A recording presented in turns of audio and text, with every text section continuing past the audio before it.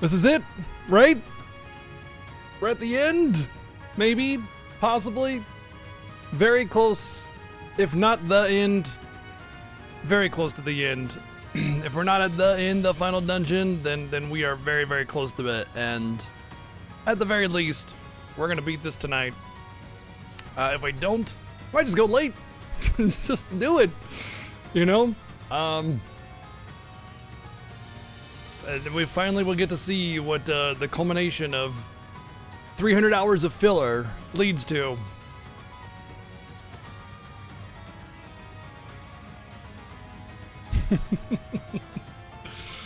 I'm not in with I'm not done with Trails. I'm done with Cold Steel. Like, if you want to get real, you know. And that's not to say that, like, I can't possibly, because I do enjoy the combat for the most part. It's a shame that they don't really try to do anything more than just what the original combat is, but still, it's fine, you know. I get it. If it ain't broke, don't fix it. I mean, Tales of does this shit. They have the same exact combat in every single one of their 3D games.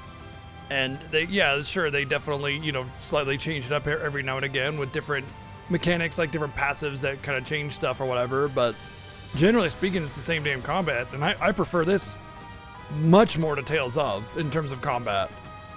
Quite a bit more. I straight up dislike Tales of combat, except for Tales of Berseria and Tales of Arise. The 2D Tales games are better, but they're still just kind of mashy.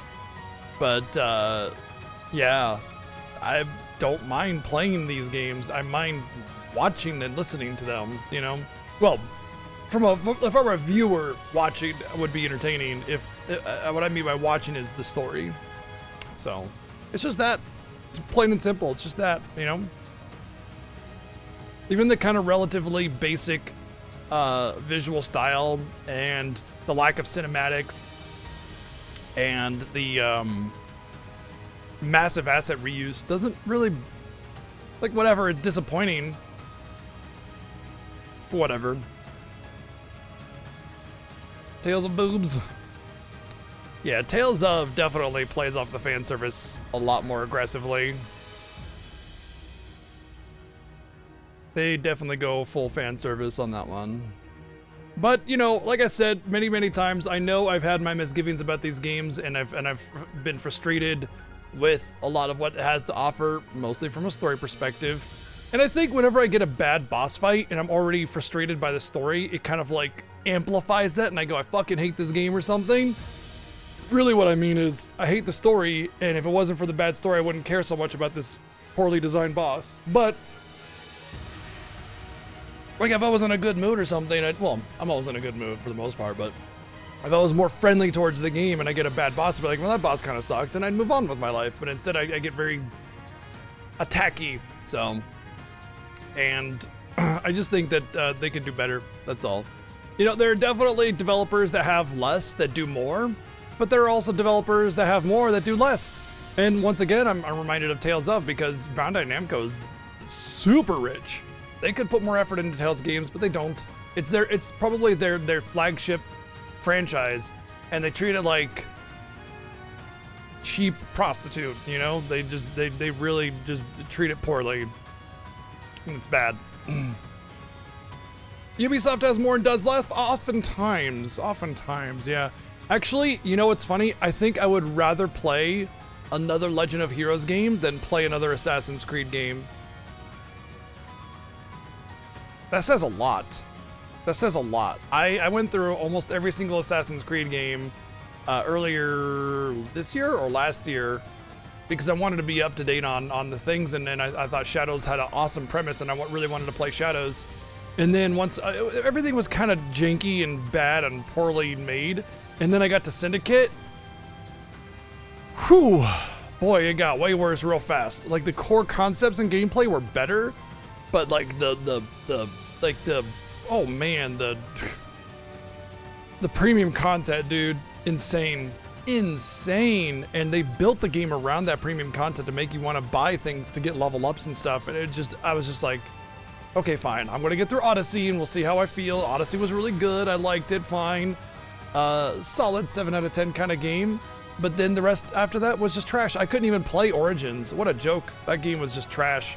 And Valhalla was so bad because it kept crashing all the time. Yeah, Assassin's Creed games are janky, junky crap. Junky games, really junky games. And at least these games work, you know? So like, I would actually put this series over Assassin's Creed, and I would put it over Assassin's Creed from a story perspective too. Because the first Assassin's Creed game has an awesome story, and it's like, oh shit, I am so excited to see how this goes. The ending was phenomenal. And then the rest of the games happen and they do nothing with it. They just keep trying to milk it as much as possible. It's a joke. What a joke series. Absolute fucking trash heap of a franchise. What a shame too, because that also had a tremendous amount of potential. So yeah, if that's any consolation to the Legend of Heroes fans, I think these games are better than Assassin's Creed games, simply because they, at the very least, they're complete games, more or less. I mean, that's debatable about how complete they are with how much filler they are, and you don't really get much story, but, you know, it's got content at least, right? So, still, there's still better story focus in these games than there is in Assassin's Creed.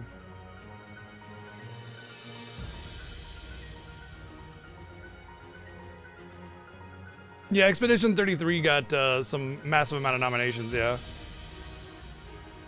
Yeah, sure, of course. Yeah, we've been talking about, well, we haven't been talking about that specifically. Game Awards are not just popularity contests, but they're also like pay to win popularity contests in a way.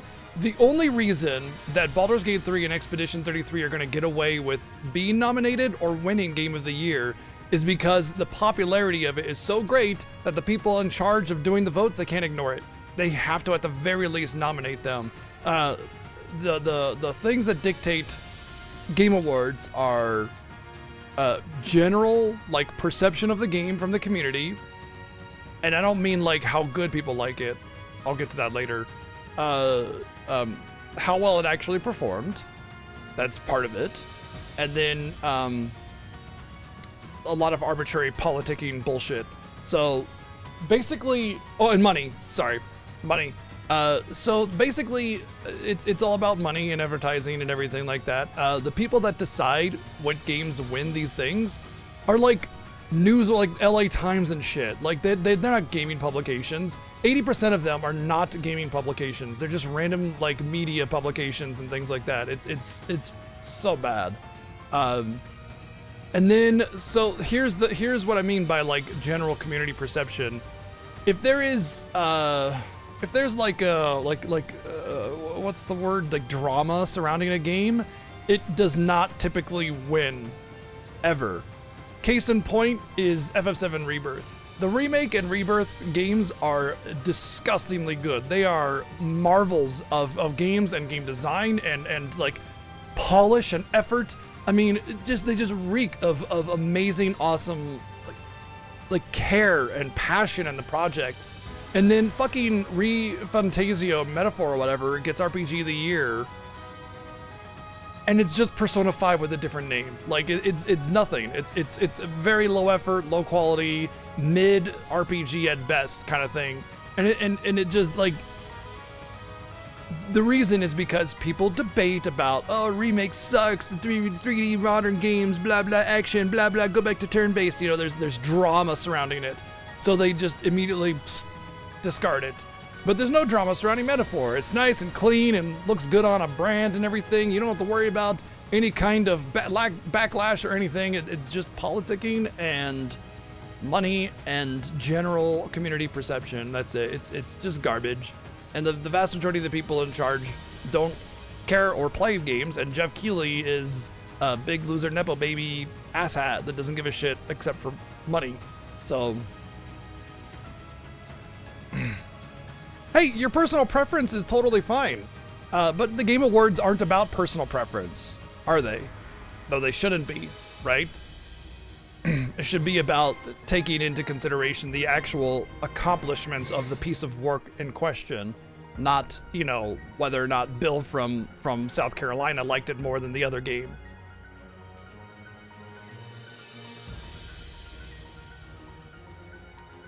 You know, I like a good underdog success story, so do a lot of people. That's why it's really neat to see some indie games win, but that's why Expedition 33 will win Game of the Year more than likely. Not because It deserves it, which it does. Not because they were a small studio that, you know, did tremendous stuff. It's because it just looks good on paper. That's it.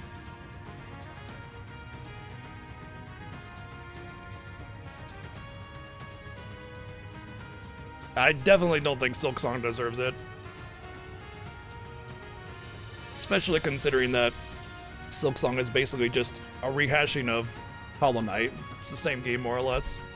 I think games that have unique aspects and do different things and really take it to the next level are the games that should be getting Game of the Year and awarded the other awards. They need to excel in their particular field in a way that seems unique and tremendous. And that's why, like, I think Rebirth got robbed there because the amount of, like, works involved in Rebirth, the extensiveness of it, the amount of, like, all these really well done, polished side games that you can play as part of it, taking the aspects of the OG and really livening them up, and just the narrative, the cinematic quality of it, the way that they took remake gameplay and made it something totally different yet totally the same. It's just genius. It's a fucking phenomenal game. Absolutely brilliant.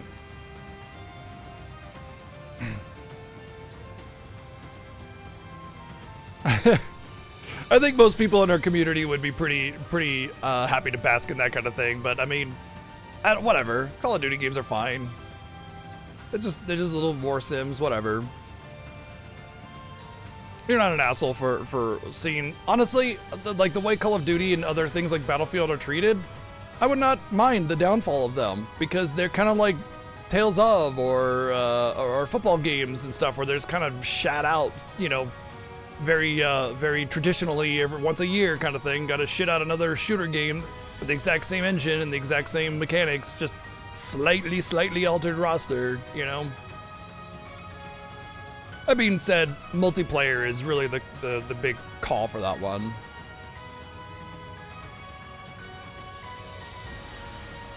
Nowadays, definitely closer to the sports game because Tales of games are just in their remake project where they just shit out a bunch of those instead. Why would a bad game want to be released at all? Nobody really does. But some people want to see the fall of certain franchises, so it would make them happy to see them release a poor game or a game that's received poorly, so it dies, and then resources are allocated to something different, you know?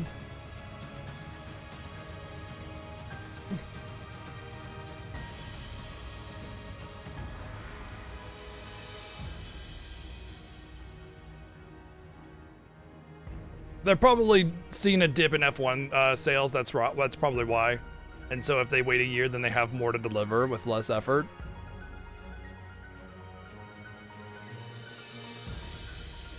Call of Duty is military recruiting? Oh boy. That's lovely.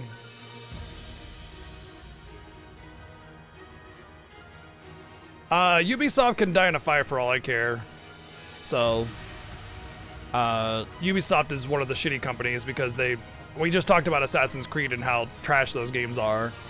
That's why I wouldn't mind the fall of Ubisoft. However, they do have some good games in there and some good IPs, but I pretty much stopped buying Ubisoft once they insisted on the third-party software bullshit login, you know? But EA did get bought out, and I definitely am never going to buy an EA game ever again. As far as Ubisoft, if they get bought out, that would actually probably be a good thing because they're in a lot of turmoil right now. So if they did get bought out, you might actually see the return of your favorite IPs instead of them not making any more games at all because they go under. Assassin's Creed is bad because they put no effort into their games and they don't continue the story and they're buggy messes. That's why they're janky, buggy, trashy games that have no narrative focus. For real? Yes, for real. That's why Assassin's Creed games suck. I've heard Shadows is a lot better, but I mean, I doubt it's much different than the rest. Cool. So, yeah. Thank you, Player Isaac, for the 301 bits, and No Name, thank you for the 124 and the 123 bits. Yeah, sorry. I mean, sorry, this is my opinion on Assassin's Creed games. I mean, if you disagree, that's fine. I played them all very recently, or nearly all of them. And some of them I couldn't even finish because of how buggy they were. Others were just like a joke. And the whole time, I never got any story going through so many games. A lot of people really enjoyed Brotherhood due to the multiplayer aspect of it. That was the multiplayer one, right?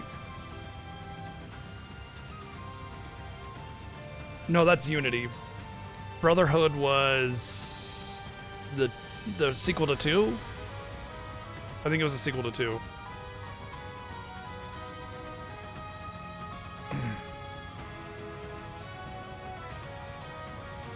So it was the third one ever released before Assassin's Creed 3, if I recall correctly.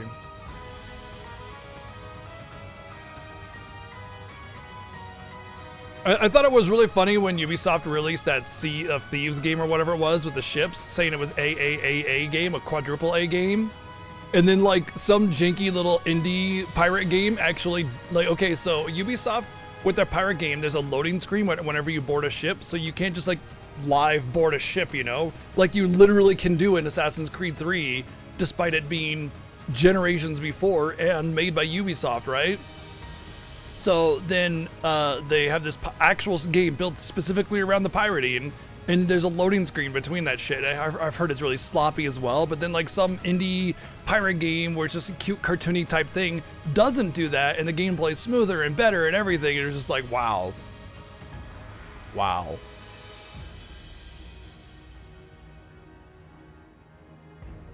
Whichever it was, I don't know. I'm not really big on pirates anyway. I'm not sure which game it was or who made the other one or whatever. I just know that a bunch of other people made pirate games and they were all just better.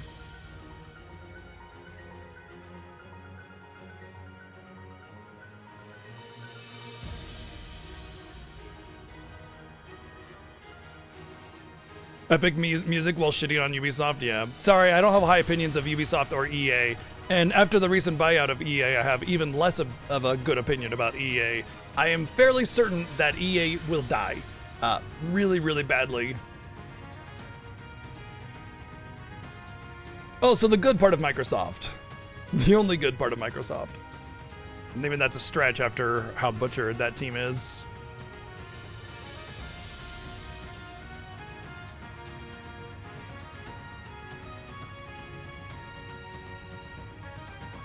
Anyway, I don't think anybody wishes for a bad game necessarily unless they're like actually kind of bad people, or they wish it upon other bad companies like EA or Ubisoft or whatever. That being said, there's a lot of people out there that like a lot of different things. I don't like pirates, but other people do. Happy for your pirate game. I hope you have fun with it. I don't really care if every game is made for me. There's a billion different developers and a billion different games that come out all the time. I don't have enough time to play them all.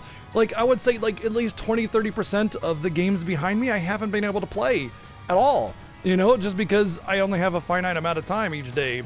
And that's fine. Maybe I'll never get to some of them. Oh well, but I'm gonna try. But at the end of the day, there's a billion other games that are not on my shelves that I'm never gonna buy or play or anything. And that's fine. There's 11 billion people on the planet. I think it's okay if there are games that are made not for me, you know? So, and I enjoy a wide variety of games. There's very few game types that I can't enjoy in some way, shape, or form. So yeah. I don't care if Call of Duty keeps making games. I don't care if Madden keeps making games. Whatever. What I care about is shitty developers being held accountable for their shitty stuff. That's what I care about.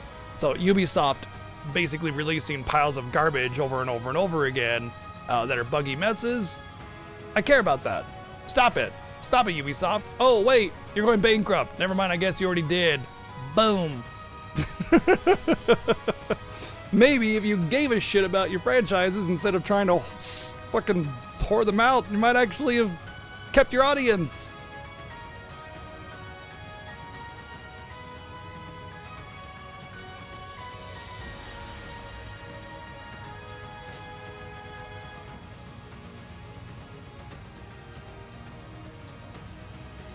Yeah, well, if they're contractually obligated to do that, maybe they should not get into those contracts, you know? Just a take.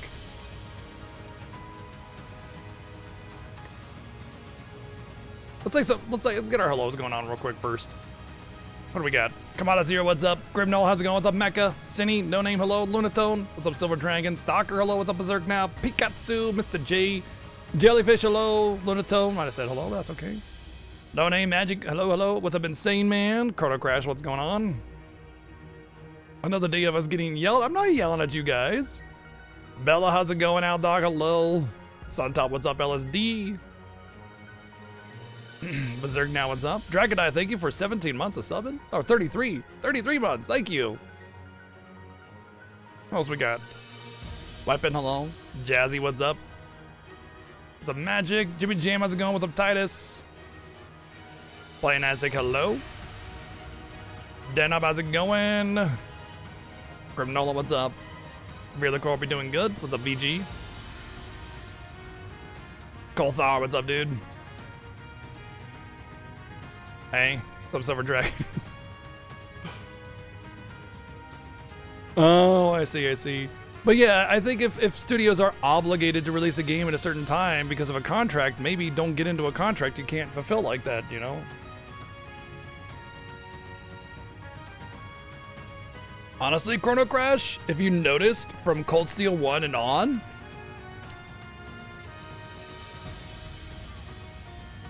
you know?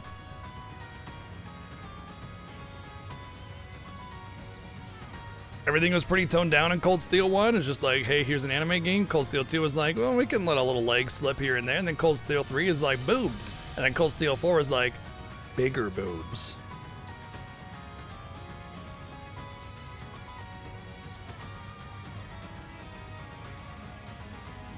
Dragon Ball franchise works kind of like that, kind of like what?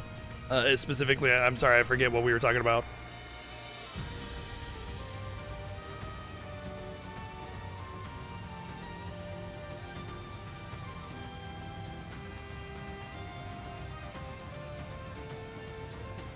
Correct. No name. It's mostly with the newer characters.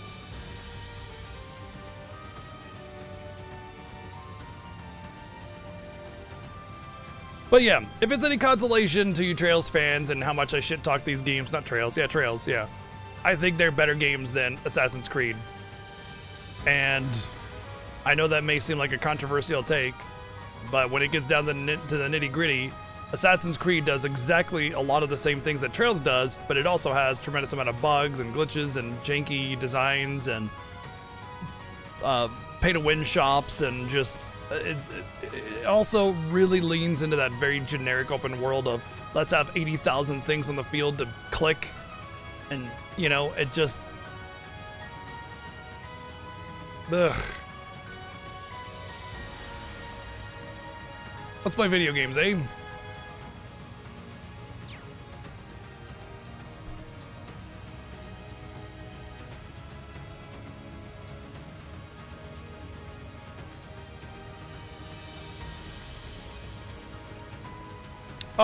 Oh, right.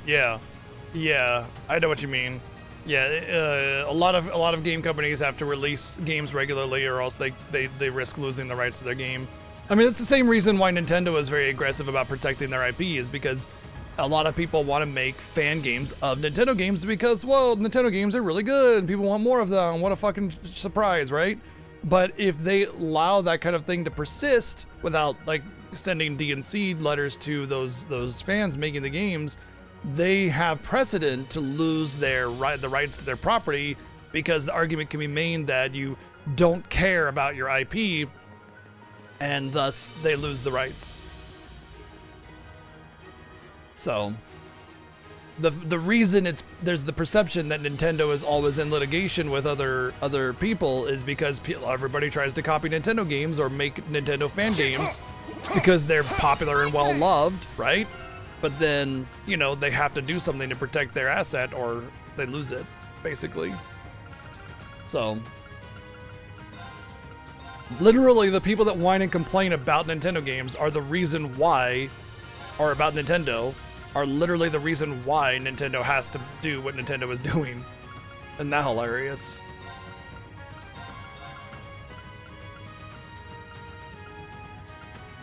Yeah, I think that's like in order. Oh, Elliot. There we go. That's the order of likeliness that I will use any character. Yeah. My Prime 5. And then the if I need to party. And then if I really need to party. Which is also somewhat in order of character I like from most to least, actually. Pretty close. Yuna would be pulled up.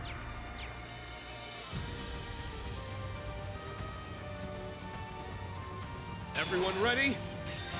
Wow, that's cold, Chrono. I'm up. It's cold steel, anyway. My turn. Threat eliminated. Can I ditch Reen? Probably. I would ditch Reen if I didn't think that he was by far the most overpowered character and the most likely to completely stay all the time. Oh, right. I would put Reen near the end. In terms of likability, I would put Reen in between Sarah and Kurt. Yeah, I forgot about Reen there. I wasn't even looking at him, honestly. Like, he was just not even there. Just like he is in the story. Hey!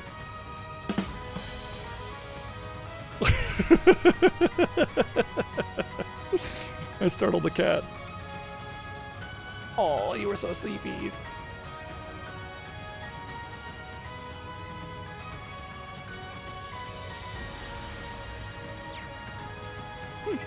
I'm going. Yeah, yeah. I like Sarah. I didn't say I didn't like her. She's up there in the likability. I just like everybody else more. Actually, you know what? In terms of wanting to use and likability, I would do this. Yeah. It looks pretty tough. A worthy opponent. Let's go. I think Raging Muse's fire okay. formation. Compared to a lot of other characters, Behold. Muse's fine. She's got her issues, My but turn. I don't mind her overall. Arcus, activate. Oh, absolutely. I mean, like I said, there would definitely be some slight adjustments, you know, like Yuna being moved up. So, it's not 100%, but it's pretty close. The problem with this game is everybody has a one-dimensional personality, not just Muse and her single-minded focus on making advances towards Reen. Everybody is one-dimensional. So just because she has her own one-dimensional personality that's a little ugh, doesn't mean everybody else has something that's a little bit more deeper rich. They all have generic anime personalities. Enemy spotted. Behold. Yes. Exactly. That's pretty much it. Oh, did we win?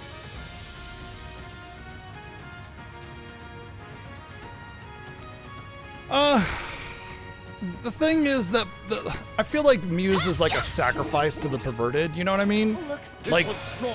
Be careful. it's not Reen making advances on Muse, it's Muse making advances on Reen, Alright. and students that have Alright. crushes on their teacher is far from original concept. So it's like less obnoxious in that regard to me. But the thing is that the game overplays it significantly, and that's really the real problem there.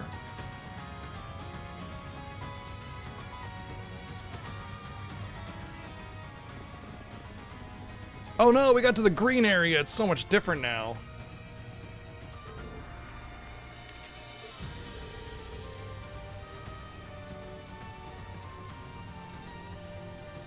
Really?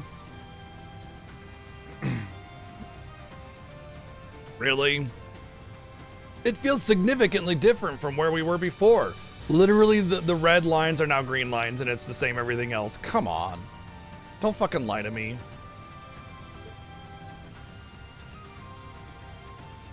You're trying to say I don't have eyes. Shut up.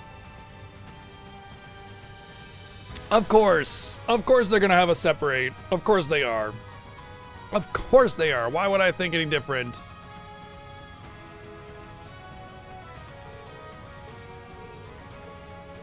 A garden? A garden of rock and infinite voids of death? Oh, there's a couple vines. Yes, I see a garden.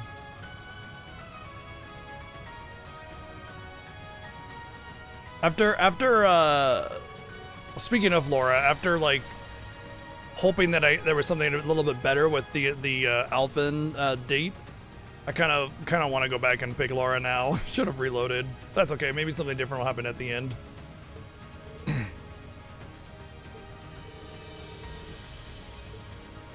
Oh, this will be where we set up camp, maybe.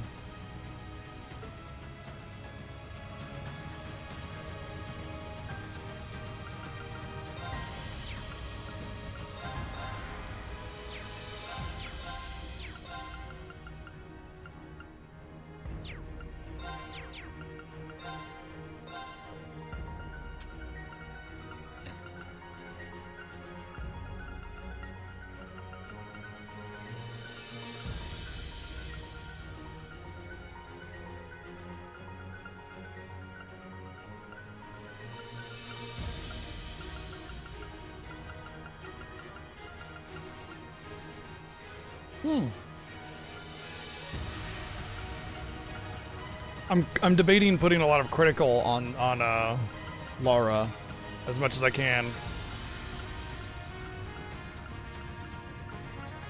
Critical and strength, obviously.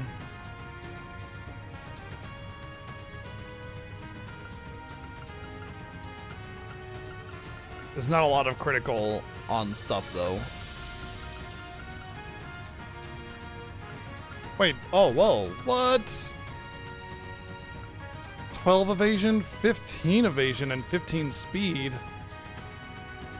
These are new. I don't know where, yeah, I don't know where you get these.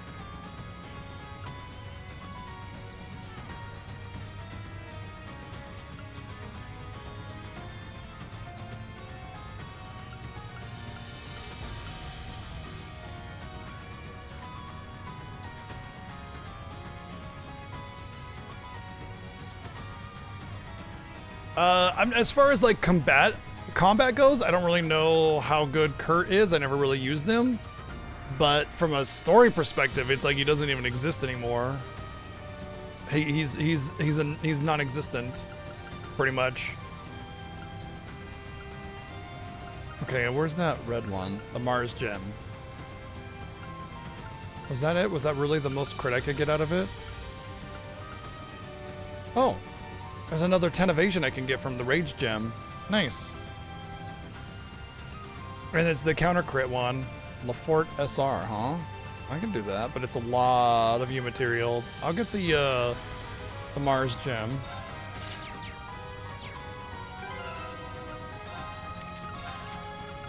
But where do I put it? I mean, I could put it here and obviously get an upgrade. It would actually be an upgrade here as well, but I lose the accuracy, so I actually still do want that.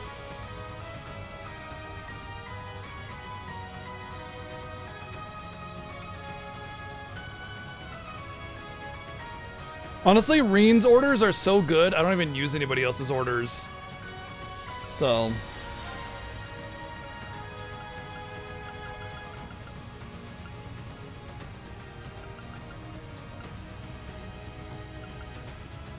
The 60% reduction is just so, like, you just trivialize everything with that almost. Oh, you know what? This actually, well, this is only 80 strength. You know what? It has to be this one, doesn't it? I think it has to be this one. It's just more strength, but then you get the crit, so.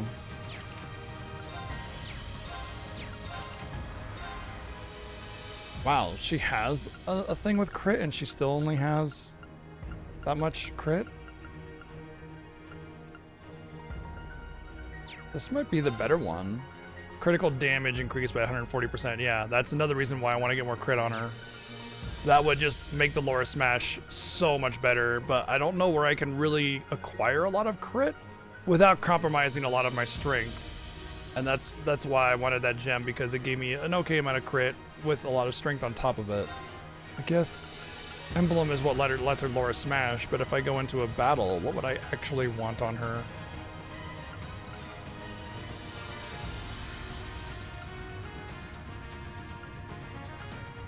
Probably Minotauros.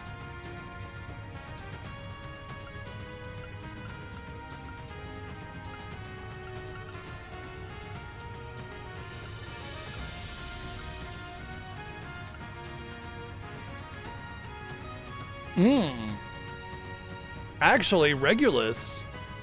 I think Regulus would be the one I want on a boss because she has that enrage that gives her craft points, and it'll just give her a ton more. That would just let her Laura smash constantly throughout the fight.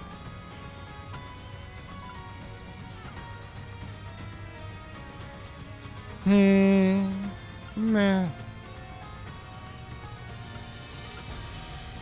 Yeah. I think that's the one. Okay, I gotta remember to change that away around then.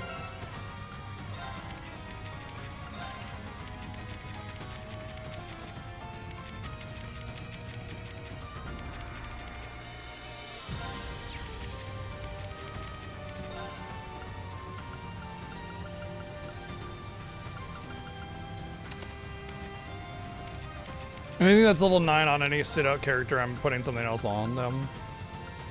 Oh, that's it. No, everything level 8 or anything lower than level 8 is equipped. Okay. I mean, Instacast works too, yeah.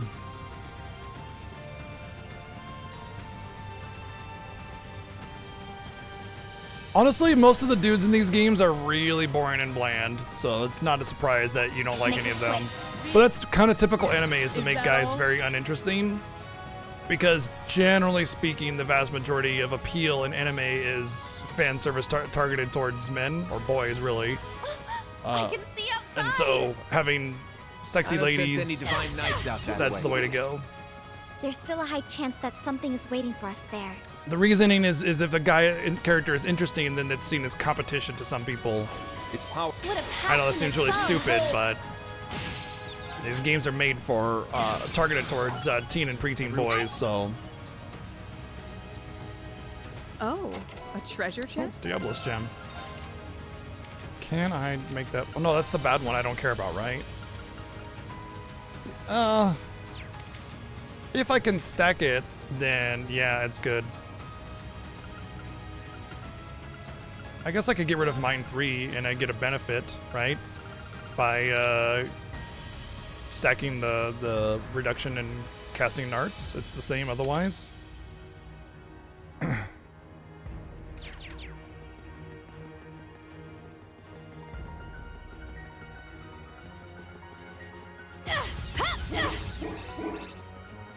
That'll make her a little bit better at casting Everyone along ready? the lines of Muse. Eternally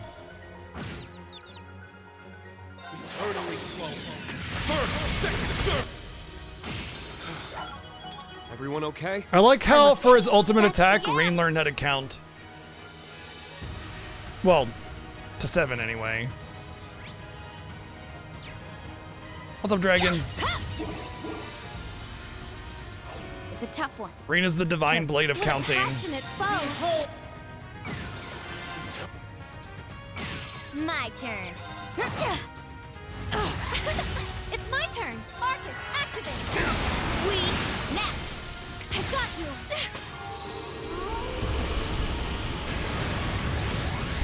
I'm up. Got it. Yeah. Yes. Ha, there. Oh, did we win? XP gain is already starting to fall, so 141, maybe 142 is probably about as high as we'll get. Well, no, because every final dungeon and every Legend of Heroes game has had like multiple tiers of enemy type. So we'll probably actually get to like closer to 150, I bet. Let's go. I'm going. Like you'll go into a dungeon at 130, and then you beat the first boss, and then you go into the Reliable as next always, area, Laura.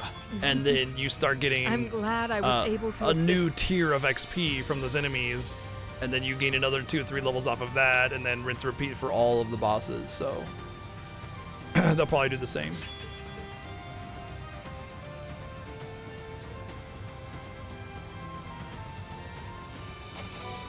Oh, dude, magic. Now you're talking. That's strategy. That's thinking.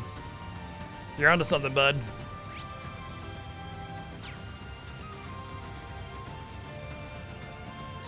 Now, let's go. Now, let's.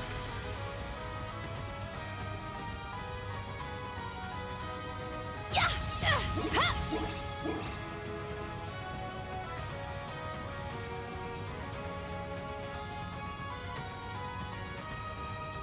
Just random hallways without any purpose. That enemy is strong. What a passionate foe. Yeah! Now! I got you! Yes! Ha!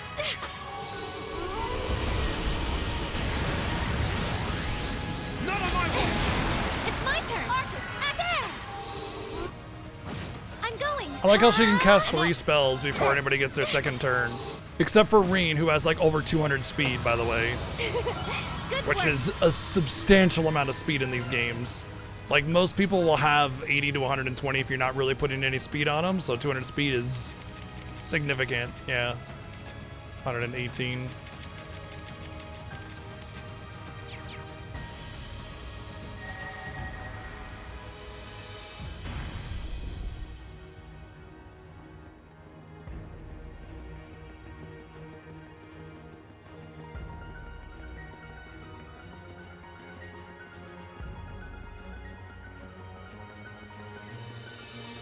Yep, and I've stacked delay cut on her and casting time cut. So time to cast 3 right there. And then the Titania with reduced delay.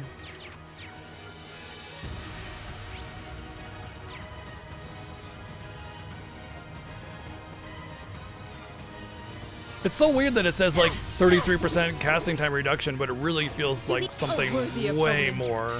Behold! So it's probably calculated in a way that's not Let's go. the same as how it's It's written. my turn! Arcus, activate! There! Oh, did we... Oh, a treasure chest. Arc ass. Man only boots, huh? Well, they're garbage, so Kurt gets them.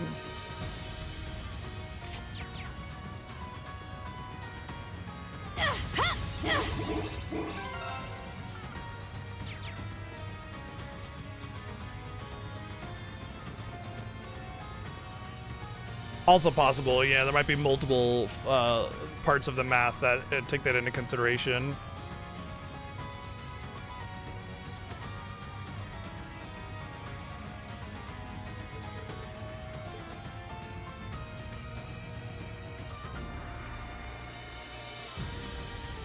He's the most likely character I'll take that's next.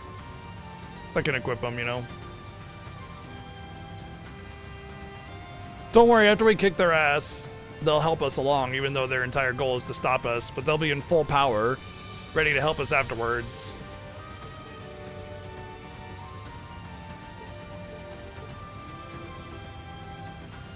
I'm also here again, even though I'm not supposed to be.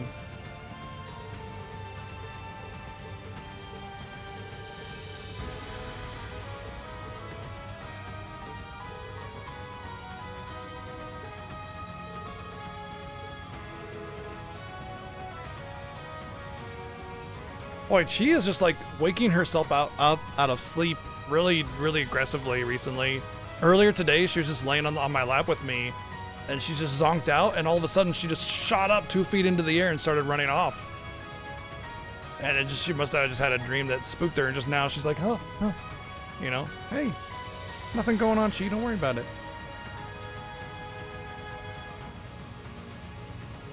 Oh, I see. Wife is in the kitchen moving things around, and it's kind of close to food time, but not quite.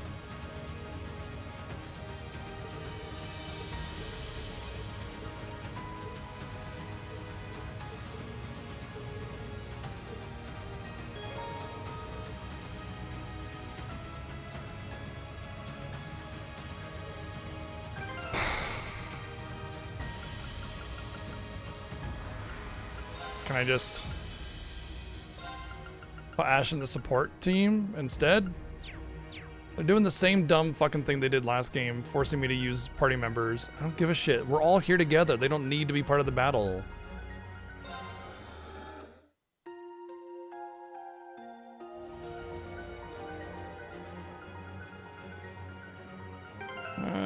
Just in case they make me use him, let's...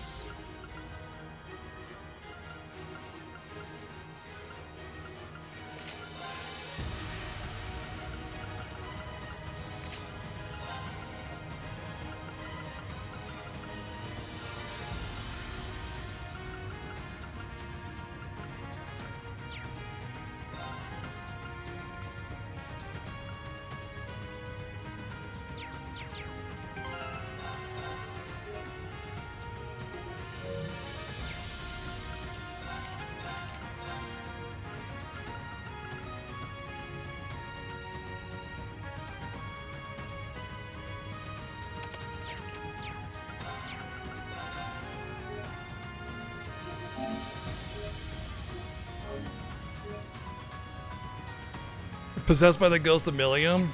Just forces you to do stupid things. Sigh.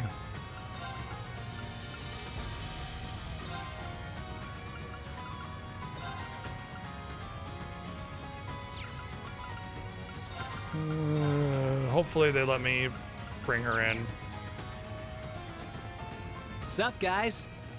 We've been waiting for you.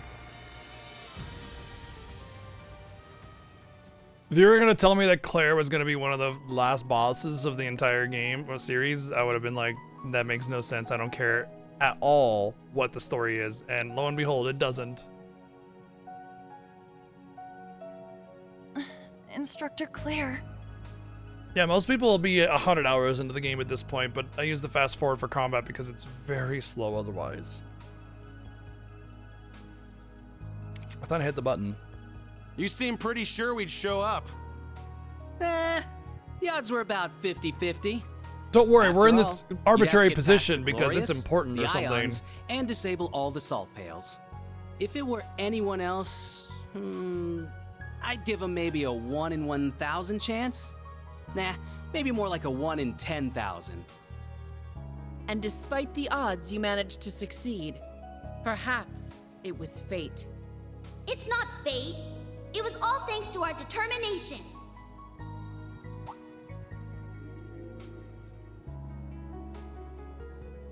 Oh, Millium. I'm so happy you're back.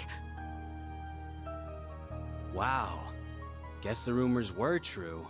Rumors. You really threw us for a loop Sure. at the Grawl, huh? Yeah, remember how many times Ghost Millium has appeared before random people? None.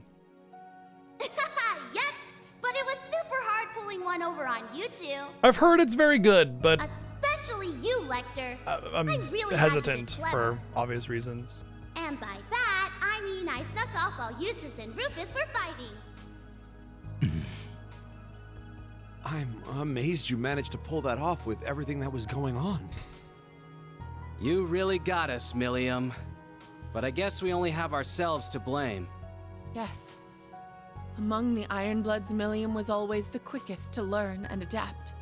Meanwhile, we were each trapped in our pasts. We had no choice but to accept the curse. Oh yeah? That's We weird. even treated Altea Seems like as if she being was self-aware nothing of more your than lack a of tool choice to would be give you a discarded. choice. Claire. Major Claire. If you feel that way, why do you still insist on standing in our path? Not as the Ironbloods, but as the Knights of Blood and Iron. Those whose fates are intertwined with the curse of Erebonia. Its keepers. The keepers whose fate is to fall. in Yep, this we did. tragic We fairy won. tale called the Great Twilight. Yeah, that's our job. Our final role. But don't worry, so to after you speak. beat us, we'll help you We're along. the conduits linking the fires of war below to this fortress. There's no way you're gonna win against us unless you bring out your divine knights.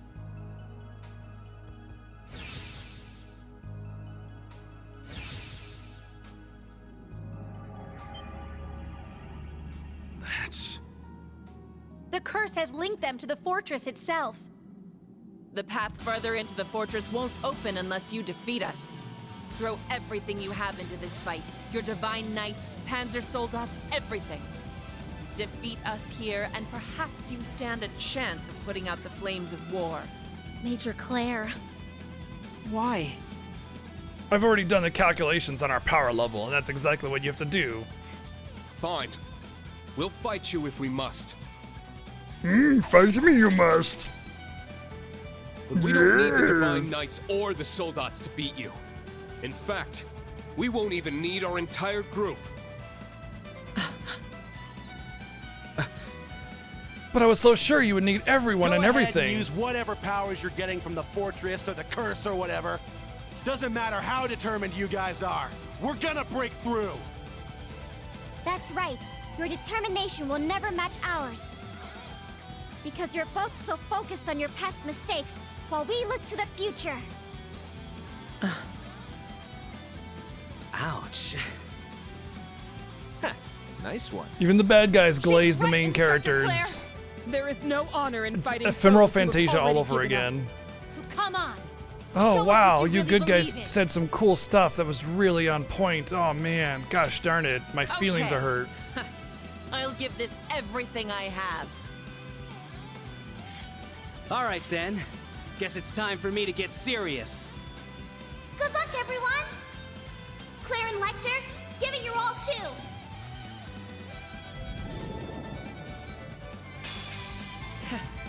No matter the Every outcome, fight, it just doesn't it seem like we all should be ends fighting, doesn't here. it?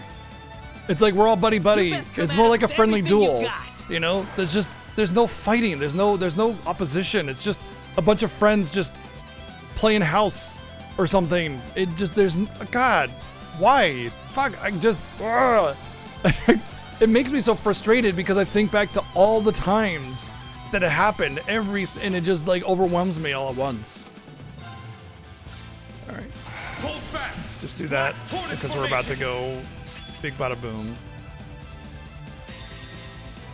Behold.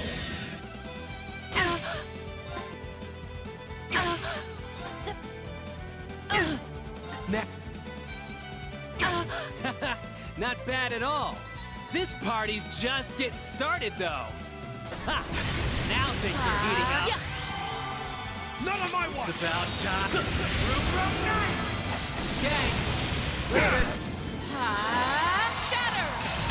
Let's go. Now. Charging! Ha! It's my turn.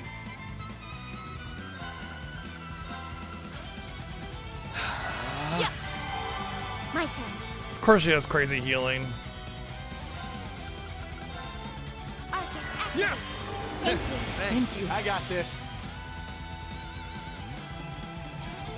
Tag out. Got it.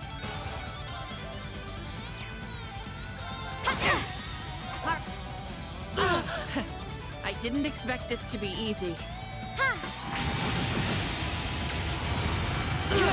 Let's go.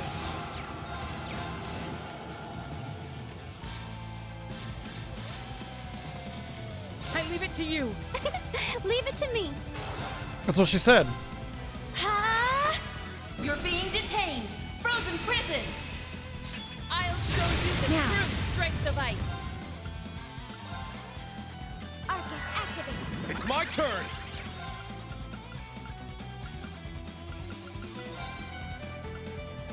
Arcus activate. Not on my watch. A little fun. Now. Alice. Yeah. Yes. Ha! This must be mirror. There. Hello. Is this your card? Let my Too bad guard for down. you. Yes. Oh, that's rude. Arcus, activate. Let's go. Yeah. Thanks. Please. Damn it. I shall go. Arcus, activate. Let's go. Sit now. I got you. Ha! My turn. Charging. Ha! I'm up. Crimson Flash. Let's go. Let's go. Thanks for the help. I shall go. Charging. Let's go. It's down. I got you. Ha! Oh no! It's my turn. Arcus, I shall go. Charging. There. I saw that, Jazzy. Is this really? Muse is like, I care not for your surprise. 50% Let's delay. continue.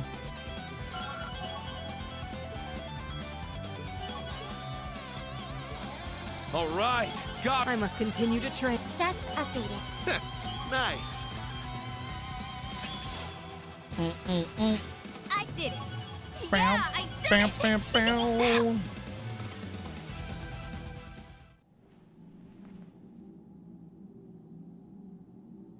Don't worry, we'll have our little speech and then we'll hug each other out and then they'll faint so they can't Told come ya. back until the end. Once again, this is just Gen I below trying to has make a greatly game amplified world the and a fortress's story, power. and that's why the characters act so not human. That's my theory.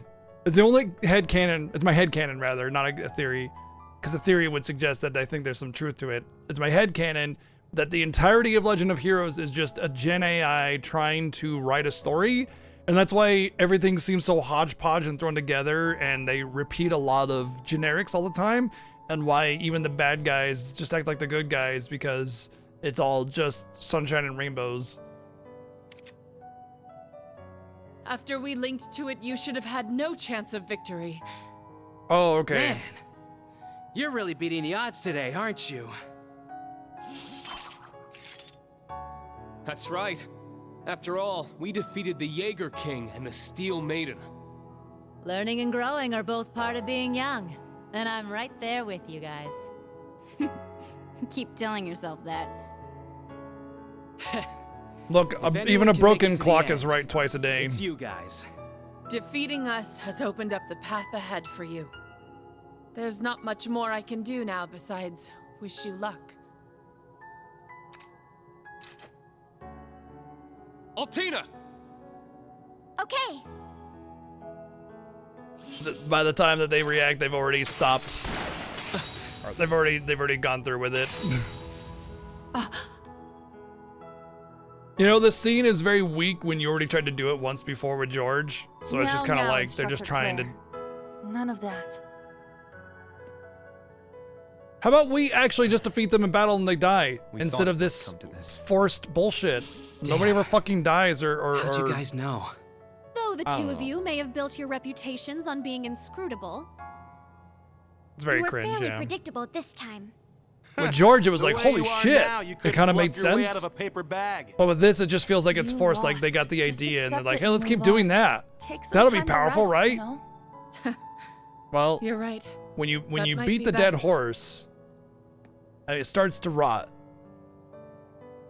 We're going to go on ahead now. When you beat a dead horse, all you do is But doing you two is also need to see this through to the end. smelling Ereboni is rot, going to need you you, know? both after we've put an end to the Great Twilight.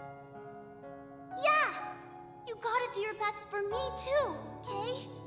Also, in the time it took for them to be like, Rain. Altina, Clam Soleus, Miriam. ha! They'd have been like in half a second, boom, done. When you know, put it like that, it's I guess I've it's got no something you can't even choice. react to. If someone has the conviction to do that kind of thing, Sheesh.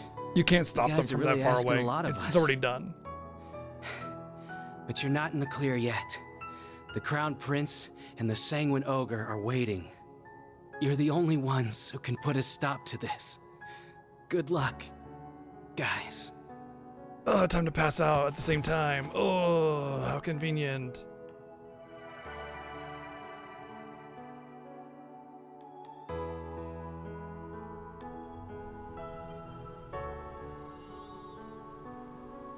If this was supposed to be setting the stage for the rivalry, wouldn't they want the doors open so that we could go do the rivalry thing?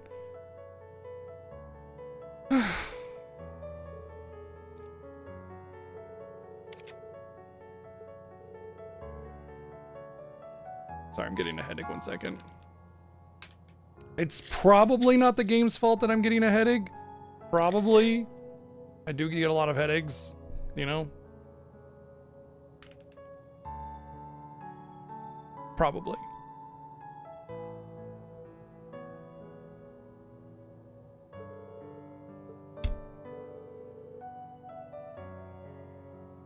X to doubt, F to pay respects.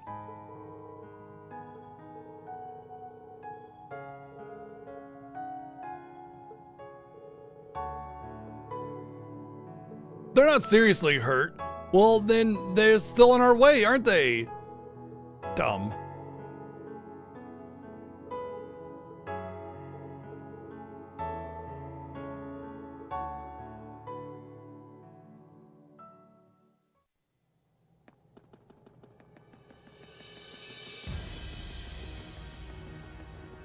Shit! I'm not even gonna bother change. Well, I'll change that just because of the possibility of using, but otherwise it doesn't matter because they'll force me to use another team for the next fight. So yeah, stupid.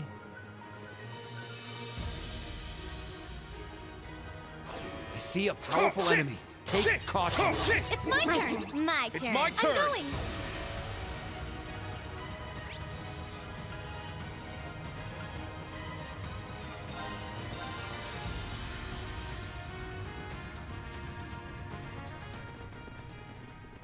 Whenever it does that banana part of the track, I always think of Chrono Trigger because it's banana just like that.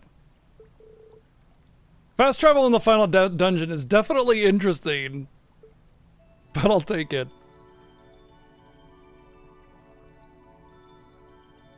Fast travel in any dungeon is kind of interesting, but.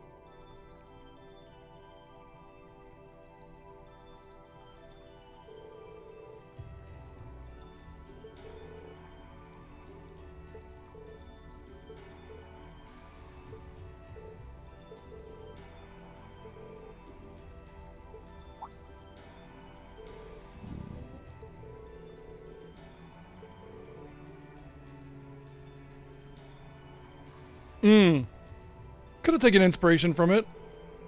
Or him, rather. Yeah, let's teleport our teleporting robots a little bit closer so the teleporting will teleport while it teleports when the teleport. I mean, if it's teleported, it doesn't matter how far away it is. Why even bother bringing him here?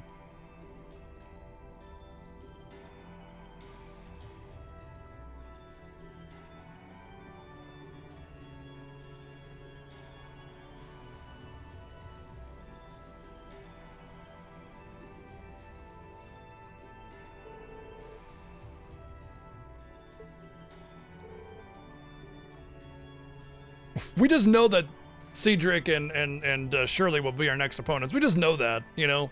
We just know.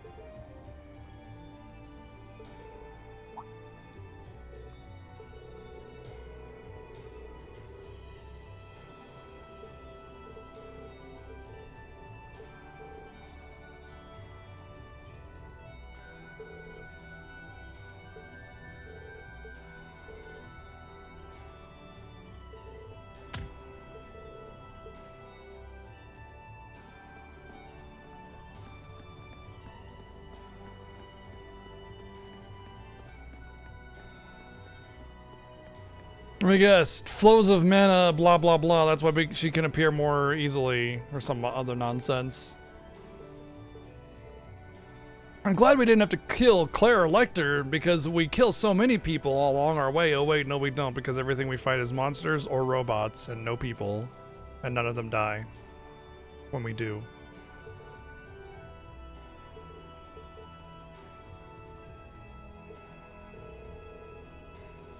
Ash has some good one-liners, yeah.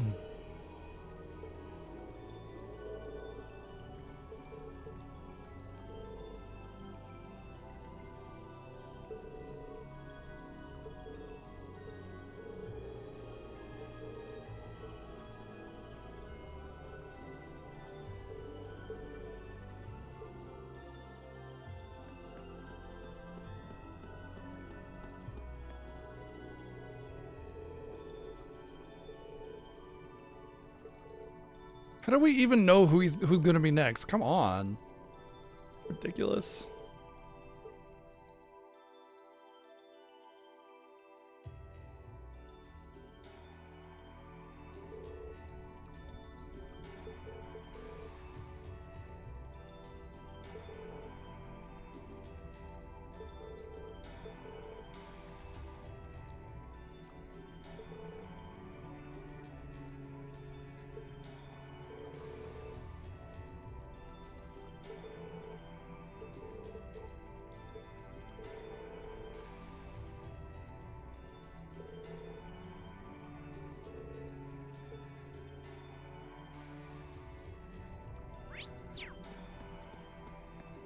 Oh, hi, Maya. What are you doing? Come here. Hey.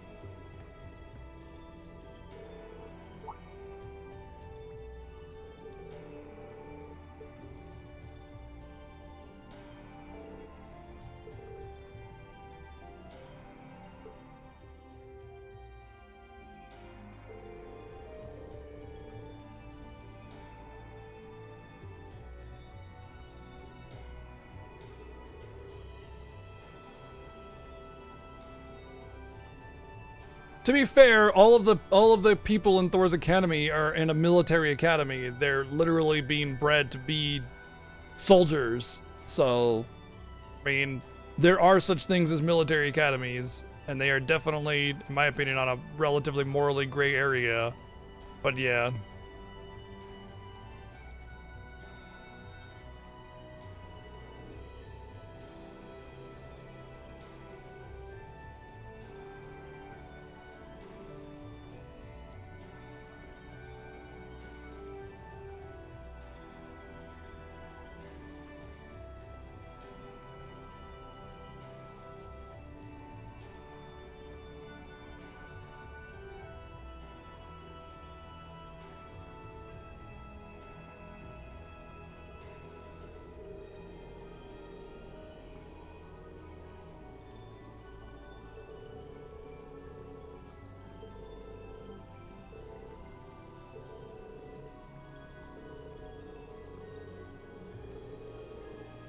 Sorry, Kurt, but the battle's between the Awakeners, not some random attempt at shooing in another protagonist.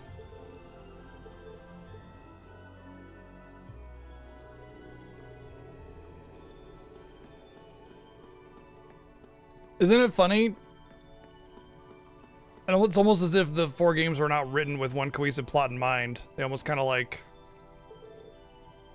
oh, what if we did this instead now that this has happened? You know?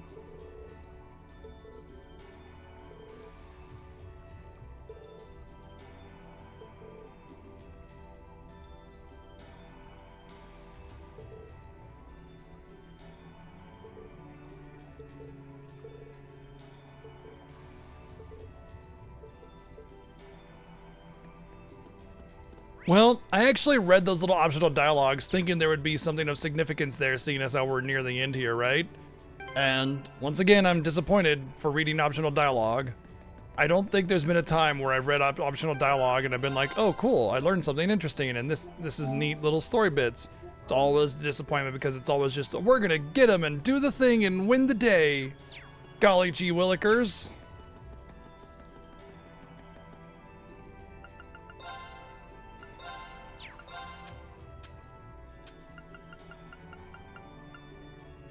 %, crit rate.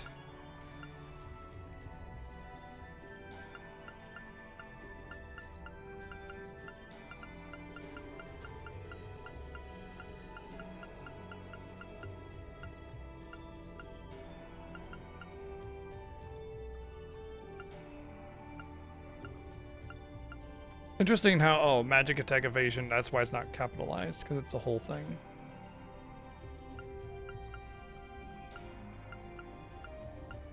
%, I'm not getting that. There's no way. So the most I can get is 5. What about with these?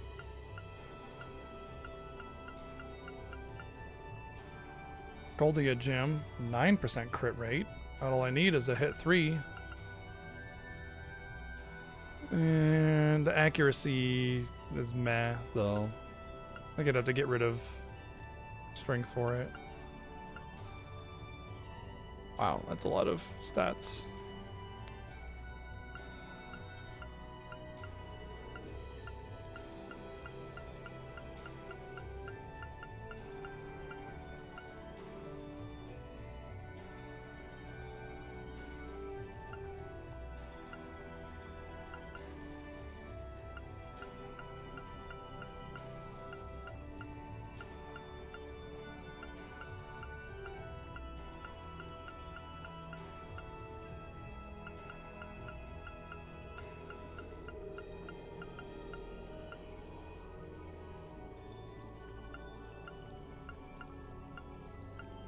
So the only gem quartz I could get would be the Goldia gem, which would be 9%.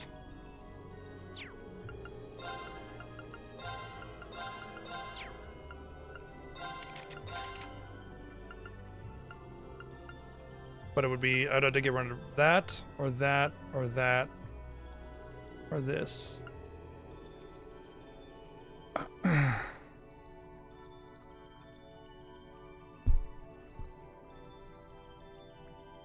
I mean, stories with trauma are emotional and compelling because you feel for the characters, but if you don't give anything to lose or any kind of opportunity for growth, then there's no story to be had. So I could get rid of that one. 80 strength's not that big of a deal. For 9 crit, I think that might be worth it.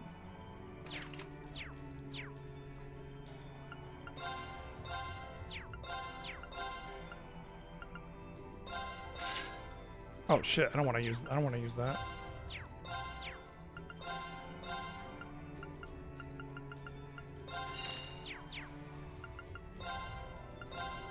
Might have just screwed myself on that. Okay. I don't know if there's a way to get rid of the accuracy actually. So what I could do is I don't need the accuracy on the, oh, it's 100 strength though, but I could just get rid of this. I could just move this down here. Yeah, that's actually better. I get rid of this, and then I put the Mars gem. Wait. That's 100 strength. I'd be getting rid of 80 strength here. Derp.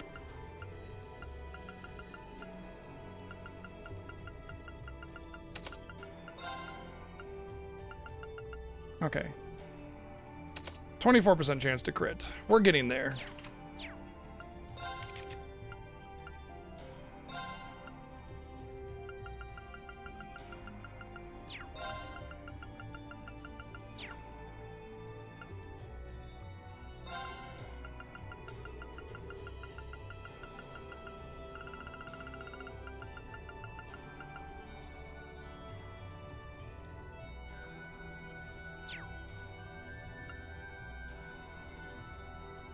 Oh, easily this one. 34% chance to crit. Yeah. If only I could give her stealth at the beginning. But I think they took away the stealth at the beginning gem. I haven't seen it. Might be that it's for one of the side stuff things I didn't do. But usually there's duplicates of most stuff. You know, like if it's a reward for a side quest or if it's like a mini game or something, there's usually like an alternative way to get it, or you can just trade for it or something. So the fact that I haven't seen... Oh, right.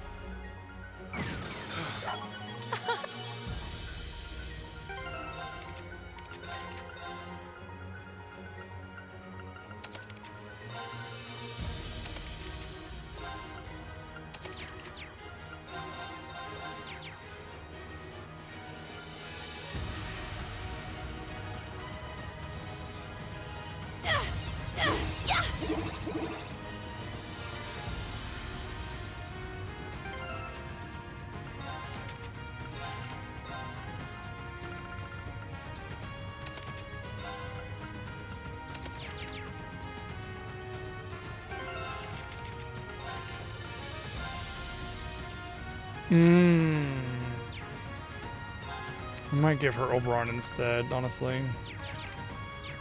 It's really taking a long time to get to level 10 on the Master Chords, though, I will say. I feel like I should be getting it pretty soon. Yes! Oh, did we win? Yeah, some of these just will not level up. But we're getting close to Emblem specifically, so a couple more battles we might have a level 10 Quartz finally. Master Quartz, that is. More stats. It looks... This looks strong. Be careful. My turn. Now! An opening! Yes! Arcus, activate! Take that!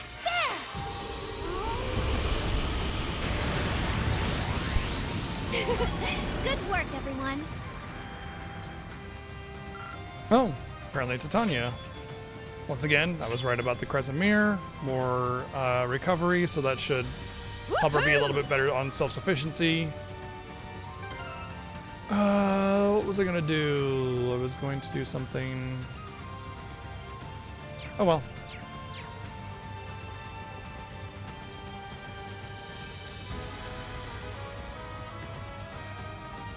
Everyone ready? Now, let's...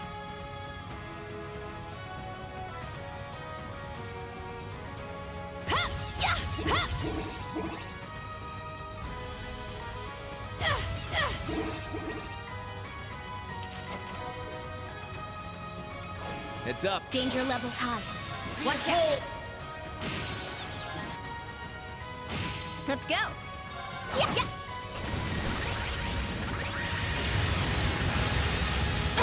Take that. I'll care for you. It's my turn.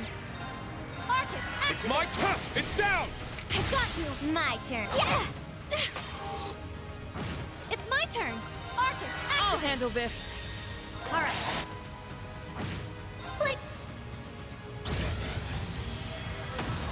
The thing almost kind of hurt me. Good work, everyone. All right, so the last one is 7th caliber. That's not entirely unpredictable. And then that's it. Okay. Kind of a letdown on the final level for that one, but let's be honest, the real reason why I use that has nothing to do with the stats, so...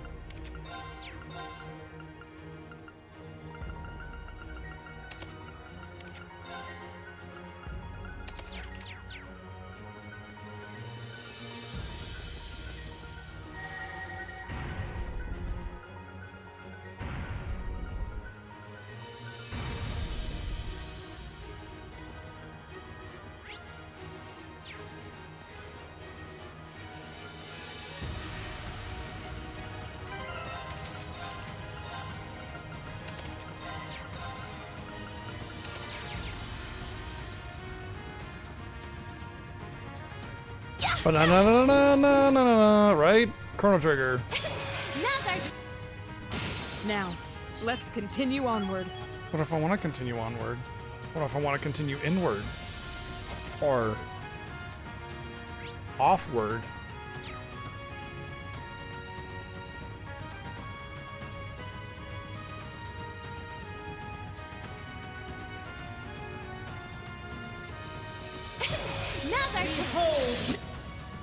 I'm up. What? You live? That's illegal. Let's go. Yeah, yeah. Battle complete. oh, what a wonderful looking treasure. Radiant Armor Norn. Norg? Radiant Armor Norg. Oh, where did this come from?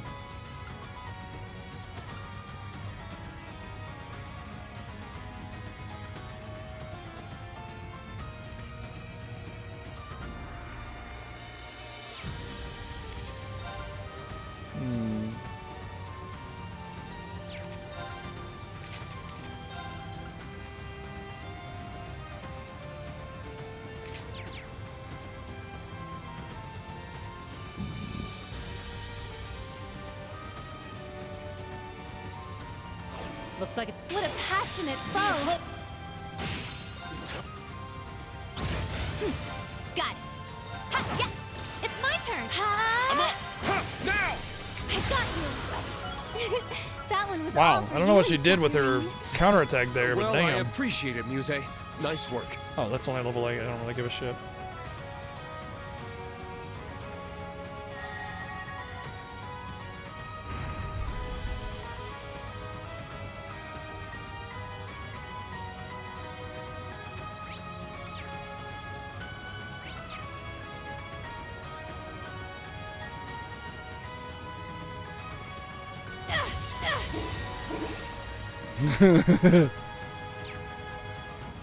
There is no Alabaster. Oh, hack in Alabaster Knight. Yeah. You can just, honestly, you can just use like the Palladium Knight probably. I won't go easy. All right. Nice.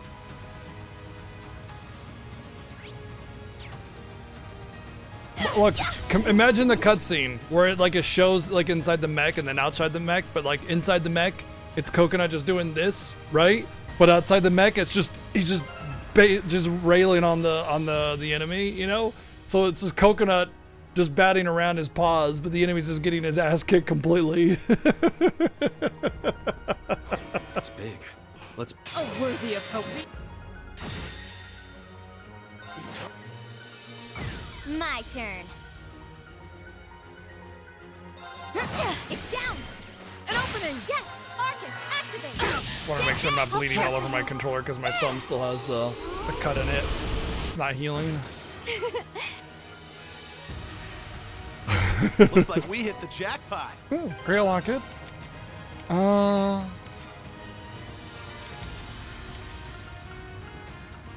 This is a really hard one because I feel like she can have the Grail Locket.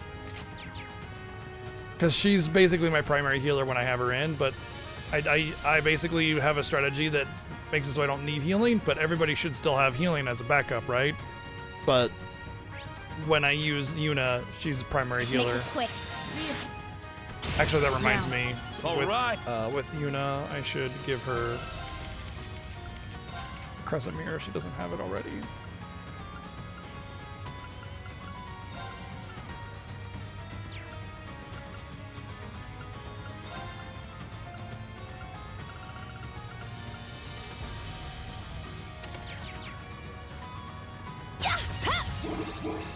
We've made it outside again, but it Really? feels different from the last time. Doesn't look very outsidey to Yeah. me. Definitely. Let's go. It makes no difference who's waiting for us. We'll meet them head on. That enemy is. This one's strong. Be careful. Yes. Ha! Weak. It's down.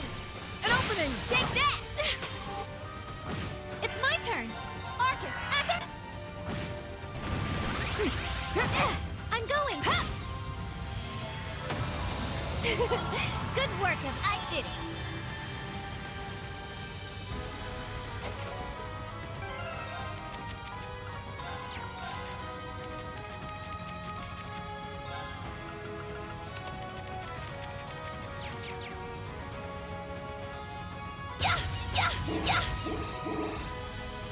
All right, what three are they going to force us on this time?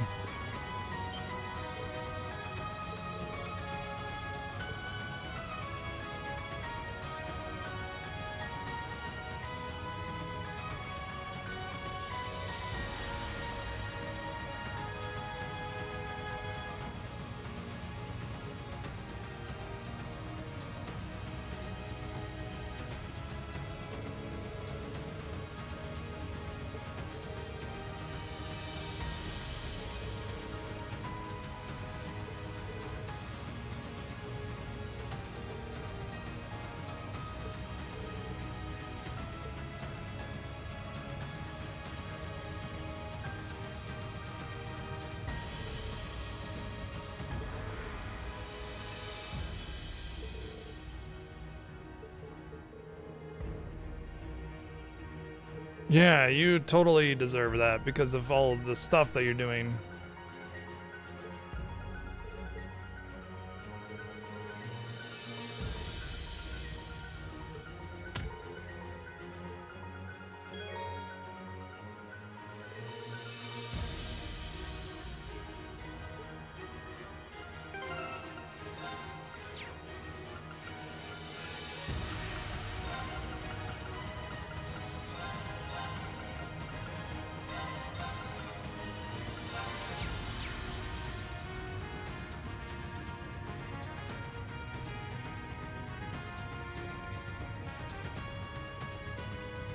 You know, it's always a bummer when I have to use Turkey in my team, but sometimes you gotta use Pigeon. Hopefully none of the other battles require that I use Pheasant.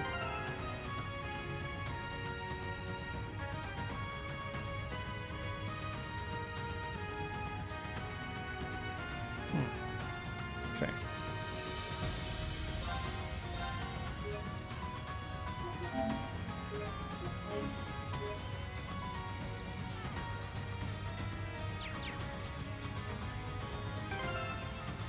You know what?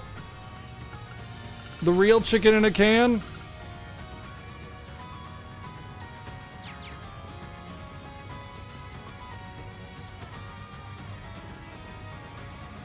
Hey! Look who's finally here!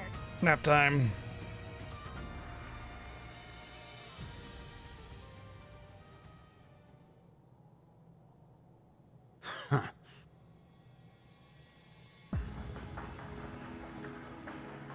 Your Highness. We stand before you as members of the Radiant Wings. Thor's Class 7. The Radiant Wings? My, what a fanciful name. Actually, it's super cringe lame, but we gotta stroke our egos and everything because the hero guys are the coolest ever, and everything they do is super cool too. Straight out of some fairy tale or another. Yet as we speak, the real world is ablaze with war. That Those you flames started? feed the Imperial Fortress, magnifying its power and hastening the Great Twilight's climax. It is at that moment that the rivalry of the Seven will reforge the Septarian of Steel, all for the sake Septarian of of the reborn Sardines. Lionheart Emperor, Chancellor Osborne. Thank you, Berserk, for the 100 bits. So you knew. No name for the 100 bits. I saw the blue name. I doubt His Majesty would have told you. I had a vision when I first joined the Iron Bloods. Perhaps it was the Arnor blood flowing through my veins, resonating with the soul of my ancestor. What I saw only renewed my conviction that this path was the right one. The most powerful chancellor in Erebonian history, and its greatest emperor. This is the man I've chosen to follow. Can you even imagine what an honor it is to walk in the footsteps of such greatness? Nope. To contribute to his cause? No. Of course you can't. Your Highness. He's completely lost it. Yes. He may have lost his senses, but he's still both powerful and dangerous. What a time to be I am alive, Crimson right? Shirley, so I have to There's giggle so every much time before I action start going on down on the talking. surface. Sure, Daddy and the others are really tearing it up. Thinking about this whole war, though, I mean, it kind not of to mock leaves the a bad taste performance. in The my performance mouth. is fine. It's the Huh? writing. Shirley. Are you dissatisfied with our agreement, Shirley? Nah, not really. Sure, it'd be fun to raise some hell with the others on the front lines, but I chose to come here. At first, it was just because Lady Belle asked me to. But now, I want to see this through to the end. Very well then. I trust you'll fight with your full strength. We'll need it to prepare the stage for the rivalry, after all. Though the victor should already be clear. Yeah. Despite being outnumbered, you seem confident about your chances of victory. I really find it funny that, like, they get all these people for the rivalry, and they're supposed to be fighting against each other, but they're just fighting they're fighting us instead. And it's like, do you really think that, like, you're, you know, what is it, what's his name, and Osborne sitting in their ivory tower watching you go fight and die while they sit there and wait for everybody else to wear themselves down? You know what I mean? Like, where shouldn't you just immediately be starting to fight each other? I think they could have made the rivalry situation so much better if it was actually a lot of separate factions that all had a reason to fight one another. But instead, like, Reen and Crow working together makes sense because it's like, F the rivalries, we'll fight on our own terms. And I think that's cool, although Crow should have died way long ago. But it's like, we will start the rivalries because we want everybody to fight, but then we're not gonna fight because I don't want to fight with my friends, you know. And it's like, you're the ones that set this up because you wanted to fight, and they're just sitting there like playing grab ass. That's another thing. Yeah, Schmelga should have taken the opportunity to absorb all of them immediately. Be like, yes, we will fight together, and then backstabs them all, every single one of them, but instead does not. They're Although I will probably say, counting on the fortress to lend them power. I will say, I think there was something in the dialogue that suggested that Ishmelga doesn't absorb, or rather, he does, but he'll only fight if the opponent has absorbed all the others. So basically, Ishmelga will only wait for the last remaining mecha that absorbed everybody else before he'll fight, which is awfully convenient in order to you know, push the fact that he'll be the last mech fight boss in the game, you know what I mean? How utterly convenient. Yeah, it's a common trope used in order to suggest that, you know, they're not going to stand in your way, so they don't have to write a reason for them to not stand in your way. That's basically what that's about. Indeed. Lecter and the Icy Maiden may It's kind of like that situation where the villain guy could totally just kill you right then and there, but they're like, you entertain me, so I'll let you live for now, or something like that, you know? Oh, what's up, Mr. J? Thank you for the raid. Hello, welcome in. How's it going? Hey, hi. Welcome in to probably the end of Cold Steel 4. So if you haven't played it, you know, spoilers. But if you have, well, we'll probably be getting our way through. So thank you for the raid. Welcome in. We had a plan to get through all of the Legend of Heroes games over the course of the year. Obviously, we're not going to make it because starting December 1st, I run a big event called the Final Fantasy Fiesta, which will take all of my time. Everything will be Final Fantasy Fiesta at that point, so that's December 1st. So I only have a couple weeks left, and a couple weeks is not enough time to finish one of these games. So Cold Steel 4, this one here will be the last one that we play of the year, which getting through like 8 of these games is still pretty damn good, considering I was busy with a lot of other stuff too. So what were you doing today, Jay? What's going on? Let's get you a shout out, shall we?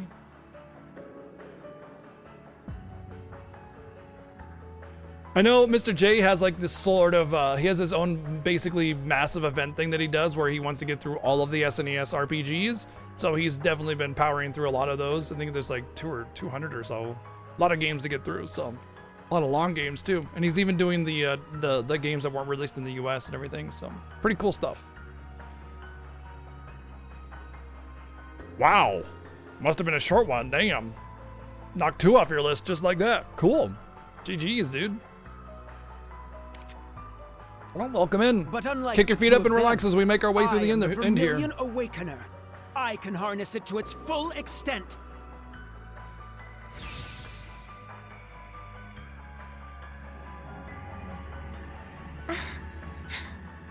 Such sinister energy. I can feel it.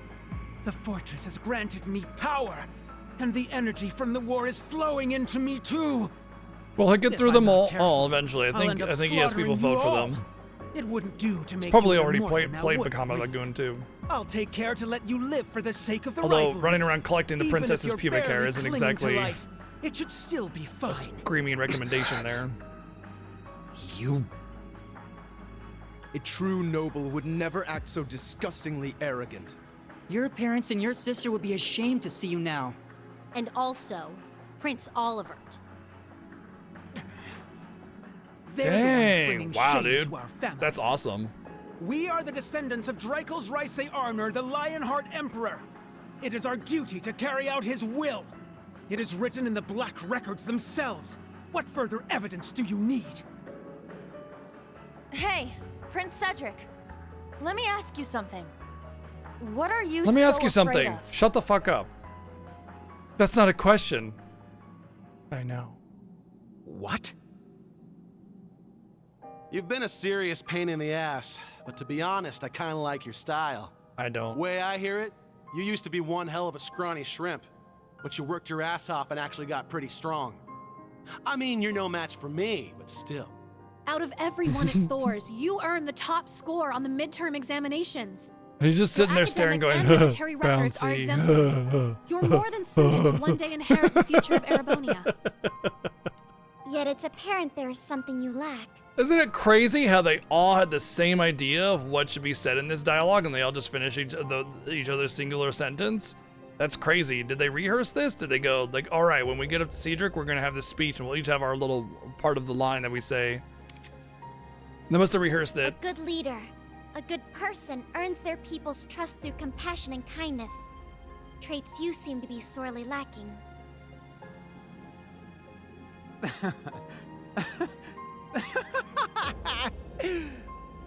You're going to lecture me on what it means to be a person?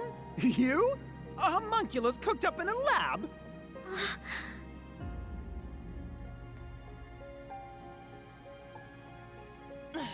This is exactly what we mean.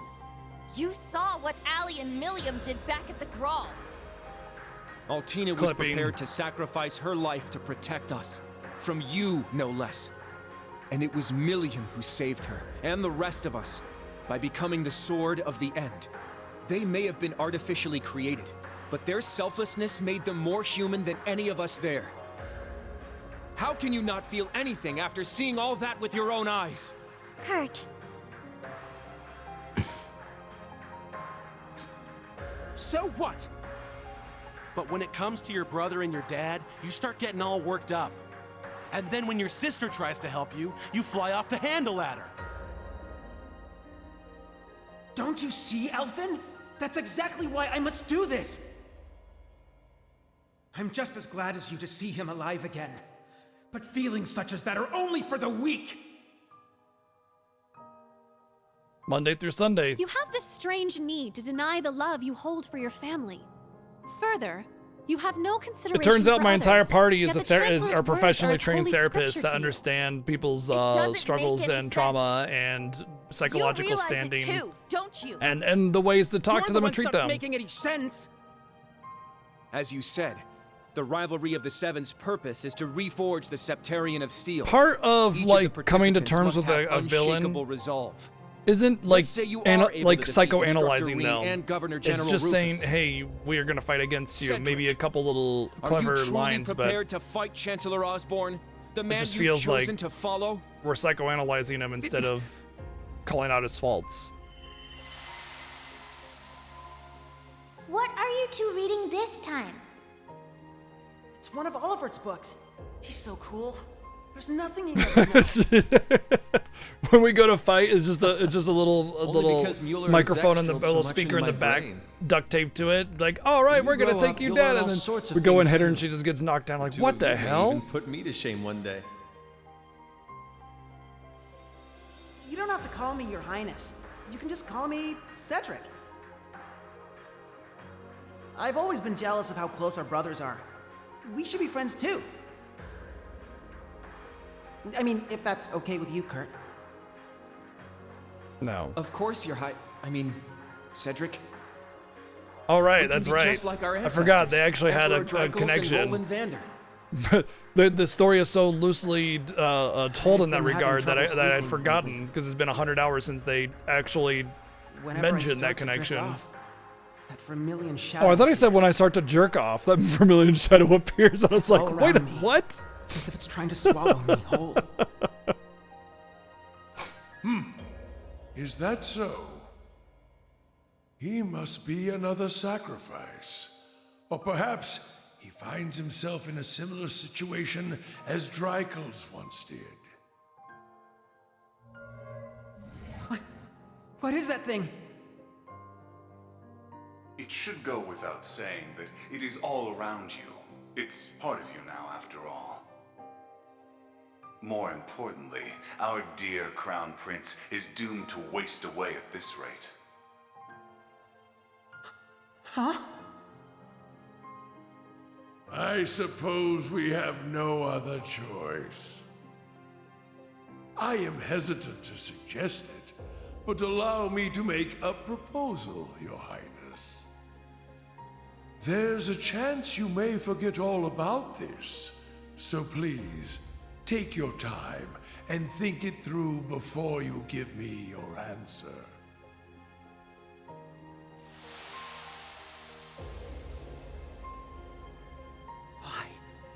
Why did I looked up to Chancellor Osborn. I truly believed supporting him was my duty. Duty.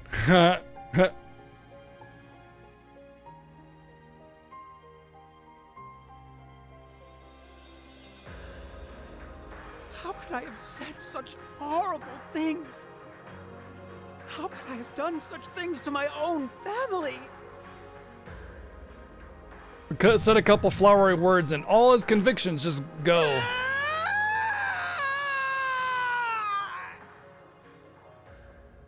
Oh, I think there's an ambulance somewhere. It's as we thought. He finally snapped out of it. Yeah. He was under the control of the gnomes. No. The Ebon Knight. Huh. Do we even Figured know it was as a something party like that the Ebon Knight actually He has started control of acting them? weird during over all that anybody? crap at the Grawl. Maybe it's a stupid reason, but since our weapons share a name, I wanted to see where this went. Huh? I definitely wasn't expecting that. Hey, get your shit together, Princey boy. I... So what if you're scared or embarrassed? You really only it's here funny because because you're being controlled? Ishmelga was don't buy it. Osborn had to willingly give himself to Ishmelga, and it was only him that was haunted Doesn't by matter it. how messed Nobody up else. The truth is. It's still the truth. So to say and that it's still Cedric was your controlled by that you is accepted the a Ebon Knight's stretch. call. You wanted power for yourself. It's easy to blame someone else, but you know the real reason you came here. It was your own selfishness. If you can't admit that much, you're not gonna get anywhere. Actually, he's a prince, so he'll get now. pretty far just by that she's alone. got a point. Yeah. That would be a good first step. That's right. I was so envious of Elfin, of Olivert, and of Reen and Kurt. All of you. I was envious. Kick of him off the anyone edge. Who had the potential to become a true hero. And then Shirley takes the mech for herself and participates in the All my life, people have thingies, compared me to Elfin. the sloppy They fights. would constantly talk behind my back. I know they found me lacking. And I've always envied Olivert's intelligence and his freedom. It's my fault he felt the need to relinquish the throne. You too, Kurt. I was born so weak, and I've always looked up to your strength and swordsmanship. Yeah, Kefka But him. even so, you held on to that ridiculous complex of yours simply because of your build. As for the rest of you, Is he like strength build you or came to dex my build? rescue. You fought the Vermilion Apocalypse to set me free, and lost Crow as a result. Well, Kefka's the one that kicks the Emperor off the edge of a cliff, so Through of all a that, floating continent. I was so always you know, sitting on the sidelines, watching It's the kid tales versions of heroes it. unfold before my eyes, unable to join them. Had I enrolled at the main campus when I was supposed to, we might have become friends. now, he doesn't need to relinquish the throne for that. Become one of you. Your Highness. He relinquished the throne so that he could. idea. It could seem as if he was just basically fucking off and saying, "I'm not a part of this anymore." And then he came in with a supposed impartial third party, but was not impartial nor a third party. Looks like he's finally ready. Thank you, Shirley. And I thank all of you as well. You made me confront my weakness. And now, I'll overcome it! Hell yeah. That's what I'm talking about. Maybe we should have just kicked you when you were down. Would have been easier that way. Still, I think a fair fight's better. I agree. It's pointless to fight someone who's busy fighting themselves.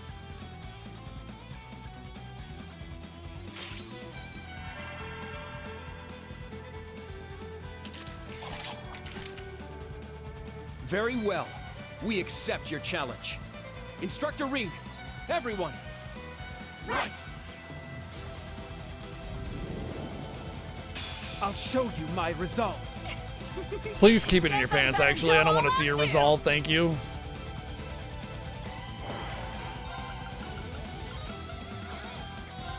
Triumph, Avalon Heart! Behold now!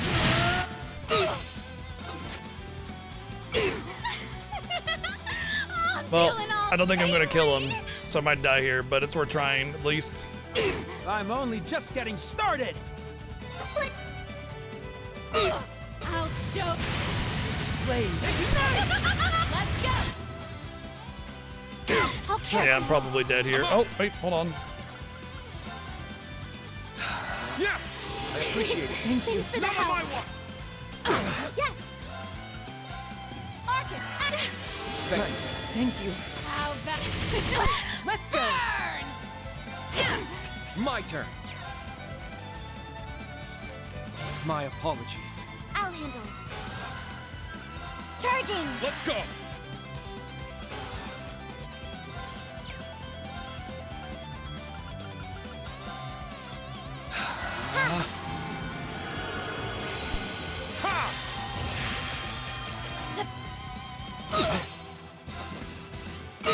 It's my turn. Arcus, Let's go.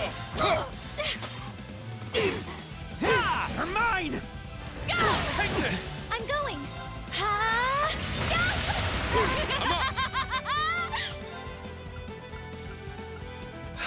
I'm up!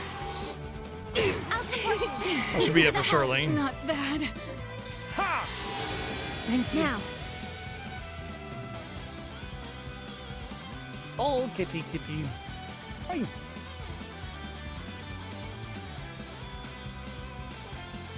Look at this adorable little kitty. She is the cutest.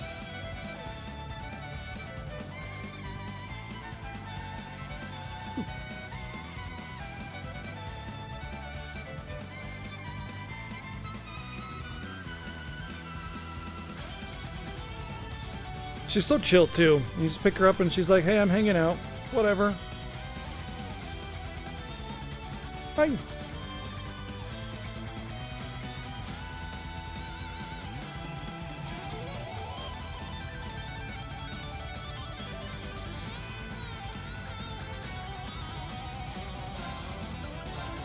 Charging! Yes! Ha! Now! Yeah!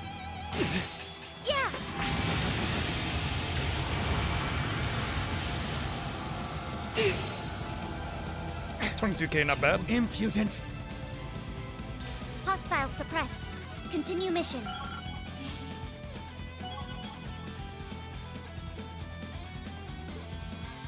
I must continue Wow, to train. no leveling on my I gems. must train even more. Stats updated. I did, yeah, I did it!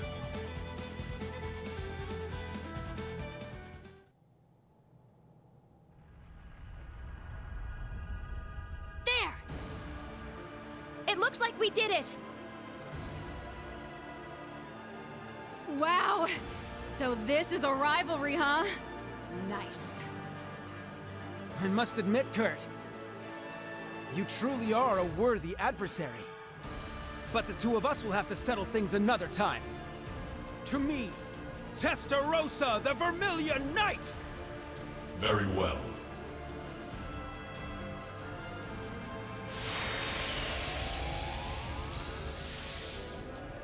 Zalber Soldats! That actually might make the fight a little bit easier. I think they intentionally had them because they can't have you fight somebody that's more powerful than Aurelia, or not Aurelia, but the Steel Maiden or whatever the fuck her name is.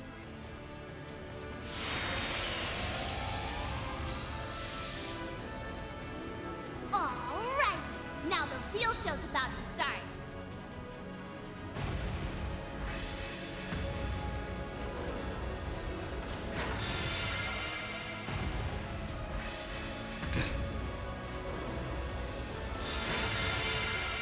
That's how you know we're gonna fight.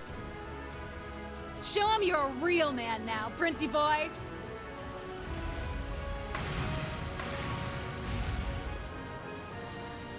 The time has come, Reed.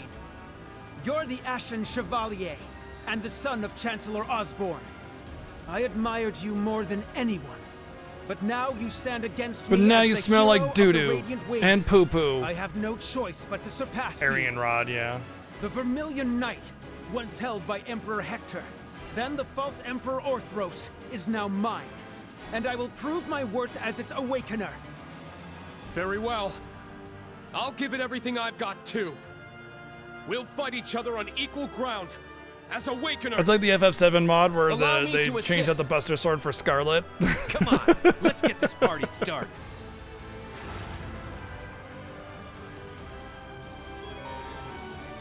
Oh, support, okay.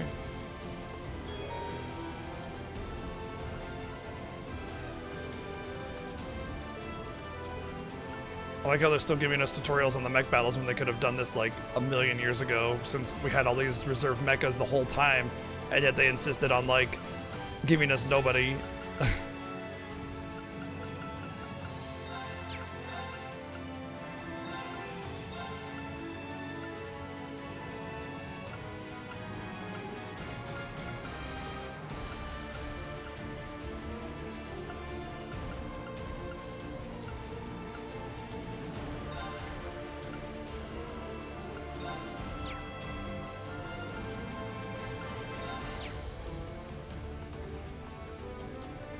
Yeah, they just completely decided to like chicken out on Milliam being an actual like sacrifice, you know?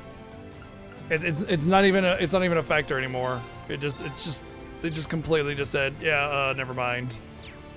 Oh, I should probably make some better EX orbs before the end.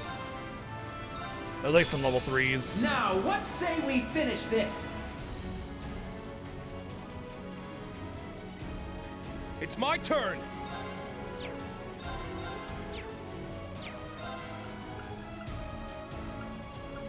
Now! An opening! My turn.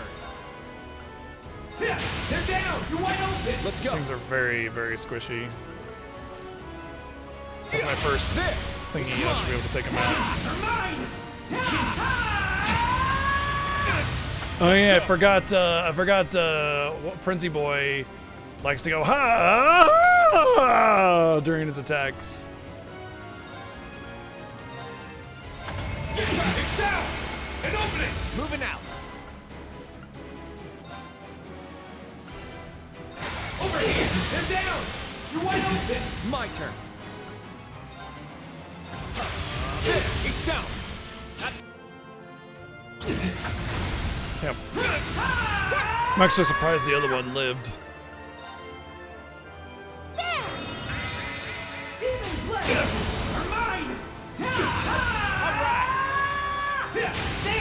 You're wide open! Let's go! It's down! An opening! My turn. Spirit! My turn. Spirit! My turn. Spirit! Demon Spear! I'm up! Recharge! Very well. I'll assist! All right, I got you! Mine! I'm up! Spirit! Mine! Let's go! Spirit! My turn.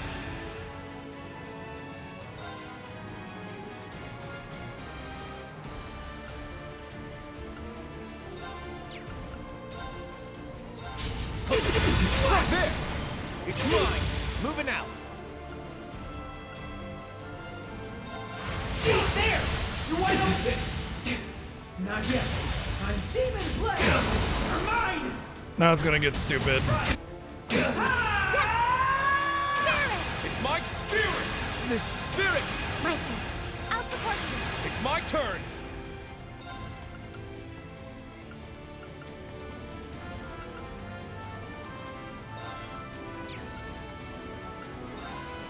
None of the stat downs ever freaking work, dude. I got you! Demon Blade! You're mine! This isn't good. I'll assist! I gotta do some spirit! Demon Spear! I can still fight. Spirit! Moving out. Like he's taking out my entire health bar before I can even get a turn. It's so stupid. Let's go! These battles are so fucking poorly designed. Yeah! I appreciate it. Moving out. Spirit! Yes! Here's a little something. It's my turn! Recharge! Demon Spear! Mine! My turn. I'll assist! All right. Sure. Thanks. Demon Bow Fire! Mine! All right. Spirit! It's my turn! It's down! Ah, shit. And, well, there goes Yeah. my chance of a smoother victory.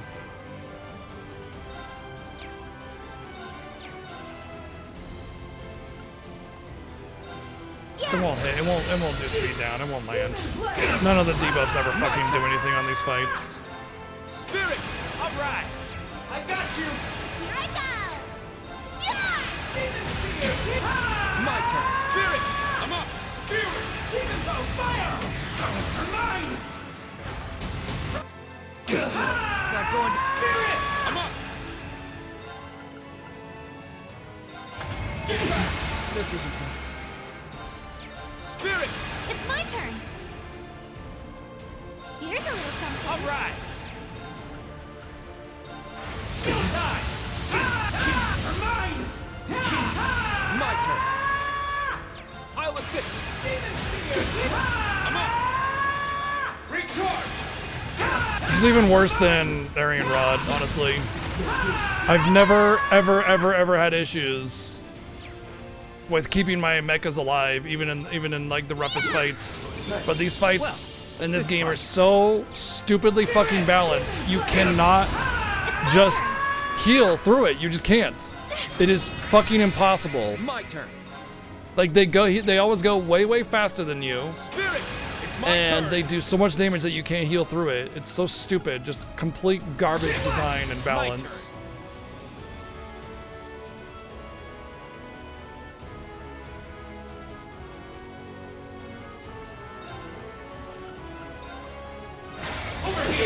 I can't break them either. I can't get a bonus attack with any of my 90% chance of skill thingy doing the extra attack. Can't even get that. 90% chance, and like 3 or 4 of them have failed.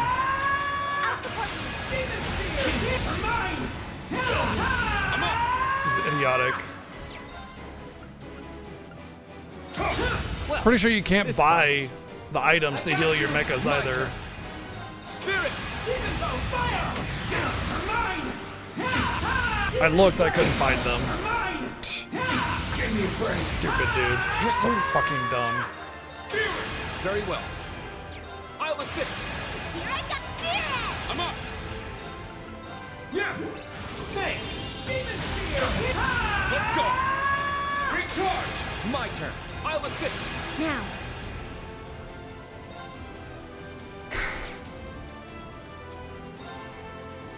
Yeah. Demon Blade. Mine. Give me a break. What? It's my turn. I appreciate it. Let's go. Yeah. Thanks. My turn. Spirit! Demon Spear. My turn.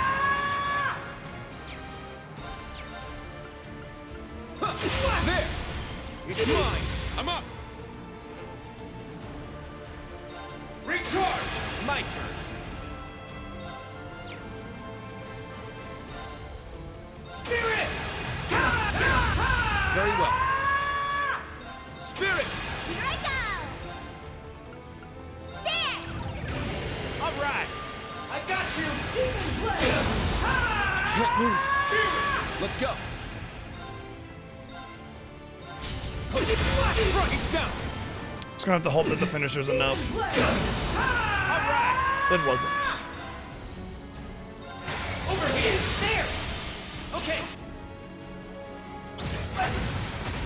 Ow! You messed with the wrong guy.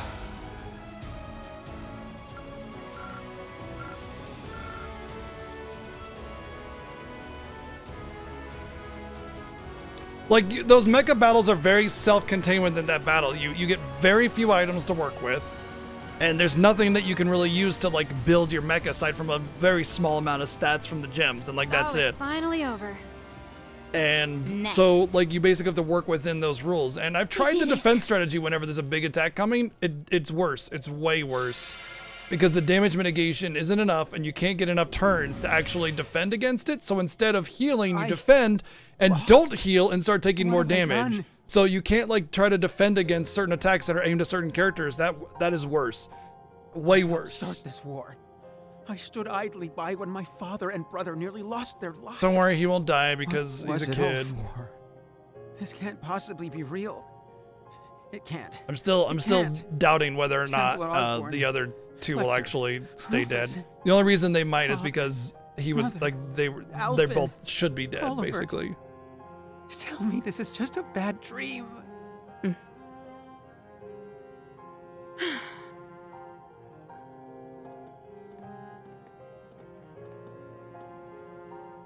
Don't worry, we'll hug it out. And then everybody think it'll be sunshine and rainbows again. No. This is real, isn't it? The truth was that I simply wanted strength above anything else. Now, I must accept the consequences. Isn't that right, Kurt? Yes. Wham! Kicks him in the freaking throat. I too hated my weakness and wanted to get stronger. We just happened to end up on different paths. But the past is the past. We need to see one another for who we are now. As equals. As rivals. But most importantly, as friends.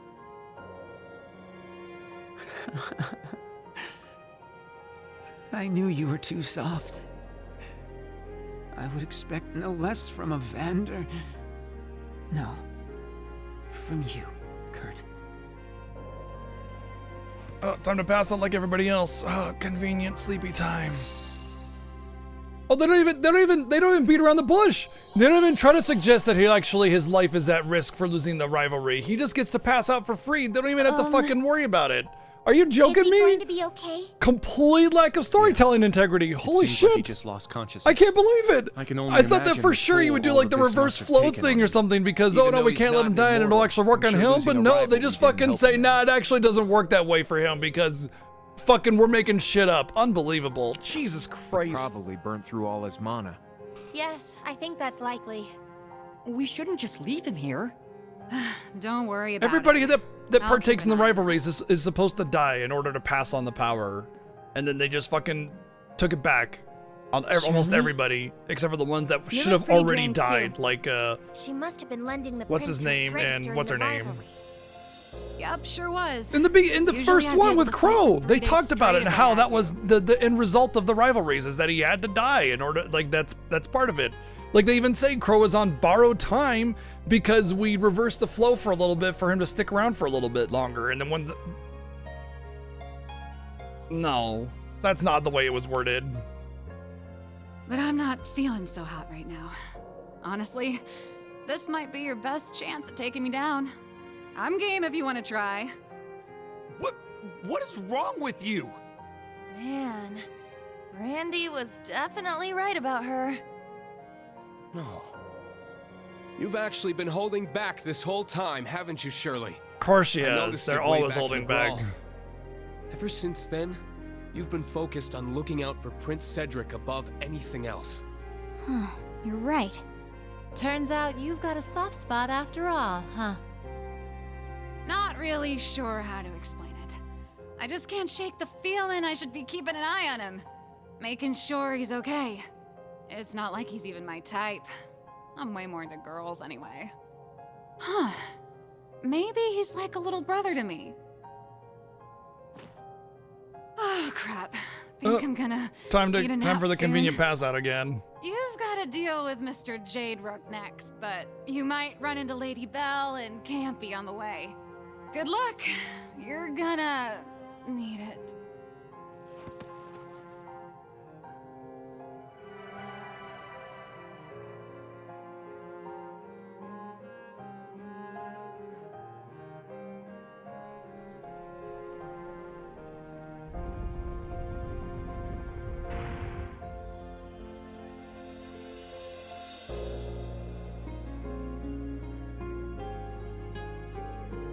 Oh.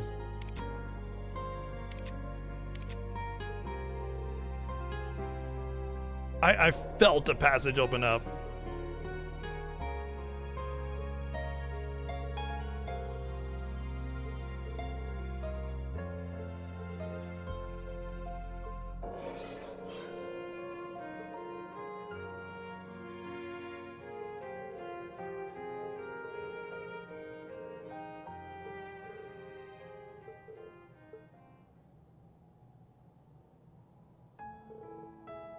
This fortress will probably crumble after we defeat everybody, so let's just leave them here. They'll die that way. We're not authorized to apprehend him. Seriously? Yes, that's the reason why we don't tie them up.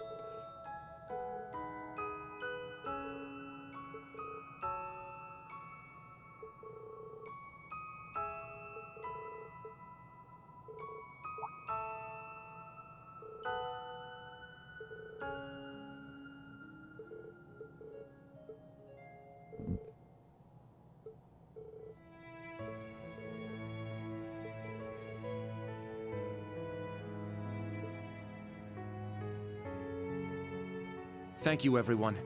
It means a lot. And I'll do all in my power to see us through to the end.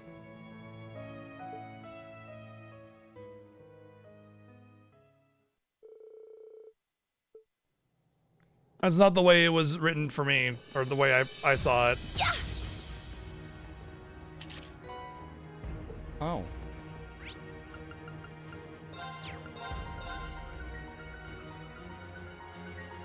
Like, that's not the way I read it or heard it, you know? Like, they didn't really make it mention specifically about people that were already dead.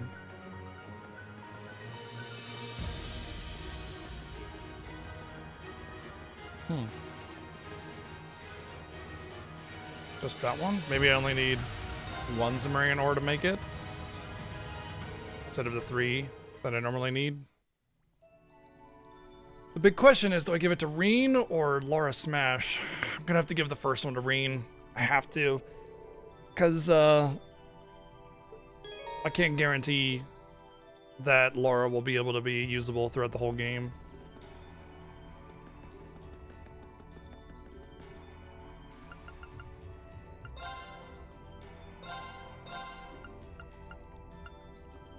Oh, I don't have enough U material to make any, actually. So it actually doesn't matter.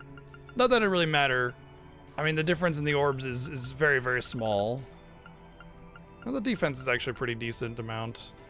I do have... Yeah.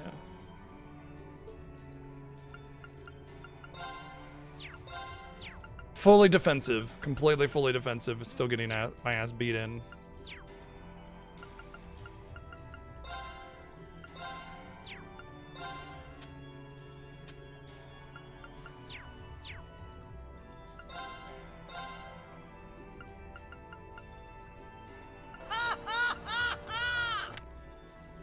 Should be Final Dungeon, Ziggy. Thank you for the 110 bits.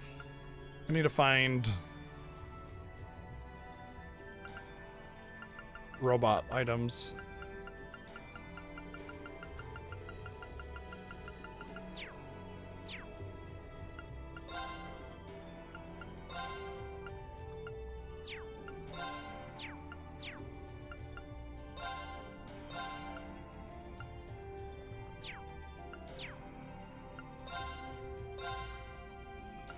Nope. As far as I can tell, you can't buy robot items.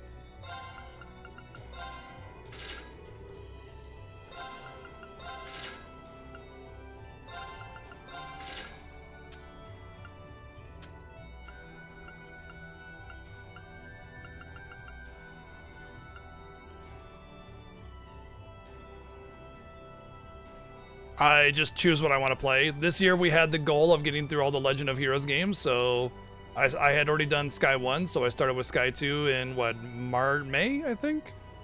And we've just been going through them along with some random, because like I'll play a Trails game and then I'll play something in between to kind of mix it up. I play whatever new game comes out, like we played Ghost of Yotei, which was awesome. We played the Tactics Remaster, of course, which was awesome. A couple other games. I played, I got my first taste of the God of War reboot, the PS4 one, and I'm looking forward to playing Ragnarok. I was hoping to get through it to this year, but I just kind of picked whatever games I haven't played that I want to play, or really anything, honestly. It doesn't even have to be a game I haven't played. So, just kind of whatever I want. Sunday Monday is kind of like letting everybody have a little bit of agency in what we play, you know, so it's not just me deciding. Everybody gets kind of a little bit of a choice if they want to. Yep, I'm out of fucking robot healing items. I only have his robot resin items, so I'm sure that's not going to present a problem whatsoever.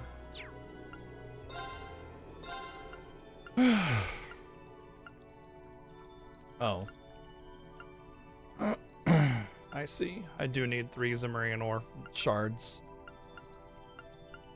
Not even that, well, I guess it gets upgraded afterwards.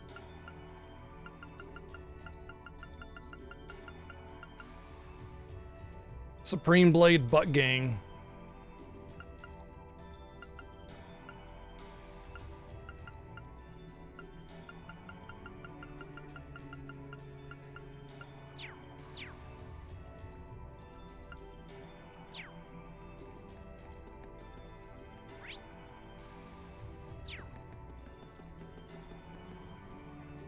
No, Cold Steel 4 is the first one, or the last one rather. After that, it comes Tales into Reverie, and then Tales from through Daybreak 1 and 2, and then that's it. There's Trails of Horizon coming out in January, but we will still be in the Fiesta during that time. So after this game, I only have like a week and a half left before the Final Fantasy Fiesta starts. I haven't really quite decided. Also, I'm gonna need a few days off to like manage all the Fiesta stuff because there's a lot of work yet to be done, and I'm so busy that I just don't have time to get it through normally. So I will definitely need a few days off in order to manage all of that.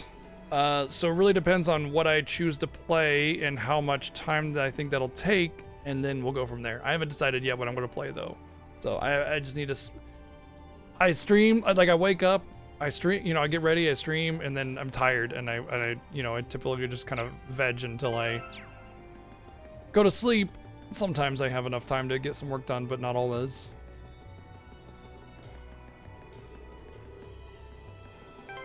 All right, you go.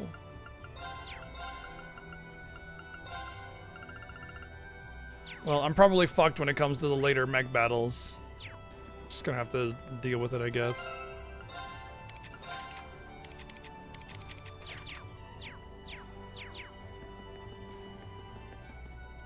I mean, I'll decide what I want to decide, when the time comes. Until then, I'm not gonna worry about it,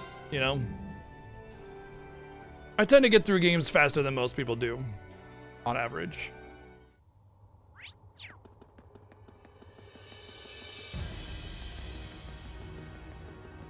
I'd like to finish Arts and Elko 2 before the end. It's my turn.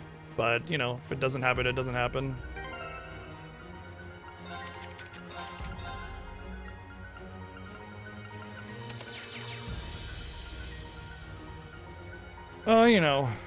I put so much work into my skincare regimen, which is washing my face, and that's it. That's my skincare trick. Make this quick. Is that all? It's a really, really big event. It's the biggest Final Fantasy event on Twitch, and on top of that, I have my partner to consider. I can't just say, screw it, I'm just gonna finish my stuff, and now, to hell with the let's race and continue the whole event. So during that time, it's Fiesta time only. It's a lot of work and everything, planning that goes into it. We usually start planning in summer. I'm going! Arcus, back there!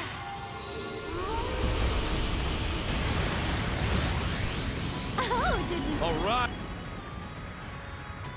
Cat dung exfoliation, yes. Oh, wonderful. Is this another... Ugh. It's not bad, though.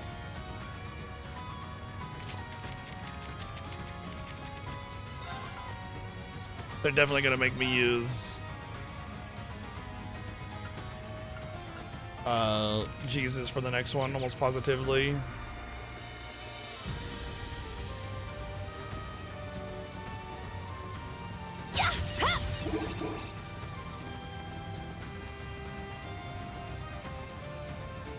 Enemy spotted. Now, let's continue. I did it. Ow. Let's hit my fist on the desk. I won't go easy. All right. No.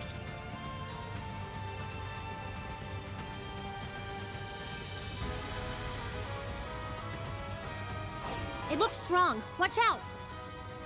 A worthy opponent. Behold!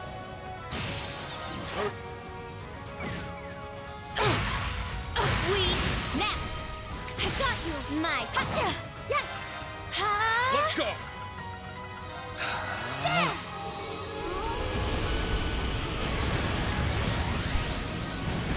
Ha! Yes. Ha!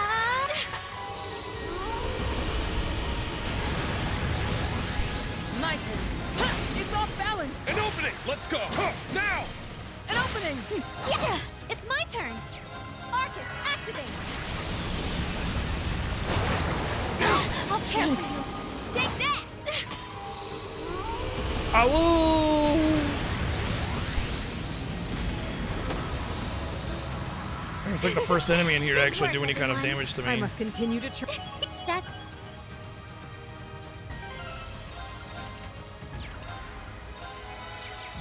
Refreshing.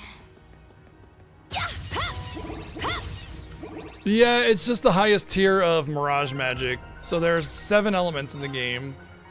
You got your typical wind, wind, fire, water, earth.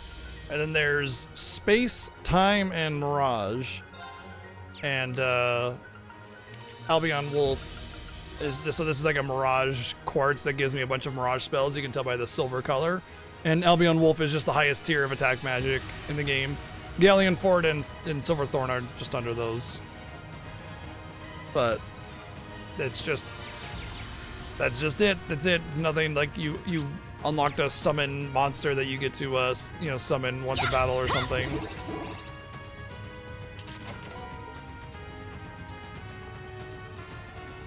Mechanically, the game has a really cool system where you have these. It's like materia, except they give you all of your spells. In the earlier 2D games, each quartz, they're called quartz, gives you like count of element, like 3 fire and 2 water, and the combination of those gives you access to new spells. But in the newer systems, it just says you get this spell, you get that spell. And then there's a master quartz system, which is where most of your magic actually comes from anymore. Yeah, pretty much, Jazzy. You're not wrong. Mirage is kind of like the non-elemental in a way, but it's still an element. That's the best way to describe it. Is space is holy and time is darkness, and then the Mirage is more of a non-elemental magic sort of thing. Yep.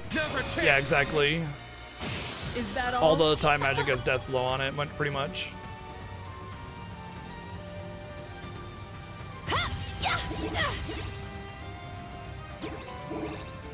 I mean, every character that's meant to have like a holy type personality or vibe has space magic. Danger levels high. What? All right, nice. Woohoo! Good lord. Oh, a treasure chest? Just use a map, item map for that. I wouldn't have the patience for that. Hi, Maya. Oh, excited little kitty. Yeah. She's excited to go to sleep. She just jumps up here like a million miles an hour and just dives headfirst into the bed, and then plop, down she goes.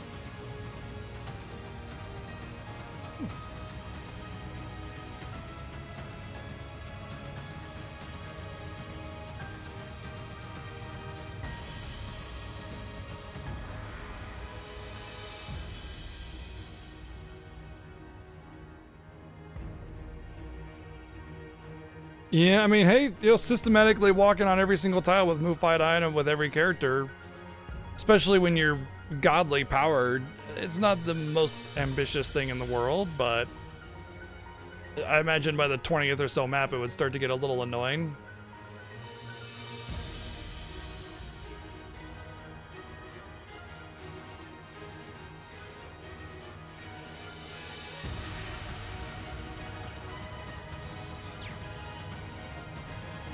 Oh, his evasion's pretty high now. I feel like I could take that off.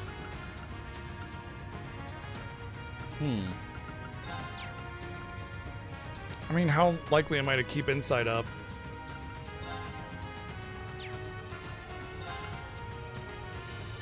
And I can get another, like, major strength gem, or even one of those crit ones.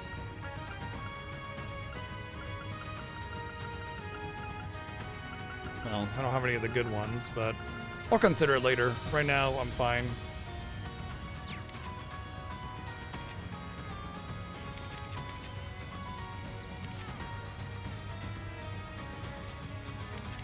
Wow, how did they get equal evasion all of a sudden? I know he had the Strega boots, but still. Oh, that's right. He got the Falcon Anima. Yeah. What's up, Minchi?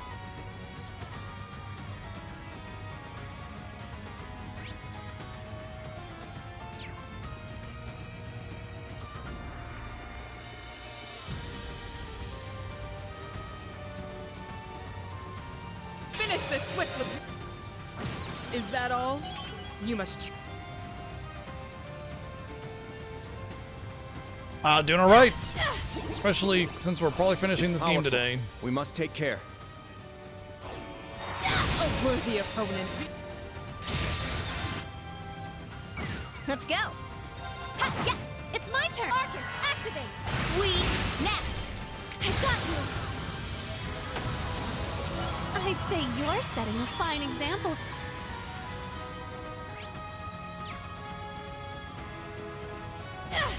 I'm ready to go anytime. Now, let's go! Is that all? You must train more. Okay, that's up. Ixion Volt's kind of a lame final get, but whatever. It's not really much better. Okay. More damage on counters and the last evasion percentage. So a maximum of 10 evasion from it, which is a little weak, but I couldn't understand why they nerfed it from the previous game since it was a lot easier to get near 100% evasion. But like, I don't know, I feel as if you see that there's a potential for a build and you take advantage of it, like, you should be able to do that. You know, most people are not going to see, oh, what would happen if I stack evasion? Let people make those builds, you know? Show no fear. Now, let's. Seen from above, the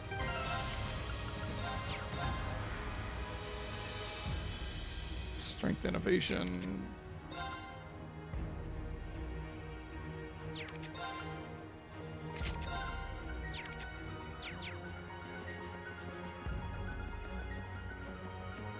Mariabelle Croix's initials.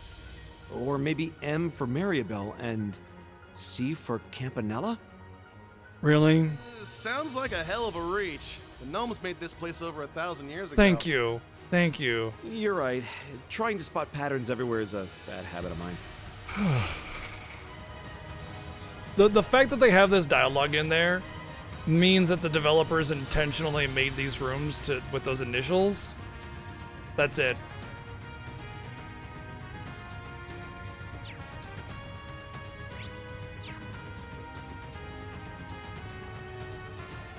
If they actually said that was like actually the thing, I would have been over it. Like that was it. I mean, I'm already kind of over the story at this point, but like that would have been it. Nail in the coffin. Not done. I do not care. Really?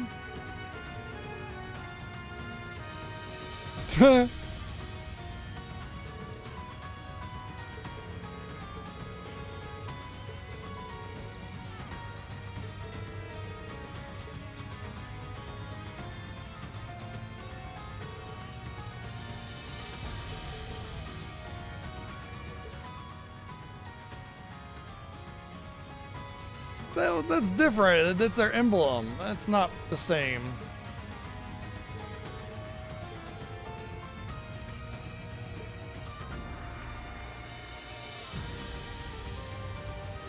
All right, time for Yuna's one-liner. Time for her special anime moment.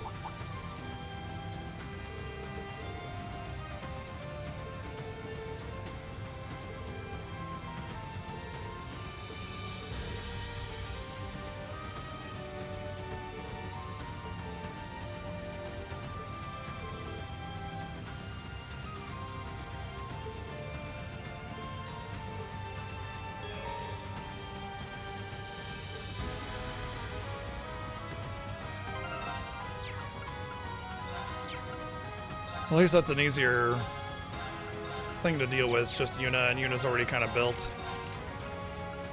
Crescent Mirror and Holy Breath's all she needs, pretty much.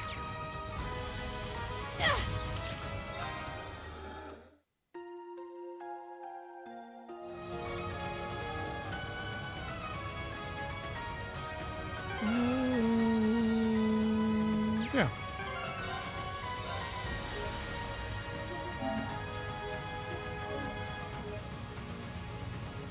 Narratively, yeah, for sure.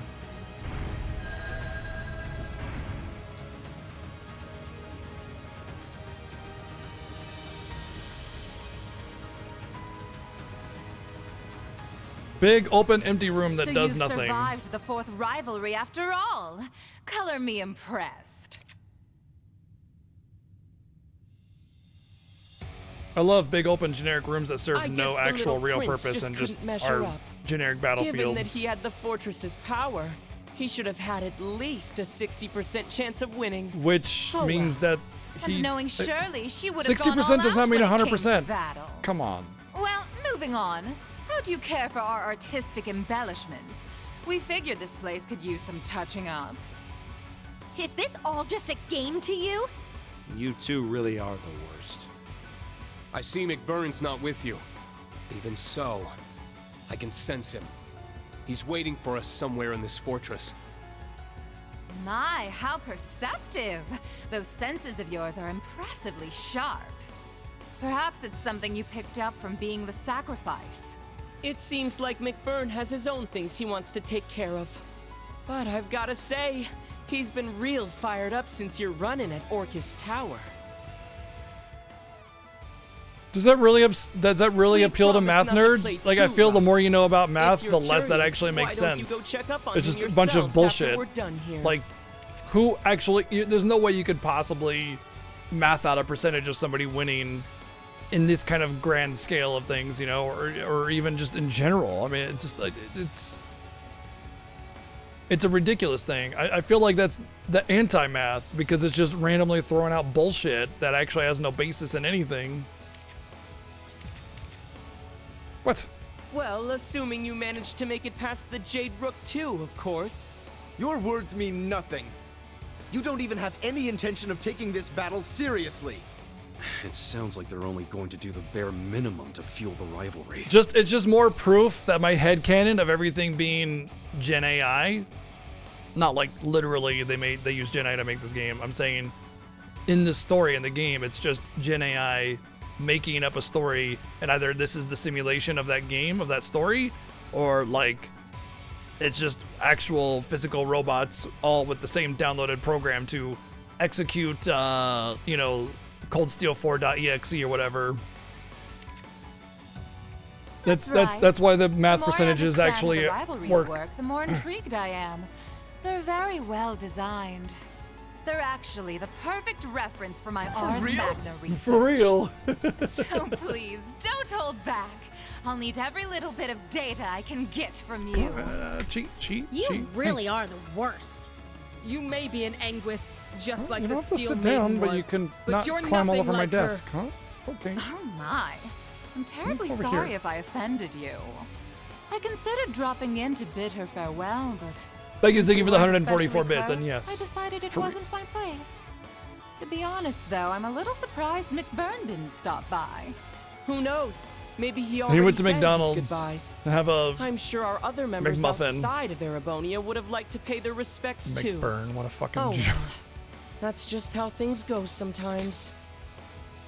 I've got a question for you two. It might be a little late to be asking, but what happened to taking back your Phantasmal Blaze plan? Ooh. You know, she really makes an interesting point because, like, Osborne is like, I'm taking it from you guys, ha ha ha, Ouroboros, take that. And then now Ouroboros are working with them. It's just like sides and opposition, and people just are all over the place. It's just a fucking hodgepodge of who fucking gives a shit about cohesive motives in a story. And why would you possibly be interested in that little SSS fangirl? It's because the SSS got wrapped up in it that I want to know. And now that we're on the topic, there are a bunch of things I just don't get about you. You go around pressing people's buttons and making evil grins, but I don't get the feeling you're as much of a jerk as you let on. And on top of that, people say you've looked exactly the same for the past decade. What even are you? Oh? Could he be a homunculus like me and Milliam? Nah, His facial expressions, the malice behind his grin, it all seems way too human. I don't get the feeling he's an immortal either. And you, Mariabelle. Let's forget the fact that you're a scummy traitor for a moment. Why the heck did someone as self-absorbed as you swear allegiance to the Grandmaster? If they actually took Yuna's speeches to heart and actually applied that mentality to the writing, everything in this game would be better. I wondered that about Vita, too. And even the Steel Maiden. She was a proud knight. Why would she serve such a group? Aren't the enforcers free to do whatever? Or too? how about just Yuna They be wanna main leave the character, group. period? Ouroboros doesn't Oh, try make to Yuna, stop okay, them at all. typo. What kind of evil organization works like that?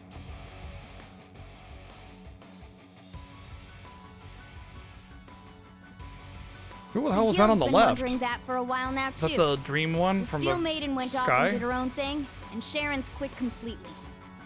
Not just them either. Joshua, Ren, Blue Blanc, the late Blade Lord, and one other I've heard about.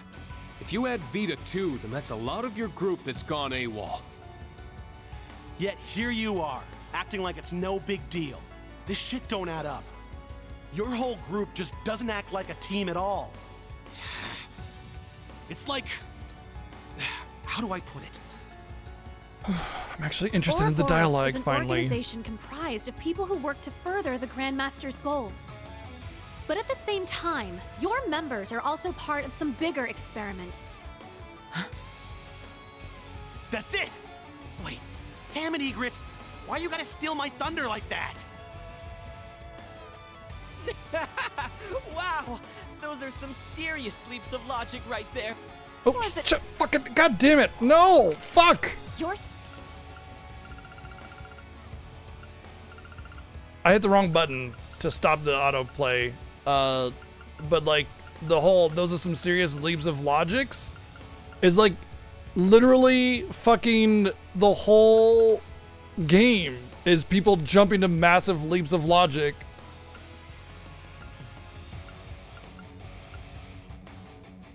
But maybe this was bound to happen at some point. That's right.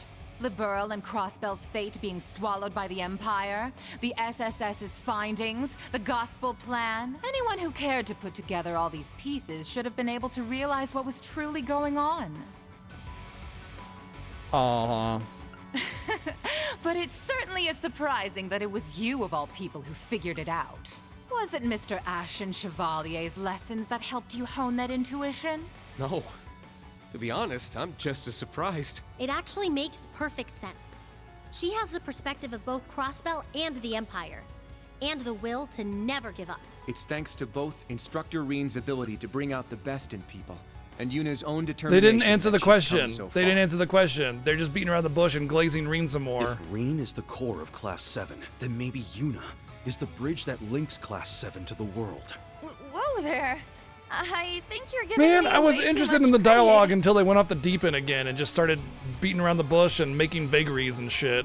Damn, I thought we were actually getting somewhere for I'm just trying to get once. as much info out of them as I can. Knowing them, they're just gonna get in our way, say something vague, and then vanish. Wow, that's almost like it's 90% of the fucking series. You're standing against us right now because you feel like it. But I'm fighting back for Never, the sake of those ever who believe any in the actual future. story. It's always just a bunch of vagaries and then convenient villain teleports and then nothing actually happens. And we're supposed to like feel something just because there's a big scary giant that it came out of the earth and it's like, oh, okay, yeah, we gotta do this because obviously this is bad. I But, have like, no idea what Ouroboros is planning after the Great Twilight's There's no over. reason. But whatever it is, we'll Yeah, put a total stop lack to of it. self-awareness. Just Exactly. Like we're going to stop you now. Wow, And we not still didn't bad. get the answer. Yuna. We still didn't get tell the us, answer. girl. Well We said. we poked at it. We poked at the answer like we knew it was coming, and that a lot of people even summarized that they feel like it was obvious, right? Once you think about it, once you think about the fact that we haven't actually told a story in 16,000 fucking games, it's easy. Yeah, okay, sure. Then go ahead and tell me. But no, instead it's all lack of self-awareness and just more vagaries and more nothing, and then we're gonna fight, and they're gonna go, ha ha ha ha. Well, that's it for now, bye-bye.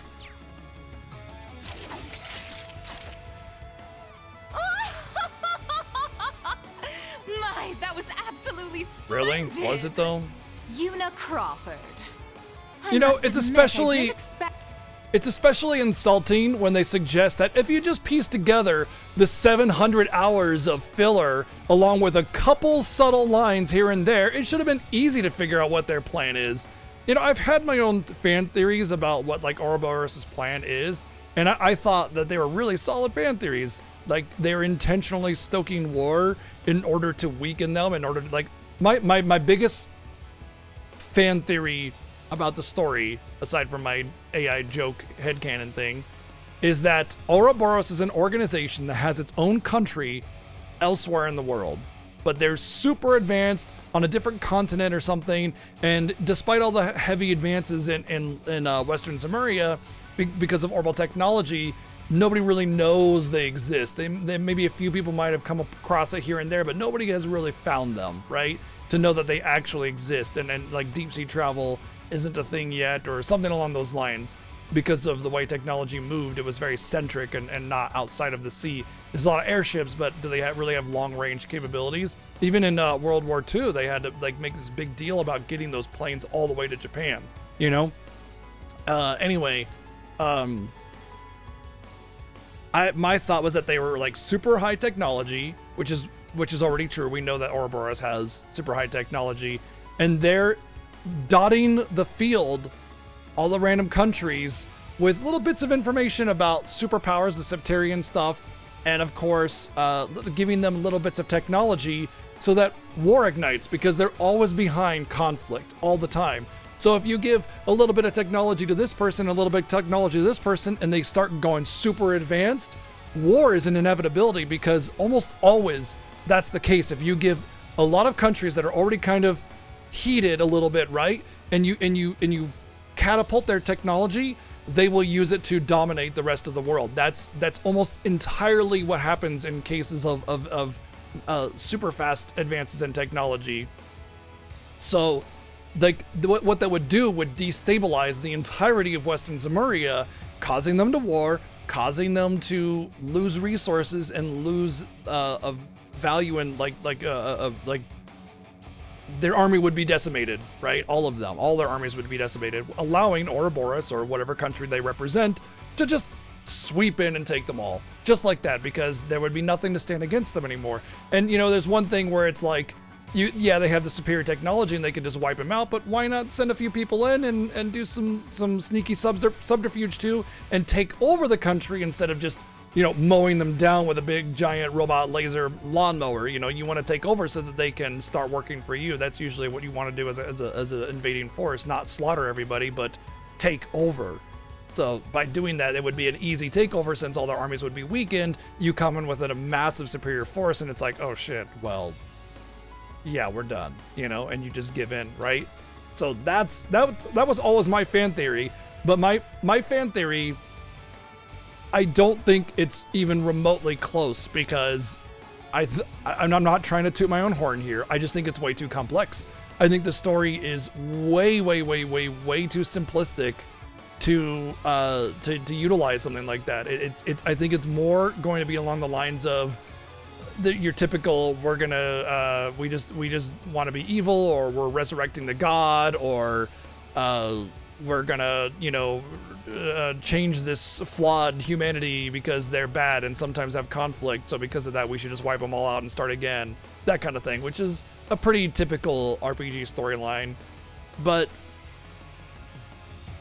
I had a lot of hopes for this game's story and world building and depth. Everybody said it was so deep and interconnected and well structured and everything, and it's not. It's a bunch of generic filler for 300, 500, 700 hours, and then you get nothing by the end of it. Like, what did we actually get by the end of Sky? What did we get?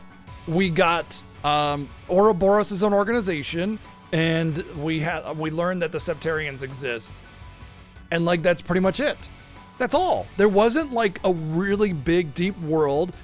the interconnectedness and all these like subplots that might have resolutions or connections to an even greater something or other. It was just Ouroboros and Septarians, and then yay, we win and save the day. I mean, I like Sky to an extent, but the plot was almost non-existent in terms of world building and depth and everything. It was just your typical, look, we got a fortress in the sky and now we need to beat it up. The end, roll credits. And just filler was the rest of it. And Cold Steel has been even more egregious in that. Like 4 games of virtually nothing. Every time we get to a culminating event, there's not a real reason for it. It's always just like, yeah, because the power thing or whatever. And sure, it's like building up the rivalries and everything. And I like that idea. But there is so much in this world that's just never talked about or discussed. And it's all just pleasantries and introductions and, you know, titles and things like that. And then we fight, and then nothing is actually said. And this greater enemy of Ouroboros, so wishy-washy in their loyalties and everything, and just nothing is ever actually stated about the world as a whole, the complexity of the world, what it means to all these different factions and how they interact. And Azure was the best of it. Yes, Azure was the best, especially in Chapter 2. It was so good. Chapter 2 Azure is fucking peak, for the most part, when you get to the nitty-gritty anyway.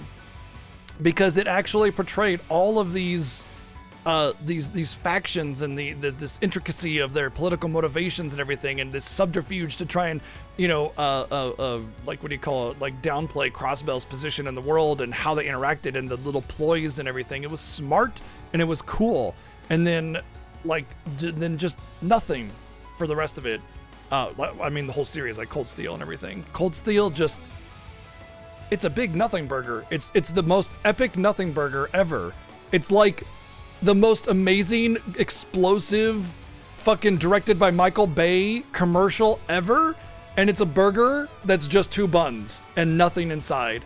But it's, oh man, these buns, they are normal looking buns. Let me tell you, the most normal looking buns you ever seen. Damn, I tell you what.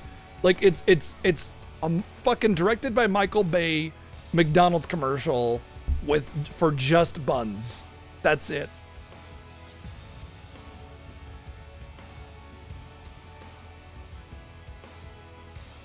For real? For real. Thank you, Playdask, with 144 bits. Cool. Sorry, rant over. Thank you, Playdask, with 123 bits. Thank you.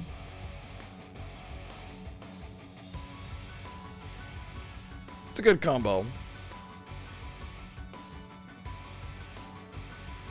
And this is like the part where I thought, finally they're gonna actually do something, because, you know, they're obviously like pointing out the flaw of all of the storytelling, and then nothing. They even, like, they're so self-aware about it. They know, and yet they still give me nothing.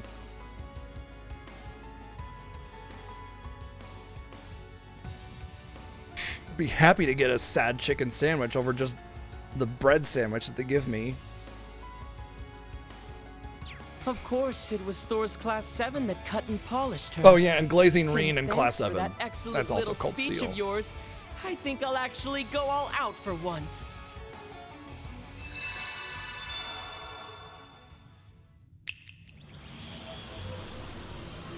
I'll go out and summon enemies and other Damn, monsters. Of course they've got backup. Brace yourselves, everyone. We're gonna have to give this everything we've got. Let's begin, shall we? We were only planning to have a little fun with you. But As seeing always, as you won't stop going remember, on about no stakes. togetherness and bonds, There's never a fight. maybe It's it'd always be just fun to having see fun. What happens if I thin your ranks a little? How about this? If you show me a good time, I'll throw in a little bonus. I'll share a juicy tidbit about the Society, if you win. Only information the Grandmaster has permitted me to share, of course. I want to hear you Of fight course. and struggle. Thank you, Playdask, for the 144 bids. Are all of you Ouroboros people actually insane? You want to fight? I'll give you a fight! Class 7, prepare for battle. Don't be fooled by their tricks. Fight them with everything you have, with the power of all our friends and allies. They literally said with the power of friendship. Yes. Yes. Welcome, one and all. Enjoy this carnival of pleasure and pain. The harder you try, the more fun it'll be. Thank you, Playnazi, for the 469 bits. Oh, yes.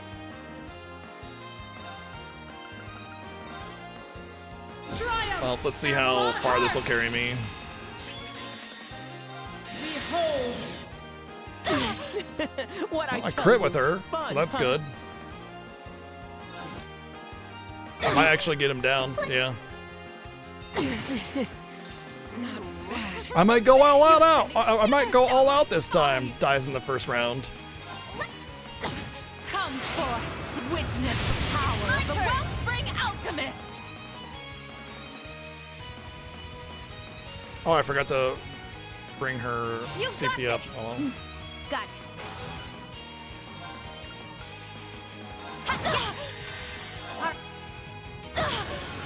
I'll show you the one. Come forth, my darling. It's time to play. Sephiroth, is that you?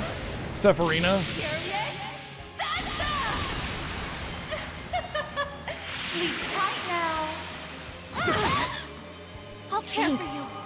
It's my turn. Yeah. Thanks. Thank you. Yes.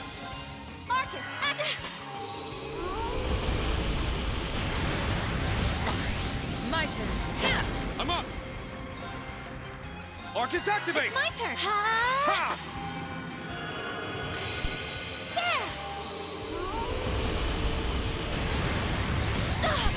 By flowing mana. Oh, cool instacast. Be crushed.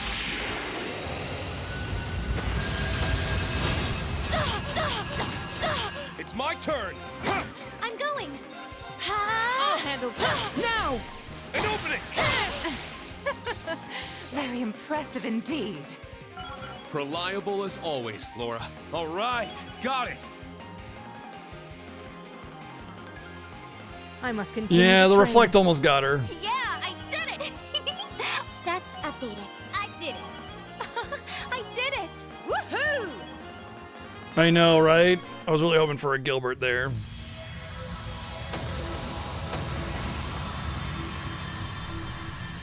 We did it!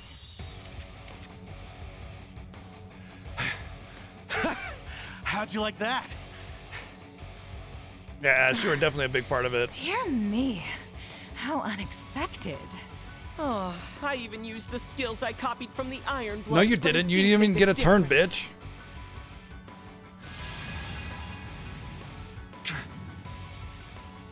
I won't let you. I'm coming too.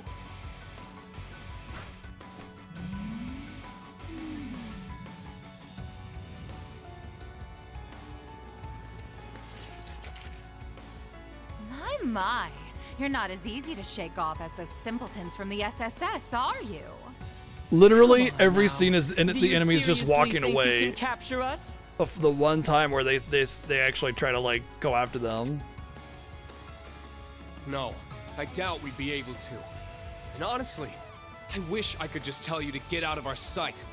Further, attacking wounded opponents would bring no Oh, honor. fuck off! But you said you'd give us more info. So it's time to pay up. Yeah, we're not actually going to stop you. We just wanted you to Let's start with that. give us the information that was promised. Fine. The truth is, the plan is still in effect. In fact, it's nearly at its end. Once the rivalry of the Seven has been completed, our objective will be met. How come Vita wasn't even aware that your goal had changed?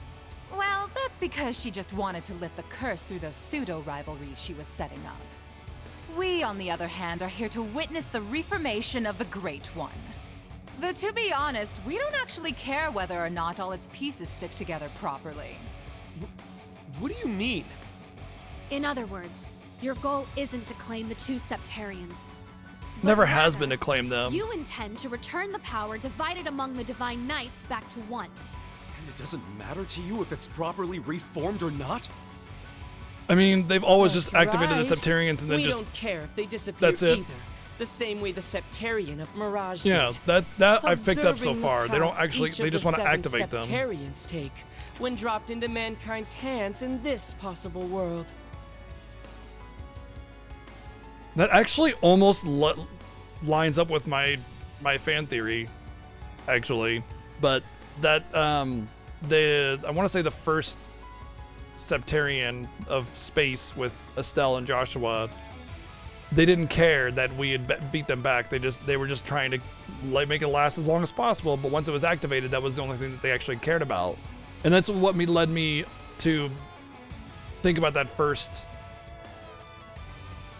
headcanon thing. The only other headcanon or fan theory rather, the only other fan theory I could possibly think of is that they're intentionally acting evil and malicious in order to force humanity to bind together, like come together as a single entity in order to fight back against something drastic that's on the way. But once again, I feel like it's just one of those resurrect a god or some other generic thing, but we'll see. That is our goal. The driving force behind Yeah, the that's what I was thinking, Grandmaster's Bella. plan. That's the idea. Unsettle everything through the resurrection of all the Septarians, and then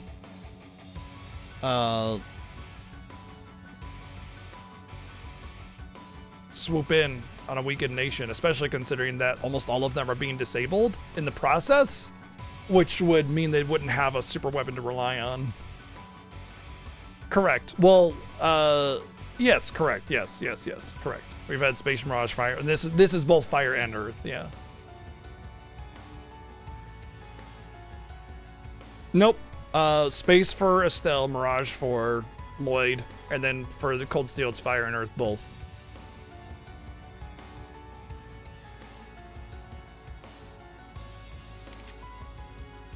Possible world? What the hell does that even mean? I'm afraid those who are still bound by the shackles of this world wouldn't be able to comprehend our mission. Not everyone can be on the same level as Professor Epstein, after all. What does he have to do with For it? now, don't worry your pretty little heads about it. Just focus on the rivalries ahead. Rufus is waiting for you on the top floor, by the by. Oh, and he's got Alberic with him. You might want to be careful with that one. The chief of the gnomes is there too? To be fair, it was an unfortunate name back then too. It just wasn't as widespread. Whoa. An ion! So they've been hiding them here in the fortress.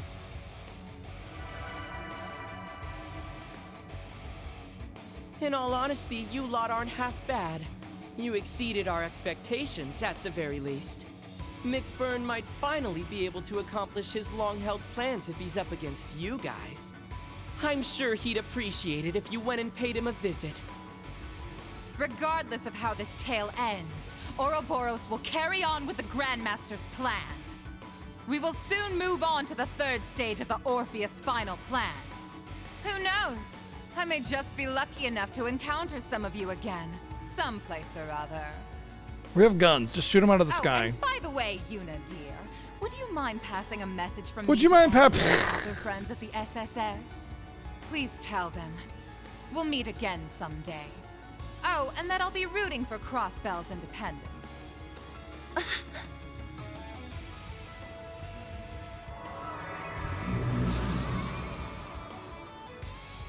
No, they did the convenient villain teleport again.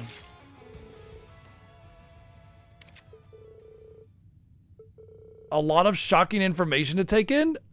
Do you think I'm stupid? We didn't even get any information. The only information we got was that it's part of their plan and that there's another plan after that. That's it. They named the plan Orpheus or whatever the fuck. That doesn't mean anything. I mean, you could take into the actual literal meaning of what Orpheus means in mythology and everything, but it's just like a lot. Do you think I'm like a child or something that I can't actually possibly process any information whatsoever? So that's why they just never give me any, so I don't have to process anything. But as soon as they give me a single bit of information, like there is a plan, oh, whoa, that's way too much. We can't let them know that there are plans in this game. Whoa. I think those poor little readers will just be completely overwhelmed by information at that point.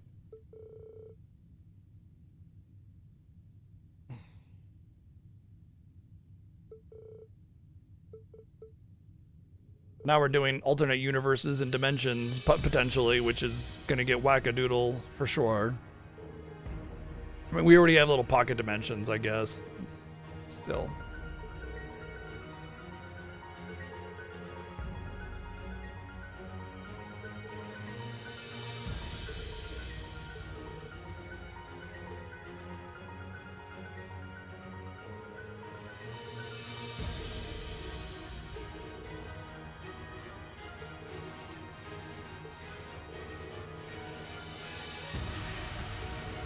You're surprised they gave information voluntarily? Really? Really? The like theme of this game is everybody can't lie. You know? It's like everybody's extremely candid and forthcoming with information, except for any information regarding an actual plot.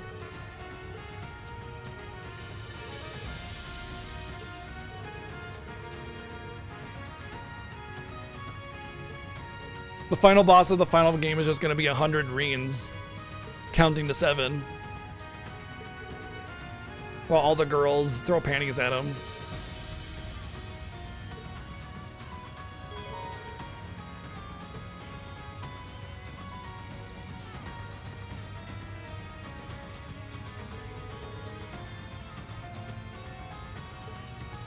Considering the logical or the narrative insight that every character has, I'm surprised they didn't just predict the plot randomly.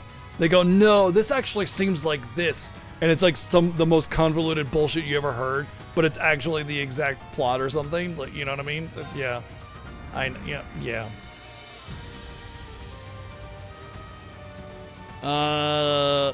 Probably not, Jazzy. I don't know. I don't eat McDonald's or fast food, so especially McDonald's actually. But I gotta go to the bathroom, so I'll be back in a minute. Hang tight.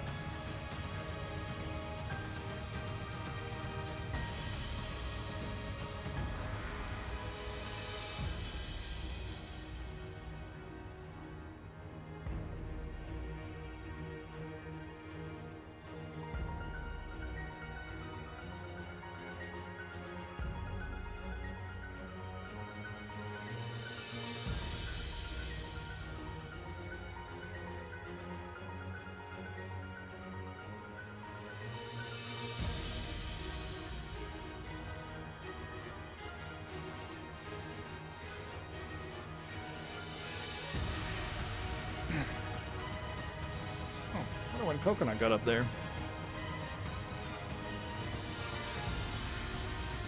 Enforcers are definitely not grunts. They are definitely on the lower end of the upper part of the totem pole, but they're like lieutenants. basically, is what enforcers are. Like there's the Grandmaster, and then there's like the 8 dipshits of the 8 dipshits. I think that's what they're called. And then there's what, 15 or 20 enforcers. I think we know that there's at least 15 because we've only seen enforcer. No, because Maribel's like enforcer 18 or something like that. Anyway, but she was a recent addition. No, not Maribel.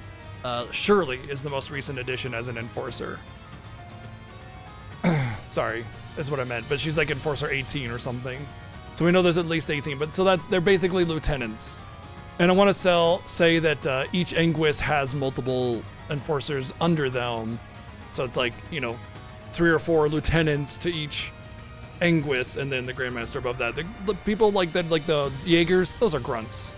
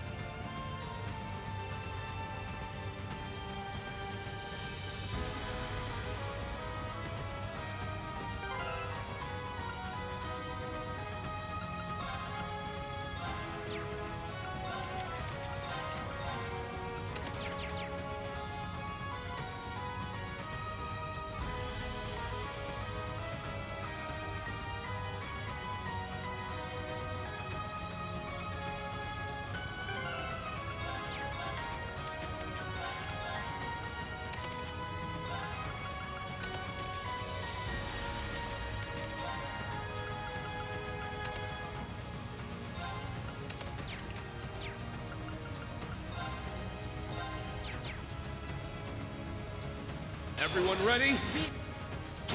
Now, let...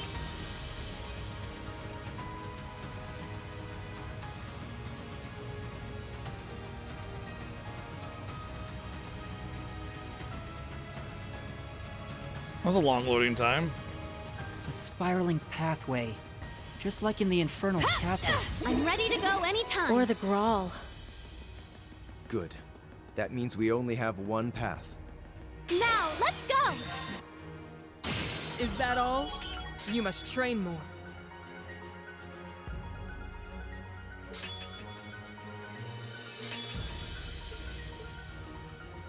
Not a bad amount of extra damage on that then.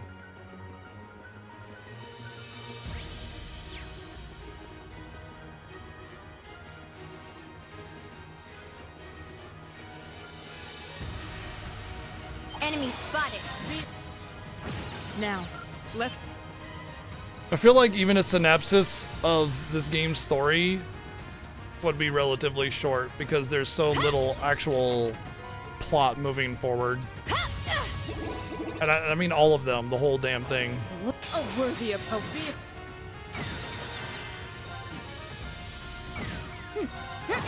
Yes! Ha! It's down! I got you! There! It's my turn!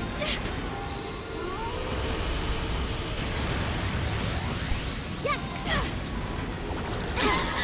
I'll carry you. Let's go! Ha! My turn.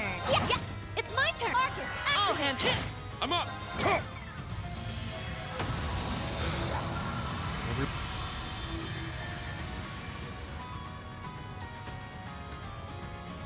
Oftentimes the answers give more questions.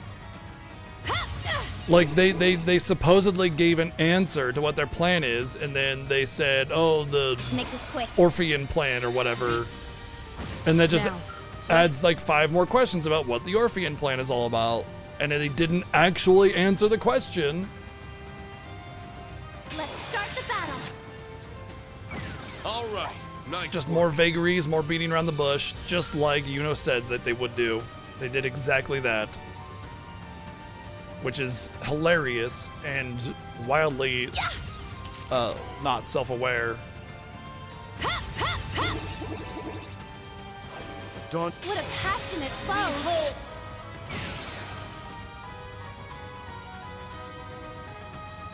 Is there two of? Oh, okay. Let's go. I'm going. Ha! There.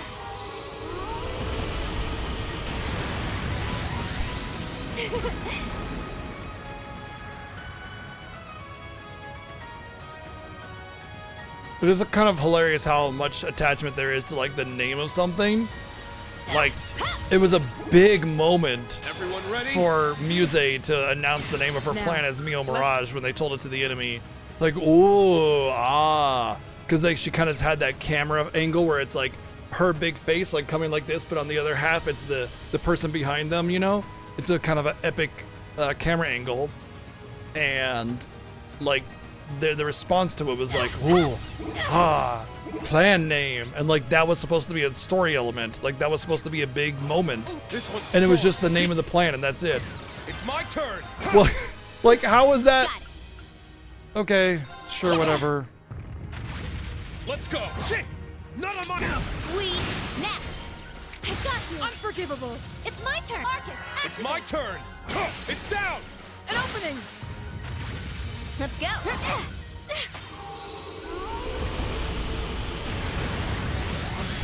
I'm going. Ha! It's called Mio Mirage because whenever they say you're gonna eat with the story in this game, it's a mirage. You get nothing. Mio Mirage. You don't eat. It's nothing. It's make believe. It's a figment of your imagination. I'll handle this. Now. An opening. Reliable as always, Laura. I'm glad I was able to assist. Meh.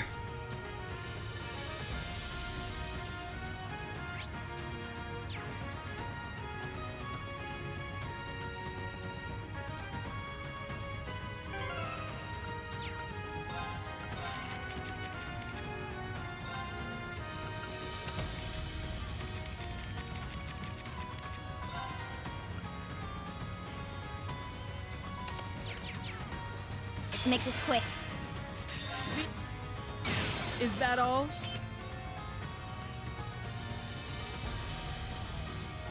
Also that, Jazzy.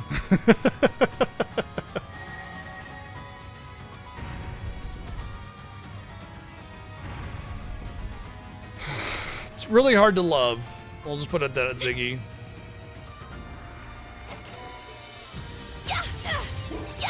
It's like having a 100-hour game, but only having like, Looks like 2 we hit hours the of story. jackpot.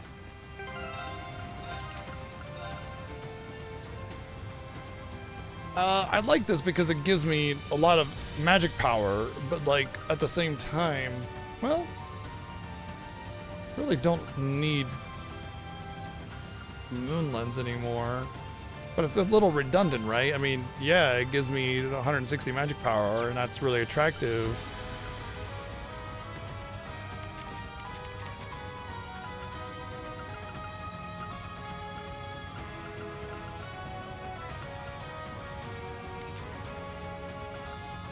I do want to get rid of the Moon Lens eventually.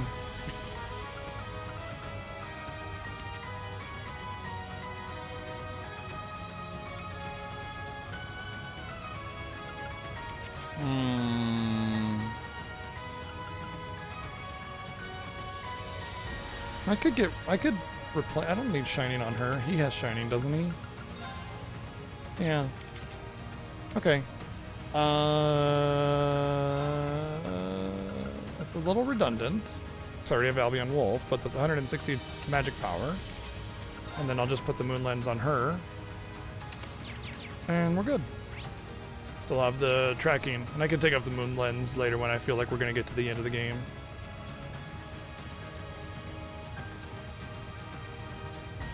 You know, FF14's plot is a lot more focused, though. Like, you actually get movement and the pieces and everything going across the board, you know what I mean? Like, Do be careful. people do Danger things, levels things high. happen, plots are uncovered. But yes, it's a lot of filler. And the problem with FF14's story is that they have to have filler, not because they choose to have filler, because they made the mistake of making the MSQ part of every bit of the level up process. Instead of it just being like once you reach a certain level, you get the new story segment, All right. like World of Warcraft has. World of Warcraft's story is really good for the most part, up until a certain point anyway, because they focus their plot and their storylines on concise quest lines that are unlocked at certain levels that you have to pick up independently, and the game will usually hint at like where they are and what you need to do, instead of having to have the whole leveling process, in which in an MMO is very long, be part of the MSQ. It was a poor choice with an attempt at being epic that unfortunately was a mistake. When you do get story in FF14, it can be hit or miss anyway. Some of the plot elements are pretty blah.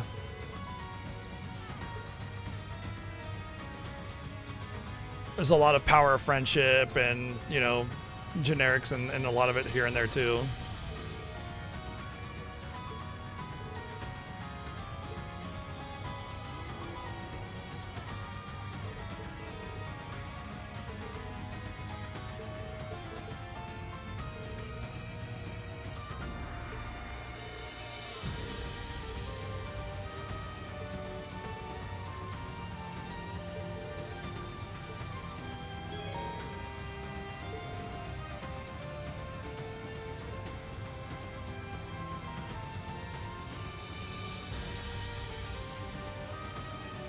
Yeah.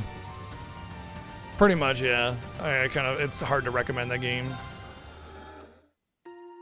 Just because of how much there is. I mean, that being said, I mean, World of Warcraft, I would still, well, I don't know what the situation is at Blizzard anymore these days, so still. I wouldn't have the same misgivings about recommending World of Warcraft when it came to story and how much time you would have to invest.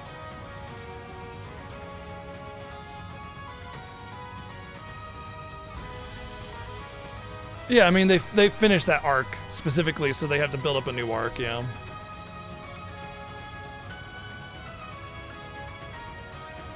What was I gonna do? I have to bring in Alyssa and Jesus.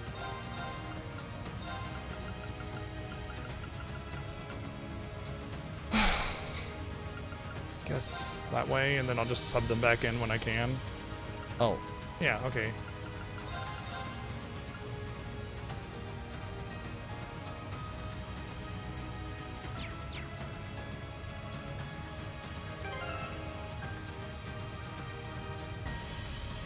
Honestly, I thought Endwalker was a big failure in story.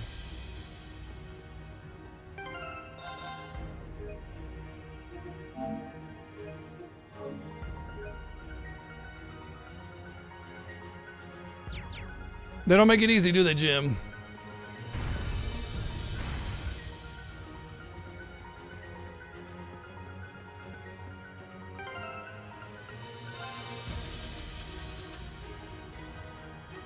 I don't really have enough to make any new gems, so...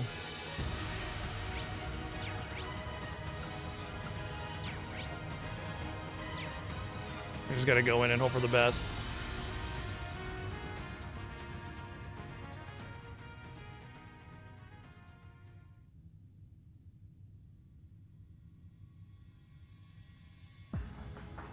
They're doing So, greetings this you've late into the arrived. game? How are they doing the whole pan name tag greeting when this character has actually been a part of the story for quite some time already? I mean, yeah, it's the first time we're meeting in person, but like... Earlier than expected, too. Because I predicted down to the second when you would open that door.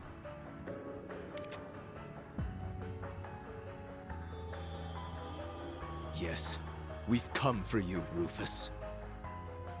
Did you really think those two from Ouroboros would hold us up for long? It doesn't matter. They've fulfilled their role.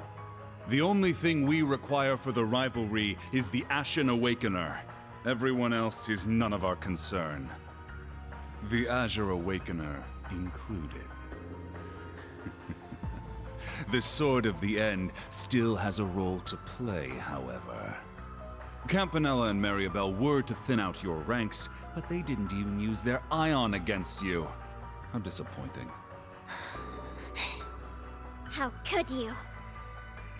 Man, say what you really mean, why don't you? This guy has textbook villain written all over him. Ouroboros has their own priorities, and we have ours. We can't expect outsiders to be fully invested in our plans, after all. Yes, I suppose that's true. Their organization is only interested in observation. Further cooperation may not be necessary. Today's just full of interesting info, huh? That's Not a really. topic for another time, perhaps.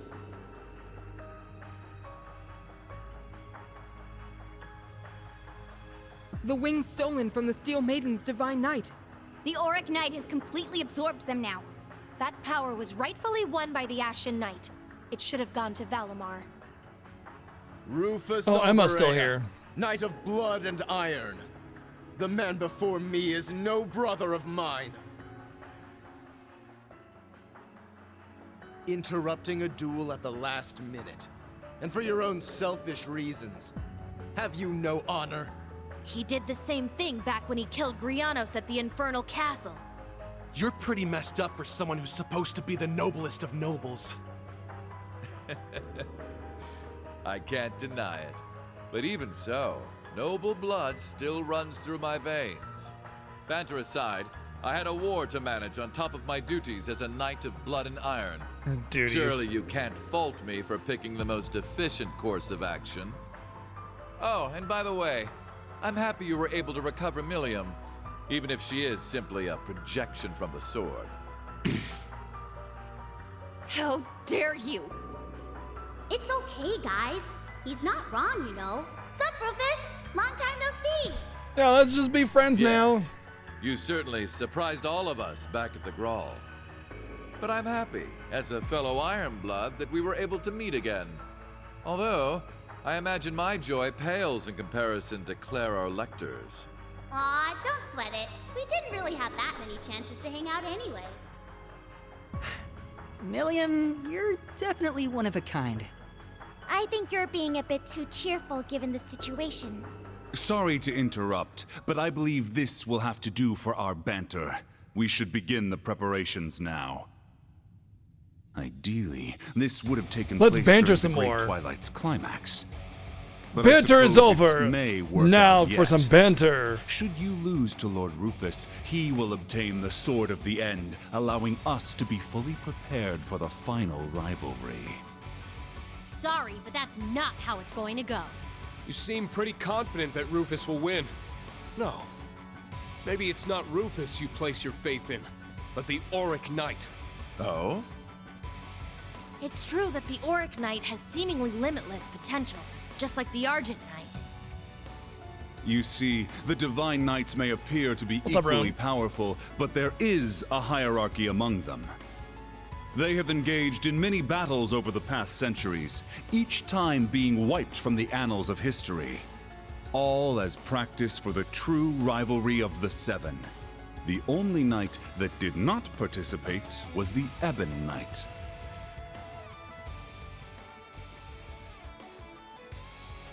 It may interest you to know that even if a Divine Knight is destroyed, with time it will regenerate. Their awakeners, however, often end up as undead abominations. Nosferatu. Do you remember the field of endless blades you witnessed during your trial below Thor's? He just knows that we Each did that sword and saw marked that. a Divine Knight's defeat, the grave of yet another of its awakeners.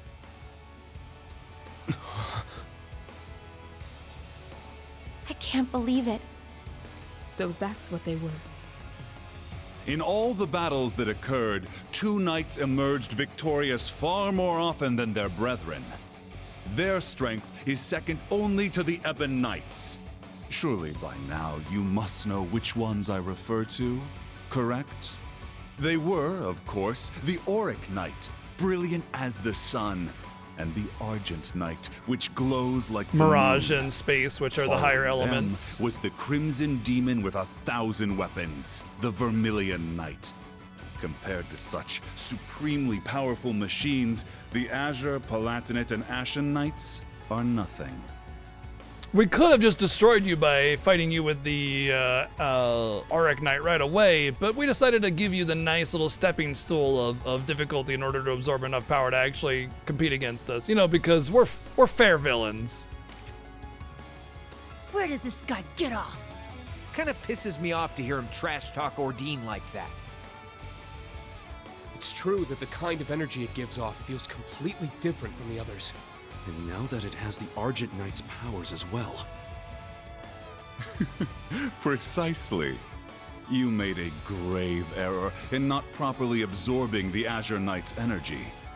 In your current state, you won't be able to make full use of the Palatinate and Vermilion Knight's powers. Frankly, I didn't have high expectations for Prince Cedric's ability to use the Vermilion Knight. It makes things more convenient for us now that you've absorbed its power as well.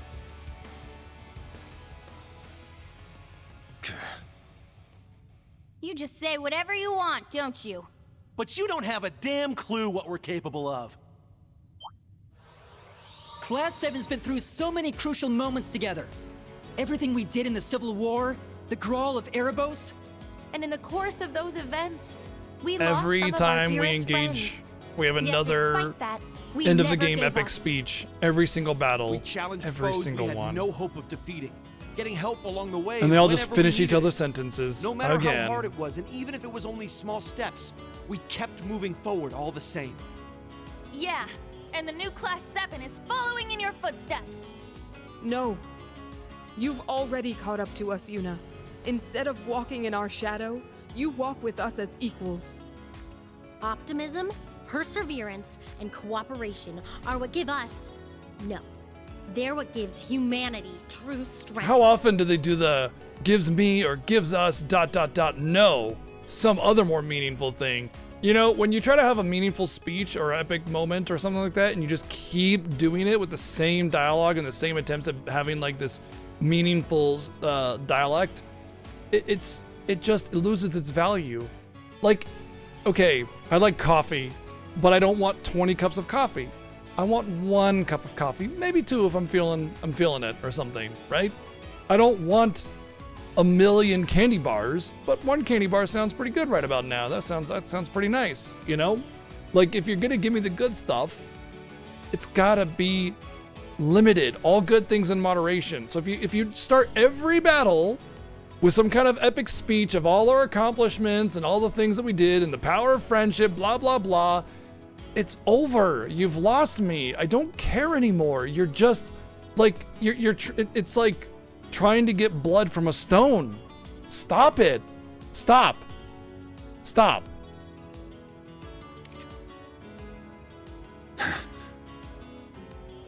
Technology doesn't mean anything on its own. Without human hearts to guide it, it's nothing more than steel and circuits. Especially with no Once the cinematics, Great Twilight no is movement, over, you just say you wanna characters, create a closed world eyes, open ruled by eye, the closed Black eye, open eye, Workshop. closed eye, open eye. Maybe But I if move there my isn't hand a any little bit, and heart that's in it. this cold world you And everybody wanna else make, just sits there in then their what's the pose. point? I'm sure when you made me and Dead Tori, eyes. you never expected us to have No feelings. life, no vibrancy. But we went way beyond what you expected. We pretty much became humans.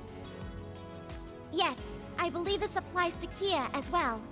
And it all points to one thing. Right. We create meaning in our lives by our interactions with others. And it's the bonds between people that shape the world. The world you want to create is one completely under the Ebon Knight's control. A world where the inhabitants, like the gnomes, are enslaved to a higher power without wills of their own. Where people can't find meaning in their lives by struggling and helping each other to move forward. But is there really any meaning to a life like that? What am I fighting for? That same tired rhetoric.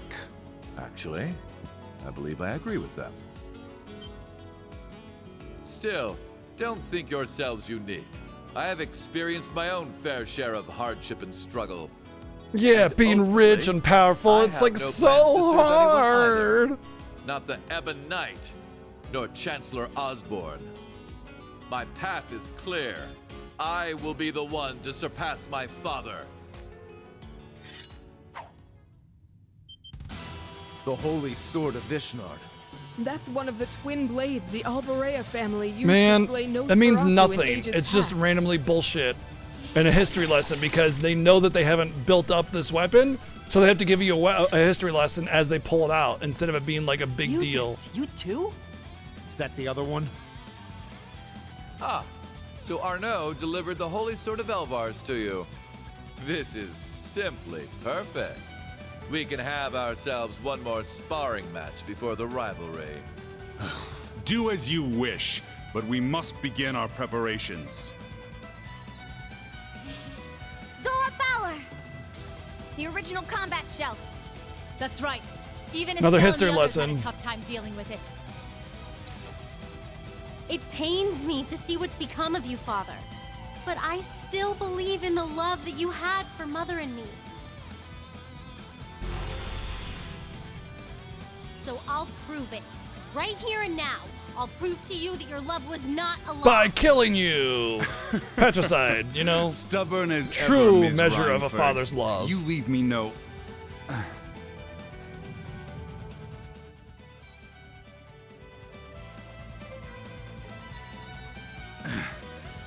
You leave me no choice but to snuff out that foolish hope of yours for good. To prove to you that my master is this world's only truth. Not Chancellor Osborne, nor the Lionheart Emperor. No, I will serve Ishmelga to the very end. This will be it, Eustace. Pop the robot? Your last What do you mean by opportunity pop the to robot? challenge me before I transcend humanity. Now, let us cross blades. Pretty much Rune. Yes, if it was the original model, then it would be the worst model. No way. It's all funny, too, because they always talk about the latest model all the time. As if that's like a big deal, which it should be, but it's always the latest model. But Allow now me the to original grant you model is stronger. eternal Which one is it? despair. Now come, show us what you're capable of. Okay. Well, I probably won't kill them, but at least I can do a lot of damage. Triumph! Avalon Heart!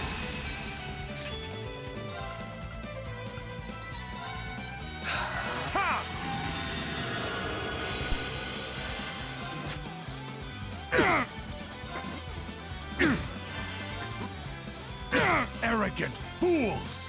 Don't think you've won yet.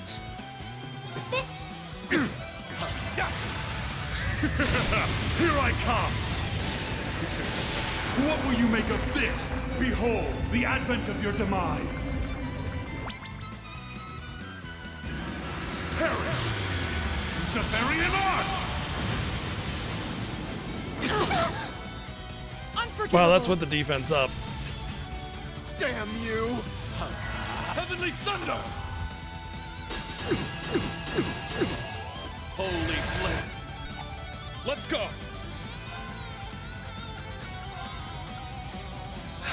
Yeah! Thank you. You have my thanks. It's my turn! Okay, sure, why not? Actually. Arcus activate! Ha! My turn. It's off balance. Leave it to me. I leave it to you. Leave it to me. I leave it to you. Leave it to me.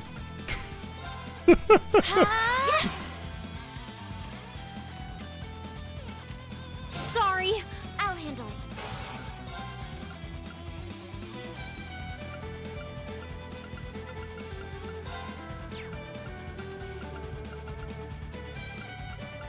Charging! Oh, I forgot to put up a new order. Oh well. Fall to darkness!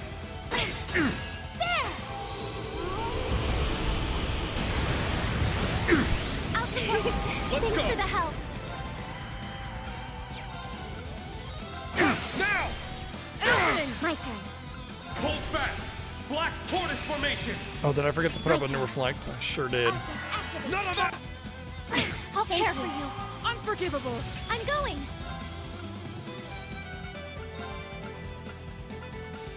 Arcus, activate. There. Thank you. I'll Thanks for the help. Cut through! An opening!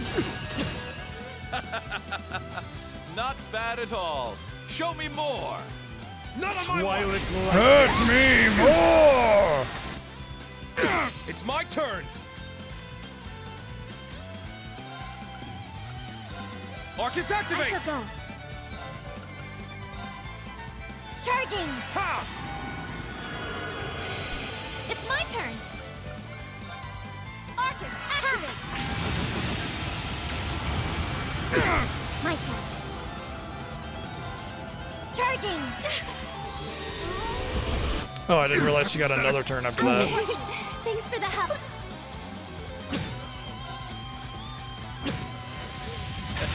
It's my I turn! hope you're prepared for this.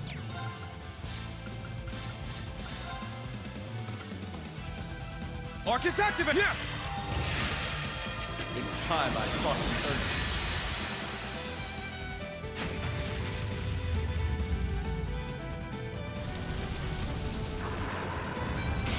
Carve this into your flesh.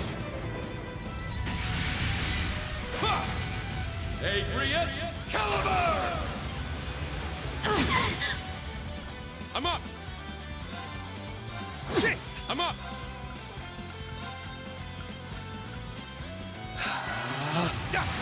My turn. Now! An opening! Now. I think my tortoise thing fell off. Charging! Ha! It's my turn.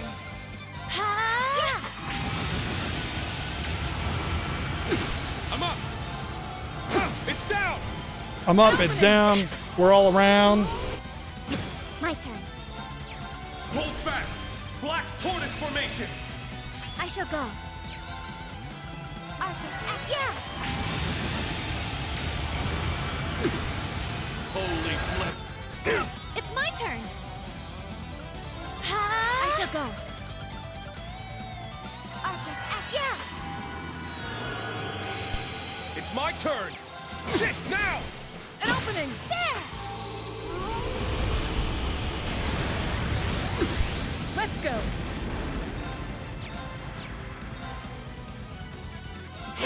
Yes. Yes. Arcus, Not dead. Charging! There! That should be the end. foe suppressed. see. Let's continue.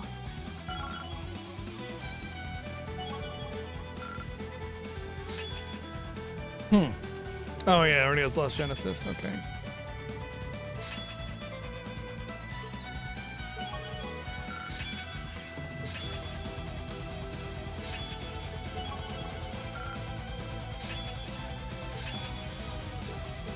All right! I must continue to train. I did. A matter of course. Stats updated. I did it.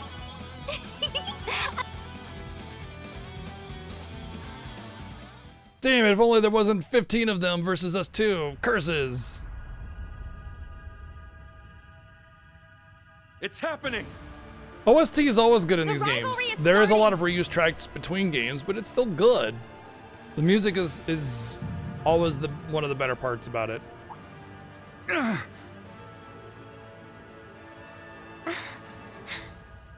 What's going on? I am. No, I'm. Father?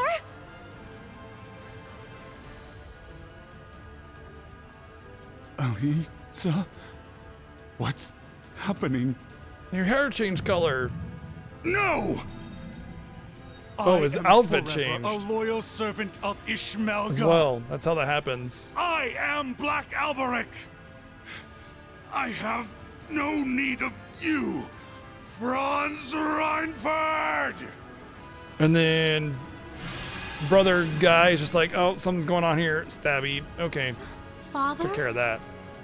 Could it be losing its hold on him?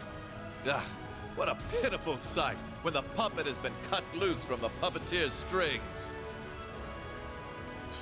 Perhaps the Ebon Knight can no longer be bothered to divide its attention when the end is so near. Come forth, El Prado, the Auric Knight! He's like, I'm already here, dumbass.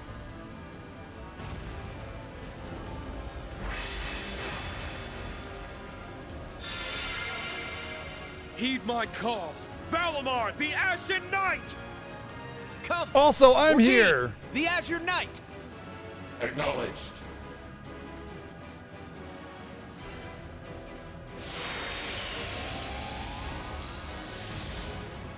It's my headcanon that people named Rufus just have something against the world for being named Rufus. You know? It's not their fault, man. This will be the last rivalry before the battle that will decide this world's fate. Once I've proven victorious here, I will hold the power of all the Divine Knights you've defeated, as well as the Sword of the End. Then, I will discard my life. I don't think that's an immortal. That's not how that works. I knew it. Damn it. Finally, I will challenge my father and surpass Exactly, him at Ziggy. long last. Now you're getting Only it. then will I be able to prove my life was worth more than that of an unwanted bastard child. I I'm will be sad the one who decides the meaning of about my being existence. rich and powerful. Reen, please stop him. I will. Just leave it to me. Regular bathing is important to make sure you don't get distracted.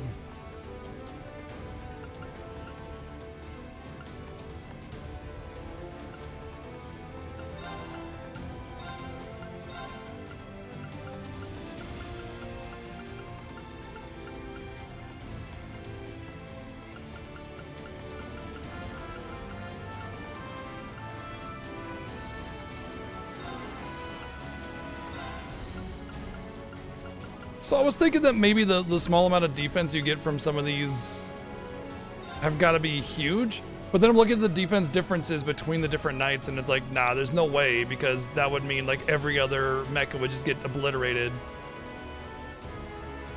Well, this is where we suffer.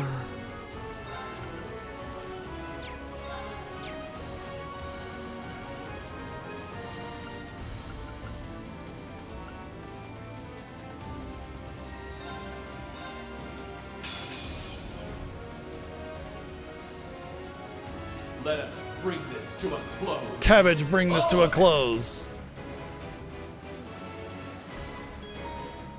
Can use the EX order 1000 force by pressing the triangle and accessing the crafts menu. So consume 2 BP and increase the damage dealt to enemies for 3 of your party's turns. In addition, each party member's strength and ATS will be greatly increased for 2 turns. I feel like that won't be as good as I want it to be. But if I can get like a big bada boom with it, then, you know, maybe. I was hoping for something defensive, honestly, but 1000 arms, I mean, of course it's going to be offensive. We'll see how it goes, because the last several mecha fights have been really, really awful and very, very, very reliant on items, which I have a limited supply of, so I'd like to lose as little as possible.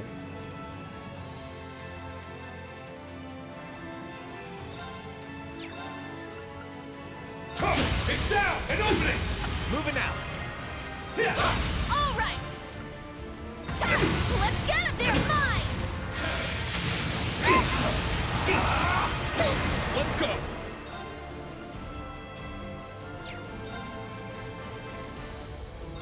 Now and opening! Moving out. It's my turn. Spirit! It's my turn.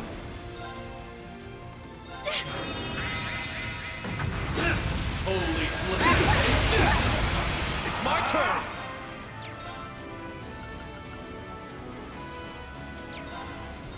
It's down and opening! It's my turn. You can't escape. All right.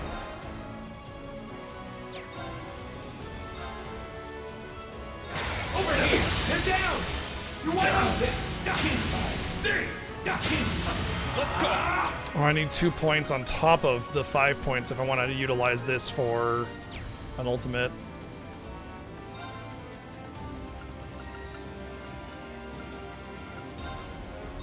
It's down and opening!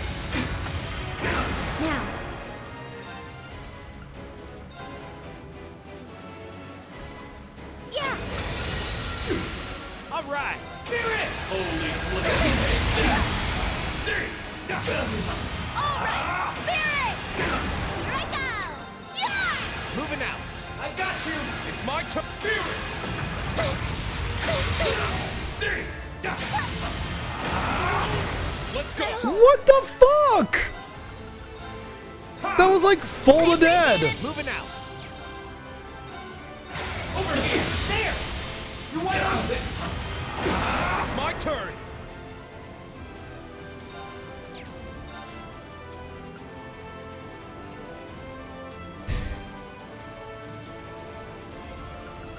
All right, if I do that, Let's go, everyone. and then I'm up. I use this. I'm going! Of course, I didn't get a thing. I didn't get a stagger thingy. It's my turn! And she doesn't have enough points. Cool. Let's get him! Good. Okay.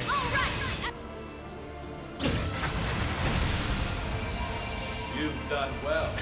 But holy flip. And then right when I'm about to break him, where I'm gonna get him lower health, he goes into phase transition. Gets perma buffs that I can't do anything about, and then goes ham. So I was about to break him. We got really low by that attack, but it's not gonna matter. Now it's stupid time. He's gonna do so much damage I can't keep up with it with heals. I'll support you. Mike, I got you. Here's a pick-me-up. It's my turn. That might be what I need to do right there. Brave Stones.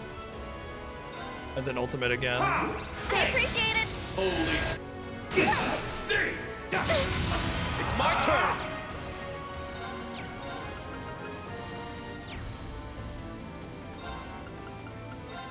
Ha! I appreciate it. All right, Spirit! Let's go. Shoot now! An opening! Not yet. Spirit! Here I go! Charge! All right, I got you. Let's go.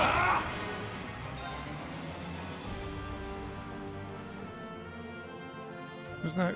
Who's got the next turn?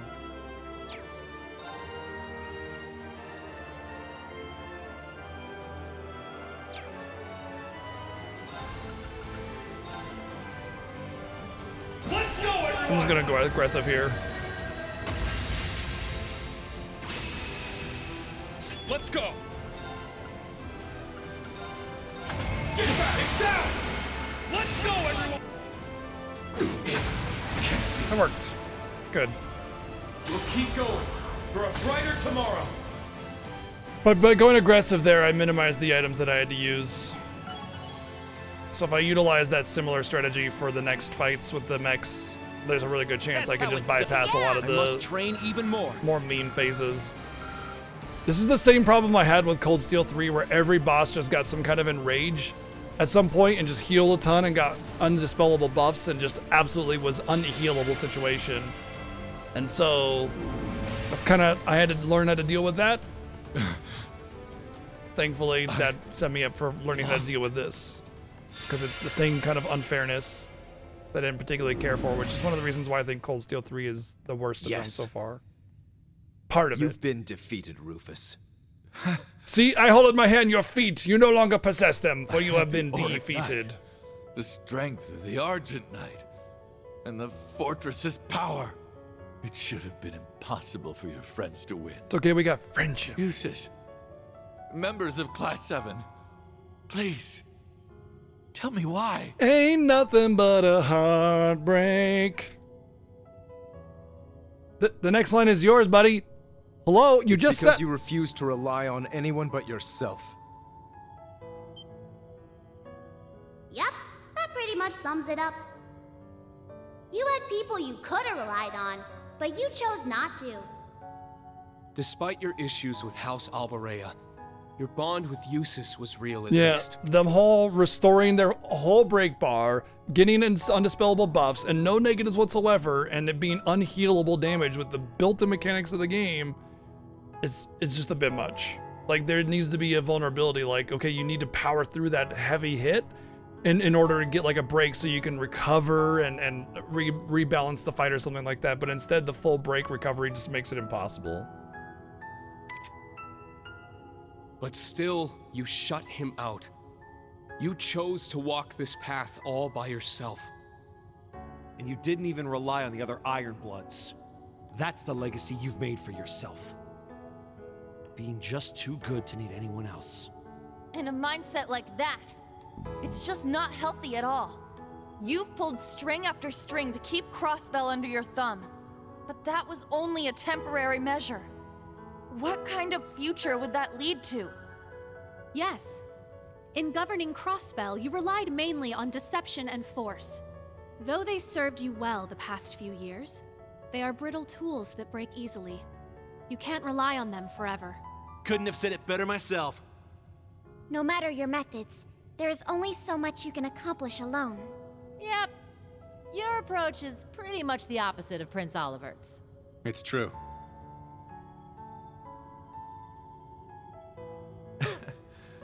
I can't argue with that. You've made me see the light. Contributing to the formation of Class 7 was one of the few things I can be proud of. I imagine that once I fall unconscious, you'll discover the fortress's garden has changed.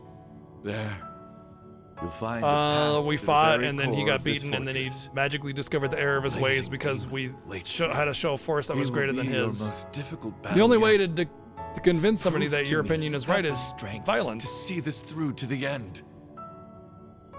And what lies beyond is the final It's the horizon. Oh, that's...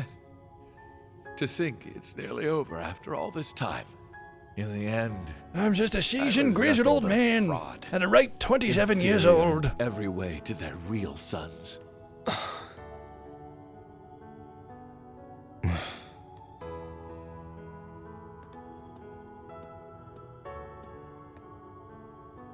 We'll take care of it from here. You fool, stab! Please rest, brother. Jesus dead. However, done. Moving on. Before you do so, I need to knock some sense back into you. Go on then.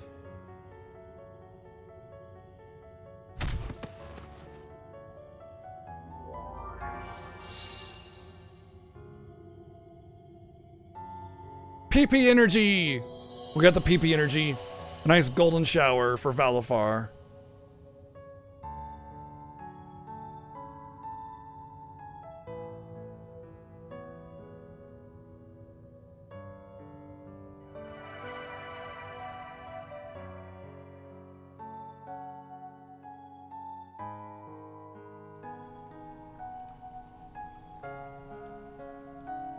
There is a lot of remakes of previous tracks, but overall the OST is solid.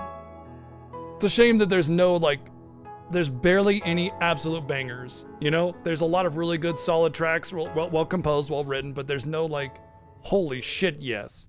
You know, you're not gonna get the equivalent of Birth of a God, One Winged Angel, you know, to Xanarkand even, or any of those, Xenoblade OSTs are just full of absolute mind-bogglingly good bangers, or Expedition 33, or any of these other games that have bangers. You know, it's just nice tunes, right?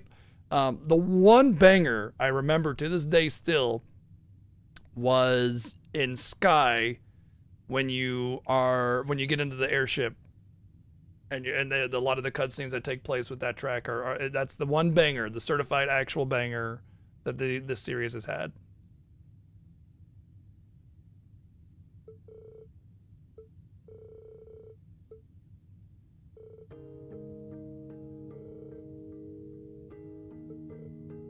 This track has been part of Cold Steel since the first one. So, Silver Will, that's the one. Yep. Silver Will is certified banger.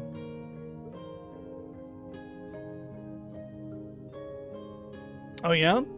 I wonder if he, I don't know what the composer situation is between Xenosaga and Xenoblade, but the Xenoblade games have oh god, they're just Their OSTs are among the best in video games. They're definitely up there with Final Fantasy and other greats.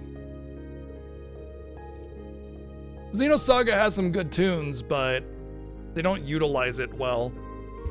There's a lot of silence and nothing.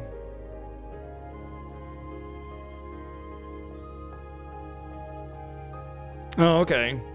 It's been a while since I played Xenosaga, and I wasn't super fond of them.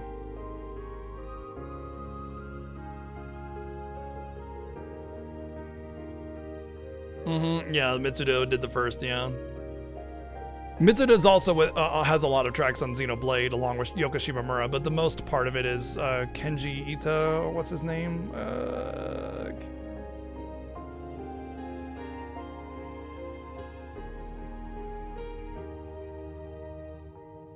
Kenji Hiramatsu has the most credits for the Xenoblade games, but just Ace Plus in general is pretty damn phenomenal.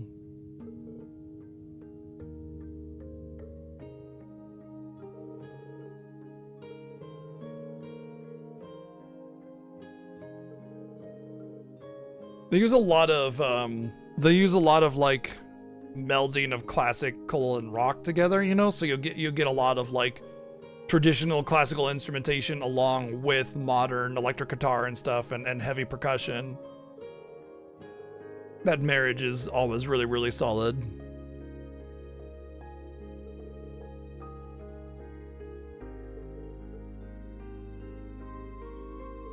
My first introduction to it was actually the Metallica album, S&M.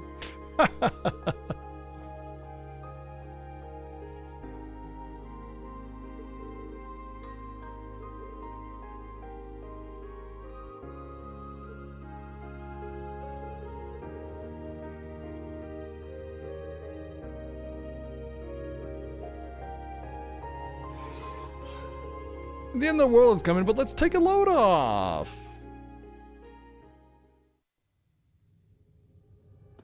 We'll just leave this corpse here, it's fine. Okay, I'm really, really feeling like I missed something here.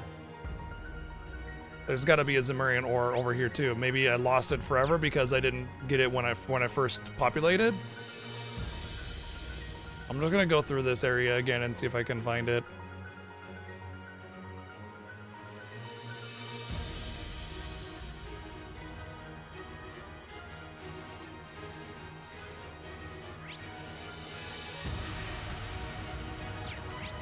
No.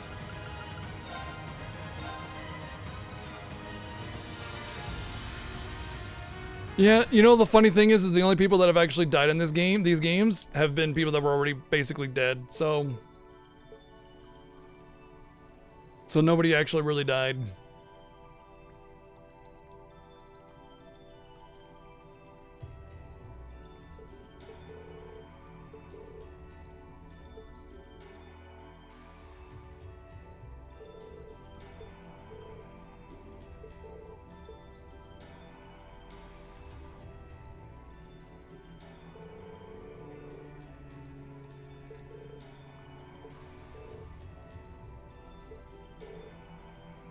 Inspecting our equipment suggests that I can get the third Zemurian ore. I just don't know where to get it. It might be on the way, but it could be like I missed it permanently by not seeing it the first time I got there.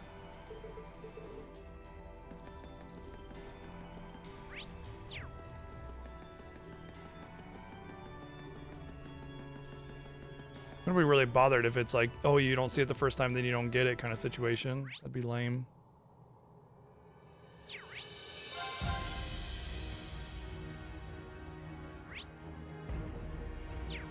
Ahahaha. I'm glad I decided to check around.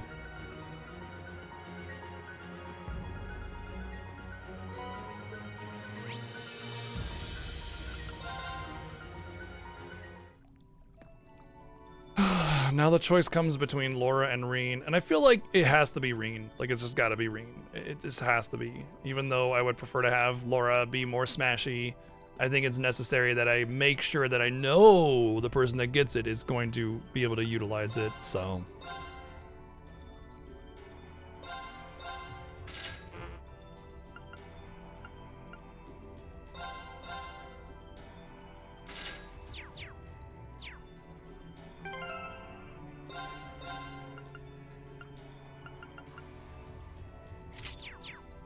barely an upgrade anyway. And there's no upgrade beyond that one.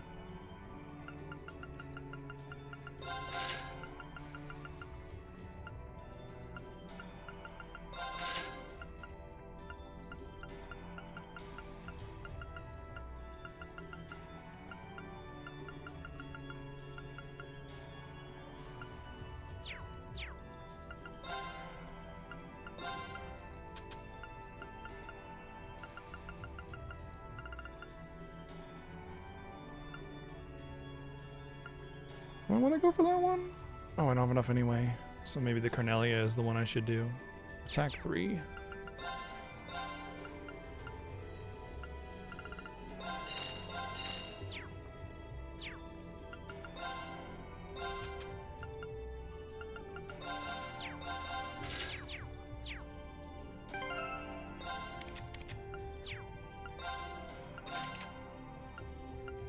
I feel like I could get rid of... Oh, he's only got 53 now.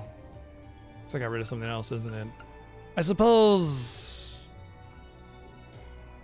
that would be better to get rid of, because the 50% on the first hit, it's like, okay, it's nice, but I'm not really relying on you for that. Beyond that, you know, that's a Laura Smash thing. So just taking that out and giving him comparable offense to Laura will help, I think. Might even be better than the plus 50%, to be honest.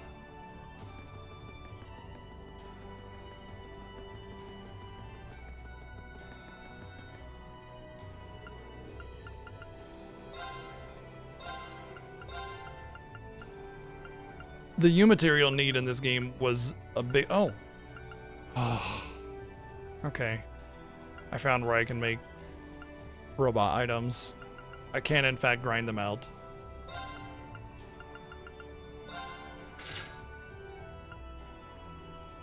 Unfortunately, they cost U materials, so yeah.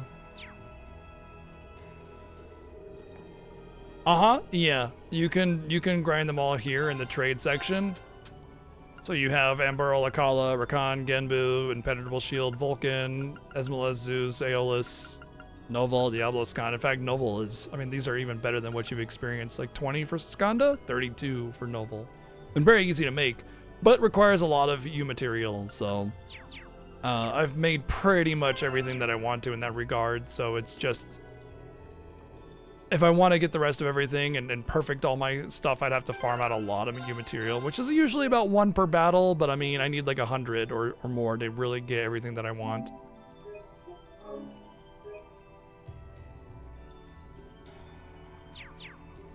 Okay. I know that we probably only have the last little bit, but I know that it's going to be a long section either way, which means I'm going to take my break and we're going to get some food. I'm going to get nice and fed so that when we get to this finale, I'm not trying to rush through it. Just let's take it nice and slow, or normal speed as it would be. But it's halfway through the stream. I'm going to go get something to eat. I'm going to go get something to drink, all that kind of stuff. And then we'll be back with more than likely the conclusion to Cold Steel, the whole deal, all of it. So, be right back.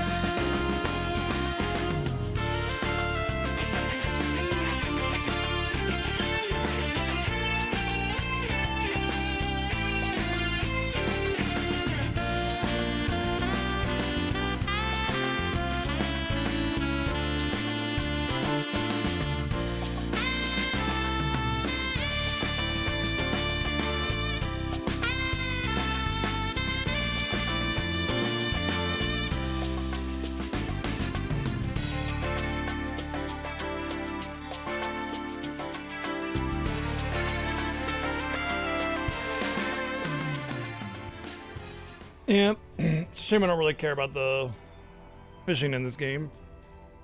But killing enemies is not that hard. I mean, Laura Smash makes things very fast.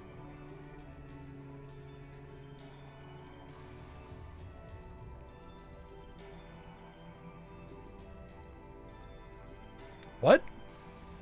When you're 2 years removed from the NES in the US wide release, being as far removed in time from the PS2 as the PS2 is to modern day, remember to take your baby aspirin.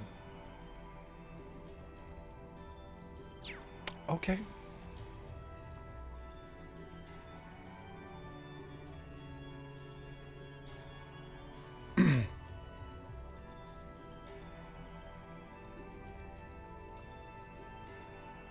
But yeah, if I was gonna farm new materials, that would just...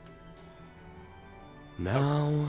I'd just go fight monsters, you know? I mean, maybe it could be. That dude was far from the first person that's talked a lot and not made any sense, you know?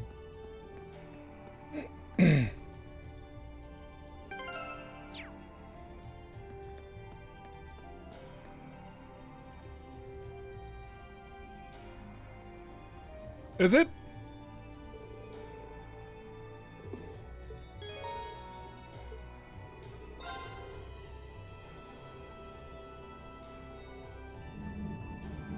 No, I remember you.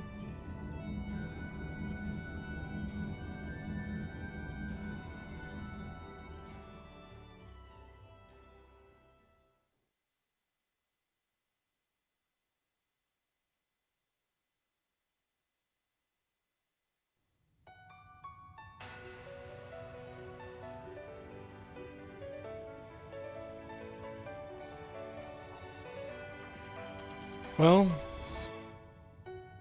actually it has been a while. 3 years, according to the chat log. Unless you have a different account.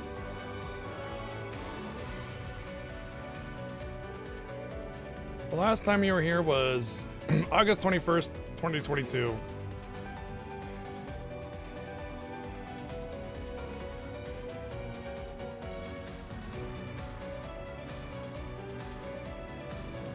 In 2 years, the time between now and the PS2 will be the same time between the PS2 and the NES if we feel old. Oh. Oh, okay.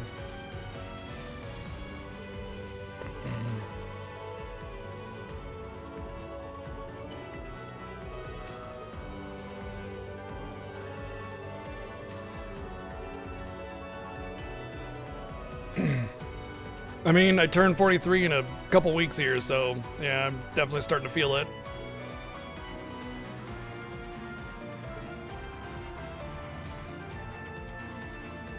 Well then, let's go. Thor's Military Academy, Class 7. Alyssa, you have no authority. Shut up. Prepare to advance to the final sector of the Imperial Fortress. Right.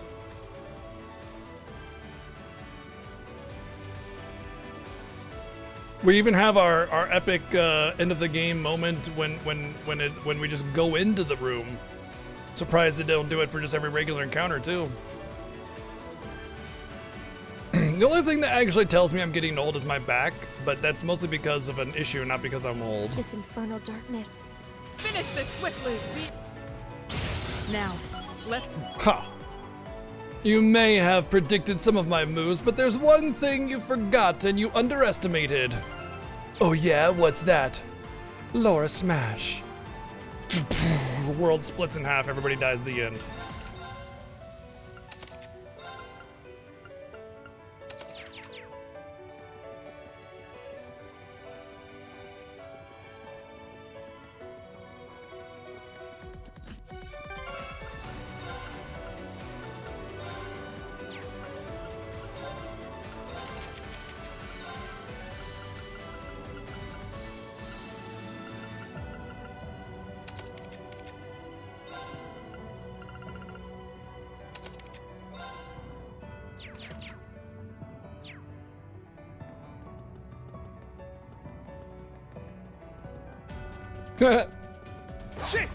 My turn. Let's go. I'm going.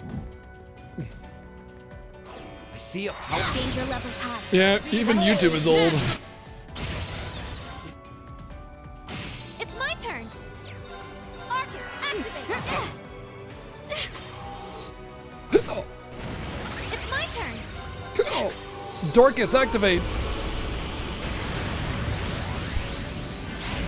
Not on my watch. Unforgivable. I'll care for you. Take How are you that. not I'm dead? going. My turn. I'm up. It's my turn. Shit. All right. Laura Smash. Hello, Laura Smash.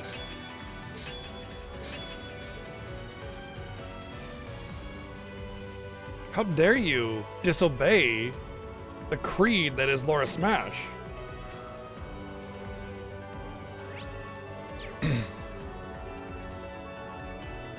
Back when you were totally an experienced adult of 18 or something like that. Kids always think that they're so adult when they're still kids. Yeah, I'm going. Oh, did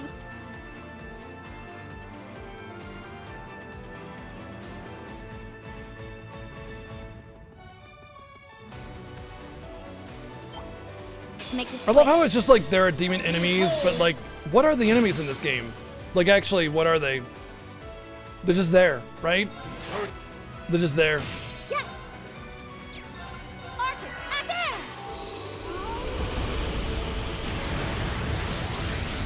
Oh, did Why do they exist? Why are they here? Why are we fighting them? Why are they in our way? Why are they part of this? Just why? You know, every game explains the enemies usually. I'm ready to go anytime. Let's start the battle. Oh shit, I didn't build up Laura Smash. Let's just do this then, and we'll just refill them.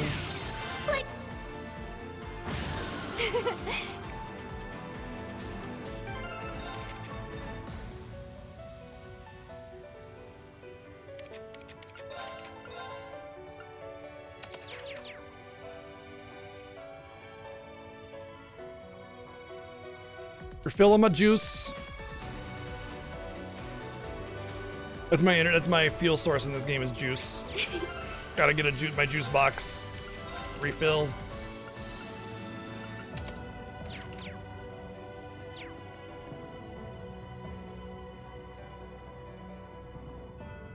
Yes, 2 girls, 1 cup, famously on YouTube.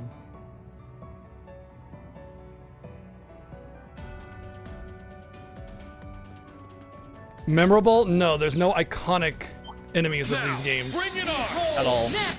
Oh, well, palms, I guess, are like the most iconic enemies of the game. They're kind of like the slimes of this game. I'm going. Arcus, act. And the sheeps. The sleepy sheepies that stun and sleep you and roll over you. Those were always fun.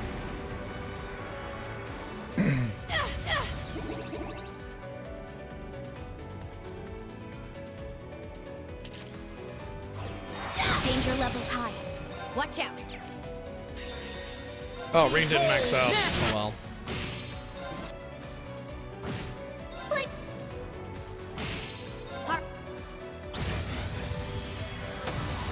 Battle complete. Let's move. All right. Maybe I should just keep. Maybe I should just keep emblem on everybody, right?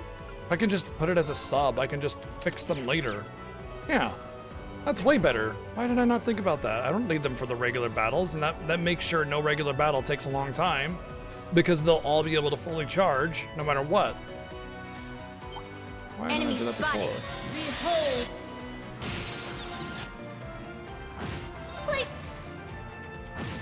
Yeah, Oh, did we there we go. sense- Much better.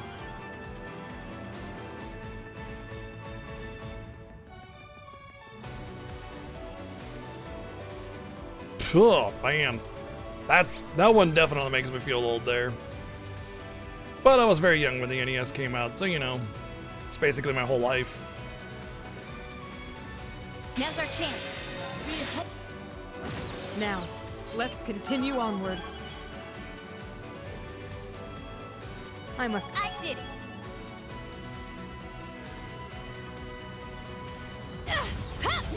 I'm ready to go anytime. Now, let's go.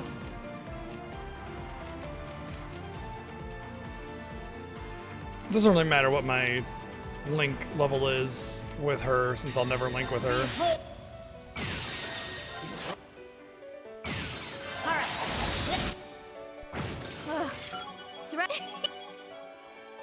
Yeah, like regurgitating Buttroot or whatever his name is, you know, the usual. Very memorable. Yeah, yeah.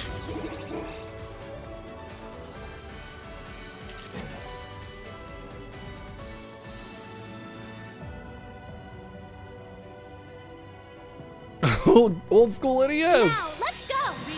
Ugh. All right, night. I agree, Berserk. I need to get my Zelda level up. He is the hero of the game after all, since it's the Legend of Zelda, you know, so we will have more power from him. Ooh, a tough one. This one's strong. Be careful. Behold. Places, everyone. Let the show begin. And now, the grand finale. Is that a different one? I think that's a different S-Craft for her. I wonder when she got that. That's the same. Not on my watch. I've got you. Let's go. Wow, that didn't actually kill him. An opening! Unforgivable! I'm going. Ha! There!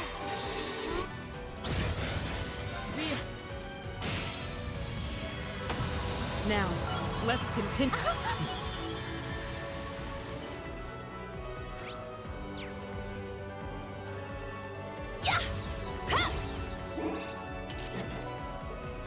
Yeah, we're in the most dangerous part of the final dungeon, so it should be the finale pretty soon. What a passionate foe. Behold. Yeah, it's the horse wiener of the dungeon.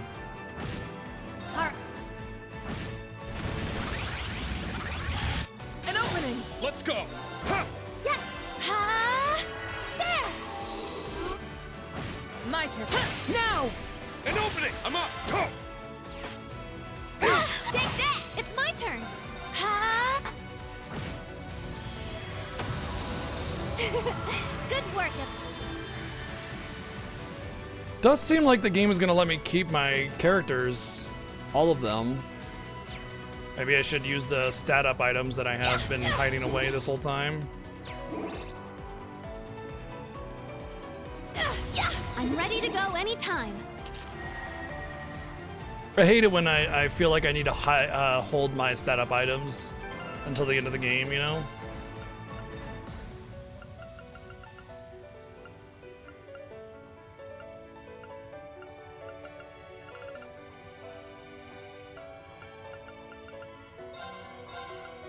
Well, these ones I can always use on her. Although one per stat up item is very, very low.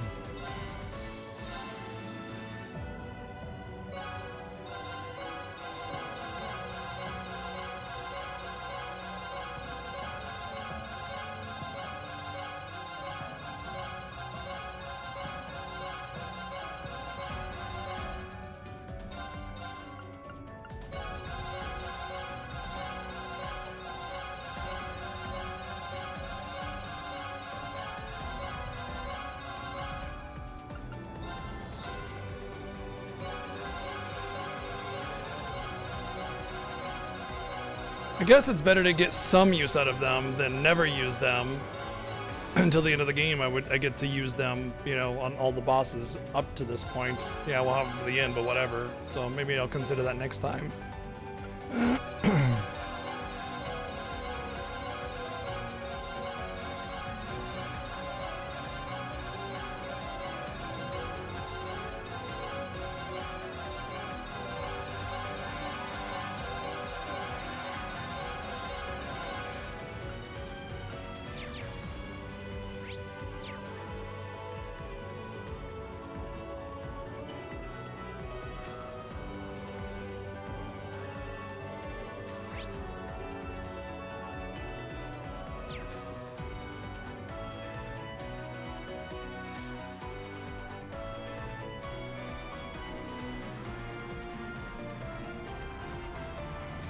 Are they gonna give us a boss here?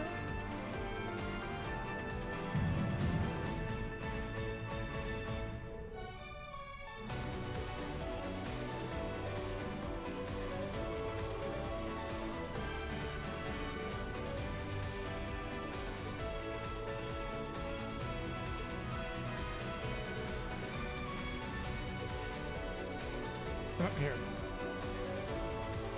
Thank you.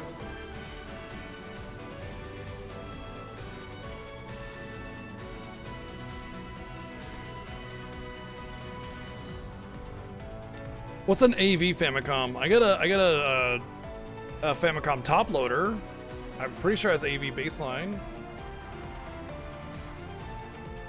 That's what I play on usually.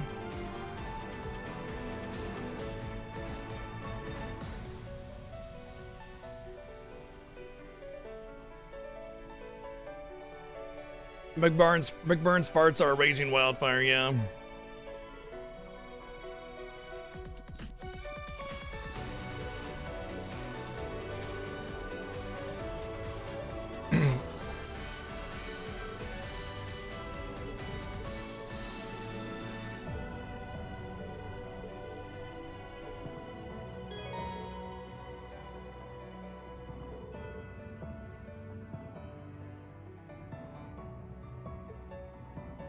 That seems weird.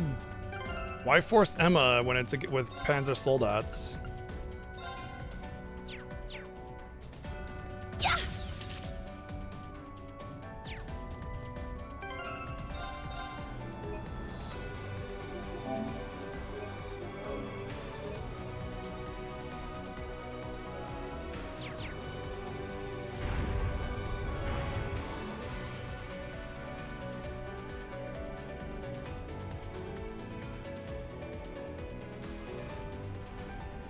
Man, took you guys long enough.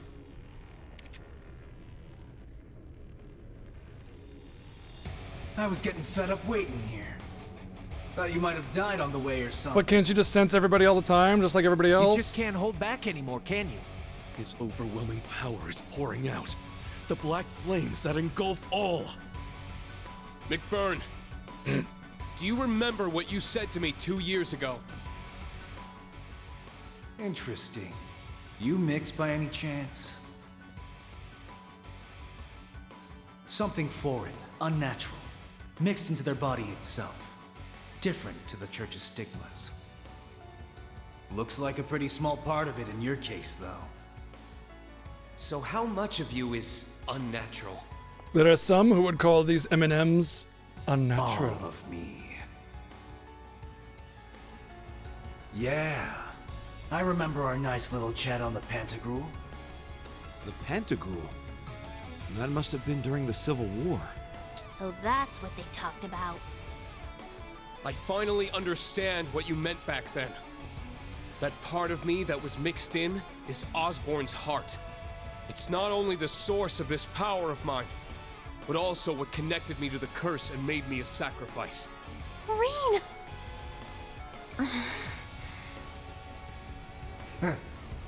Don't give me too much credit. I just had a hunch is all. But looking at you now, it's much more than just a small part of you. Nothing compared to me, though. Well, of course not. How could I compare when you're not even from this world to start with? Right, McBurn?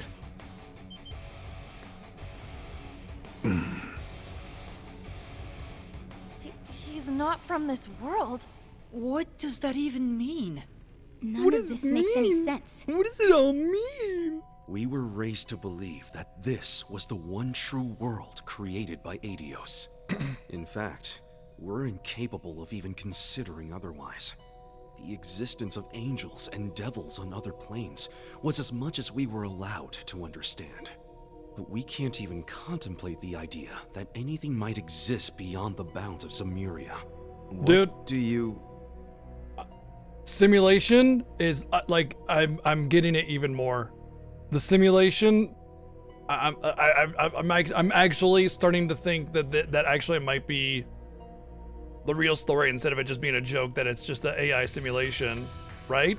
because now I'm starting to get Star Ocean 3 reveal or kind of thing, you know? And McBurn is just his username. And that's why it's such a cheesy fucking name. It's just some edgy teenager or something playing on the video game, and we're just in his world. He's just a character in that world. There's something beyond Zemuria? This is an example of the divergent laws. Things we simply cannot understand or even begin to explain. For example, no matter how far you try to fly or sail away from the continent, you're unable to progress past a certain point. Okay, whoa. What the fuck? How is this just something you know and we've never, ever touched on this subject? This is a big fucking deal. Now I'm really certain that this is a simulation.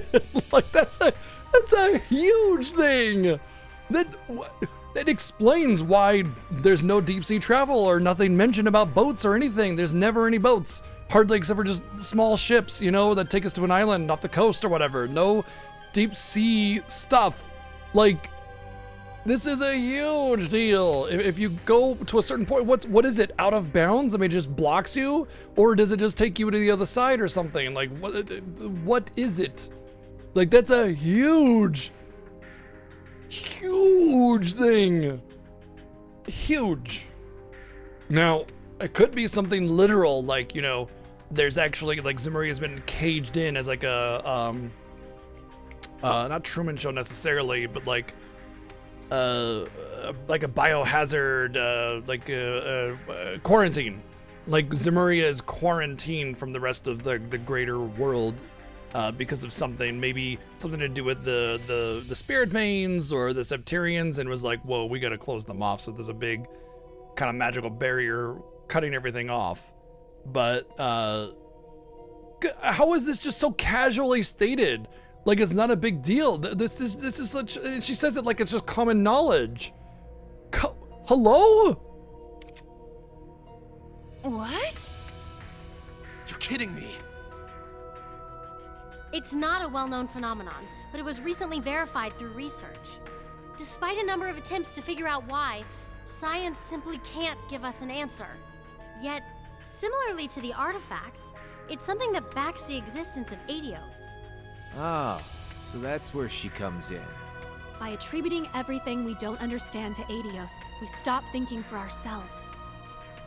Given my position, this isn't something I'm especially proud of. But the Church's stance is that so long as order is maintained in the world, we shouldn't do anything. Don't upset the status quo. The mages and witches of the Middle Ages weren't quite as commendable, however. As such, we theorize there must be something else behind all of the mysterious events we've noticed throughout the centuries. The divergent laws. In other words, the laws that govern what lies beyond the world Aidios created. And at times, certain things from beyond make it into our world, causing inexplicable phenomena. Obviously, Aidios is just the lead programmer.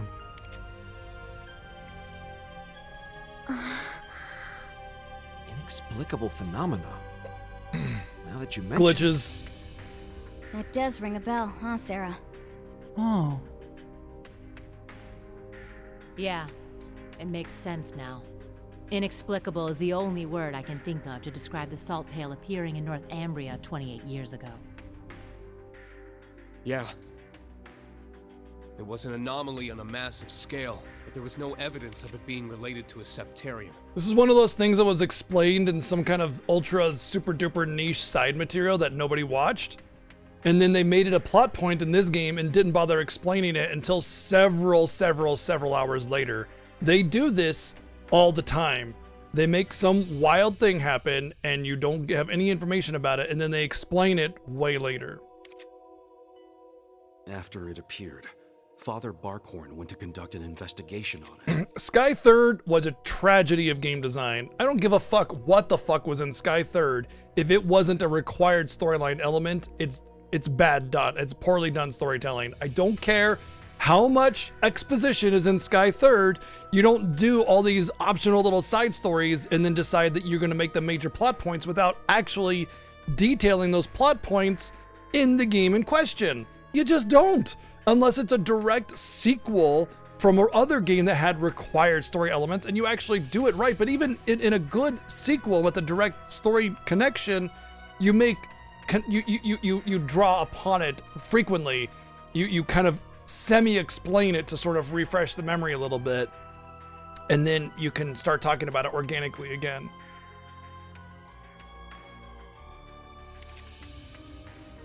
But to be honest, And they say the Sky's Third is church wasn't skippable, able yeah. to reach any kind of conclusion on where it came from, so it was simply deemed a manifestation of the goddess's powers. No one can blame them for that. We're all human in the end, and some things we simply can't understand.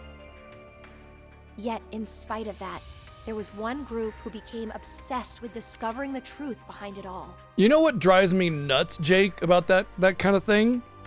Is there is so much unnecessary bloat and fluff and jerking off in this game that does nothing to build the characters up or tell the story, and then they have this major actual story element lore not in the game. Why is that there and not here? Why is this here and not in a side quest? Like side quests with main story and stuff and major lore dumps? That should be part of the story. And then the fucking everybody jerking each other off every time they meet, that should be the side quest. Or the side thing, the side content, the fluff, the slice of life bullshit. That should be the side things. The main stuff should be in there. How is that fucking, like, hello, duh? Like, it's not controversial. It's pretty fucking standard storytelling. Like, what are you doing? You know, so the fact that you're talking about all these like main plot elements in the side reading material and the side games and the books and all this other bullshit is just, it just infuriates me, because it's like, why is it over there and not here? And instead you got 90 hours of everybody giving each other a hand job in the den while the world is burning around them. Ridiculous. They were ravenous in their pursuit, willing to go to any length, no matter how vile or demonic. Wait! You don't mean... The DG cult. Though they focused their efforts in Crossbell, they were Well, they operating didn't. all They over just the focused on continent. Crossbell during that time. In truth, though, they were being controlled by the Croix family the whole time. Say what you want about those cultists, but they pulled off something amazing. They're the ones who created Gnosis. A drug that frees you from the shackles of this world. They made something like that? But more importantly, assuming this is all true, then... McBurn, you really are someone from beyond this world, aren't you? Hell, are you even human? You're half right. He's human, but not in this world. What is that? I really am leaning, like, my main head canon fan theory is now The simulation. part of me I from made it beyond. I was joking. The half of me from here was human. That's why I look the way I do. And before you start asking, no. I don't remember a thing about what the other side is like. Only thing I remember is when my two halves fused together. Oh man. We collided. Hold on. Ourselves mixing together so... Okay, here's my new theory. Okay, simulation, right? So this is all a simulation. We're not real. Some people are real, some people are not real. But in the real world, it's post-apocalyptic, and everybody in here has basically been. They're basically in like a what's that one MMO anime that everybody trash talks? It's that. But it's just like a warehouse, underground warehouse of pods of people in them, just as far as the eye can see.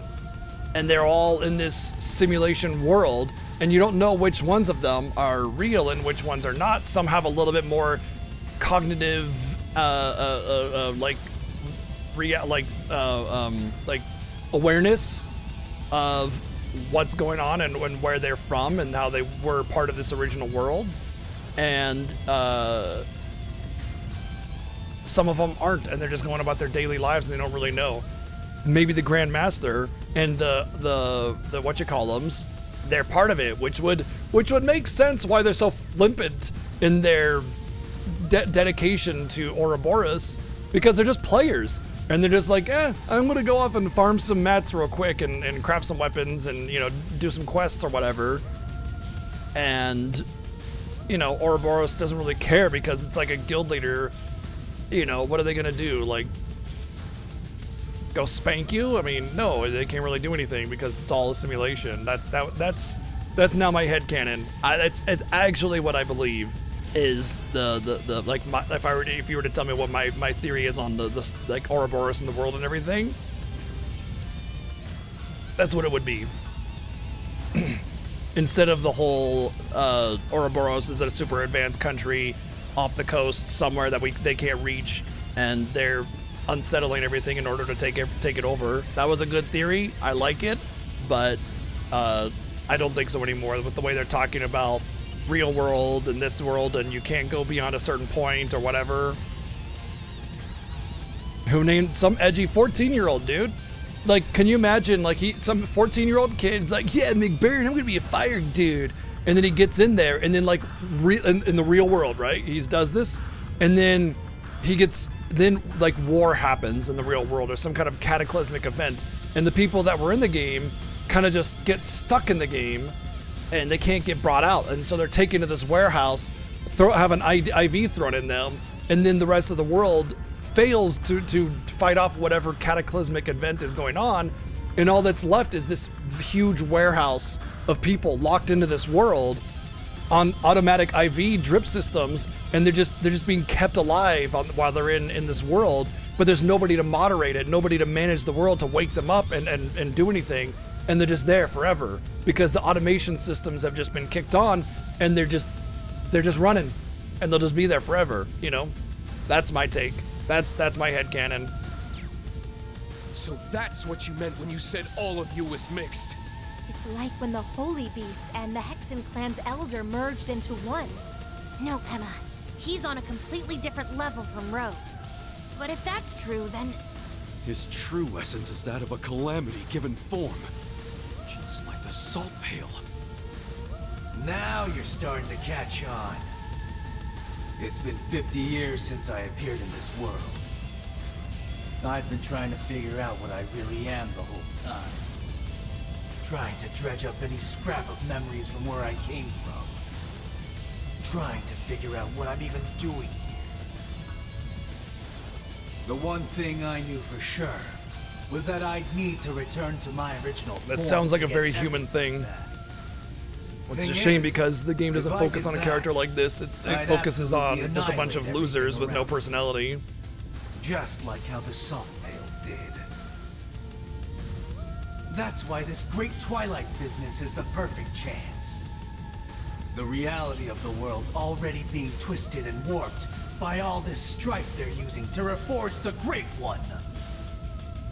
So I don't have to worry one bit if my true self completely tears it apart!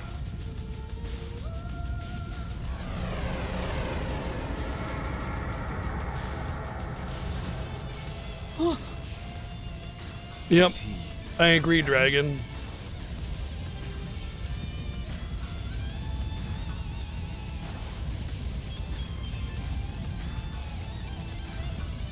Yes, this feels right. This is it. Demon McBurn. My memories are still missing, though. I figured as much. They could have just, they gave him a new name, and then they call him Demon McBurn instead. To take on Osborn, but I guess you'll have to do. Now, give me everything you got.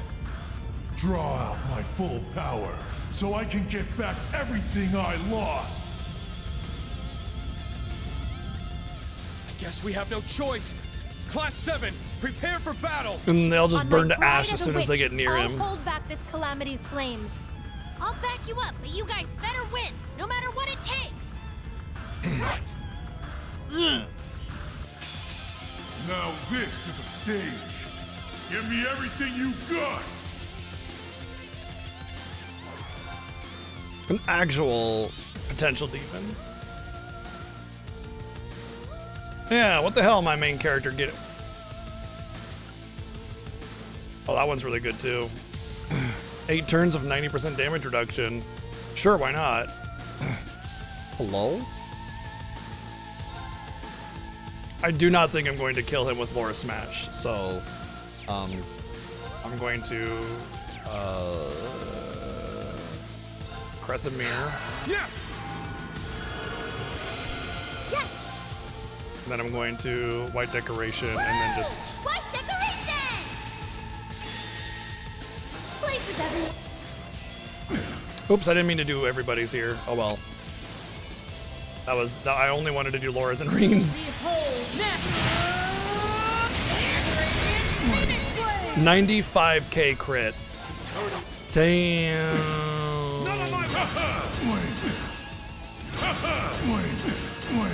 How about lame? I'm up. He says lame.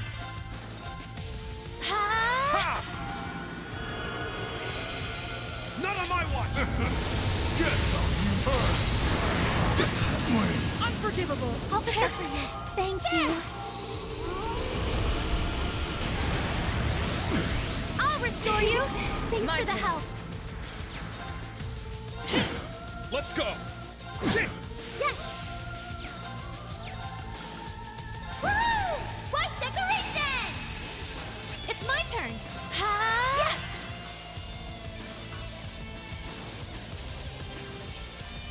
Fee's not in here. Well, I guess we're taking her. I'll handle it.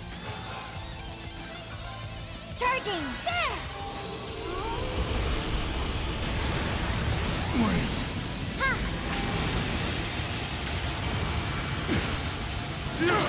It's my turn.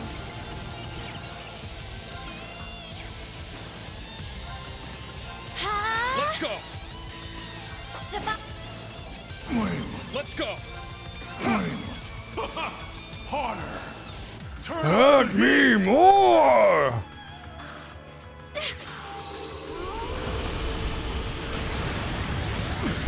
Let's go. It's fine. What's her name is perfectly fine replacement. I don't need Fee. It's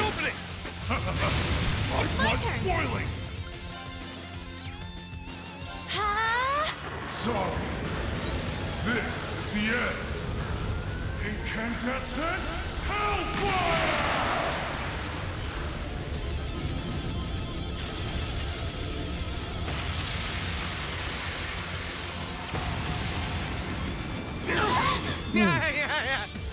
Let's go. Very pathetic, sir. Thank you, Playing Isaac, for the 300 bits. nice timing on that, by the way.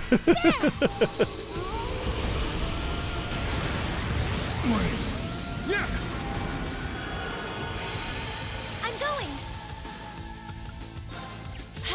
Let's go.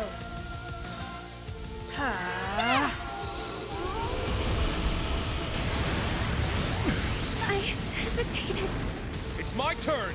Oh, I guess the fire had a thingy. Okay, I'll add that for you.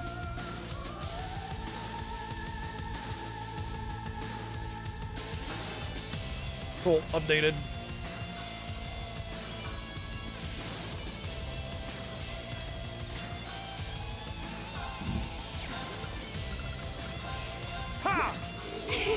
Thanks for the help. My turn. Yeah.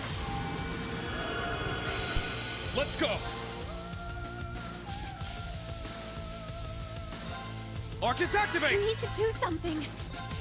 Arcus, activate. Thanks for the help.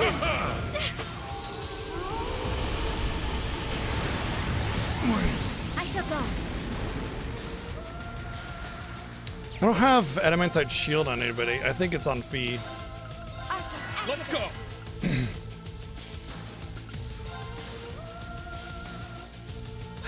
Let's go.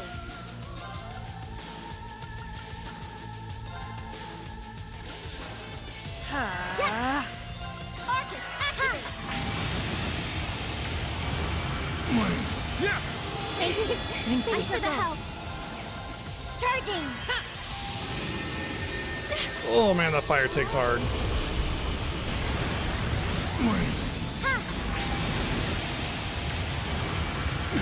I'm up!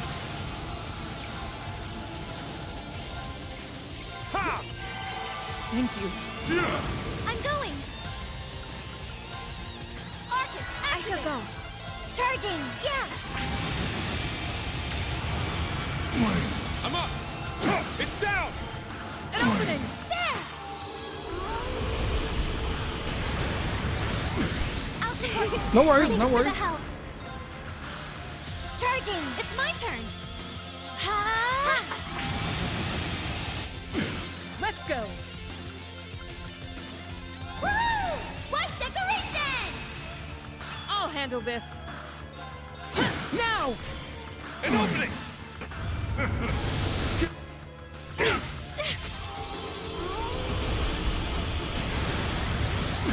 I'll support you. Thanks for the help. Yeah. Thanks. It's my turn! Oopsie. Oh well. Yes. Ha! I shall go. Yeah. There. I hesitated. My turn. Now! An opening! Let's go! It's down! An opening! I shall go. Woo! What decoration? My turn. Ha! Thanks for the help. Unforgivable! My turn. Yeah. Let's go! Shit! None of my... I must do something.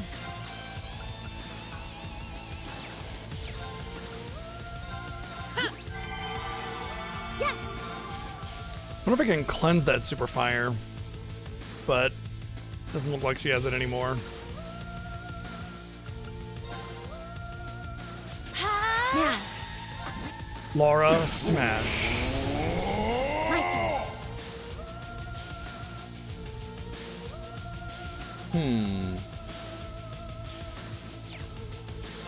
I wonder if this is like a break past it or what situation. Arcus active.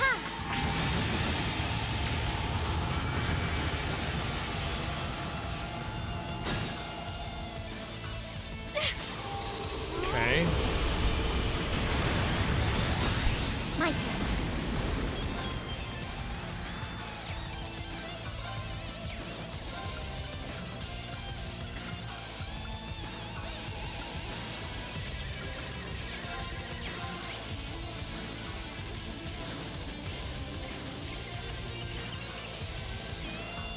I think I just have to live through it.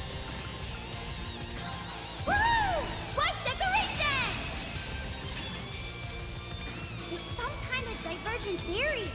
Maybe I can handle it. Reed, now is the time. Summon me. My turn. Summon us.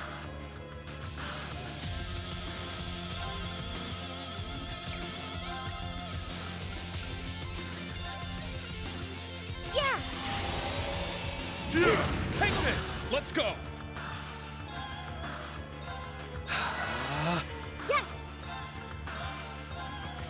Come to me. Come. Heed my call. Valimar, the Ashen Knight! Shit!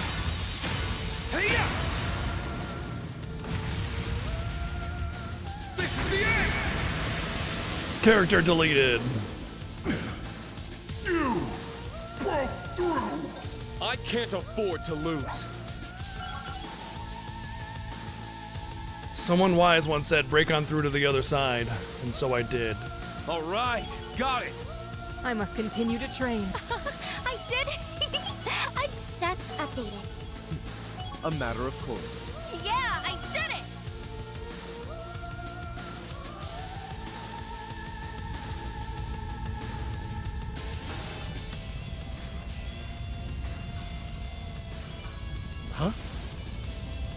What's he doing?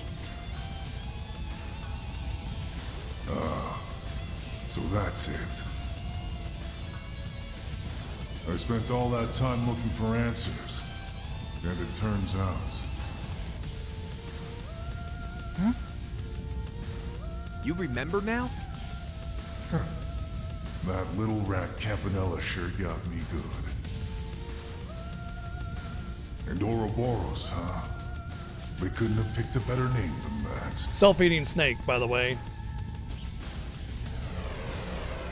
So it's possible they're trying to bring about the end of this world, and that's why they're doing the things that they're doing. He's back to normal. So if you think about it, remember how Master Kai Fei said that the spirit veins are being drained out, they're dwindling, and the eastern side of the world is, or Zemuria anyway, is like barren desert. It was like such a massive story element, and they just kind of, it was just some random little letter that we got. Like, it was, you could so easily have missed it. It's crazy how the most important story elements are just kind of brushed to the side or thrown on side content or something, and all the main story is just a bunch of hoopla, garbage, doo-doo butt. It's infuriating. I've talked about this beyond that. Anyway, it's possible that they think that by, like, you know, my simulation theory now, right? By draining the spirit veins, by activating on less Septarians, they can kind of reset the world, and that'll wake people up and out of their little game coma or something like that. How do I put this? Sorry for the trouble, guys.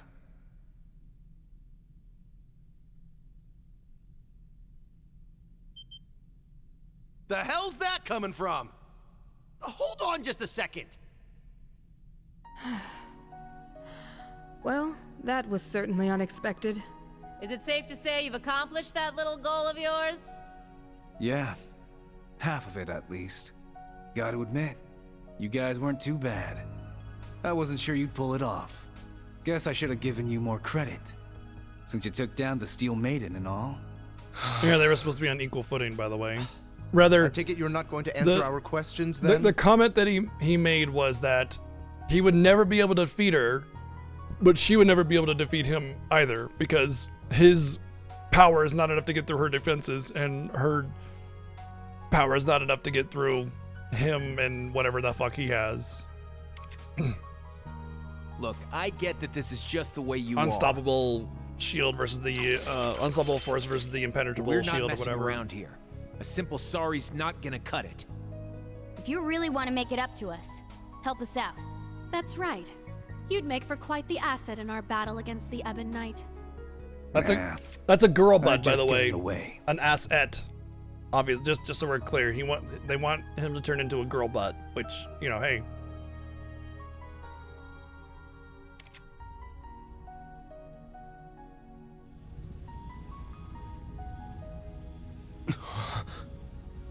A teleportation circle. I've got a new objective now. Think I'll pay Campanella and the Grandmaster a little visit. The Third Angus, too. Got a few choice questions for them.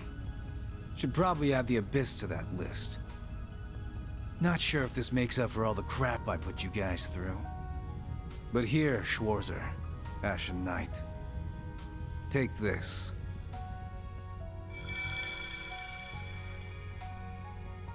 What is that? Wow! It's so pretty! A primordial flame. The purest essence of fire. Cool.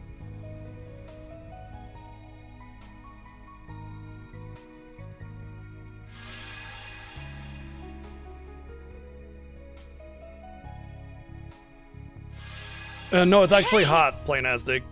Thank you, Plainastic, with What's 123 happening? bids, by the way. It's okay. I'm fine. Rain gained the power Thank of friendship. you, McBurn. I can feel just how powerful That's the one, this Ziggy, gift thank is. you. Allow me to extend my thanks as well, Overlord of the Beyond. I have no doubt this will prove invaluable for the final rivalry. Glad Because to he's hear it. he's unlocking Just a his heads up, dark side. You can probably only costume use it shit. once, so make it count. Understood. I appreciate it. I don't plan on making friends with you or anyone else in Ouroboros, but I wish you the best of luck, McBurn. Cool. I hope No, you it's find hot. what you're It's looking fire. for. Essence of fire. Without causing any more trouble. Thank you again for the 123 bits. I'll do what I can. No promises, though. Well, Schwarzer, Class 7, try not to die, yeah? And Crow. Later. So long, McBurn. Big Dingleberry.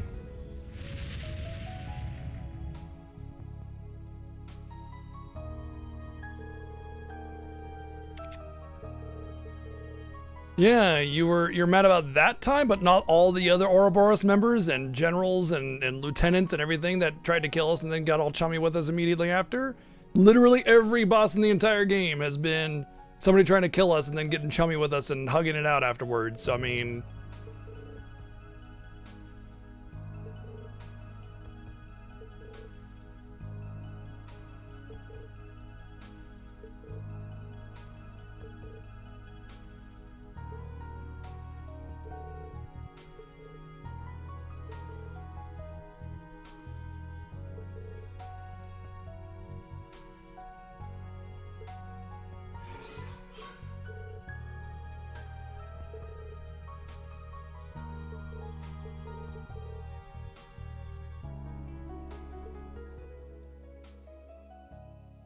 Yeah, I agree, Jazzy. I'm interested in what all of that is. But like it's how to explain it.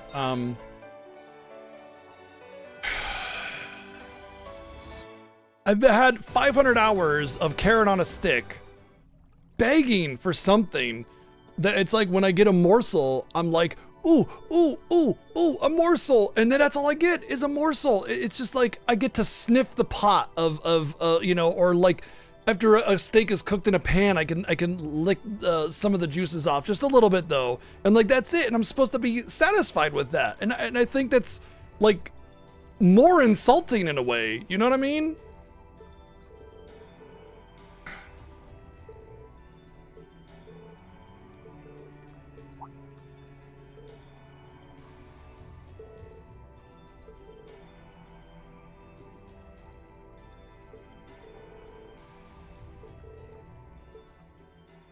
And Crow.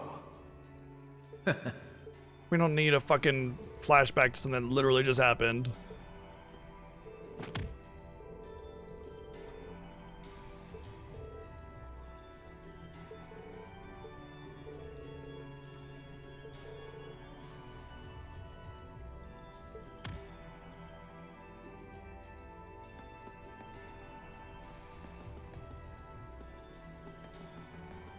I mean, all I want to say is that as much as Cold Steel and not Cold Steel, as much as Crossbell and Sky are better, they still have a lot of the same problems that Cold Steel has. They're just heavily amplified in Cold Steel. So it's important to note that, you know, those still have the same massive flaws. They're just not quite as drawn out, and they don't glaze Estelle quite as bad. But the Mary Sue trope is still very, very, very aggressive in that game. And they still have a tremendous amount of filler. But they really do get down to business more often than not than these games do.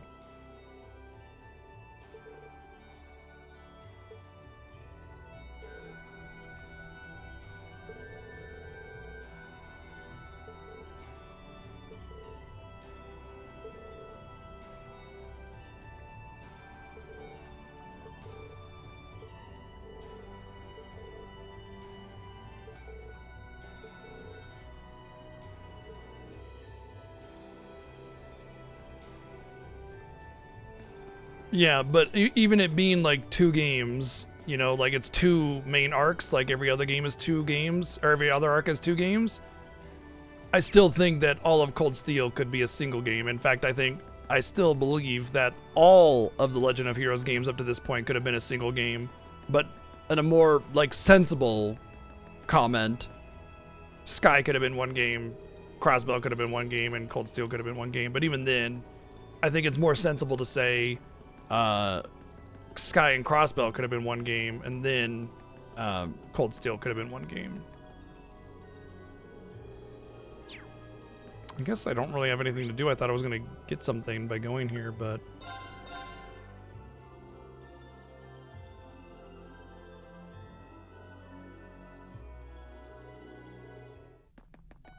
Like, you could just take Sky Third and delete it from the world, and any kind of meaningful backstory that exists within those games and doors and everything, you just put it in the game in question that draws from that. Done deal. You don't need anything else. That's it.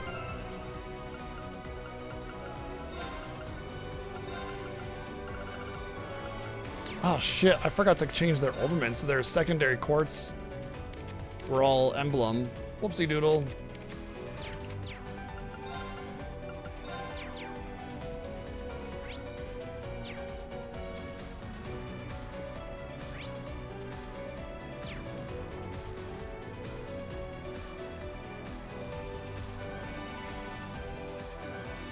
She would have been immune to the fire and she wouldn't have died twice.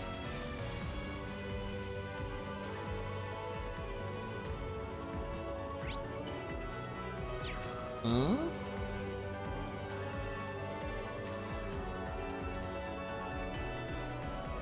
Let's go. Yes, got it.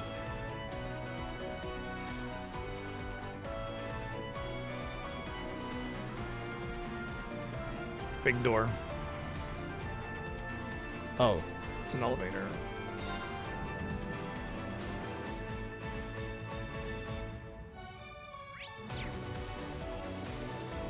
We defeated McBurn, but the darkness seems even deeper now. It's not your imagination. Now, let's go! Behold! All right. No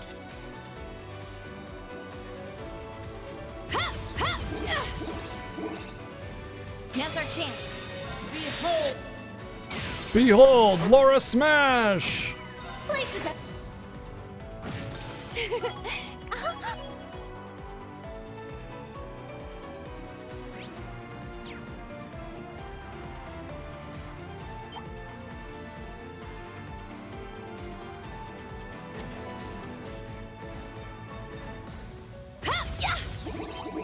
Finish this quickly. Behold! I should probably have a normal battle and build up my... No, you know what? I don't need to. I can just use BP items.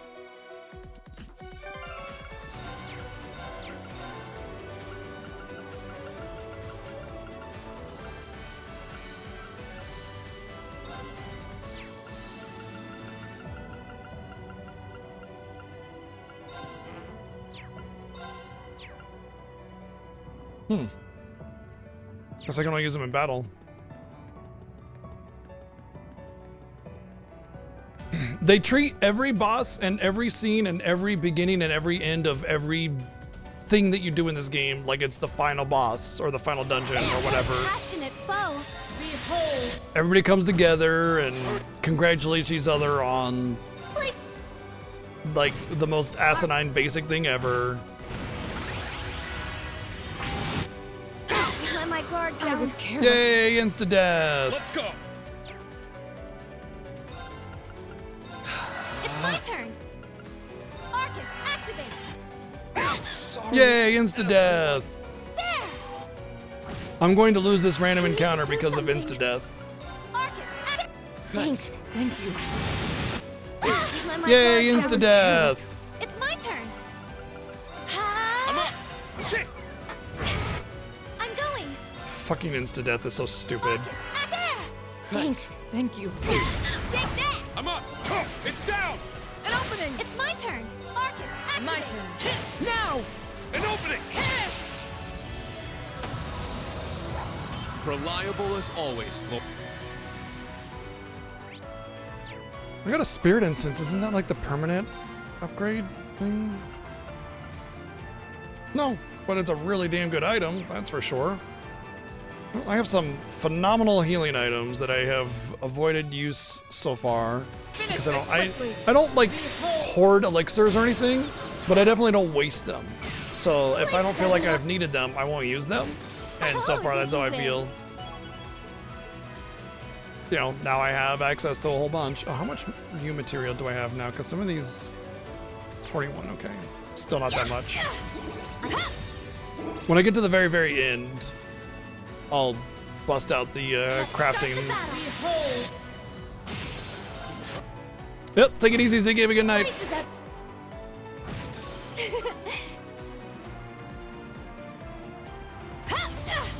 I'm ready to go anytime. It looks pretty tough. Let's watch out. This one's strong. Be careful. Behold!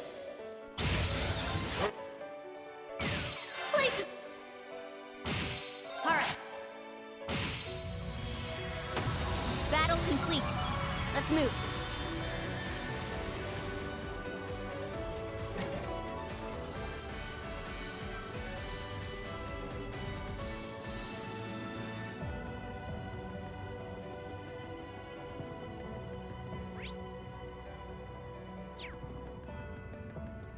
Enemy spotted. Behold! You know, if this was like a craggly mountain core or something like that, and it's just a bunch of random pathways that lead down to the center, it'd be one thing. But this dungeon is just... Oh, I think it's actually the same tile set as they use in Crossbell. It's just slightly modified to accommodate for the weird spacey dungeon thing. It's just hallways, though. Hallways and random blibs and blobs and geometric patterns, and that's it. Kind of a shame that every dungeon in these games is like that. Really boring dungeon design all the way through.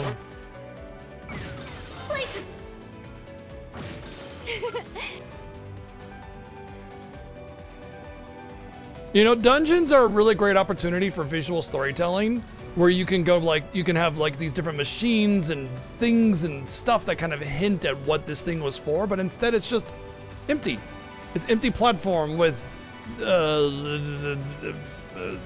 iNet thing, whatever the fuck that's supposed to be. You know what I mean? Like it's nothing. There's no actual visual storytelling in the game whatsoever. It doesn't tell a story about what this is for, what it was, what it could do, what it held, why it even exists. Why have a big floating turd in the fucking sky that does nothing? Doesn't even have a barracks, you know, to house its army to move around the field. Let's go. It's my turn. Marcus, activate. It's down. There.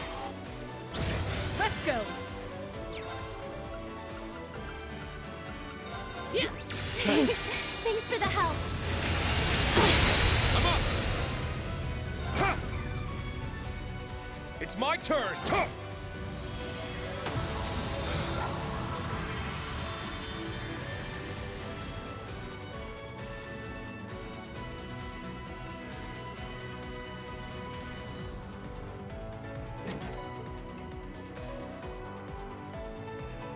It's powerful. What a passionate foe. Behold!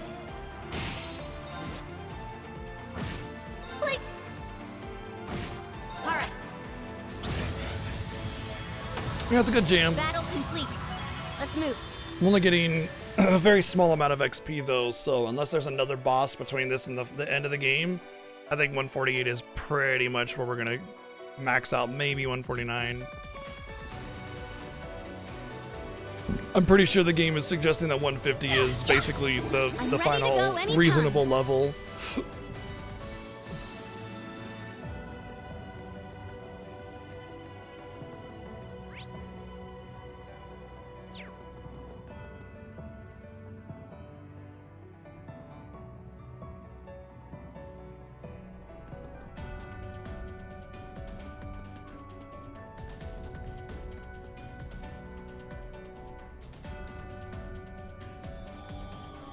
Yeah, this has been about a 6-hour dungeon.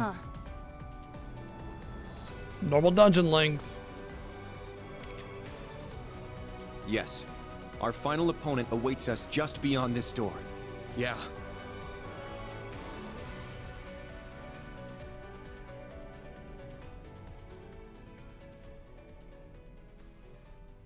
Before we go, I want to say how proud I am of each and every one of you for making it this far.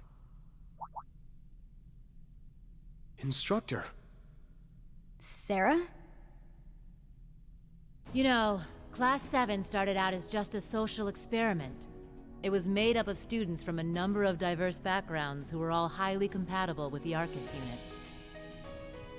But we didn't expect any of you would have backgrounds as crazy as Reen's or Emma's. This class far exceeded every expectation.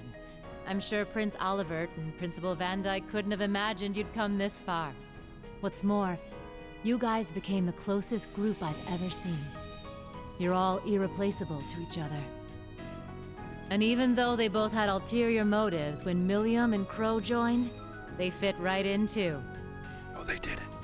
But it didn't end there. We got a new generation of members under Reen's guidance. The final pieces of Class 7. Yuna, Kurt, Altina, Ash, and Muse. As your guys' former homeroom teacher, I guess what I want to say is... I'm out! Class 7 is the best there is. Not that there was any doubt. O'Doyle rules! O'Doyle rules! O'Doyle rules!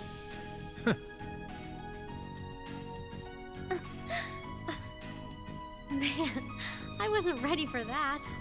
The best there is, huh? You want to know who I the seem to real recall best a there certain is? Someone saying that before the trial at the old schoolhouse. The real best. And yet the words carry so much more weight now. Wait, seriously? I thought I was being original there. Yep. Word for word. Oh yeah, that was the one time you didn't come with us. Heck, even I was there for that one. Wait a sec. If you weren't there, how'd you become a secondary contractor with the rest of us? That's a fair point, actually. You never took part in the trial. Yet somehow you've been linked to Valimar this whole time. How perplexing. Hey! Is that your guys' whole takeaway? Well, when you think about it, the 5 of us are the same. So, there's a lot of plot holes in these games, like ton of them, which is funny because there's very little plot to begin with, and the fact that it can have so many holes is kind of remarkable. And I've noticed what will happen is when something has a significant plot hole, it will be explained away in the next game. And what that says to me is the writer of these games is very like hands-on with forum posts and the community and everything, and is always reading everything that people say about the game. And when something negative crops up, some kind of plot hole, they just hand wave it away in the next game because they're like, whoopsie doodle, I forgot. Mia is super attached to RPG Chick. She's on her lap all the time, like all the time. And Maya is, well, I wouldn't say she's attached to the hip with me, but she does follow me around quite a bit. Not quite Chi levels, but I mean, she's in here pretty much all day, every day when I'm streaming now. So yeah, she also loves to lay like right here on my little neck, on my shoulder and everything. So definitely more of a connection with me. And then Mia has more of a connection with her, absolutely, yeah.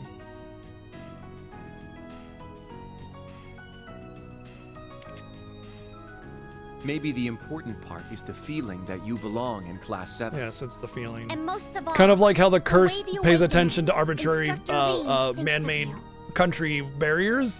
So if Ereboni expands its barrier, the curse magically influences everything within that, which just lends it more to the simulation theory, honestly, because that would be the only way that would make sense. Because if it's a curse, it would be a cursed area, a cursed land, not just arbitrary human man-made barriers. As far as I'm concerned, Instructor Sarah's always been one of us. So basically, you're saying she's no different from a bunch of high schoolers. Now, maybe it just means she bonds so well with her students she starts acting like one. I try to give an uplifting speech and this is the thanks I get? Come on. You guys just can't give me a break, can you? We're just joking. But jokes aside, that's just what we needed to hear. Thank you, Instructor. It truly means a lot. Sarah has Glad the to most hear it. plot out of all of Class 7. All right, Reen. You know what to do. Yeah. I'll keep this short. All we have left to do is prove our strength and determination. What awaits us beyond this door is the cause of everything. The source of the curse, and its final rivalry. And with it, Erebonia's most influential chancellor, the reincarnation of a legendary emperor. Shouldering the fate of the continent would be daunting to almost anyone. But we're Class 7, the best there is. We can do this. It's time. Let's destroy this curse once and for all, and light the way to a brighter future for the whole world. Right.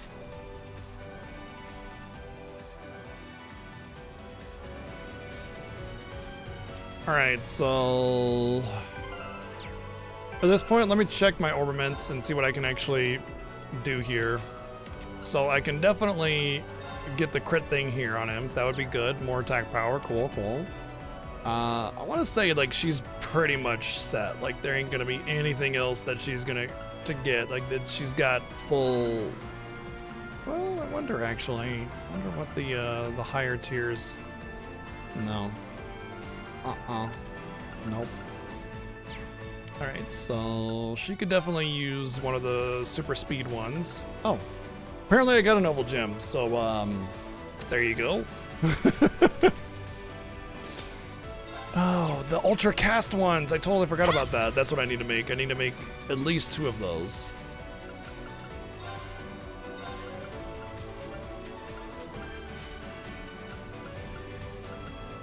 Diablos?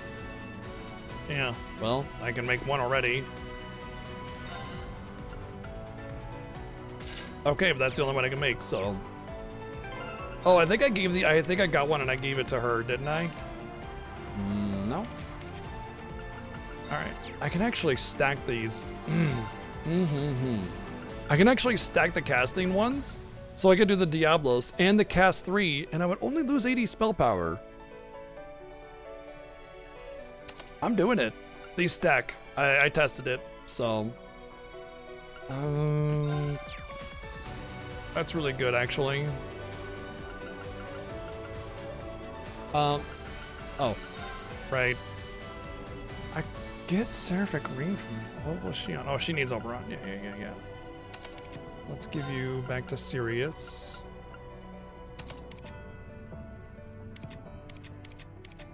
She's still in Titania.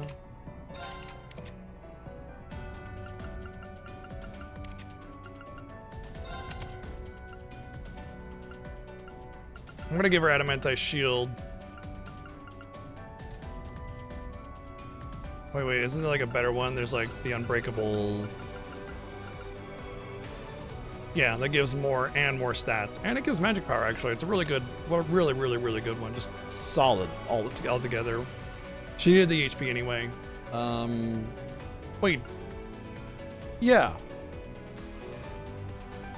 I thought that was actually her. No, that's actually better on Fee. It's much better on Fee, but she already has that from Minotaurus, so no. I should give it to him, probably? I could dunk Evade 3, but let's see, what is he getting? I can get rid of Emblem. That much is certain. Okay, I can go to Minotauros and get an Adamantite Shield that way. Or something else. I don't get an Adamantite Shield from that. I'm gonna, okay. Let's think about this. I wouldn't mind Thelis, or Athelis, specifically. And he is kind of more or less my healer, weirdly enough. And that would give him very good healing with whatever, the healing, Holy Wave or whatever. I don't intend on taking much damage. Don't really intend on casting arts. He's maining this one already, isn't he? Wait, he's maining Oberon? Why is he maining Oberon? Should he be maining Sirius?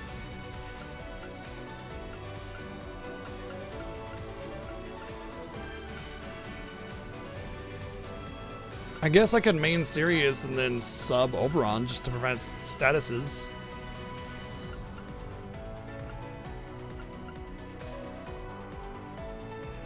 I thought he was maining Sirius. Oh, delay reduced. Maybe I should main Oberon and sub Sirius?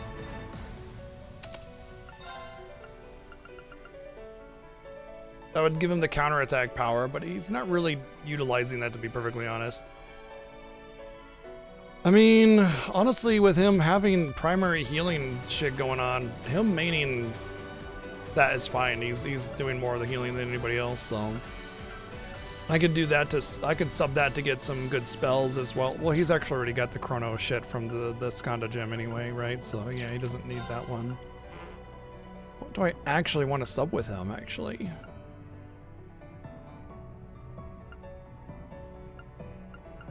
I guess Minotaurus, no, because I don't want him to have turn delay. Break damage might be okay.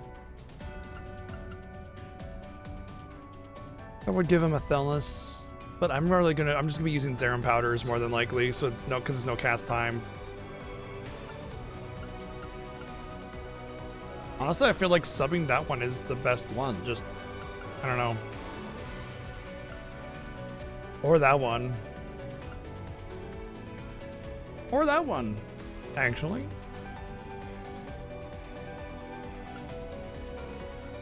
Or that one. Getting this one would keep him... This one would keep him with the Seraphic Ring, actually. And Shining. Okay, yeah, that's the one. Shining. Got it. Okay. As far as you go, Laura, we decided that this was the best. Since you have no evasion, you're going to take damage more often. Get that CP for more Laura Smash. As far as Gungnir goes, yes. Domination, I'm still going to keep on her just because big smash, whatever. All right, so you have a free spot. You have Adamantite Shield, you have Heal, you have... well, I could give her a Crescent Mirror, but it's also an opportunity to give her something like... wow. Yeah, that's... Yes, that is the one right there. That's it. That's the one. A little bit of stats, cancel on attack, and delay on attack. With all the counterattacking she does, yes, that's the one. She doesn't need this Evade 3 anymore. I can actually just dunk that completely. In fact, I want to say she has Recuria from this, so she doesn't need Recuria either. So there's 2 green gems that I could give her that could be better.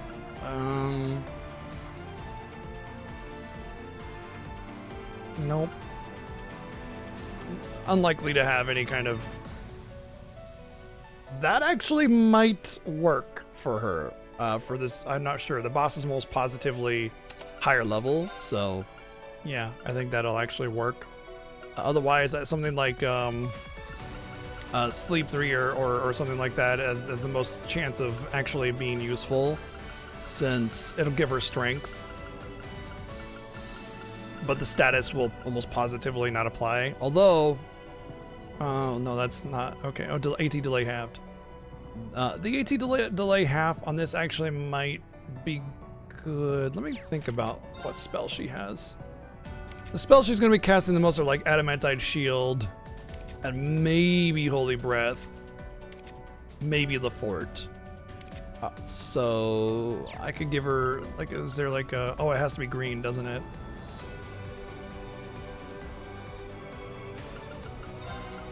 So never mind. It's got to be Leg Breaker 3, unless I can find something better. Oh, Bayako. Yep. Oh, there's speed on that. Sure. Why not? It's a little redundant with the Holy Breath, but that's okay. And she could use another Mega Attack Gem, but I'm not going to have the... Well, actually, I might. Hold on a second.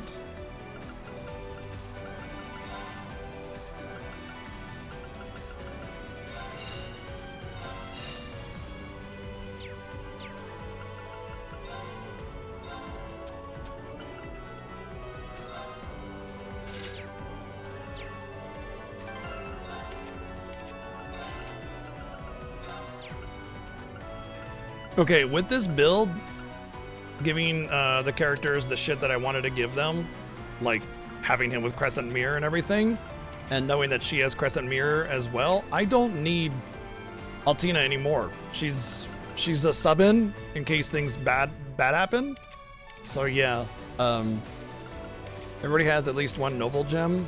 You don't, I don't care about you in that regard. So then I'm gonna keep the team like this, and Altina will be a sub in. As far as the Master Quartz goes, yes, counterattack. Minotauros as well, I think, is probably not.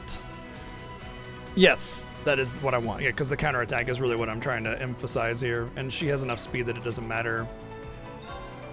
Titania, obviously, and then Oberon, obviously.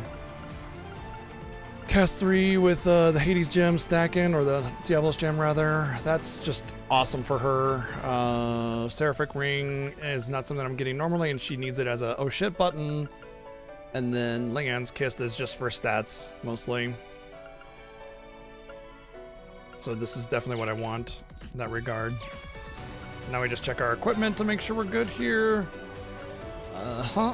Perfect, yeah, okay.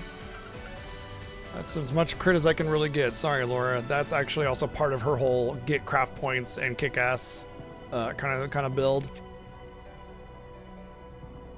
I actually managed to get her speed down to about 50%. That's good. That means that when I do the thingy, that it's not wasted. There's no over buffing.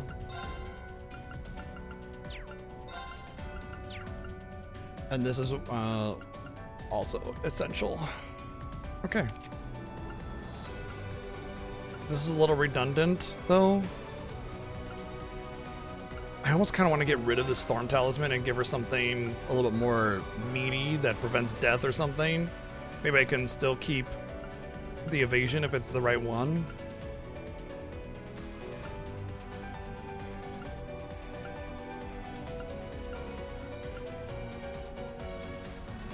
She's gonna dodge everything.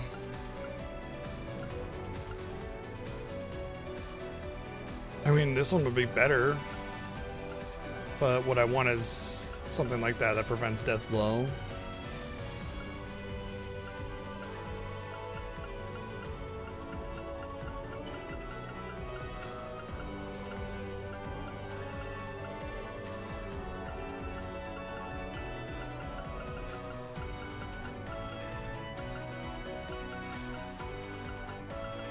What's the best offensive one that I have? Just strength.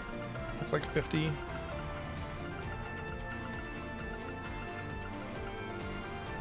That one's not terrible. Her EP is actually really low, and I wouldn't mind bringing it up a little bit, and this helps keep her speed instead of losing the speed. Prevents death blows. I think I'm just going to go with that one.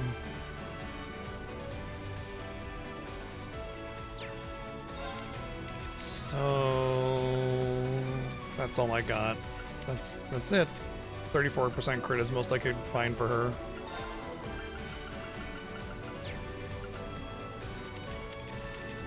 And as far as she goes, she's pretty much exactly where I want her. Okay.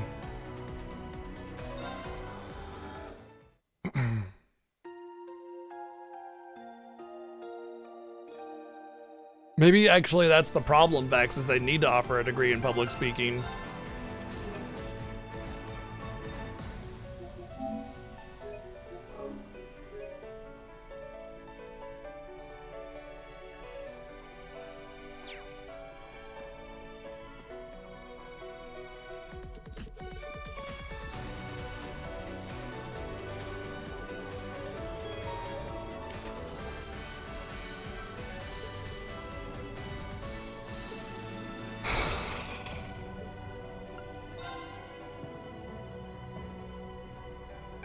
Sigh.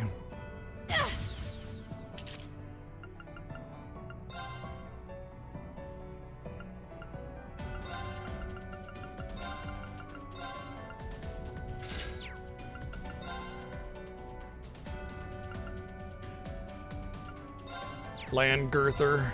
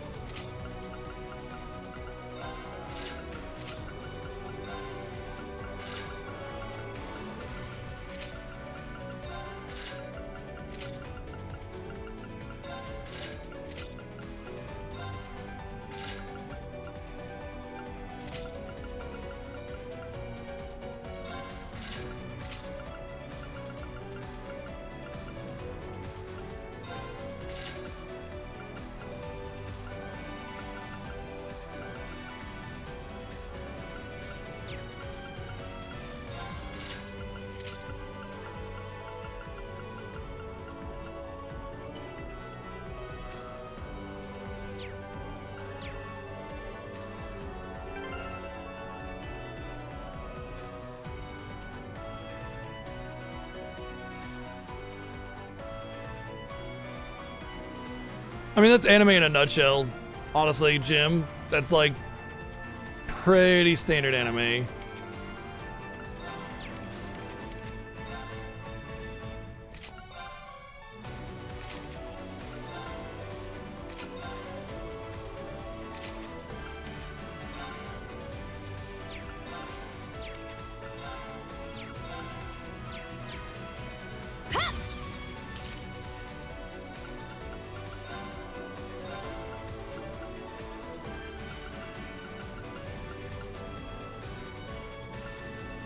Oh, you can scroll through the party without having to buy an item.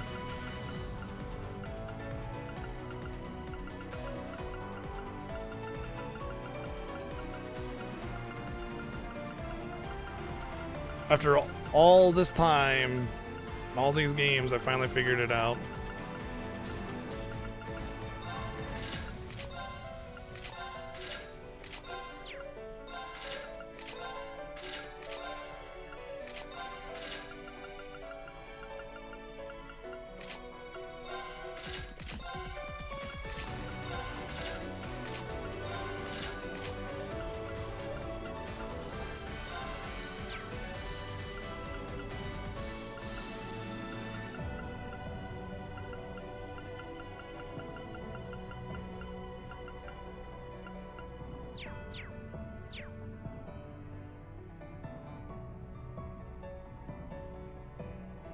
Yeah, she's treated as like gross as well, which is like she's the only character and the only model in the entire game that's not just typical lean, and she's treated as if like she's weird and gross and everything. Yeah, real solid. Well done, idiots. Okay. This is so frustrating. I have to build all my characters, man. I fucking hate this. I don't want to build 20 different characters. Just let me use my team. Fuck. Okay, first things first is I need to put everybody on the one as a sub. And get their craft points up.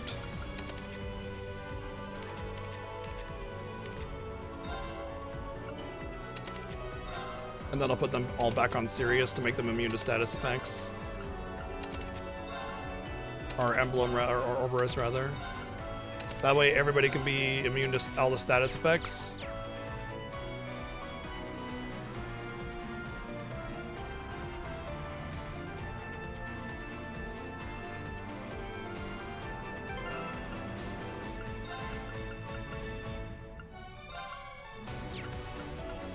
Oh, they get their shit up while then sit out. Cool.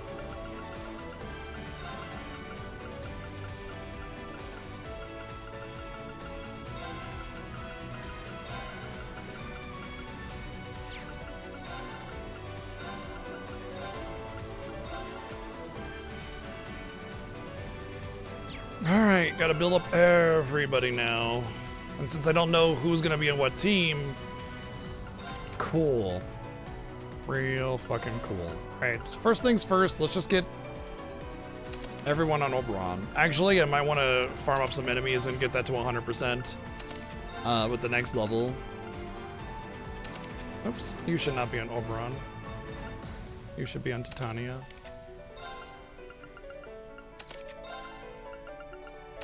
But that basically just kind of makes sure that everybody is immune to status effects and stat downs, which is probably going to be the biggest potential issue.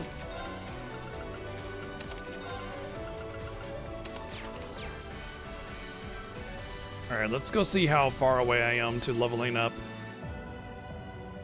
that materia, so I can get the final level and have 100% resistance to everything. Because if they're gonna make me use my whole team, you know there's gonna be problems, you know? What a passionate foe!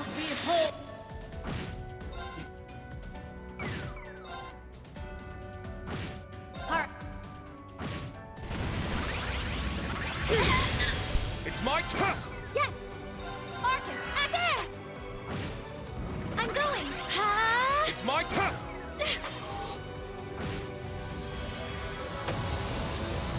did we win?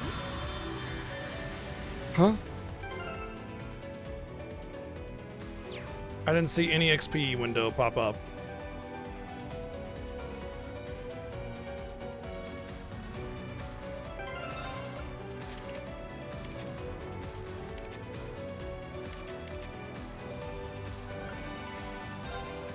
I'm gonna write this down so I don't forget. Mobius. Regulus.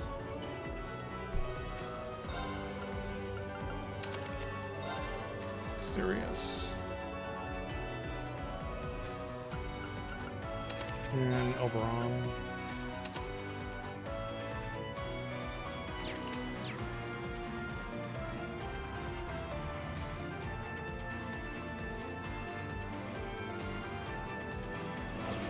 What a passionate foe! Please! Wow. It's my turn! It's my turn!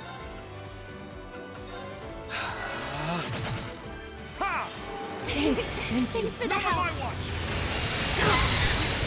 I was careless. I'm up! Arcus activate! This is frustrating. Yeah! It's my turn! Arcus, activate! I'm up! Ha! Thank you. Yes! Just goes to show you how important my build was to killing everything. Good work, Okay, there's the everyone. XP window. I've had Oberon on this entire game since I got it, and it's the furthest away from being leveled. I'm not grinding that out.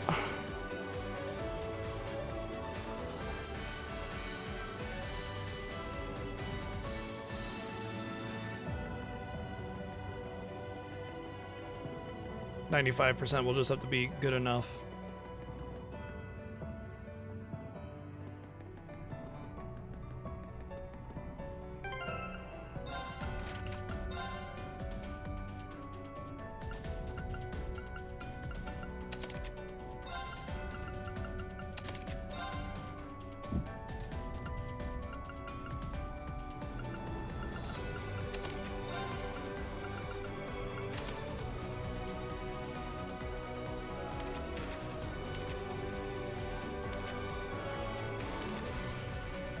Alright, so then everybody's on Oberon to have immunity to statuses. After that, I don't know. I really don't want to build everybody, dude.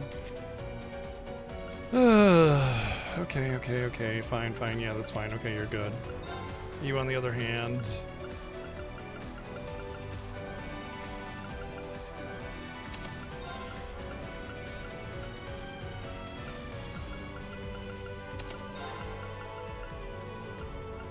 Oberon also gives everybody holy breath, by the way. So it's another kind of big deal.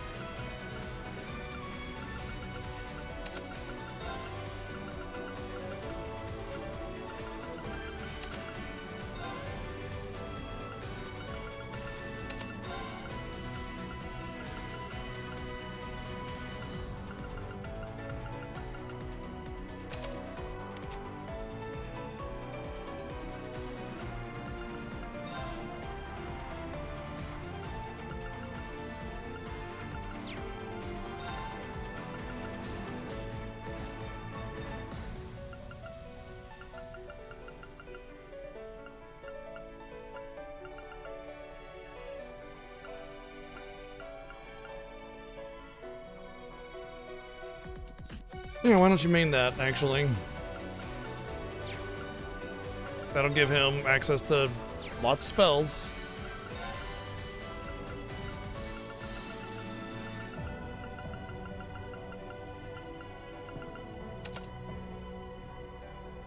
Oh, I should have the golden bell if he's gonna be here. Or the holy bell. Look at my little holy spellcaster. Do I get Fortuna? Yeah. So this goes off. Well, we can just get rid of that here and then put the holy bell here.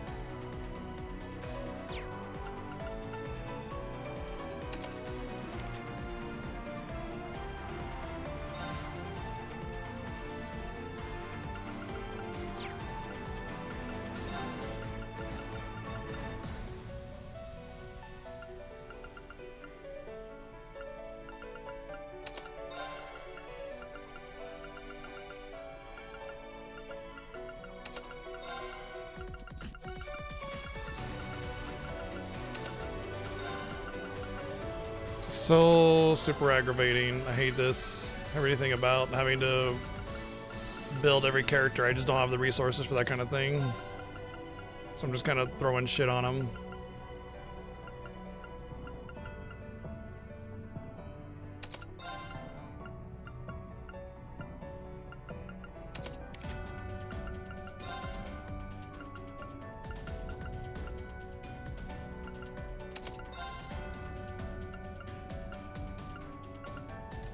Oh, that's Machias. You don't want something like that.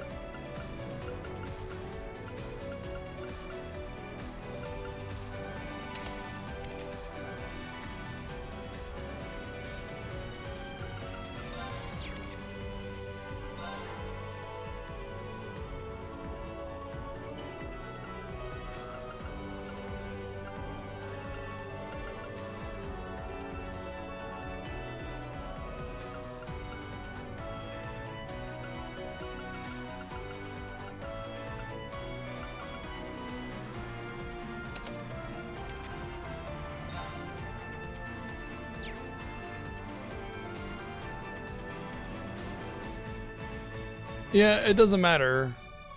I mean, I know there's an auto-equip option and everything. I don't want to auto-equip. I want it to determine what I'm using, you know? That's about as best as I can get it for now. If I suffer, then, well, I'll just have to do it again.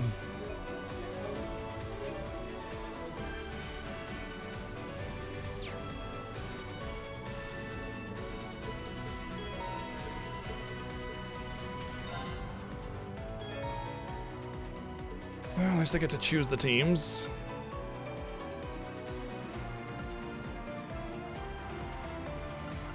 Alright, well, we got Laura Smash, but Laura Smash does not work by herself. She needs somebody to help her.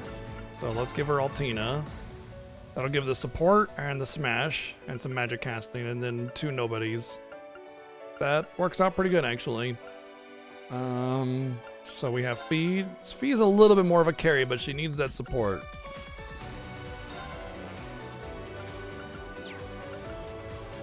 I think that's good there. I'm missing somebody. I'm missing somebody. 1, 2, 3. 1, 2, 3, 4. Oh, 5. Muse. I think Fee might have to be the odd chicken out. I can give her Yuna, since she's kind of sort of built, and give her a couple of the more built secondary units too. Elliot for sure, because I gave him some good casting and support. And Emma, that works as well. Yeah, that should work for her.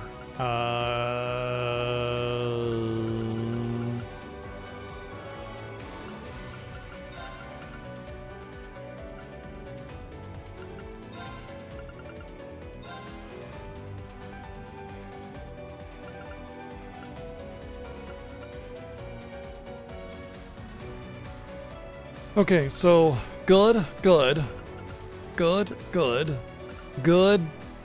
kinda good, and then the rest is junk. That should allow for each of those teams to have enough carry power in there to make it through, and the rest of them just have support spells equipped all over the place.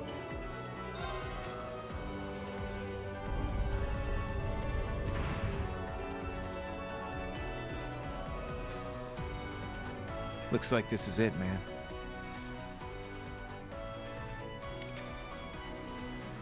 Guess I better say it now. Thanks for everything. Thanks, bro. It's been a blast. Want to kiss it out? Crow. Want to smooch it out, bro? Yeah. I don't know what's going to happen, but we're in this together to the very end. Thanks, Goose. You said it.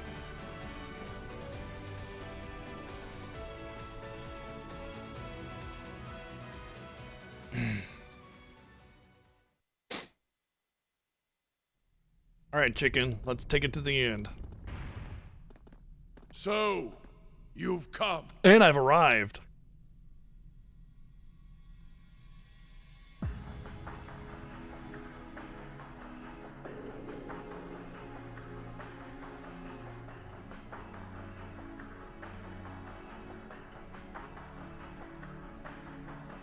I suppose I should commend you for making it this far.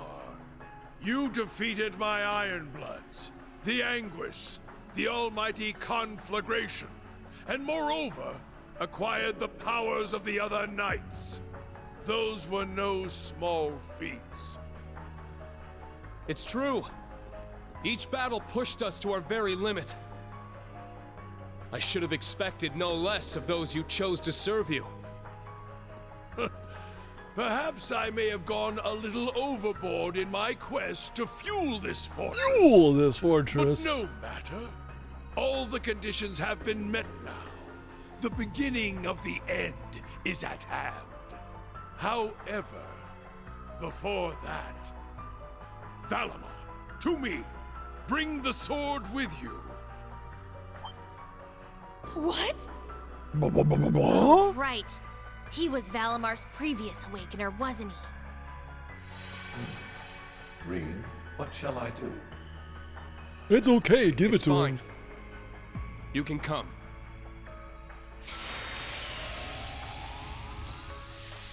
It's been a long time, Dracos.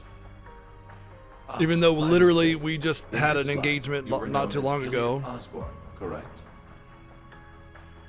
Like we've Call me had by Valimar any and name you him in the like. same room many times. In You fact, it have was the my end of the last thanks game. for looking after Reen. But hey, we're just Moreover, pretending that that didn't It exist. seems you've recovered your memories. Indeed.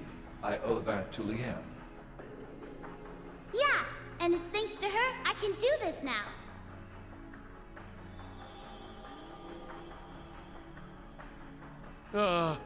Millium. I'm glad we were able to talk like this once. There's a lot of VA change, I would whatever. have to give my thanks to Leanne for both of you. Yeah, she was a pretty incredible person. I'm glad to see you too, Gramps. I welcome you as well, other members of Class 7. Alisa, Machias, Oh boy. Eustace, Elliot, Emma, Fee, Come on. Gaius, Muse, Celine, Ms. Valentine, Laura, Kurt, Black Rabbit, Legend of Heroes, Luna, gotta and name 'em Ash. all. I must apologize to you three, but you especially are Armbrest. Ugh, where's this coming from? All I ever wanted was to settle the score for my grandfather. I might have taken it a bit too far, but then again, so did you. Oh, Coconut wants some comfort and some loves. Most definitely. How can he be so calm? He seems so composed and confident. This is the kind of Iron Will Villain that belongs Coot to the is greatest so Chancellor composed and and the Lionheart confident. Emperor. Not only that, but this man is also the awakener of the Ebon Knight. and Yeah, Instructor he came on Reed's by and father. decided to get some attention. Gileath Osborne. Even though I've known you're my father for some time, it didn't feel real until now. That's not to say I don't still Yeah, consider now that Teo you're on the Schwarzer brink my of father. destroying the world, After now all it feels he like did a for me. dad. I'm sure Teo would be happy to hear that. You are his son, just as much as you are mine. In the same way, you are both Lucia's and Kasha's son. Perhaps you could even be considered Leanne's son as well. I suppose you may be right. We finally learned the truth about you, from glimpses of your past in the reflecting pool. We saw what the curse did to you, how you fell into Ishmelga's grasp. You became one with the Ebon Knight.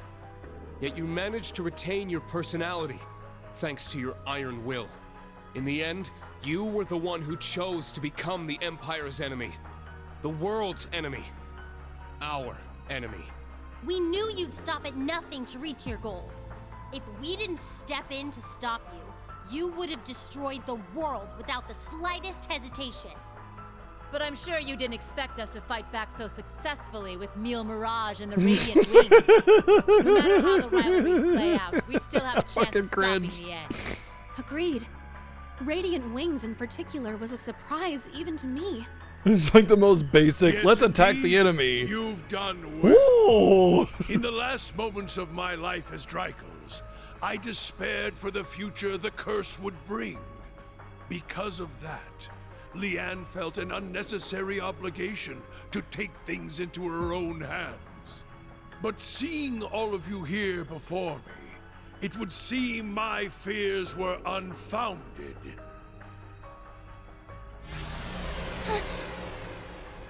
We saw that blade at the Black Workshop. It's as if it was forged with all the malice in the world. Actually, it's Reminds forged me of with the sword honeycomb. Millium turned into. But at the same time, it's completely different. This is another sword of the end, belonging to the Ebon Knight itself. Due to certain circumstances, however, it was unable to be used Coconut to the slay Flith Blood, the Holy or Beast. the Alabaster Knight, Nonetheless, or its power far the Paw of the surpasses End. any weapon this world has ever seen. Now then, shall we begin the final preparations?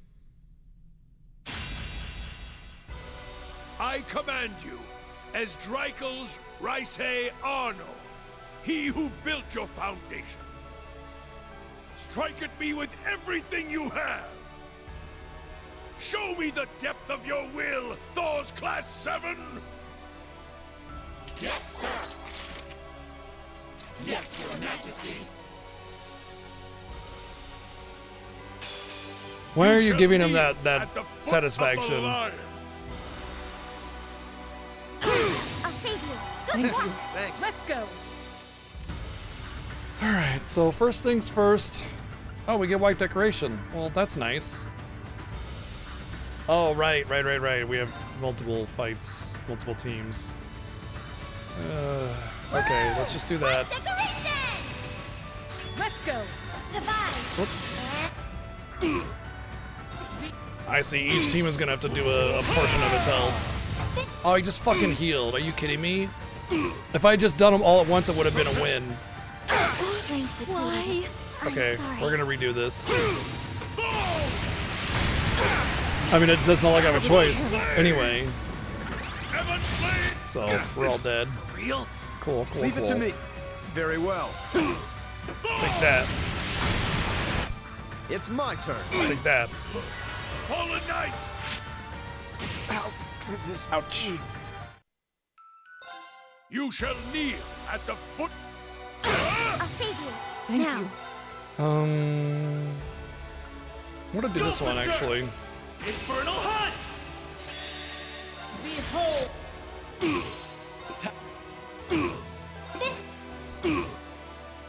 There. Because I had a gap between using them, he got to heal, which is dumb, of course. I didn't expect to relish this so. Okay. It suggests that maybe I might be able to do the same with this, but I don't really have a good offensive one here. The only thing I can really do is like delay and insight and hope I don't die, or damage reduction and live through it. I think that's the one. Also, Emma doesn't have an offensive one, so neither does Elliot actually. So it's just gonna be that one, and that one. He's gonna heal now though. Answer my prayer. Oops. Oh well. I appreciate it. Thank you. We now. They're mine. It's my turn. Yep, there's the dumb heal.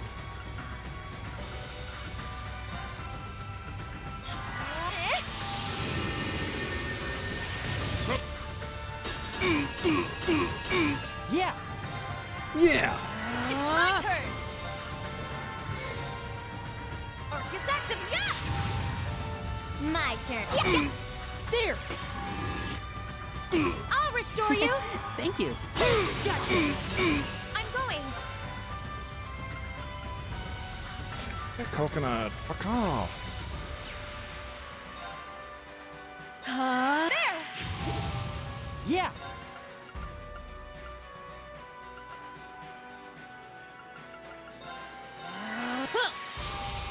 Yo, Ryudo, thank you for 50 months, dude.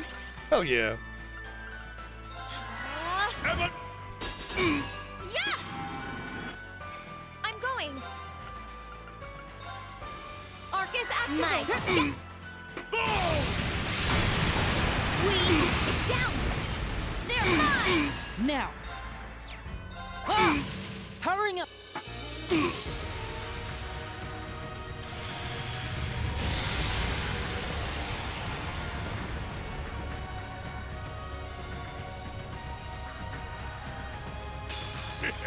This is far from finished, young lions.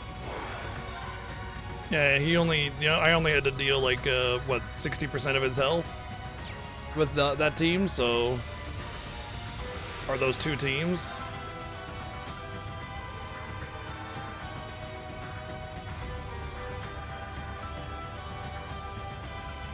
That's way too expensive.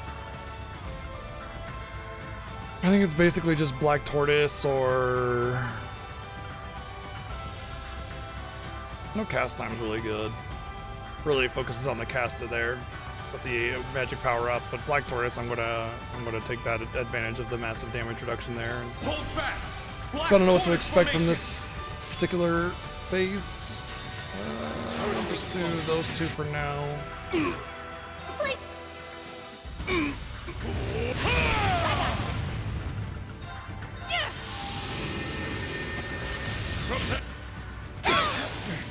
It was foolish. I'm just getting started. What? appreciate it. I'm just getting started.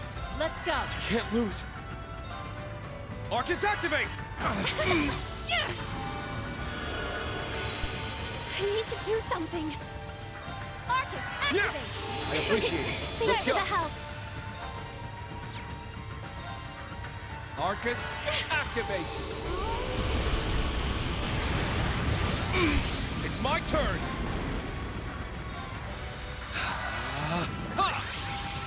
I'm going. Ha! I appreciate it. Thanks for the help.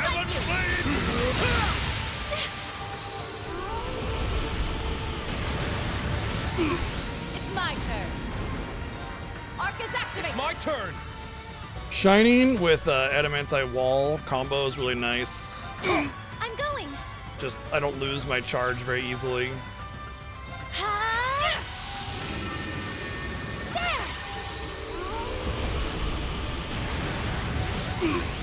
I won't let you. Yeah.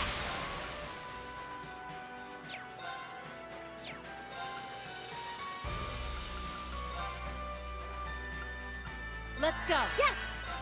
Arcus, activate. My turn. Let's go. Oh shit! I forgot to put up the new thingy. Take this now! This one's mine. Ha! Yes. Arcus, I got activate. this. Let's go.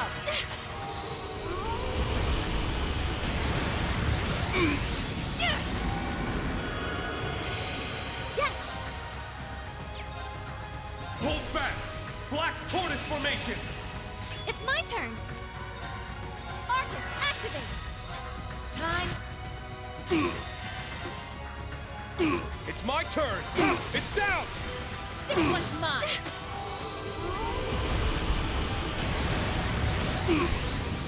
Yes. Ha! To your knees! Not today! There. That was a full dispel. I don't like that. I'm up! It's my turn. Arcus, activate. Kresimir is the most important one because it gives me full defensive buffs. High tier. Yes. Oh, I had a free order there and I missed it. Arcus, activate. Let's go! Hold fast! Black Tortoise formation! I'm up! Arcus, activate! Yes. Arcus, activate.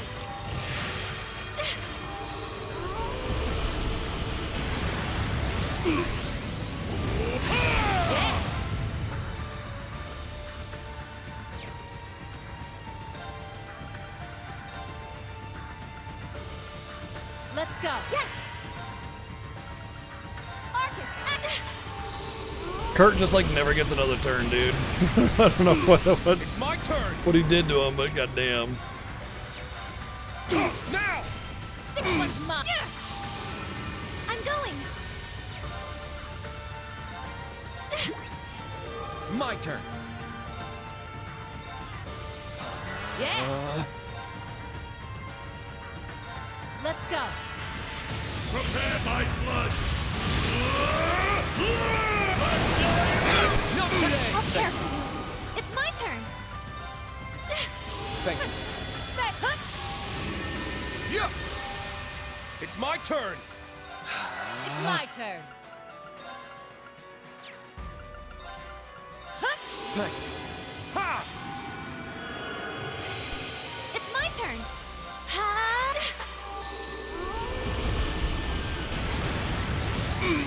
Let's go. It's my turn. Let's go.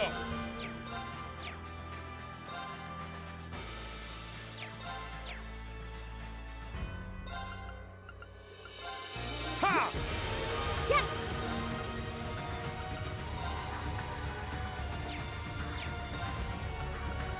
Ha!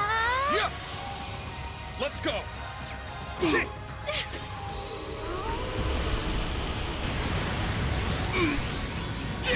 Yeah. No counterattack? Why no counterattack, bub? You're right there, bub. Arcus activate! It's my turn! I appreciate it. Let's go. It's my turn. Arcus activate! Yes! Arcus, activate! Yeah! There! It's my turn. Arcus activate! I got this. Let's go. It's my turn! There! Yeah! My turn.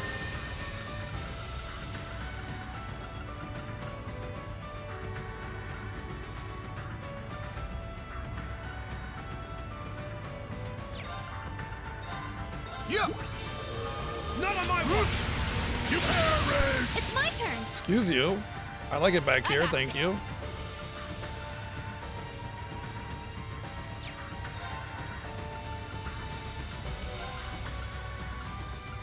Arcus activate!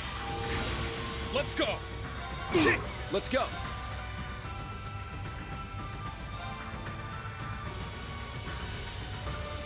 Arcus, It's my turn. activate! Arcus, activate!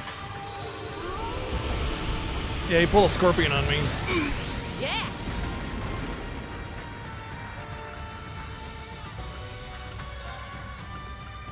Let's go. It's my turn!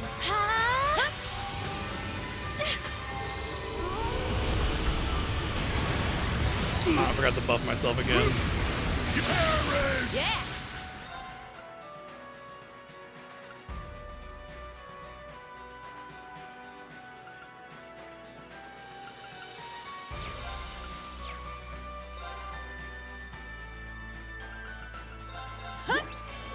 It's my turn! It's my turn! It's down! This one's mine. Very well. Arcus, Yeah. activate! Let's go. It's my turn! Hold fast! Black Tortoise formation! It's my turn! Arcus, activate! Huh? There! Burn to ash! Not today! I'll carefully. It's one of those set HP 2 kind of situations, so. Arcus activate! Bring it on, punk. Arcus activate! I need to do something. Nah, we're good. Ha! I appreciate it. Thanks for the help. My turn. Yes! Yeah! Yeah! Arcus activate!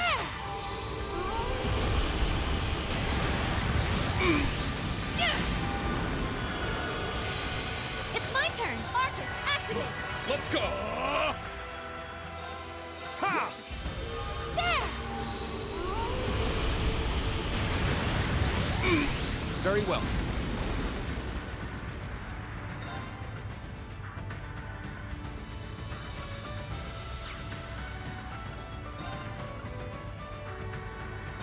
Yes!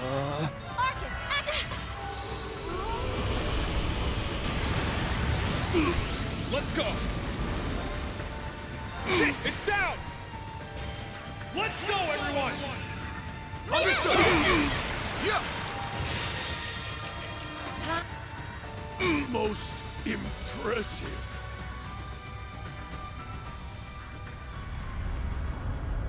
But that's just the first of my 18 forms. And I get full HP and more stats with each new form. Wahahaha.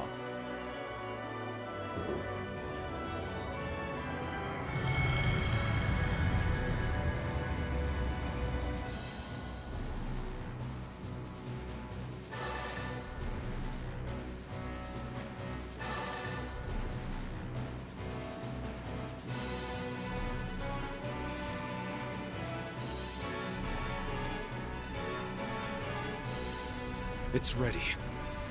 The time has come. The time for the 7 fragments of power to clash and become whole again. Now, they will vie for control over the reformed great. Do we need a synopsis every time we talk? Is that the only way you know how to tell a story? It's fine, we know what's going on. Thank you. You just need to say now is the time. Come, Ordine! Every time they summon them, they're like this. I just kept thinking of Destructo Disc. Master, wait!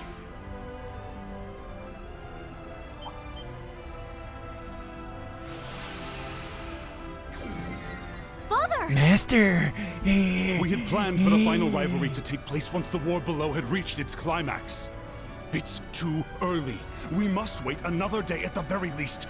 Otherwise, there won't be enough energy. The Reformation will be incomplete. It's just an excuse to make it feel like we're not actually beating the god. There is more than enough strife in the world to suit our needs. Some battles begin long before any blood is shed. And this is no different. You're exactly right. Let's get this over with. Right behind you. We'll provide support. Thanks, guys. The fact that you don't actually get 3 named mechs is like a crime. It's like Ordine, Valimar, and Robot Thing.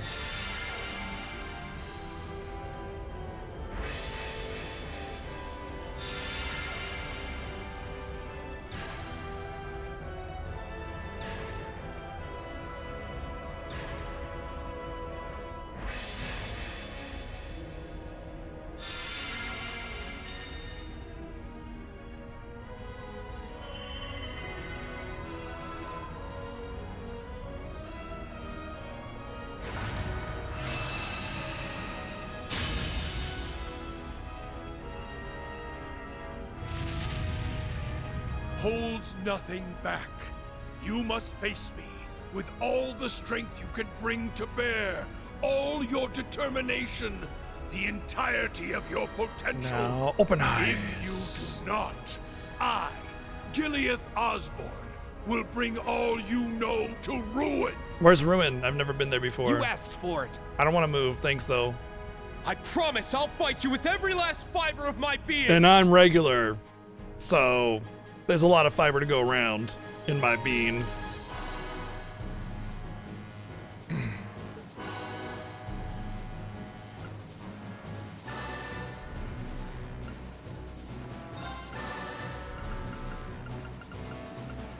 Love how they never save, like, where your dealios are at. They never save it. No, I'm missing somebody. Where is Altina? Not Altina. Fucking healer. She's in a mech. Muse, yeah.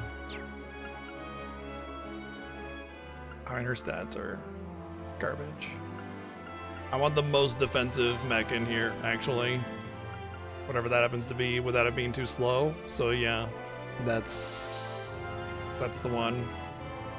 Oh, he's actually more defensive, but not only for defense, not for magic, and he's too slow. So.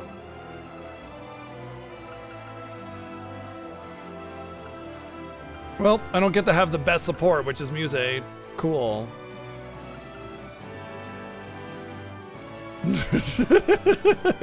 Completely blasted.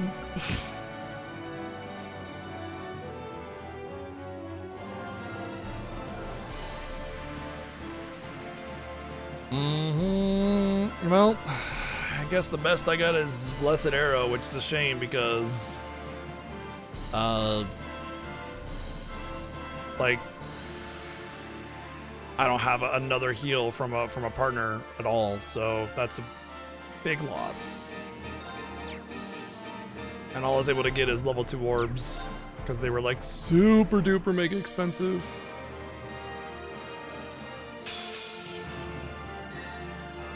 The time has come to settle this!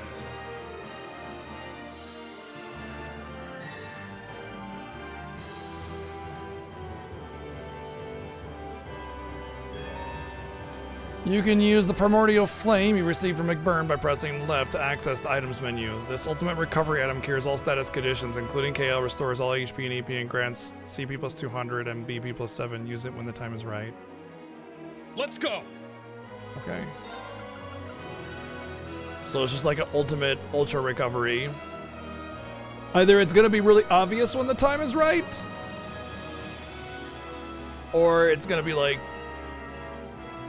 you know, just use it and hope it is useful when you use it.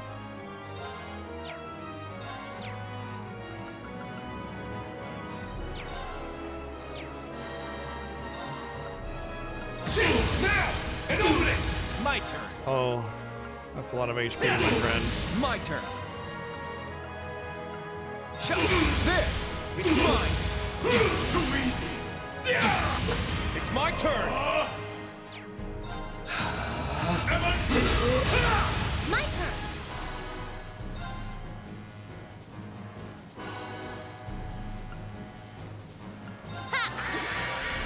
All right. The most he's got is 2 stars too instead of the normal 3. Very well. Spirit! Too easy! All right.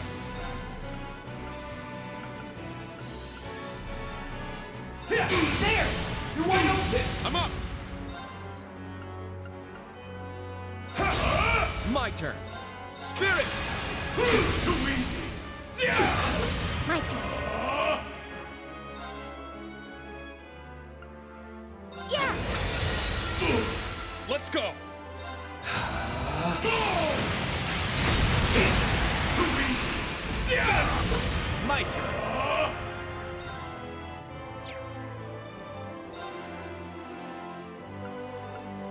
They're down! You're wide open! Very well. I'll assist. Eureka! Spirit! My turn.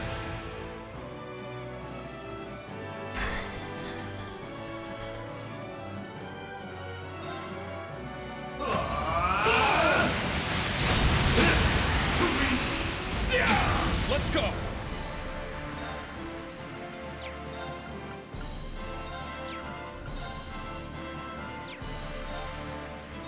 It's down! And opening! My turn. Spirit! My turn. I'll assist. Moving out. I got you! Now. Yeah! I appreciate it. It's my turn!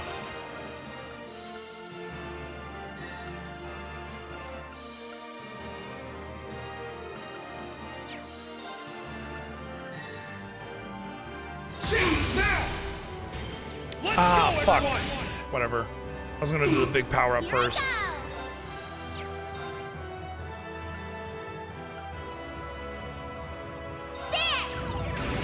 My turn. I'll assist. Feels like if one person defends, then they all take reduced damage My turn. for the AoEs. Leave it to me. Yeah. It's my turn. Recharge! Very well. Maybe, maybe not. I don't know. It's hard to tell. I got you! Too easy! It's my turn. Let's go.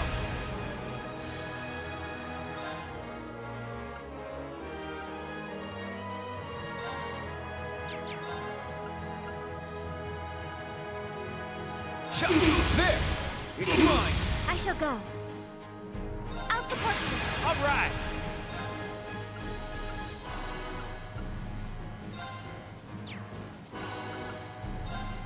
Over here! Too easy! It's my turn! Spirit! My turn! Spirit! Too easy! Here I go! Sure! I'm up!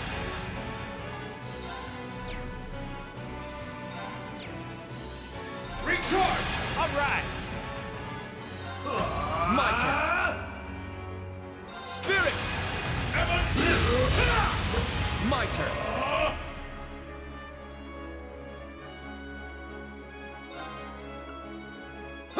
It's down. It's mine. Let's go. Yeah. I appreciate it. My turn. Leave it to me. Here you go. Wrong one. Let's go.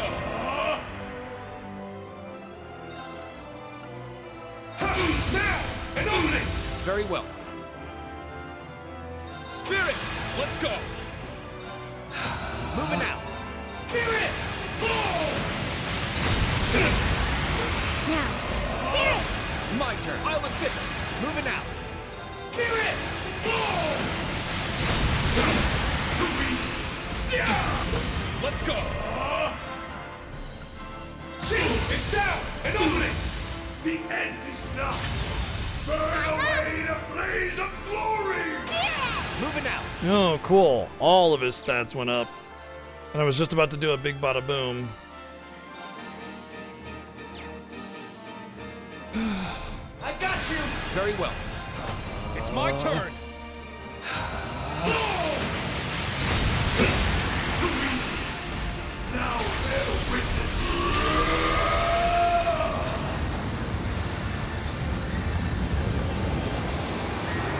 Confirm not flat Earth, at least. There could just be a spell effect, and that's that.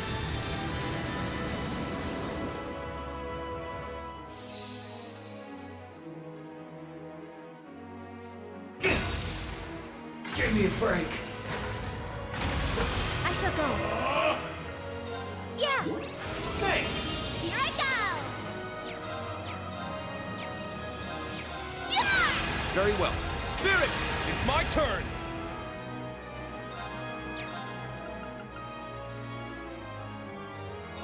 Let's go, everyone.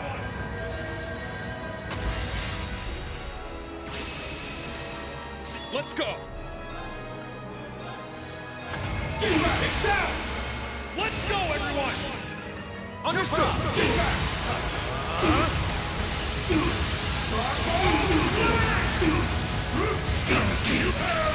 Too easy. All right. Spirit. Very well. Spirit. My turn.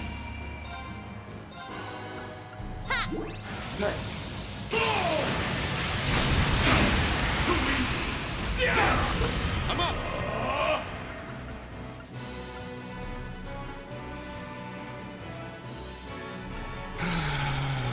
This is like My turn. spam heal, and even then. I got you. Very well. I'll assist. Let's go. Blade. Spirit. Give me a break. Yeah. Here I go! Yeah! Thanks. Let's go. Honestly, I don't know if I'm gonna be able to like get through this even with spamming items. It just feels like I'm barely staying alive with that. The fact that they gave me so little tools to get the better EX orbs without grinding was kind of frustrating. Not that I think it would make that big of a difference, but it might.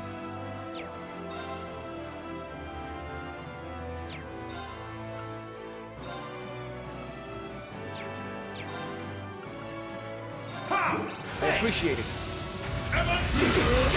Too easy. My turn. Spirit. Now, I'll support you. It's my spirit. Moving out. Spirit. Too easy. Just healed all the way back down to half again, but I have to use 2 turns in order to get my heal back, my HP back. Moving out. Spirit. Too easy. He's dead. Leave it to me. Ha! I appreciate it. Too easy. It's my turn. Yeah. I appreciate it.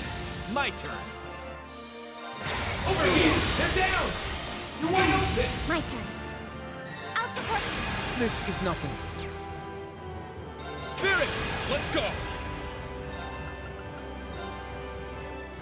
Let's go, everyone. It's my turn. I'm hoping for a break. Let's go, everyone. Like this is the gambit. Understood.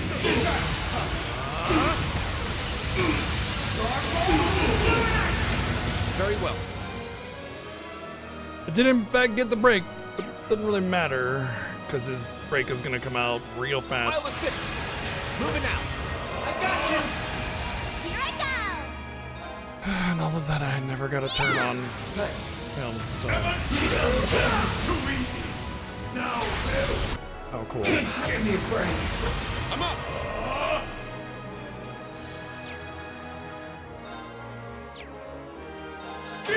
My turn. No more red stones.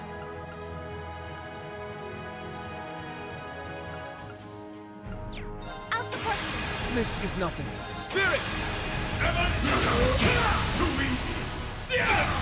It's my turn! Yeah. I appreciate it. I gotta do something. Yeah. Thanks. It's my turn! Get back now. And only. My turn. Ha. I appreciate it. My turn. Ha. It's my turn! Let's go, everyone. I'm hoping that primordial flame isn't some kind of story needed thing kind of situation, you know?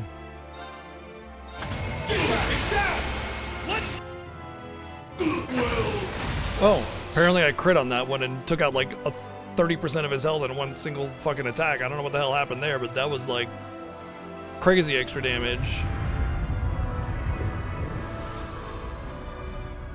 So this is...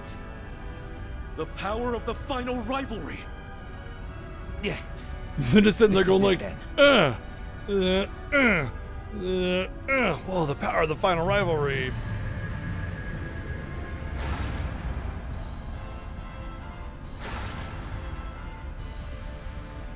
Did anybody see the number of damage that I did? Because that had been disgustingly huge.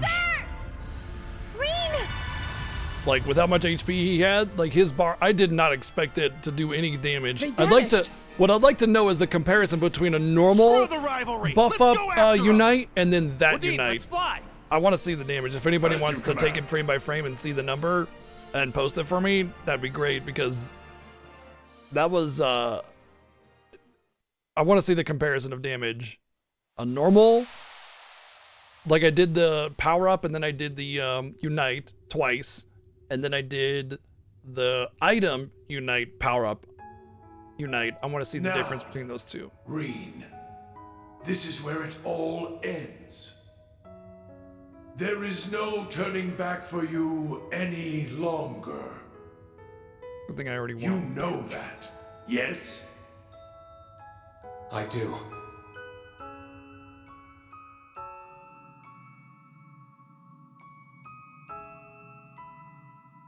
Yeah, I'm the also Omega aware ones, but those are like tremendous grinding. My I role as the wasn't. sacrifice gonna was do that. nothing more than a backup plan. Even so, I will put everything I am into this sword. Reen. Okay, I'm gonna do everything I can too. Thank you, Milliam. Thanks, bro. The 8 leaves one blade, and 104 military combat. A clash between swordsmen, and our final act as father and son. Truth be told, I regret never having the opportunity to train you myself. Well, maybe we'll get the chance another time. Someday, somewhere. Under the rainbow. But for now, prepare yourself, Gileath Osborne. Or should I say, Dad? Come. Reen Schwarzer.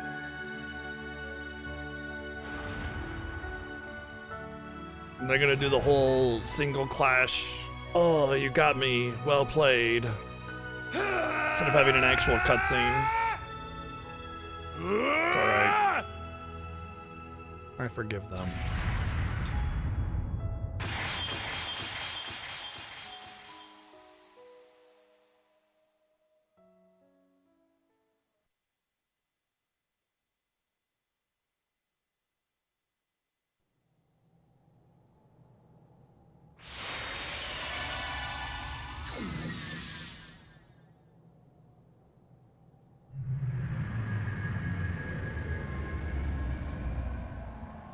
The Pale Darkness! Something's Have a name for it already? Wow, that's impressive. Damn, they don't waste any time when it comes to titling things. It's Rean! Yes! He did it!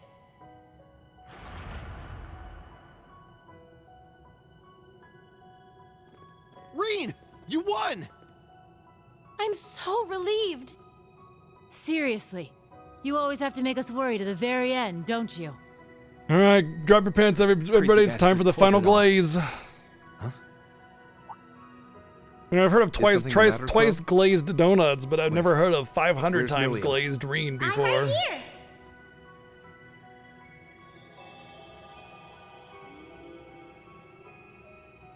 Oh, don't scare me like that. The Ashen Knight has won. This should put an end to... Millium? What's wrong? I had a feeling this would happen. Huh? What do you mean? How could it all have ended like this?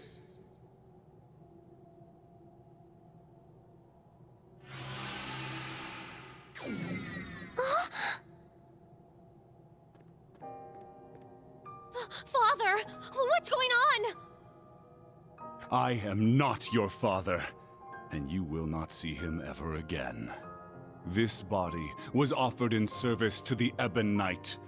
Thus, it shall vanish with it. No. Okay, bye. You can't. No, it's cool. Bye. Later, bro. Rean Schwarzer, you and your Ashen Knight have won. The fate of the world is in your hands. Do with it whatever you wish. No, please.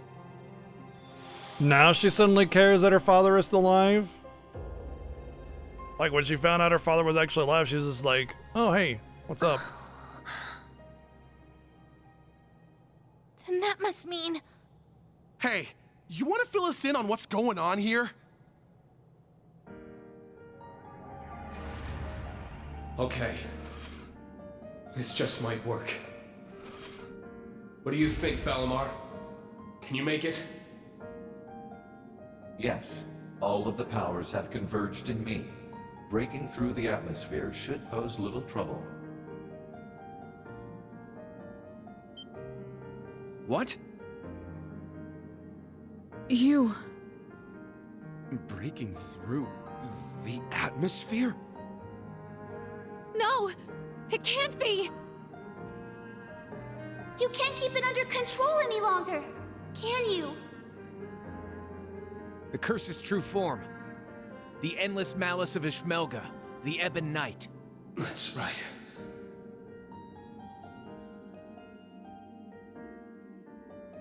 Demon attire seems appropriate now. Relinquish it to me.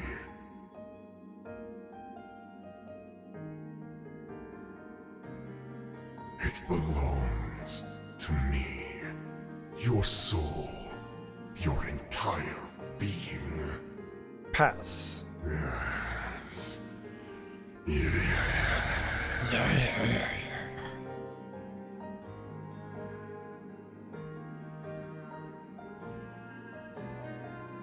So, this is it. The being that ate away at Emperor Drycles and my father. When the Ebon Knight was corrupted by malice, its logic system awoke as its own self-conscious entity. Evil personified. It sought to become an almighty being, controlling humanity by spreading its curse. But now, it's been torn from its physical form and brought to our plane. Making this my one and only chance to destroy it for good. I know! What are you going to do? There has to be another way. You bastard! Screw you! And screw your bullshit plan too! Instructor, you're just joking, right? No! No! It can't end like this! Rean! Please, Honestly, the best ending if they actually go through with it. I doubt they have the courage though.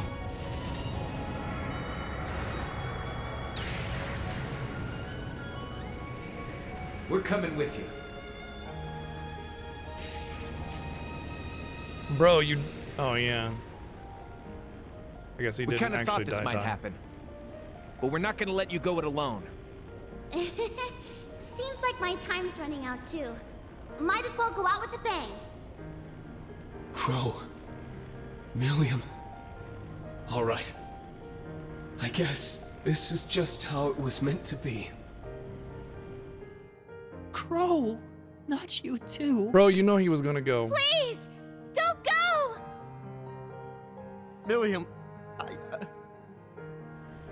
Sorry, guys. We gotta go now. Take care of yourselves, everyone! Don't worry. I promise we'll see each other again. Just be sure to tell everyone else goodbye for me. Thanks for everything, guys. I'm so grateful for all the time we shared together. Take care.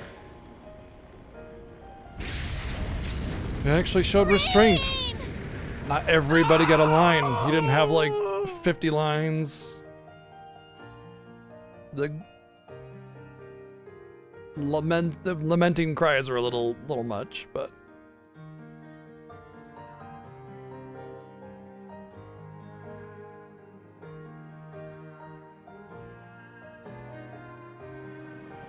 like of any of the characters, Elliot is the least right to make that cry. It's like, oh yeah, Elliot exists again. I forgot about that.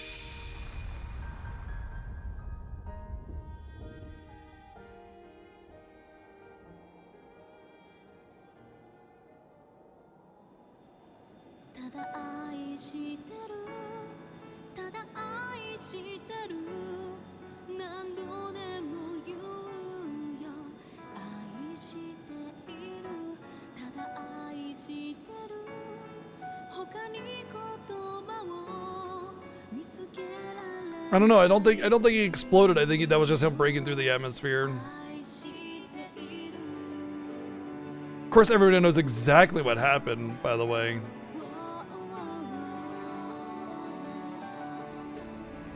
They were listening in on their space communications that just transcend space and time. It's because it's pre-rendered. None of the outfits are gonna. Well, actually, his is here. Hers is there. Interesting. Probably because she stopped being a party member.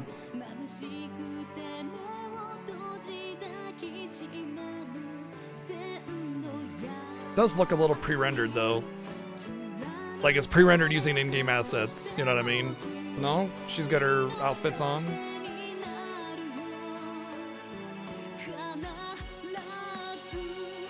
Yeah, I'm bummed by that.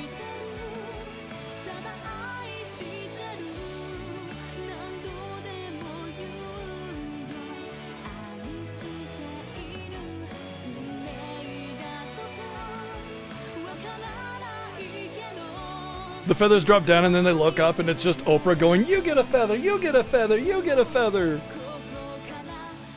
Hey, you guys need to get it together. He'll be back. I'm certain of it. I sure hope not. Yes. That would muddy the entire Together with concept of Milliam the and sacrifice. He promised us after all. Yeah. No, her this hair. is our instructor we're talking Oh about. yeah, you're right. It did. No. Her hair was pink in the outfit that I Not had just for our her. instructor. He's Reen Schwarzer of Thor's Class 7.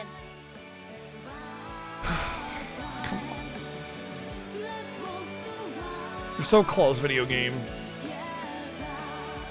The best ending is Reen actually dies. It has to be. There's not a better ending than that. If there is a post-game story and Reen's just like, oh, looks like I can just shit out the curse in space here, then there might be a post-game scene there, Jim. Might have spoken so too soon. But thank you for the sub gift. I do appreciate that. Thank you. So, There might be a post-credit scene. Sometimes there is. There usually is in most games. But the reason Rean dying is important is because it means that there was actually finally some stakes at play. People died. Lives were lost. You know what I mean? Not this fucking, you know, everybody lives and everybody gets to go happy-go-lucky, sunshine and rainbows bullshit. Because the only people that died in this game were people that were already dead, and they just somehow magically got to be alive again, which was poorly explained and never really actually explained, and just it's really shitty. But anyway, besides the point. If he doesn't, then it's wasted. It's wasted potential to have emotional storytelling. But the thing is that these games have given me so much cause to believe that nobody dies. Any attempt at emotional, like, storytelling there, it's lost. Because I don't think he's gonna die, so I don't care. You know, because when every other character just gets a freebie to come back, I don't care. You know? There's always just some bullshit excuse.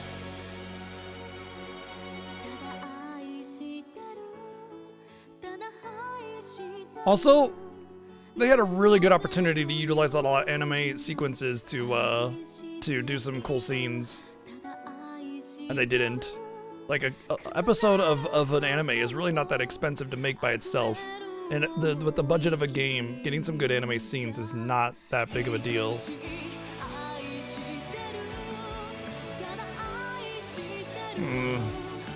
If that's everything, it's still very vague. But yeah, but nothing bad ever happens to anybody. I don't think anything is going to happen to anybody. So I can't sit here and go, oh no, I hope nothing happens to Rean, because I know nothing is going to happen to him. And if something does happen to him, the moment is lost. You know, like the moment where he goes off and it's like, oh no, that moment is lost. I can only get it at that time. So you've set me up to have no emotional connection and feel like nothing bad is ever going to happen. So when you try to push an emotional moment, I'm not going to get there, you know?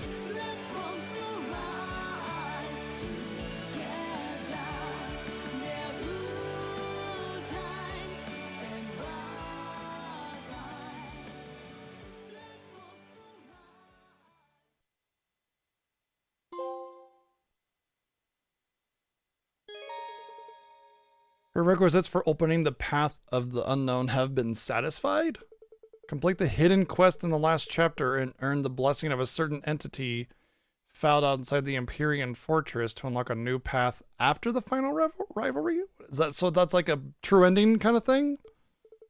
You can restart after the battle against the Ebon Knight or before the battle against Osborne.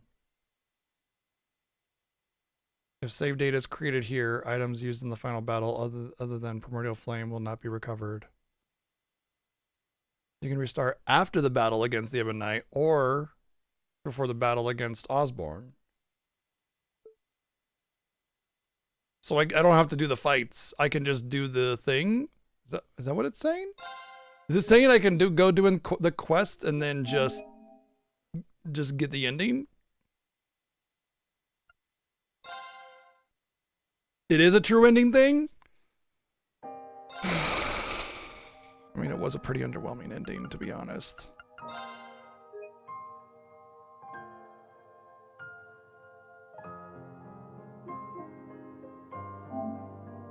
We'll see what it does. If it gives me like a choice or something.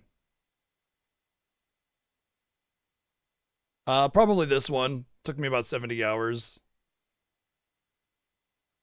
They really brought out all the stops to make it just, yeah. You can restart the game from the point after the battle against the Ebon Knight or before the final battle against Osborne. Note that having earned the blessing of a certain being, you can only see the normal ending after the battle against the Ebon Knight. Oh. Reach the Path of the Unknown, restart from before the final battle with Osborne. Okay. No. No. I want to see the true ending. Okay, if that's actually a real thing. But those fights were way too long, and it is way too late. The final dungeon. Okay, I started the stream today at the beginning of this final dungeon, and we've been streaming for over 7 hours. No. If this was like 2 hours ago, and maybe, but those fights were long and frustrating anyway. Well, the Osborne one wasn't so bad, but they were just really long. I think watching a video is the better solution here. Yeah, I agree. Watching a video definitely seems like a much, much better option. Yeah, then I gotta do the side quest first, and then I gotta go all the way back through the dungeon. I can maybe watch it on stream. Let's see what I can find, and we'll go from there. My problem is ads and stuff from YouTube might be a problem. Let's see what I can find. I do want to see the true ending, and I think it's important to see it because knowing this game, it's like exceptionally important for like whatever's coming up.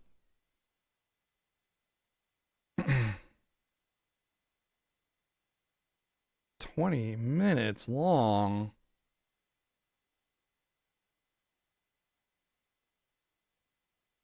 $20 fucking minutes long, dude, on top of everything else. Ugh.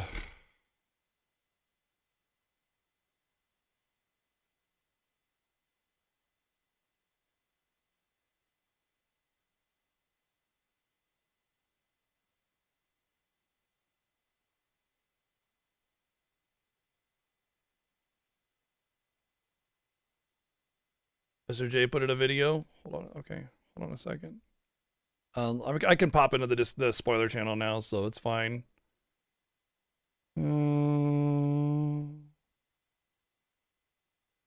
Oh, that's still just a YouTube link. Yeah, this one doesn't have the battle, it's just the ending, so I'm gonna take this one.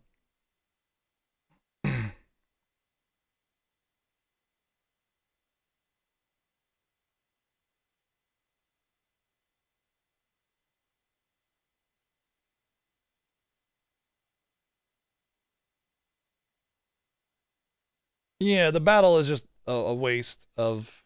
I have to skip through it and everything.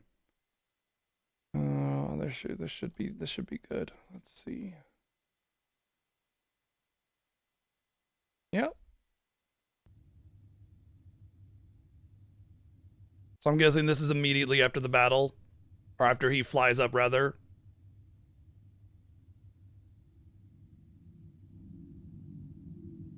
Stay away.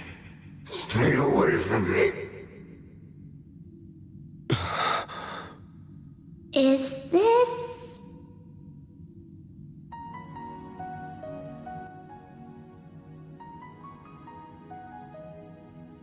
I only gave you power. If we get an ad, I'll mute it. The opportunity to grow stronger in strife. What is the source of human prosperity and strength, if not struggle and hardship? This is the consciousness the Ebonite's logic system gained after being influenced by humanity. It was consumed by malice, manipulated its creators, the gnomes, and spread its curse across the world. In other words, this thing is humanity's creation. The very concept This of is missing strife 5 drove minutes? its every act. Wait. What 5 minutes? Is it missing just the intro where he flies off into space or something? Like, what is it missing? Because like if it's just missing the part that we already got, then it doesn't matter. We just take that into consideration where he flies off into space and then boom, done, right?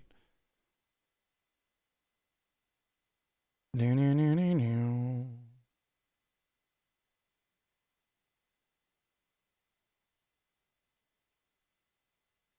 there like a long delay or something?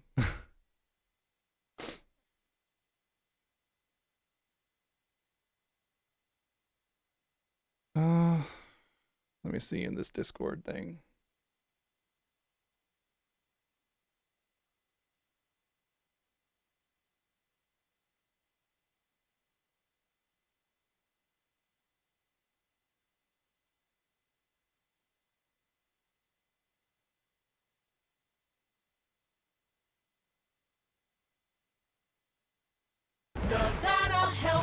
One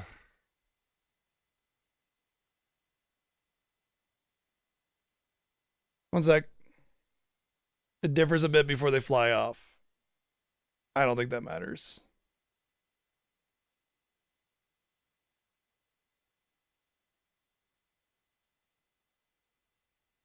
Is something the matter, Crow? Wait, where's Milliam? I'm right here. Your TCG player Cyber Week. Okay. It just seems like the normal shit. Very small differences. God damn, the ads were crazy on that. All right, we're just gonna watch this one. Led us to where we are now. I think this is fine. War forced us to innovate. Conflict forced us to evolve. In leading us to such power and knowledge, I suppose you're almost like a god. Exactly. A god with power beyond compare. Become my awakener, and you too can... Sorry. I'll pass. This is the beginning of a new age. An age ruled by humanity. Slight variations about that don't matter. It's fine. The major important thing is what actually happens here. No, he's not Ultros. He's one of those dust mites from that movie past. Spirited Away. The actions that created you. And by doing so, we'll rise to even greater heights. Farewell, Ishmelga. I'm not sure if you even have a soul, but I hope you find your way to Adios.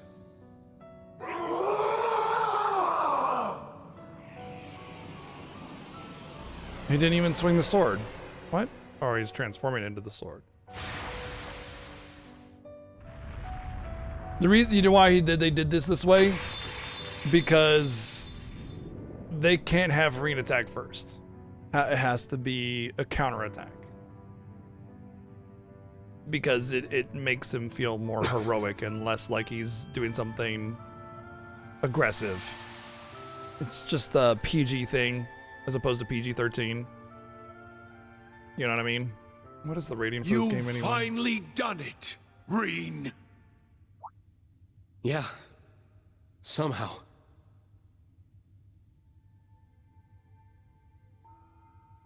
To be honest, it feels a little strange talking to you like this. Father and son. Oh, does it now? Who do you think held you in his arms when you were but an infant? I do believe I'm starting to feel a bit of regret over leaving you all to Teo. Well, to be fair, I've known him as my dad for quite a bit longer.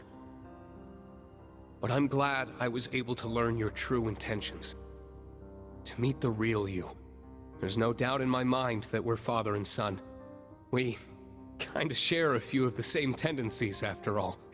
Oh, such as our penchant for self-sacrifice, perhaps. Clearly I a can't very argue with you on that point. genetic trait there. But unlike me, you still have a long life ahead of you. Don't throw it away for others. Use it to protect them, just as they would you. And most importantly, never give up. Never surrender. No Fight matter to the what. end. Surely these lessons were at the core of your master's teachings.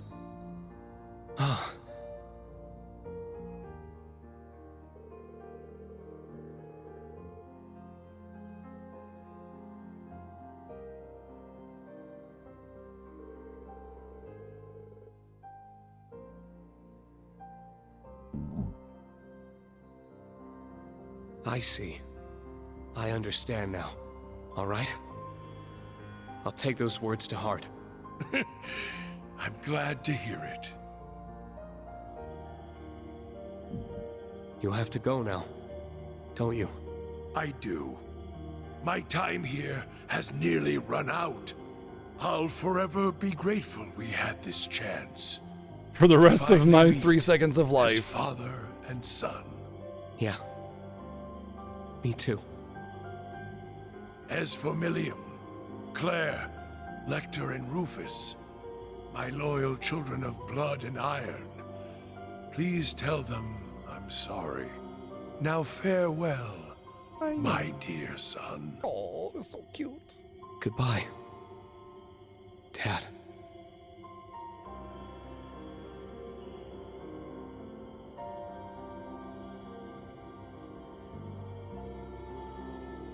I know.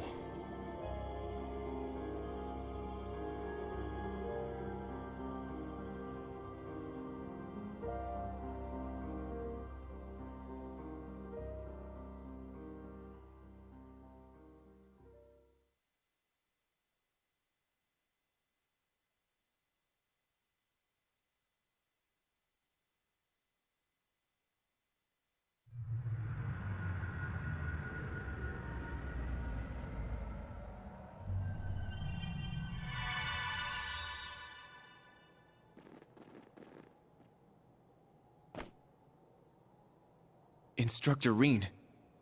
So it's over then? Yeah. Now we don't have a way to get down, though.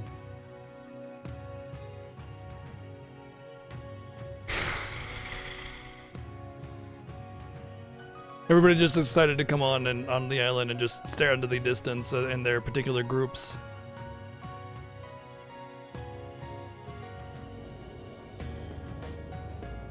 And then all of a sudden, everybody stopped fighting too. They're like, we don't feel like it anymore. I mean, to be fair, the curse may have dropped its effects on everybody, but that would only be for the Erebonians, not everybody else. Guess the Society's making a break for it. Yes. And it seems the Great Twilight has dissipated as well.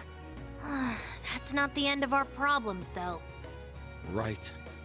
The Imperial Army and the Mille Mirage forces will likely begin advancing on each other soon. In fact, Supreme Commander Van Dyke and Lieutenant General Bright may have already taken action.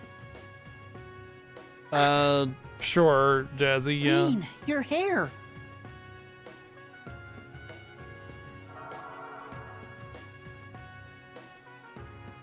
How about that? It must be a sign I'm free of the curse. So that means you're no longer the sacrifice. I'm So much for any of that. so relieved. Black hair really does suit you better, Instructor. You're back to normal now. Good thing, too. I was getting tired of you stealing my look. Glad I got to see the real you one last time. That's right. Now that the Great Twilight's over. I knew it was coming, but... Come on now. I told you I was running on borrowed time anyway. So, how about you guys send me off with some smiles this time around? That goes for me, too. I know, right? Adults don't gotta do shit. Millium? What do you mean?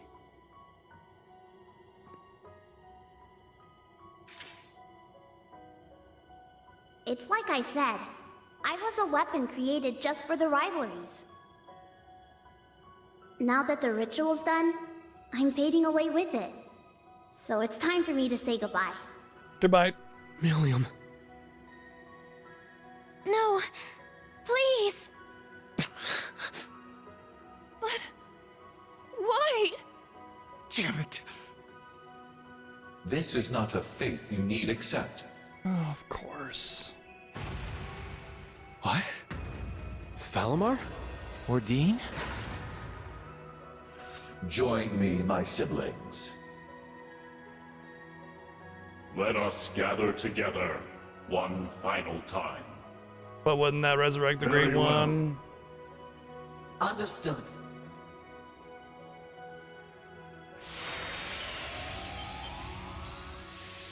And then they're just like,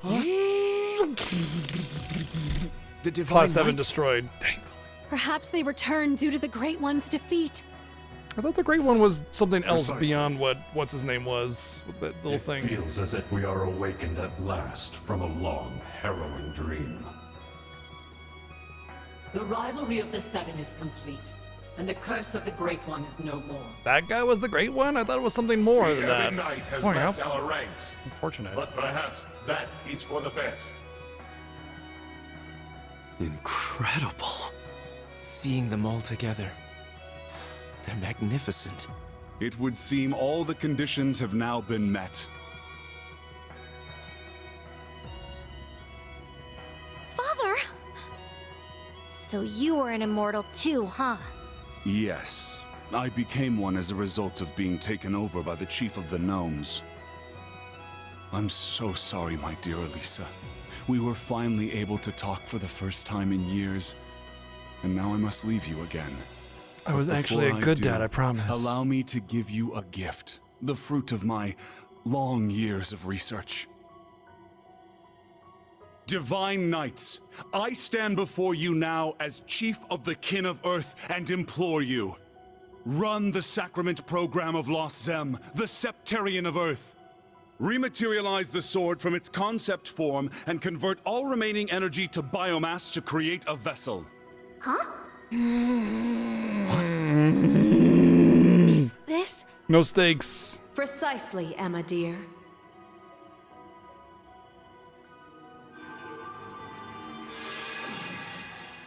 What we're doing now is the very same act the mages sought to perform back in the Dark Ages.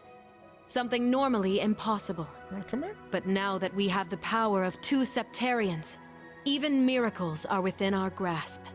I never dreamed I would see the day when this would be possible. You've impressed me, Black Alberic. No, Franz Reinford. All I've done is lay the groundwork. Now I need your help. With pleasure. Divine Knights, I stand before you now as Elder of the Kin of Fire and implore you. Run the Sacrament Program of Arc Rouge, the Septarian of Fire. Stabilize the soul that resides in the sword, and affix the other to its reconstructed vessel. Right, very well. Understood. Of course. Acknowledged. Oh, he said acknowledge. We can do it.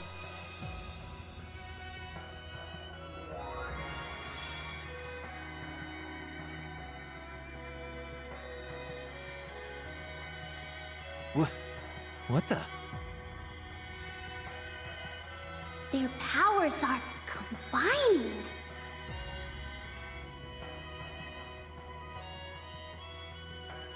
How is this possible? The Septarians of Fire Making and shit Earth up. being used in tandem. It feels so warm. Oh, sorry. I didn't mean to pee on you like that. Kia, is this like... Yeah. It's like a super magnified version of the power I used to heal Shizuku.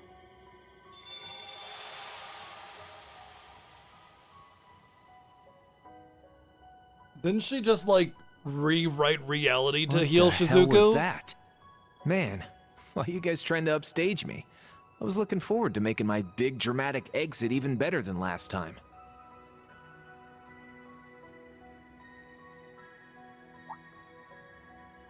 What gives? Why are you all staring at me like that? Have I got something on my...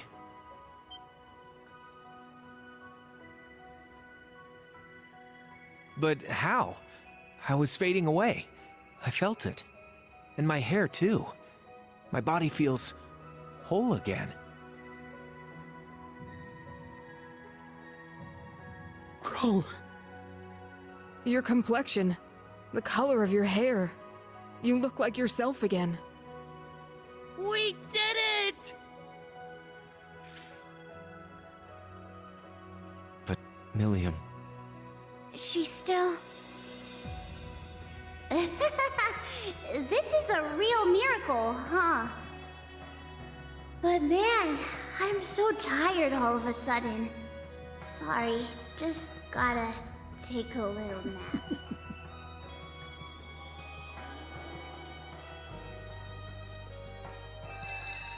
Hey, Milliam. It's okay. I think she's just fallen asleep. Being permanently materialized into our world must have taken a lot out of her. Hey! Reen! Crow!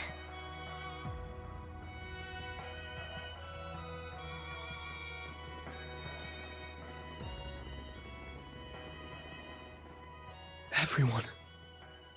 Damn, that's some crowd! I'm glad to see it was a success.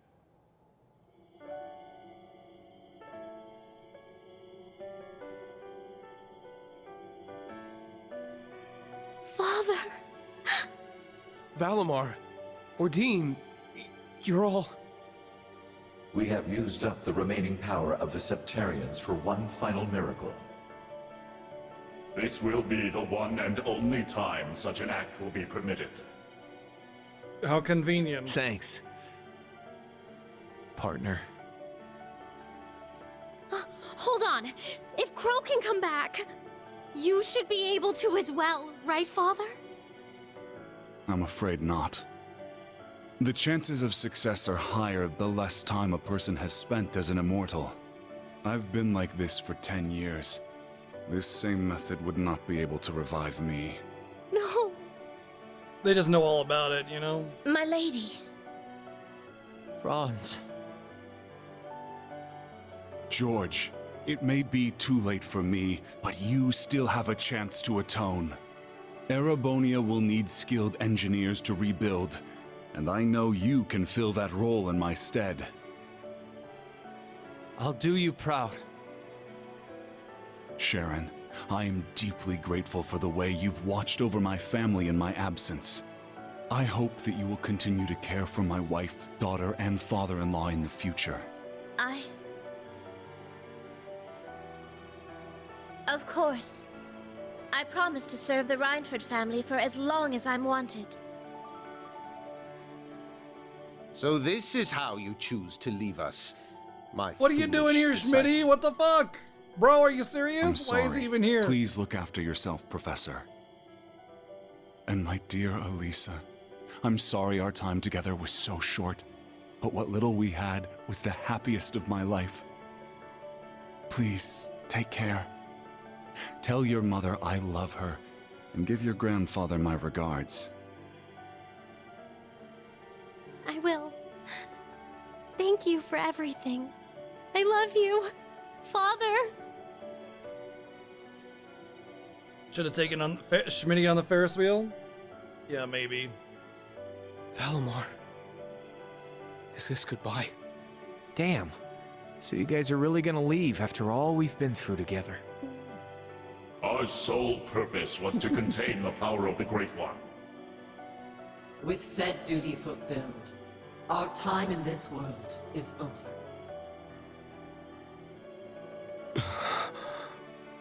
Stand tall, my awakener, son of my former awakener. And my true friend. Teach me how to love. It was my privilege to stand by your side through all of your struggles and moments of joy. Machine though I may be, seeing you grow and progress warmed my heart. Reed, I am proud of the man you have become. It was an honor to have been your awakener. Thank you for everything, my friend. I'll never forget you.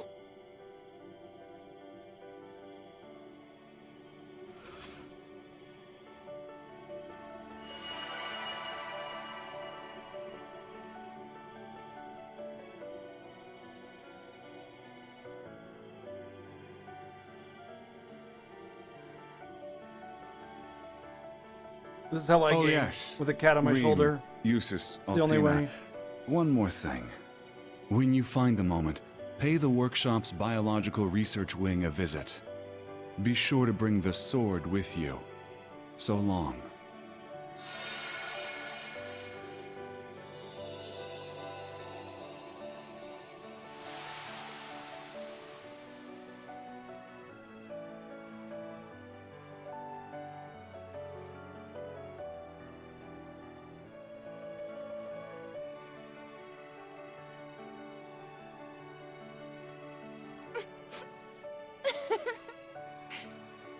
They really were something else. They did so much for us. Yes. And Franz's final words.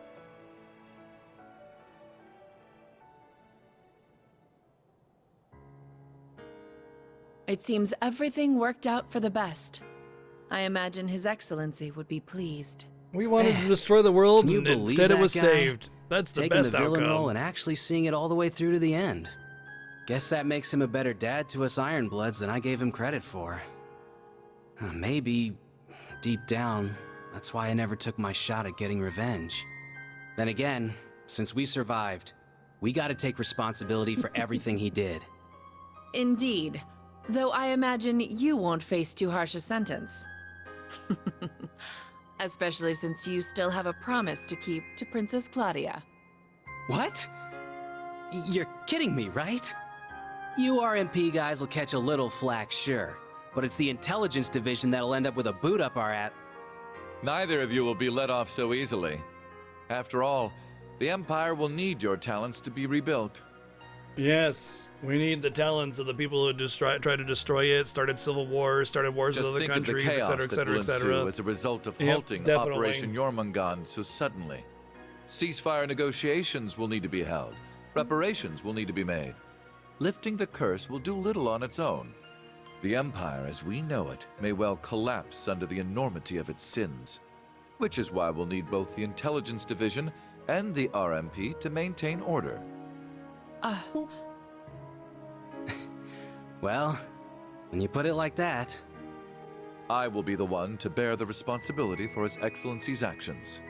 It is the best way we can go about quelling the unrest in Erebonia and solving the issue of Crossbell all at once. I can think of no better way for us Ironbloods to honor him. Understood. Sheesh, fine.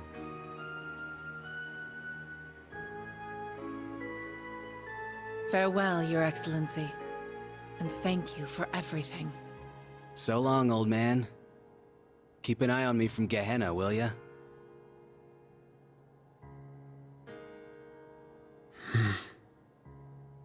Hey, Princey boy. If you want to take it back, now's your last chance.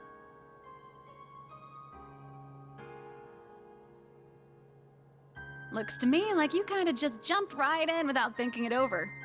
Sure, Ouroboros doesn't turn anyone away, but it's a big decision, you know? I've already come this far. I may as well see it through. If I stayed in Erebonia, I wouldn't face any consequences. They wouldn't imprison the Crown Prince, after all. At worst, I might be disinherited, and then Alphen or Olivert would need to bear my burdens. As things are, it would be best for me to simply disappear from the Empire. And given recent events, you seem a bit short-staffed at the moment. I think I may be able to assist you. If I were to be accepted as an enforcer, I would have the freedom to do whatever I please, correct? I could use that freedom to finally see the world outside of Erebonia. Just like Olivert. Wow, guess you actually gave it some thought after all. Glad to see you finally grew a pair. All right then, come with me. We can take the Beowulf. And hey, I can introduce you to Daddy while we're there. The War God?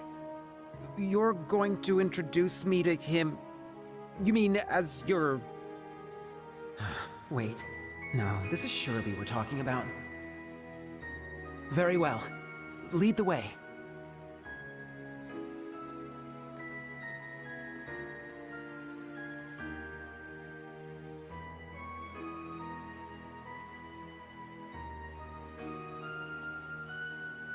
Farewell, Alphen, Olivert.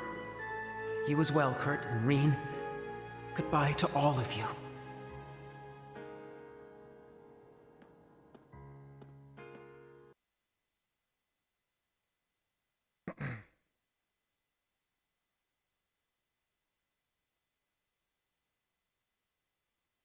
Well, that's that. Oh my god, Maya, how can I put you down? You're so cute. But I gotta put you down.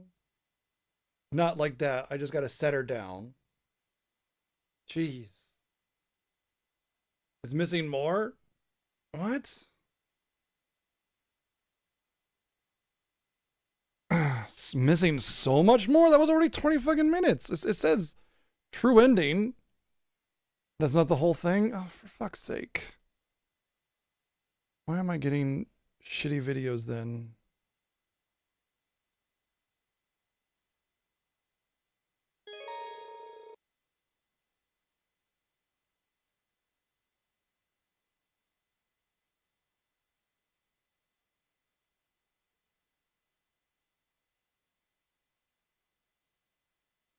Okay. This is like right afterwards.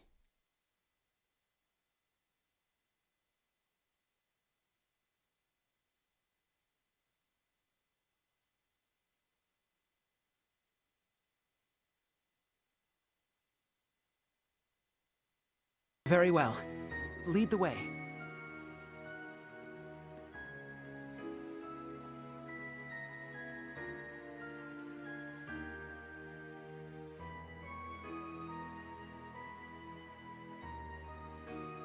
Farewell, Alphen, Olivert. Yeah, they really cut it As short, well, didn't they? Reen. Goodbye to all of you.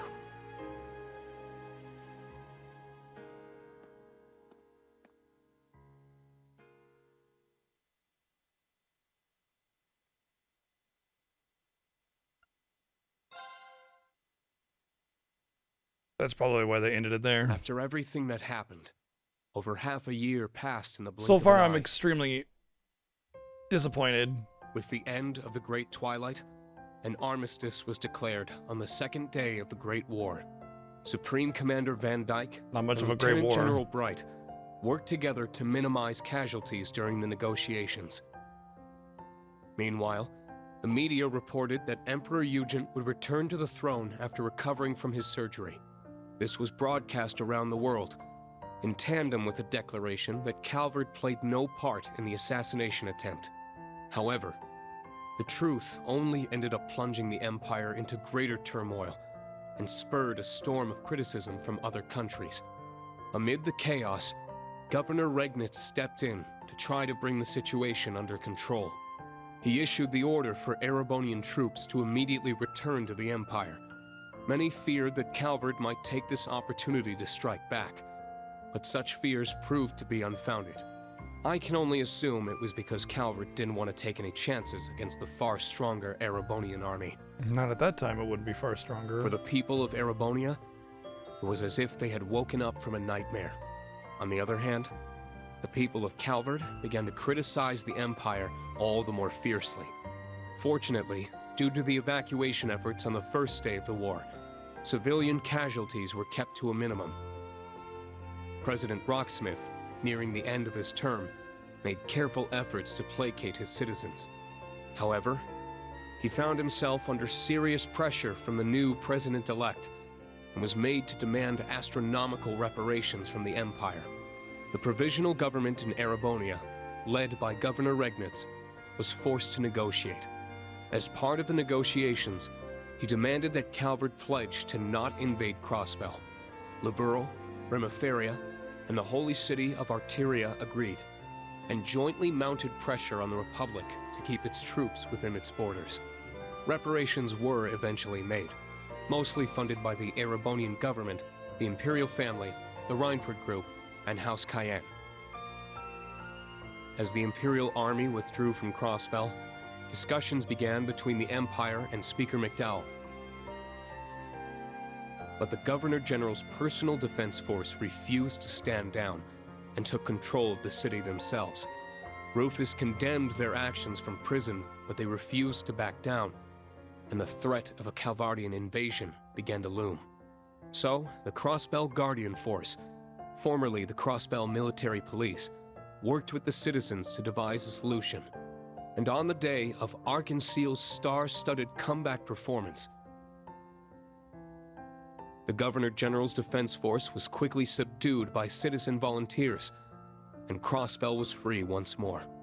At the heart of the operation were the officers of the Special Support Section, saving their country yet again. While foreign affairs were steadily heading in the right direction, Erebonia's domestic issues showed no signs of stopping. With the news of Chancellor Osborne's death, the nobles he had kept in check scrambled to reclaim their former power. Class warfare broke out once more. And though the Imperial family tried to restore order, Yo, Vax, 43 rumors months. of Prince Thank Cedric's you. role in the Chancellor's warmongering caused their pleas to fall on deaf ears. The Crown Prince's mysterious disappearance only put them in a more difficult position. Just when things seemed their worst, Princess Alphen and the newly returned Prince Olivert engaged the public directly and sincerely.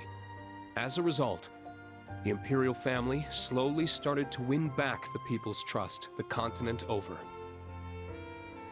Meanwhile, news of Crossbell's liberation stirred talk of independence in Jirai and North Ambria. Some argued, however, that the 10 years Jirai had spent as an SEZ had bolstered its economy and reduced poverty. The issue is still hotly debated, and those in charge are monitoring the situation carefully for fear of more conflict igniting. Though Chancellor Osborne's right-hand man, Governor General Rufus Albarea, was apprehended, Majors Lecter Arundel and Claire Revelt managed to avoid arrest. Not only that, but they remained at the Intelligence Division and the RMP, respectively, focusing their efforts on restoring Of order course. to their country. We're only temporarily That said, evil, okay? Both groups lost their position as government organizations and underwent extensive restructuring. The Bracer Guild regained its former status in the Empire, and for the first time in 5 years, all its branches were reopened. High-ranking bracers from all over the continent helped to combat disorder and unrest within the Empire, according to certain classified information from the Guild. Zin, from the first games. Prince Cedric, thought to be missing, had in fact become a member of Ouroboros. There are even rumors that he was made an enforcer, but that remains unverified. Meanwhile, after tirelessly aiding the other great houses, Governor Regnitz, and the Government Accountability Inspectorate for months, Acting Duke Eustace Albarea rejoined his allies for a journey to a certain place. Each of his friends had been busy restoring peace to their country in their own way.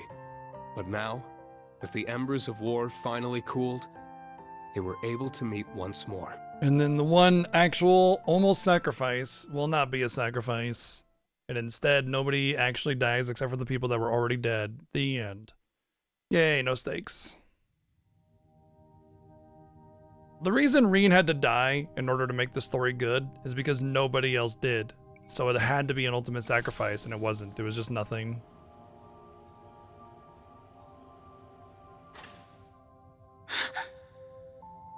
Whoa.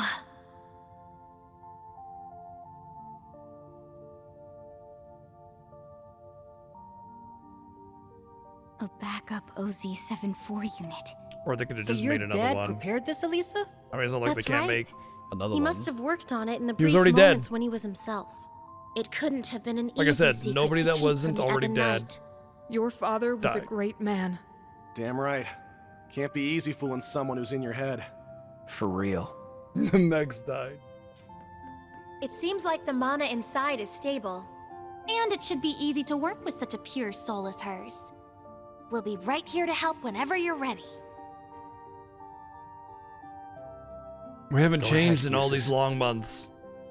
I hope she doesn't mind the smell. Come on, man. What are you waiting for? No.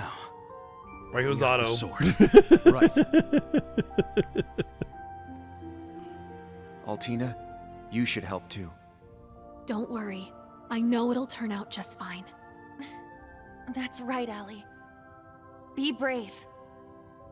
I mean, any character that you don't control is an NPC, but they suggested a few soldiers died because they said minimize casualties or something like that, but that doesn't mean anything. Everything's stable. This should work. Adios, please. Now Nobody be the cares time about the for a faceless miracle. numbers that are Sure, just we've got 1 or 2 statistics. left, right? If you're listening out there, these kids need you.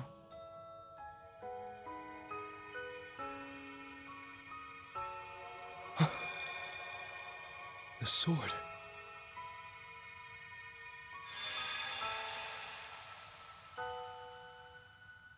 Mm.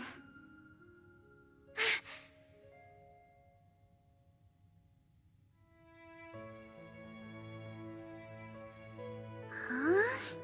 Where am I? Reen? Tilly? What are you guys doing here? Eustace? What gives? You look like you've seen a ghost. Wait, what happened? last thing I remember, Millium! You're awake! Whoa, guys! What's gotten into you? Anyone want to tell me what this is all about?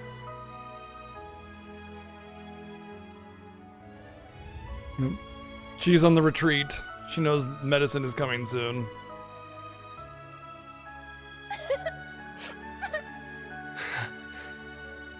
It's kind of a long story. So much happened while you were asleep. But before we get to all that...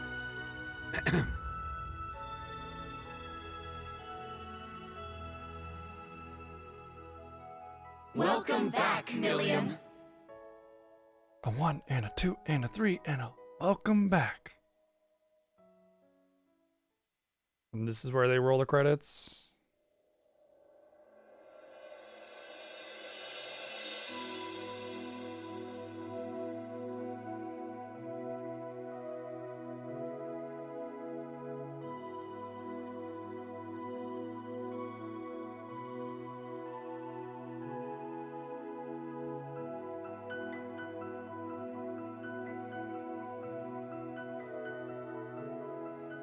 Oh, well, that's nice at least.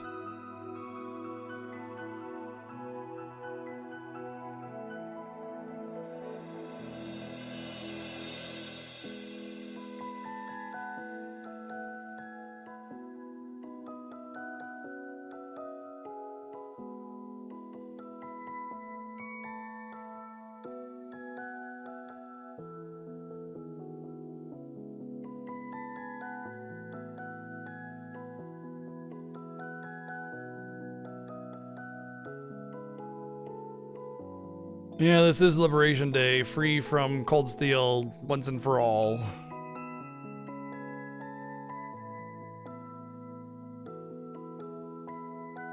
Wearing a maid outfit to a wedding feels a little wrong. They put everybody in a dress, but then they kept Sharon in the same outfit. Like, doesn't make any sense.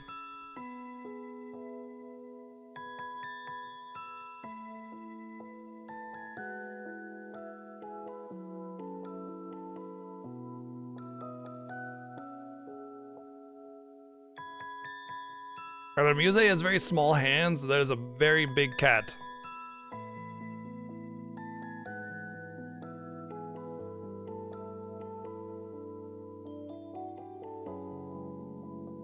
I think this is insinuating that it's a couple years later, or at least several months later. Several. Millium was the one that caught the bouquet. Oh, jeez. Okay, boy. I have questions and concerns.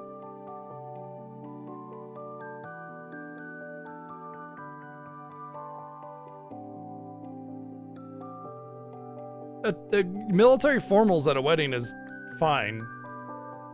It's actually expected.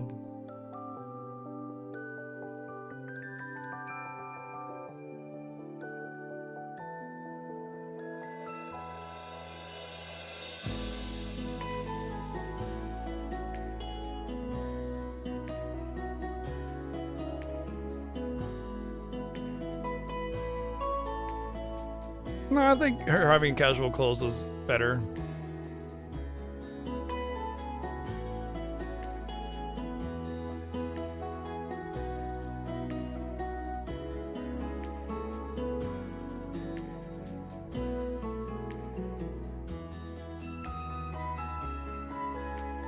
Yeah, I know. I think Duvali wearing casual clothes for the wedding is better than her armor. Armor's not formal military attire, you know?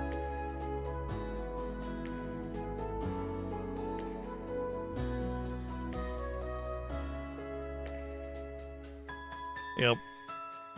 So is Ren. It's so weird because they have all this unique art for the characters in different outfits, but half of them just have their normal stuff on, and the other half have new outfits. Like Zin, Agate, Josette, Kevin, Ren, everybody, even Tito over here. Tio. has all their regular outfits on, yet Onion?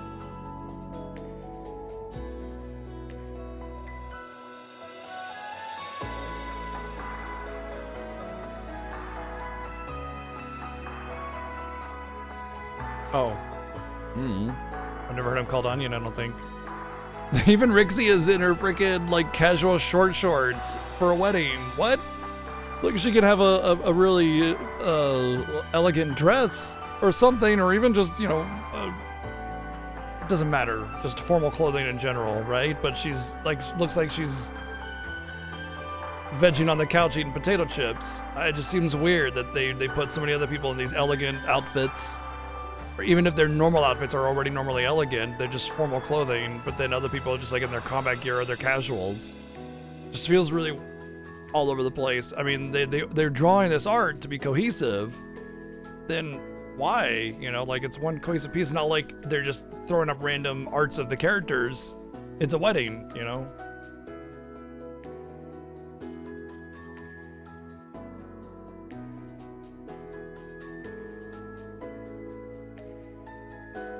Riggsy with the Aurelia power playing. I can see it.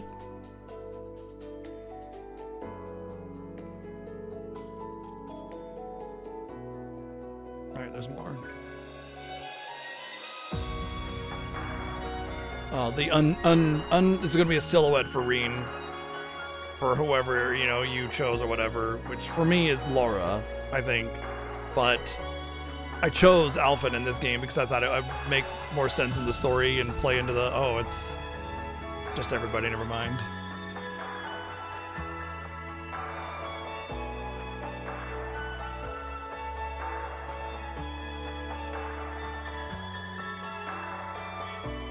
Reen just marries all of them.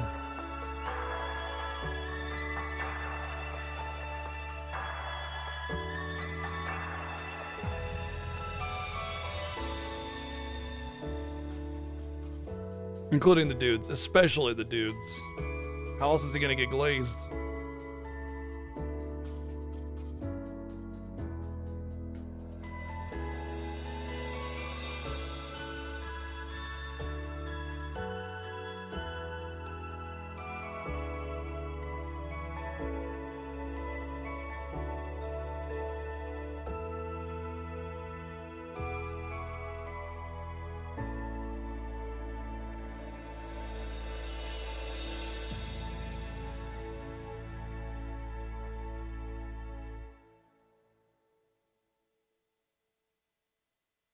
He even head pats in the final image. He was head patting Athena.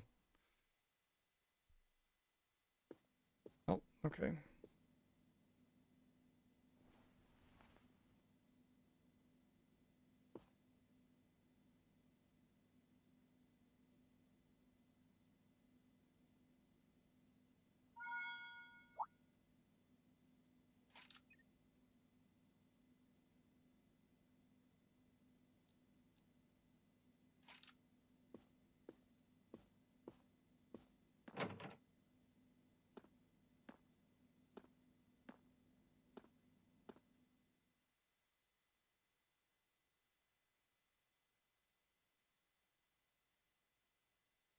I think that's it. Yeah.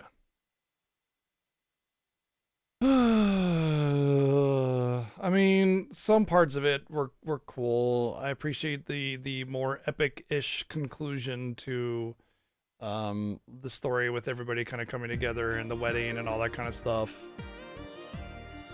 But it's review time now.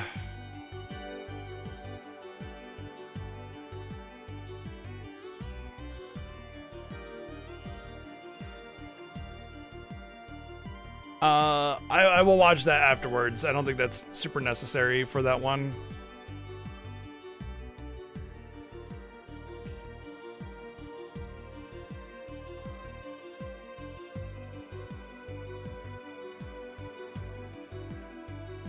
Secret post-credit scene.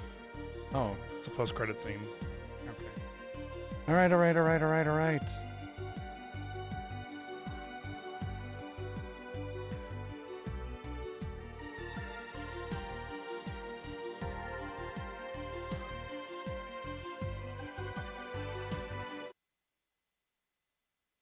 Ah, I understand now.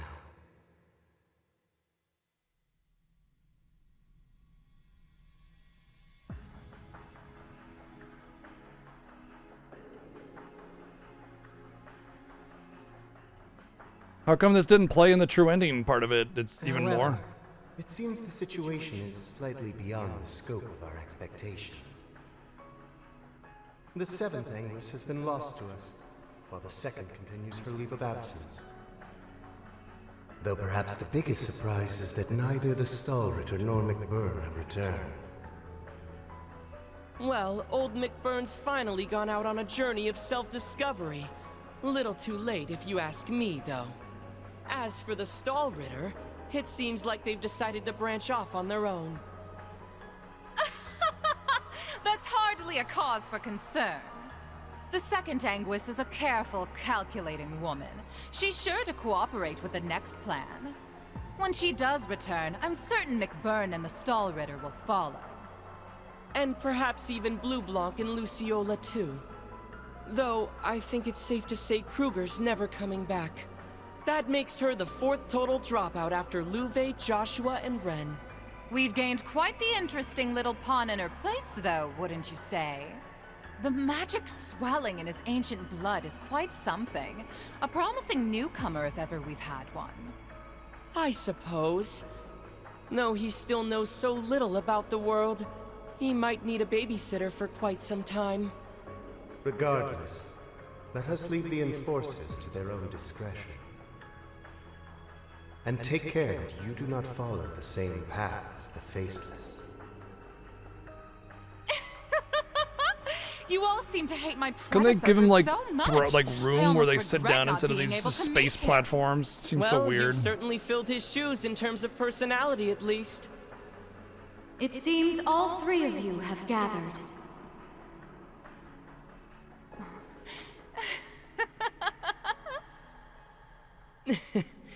So, you've arrived. Welcome, O Grand Master.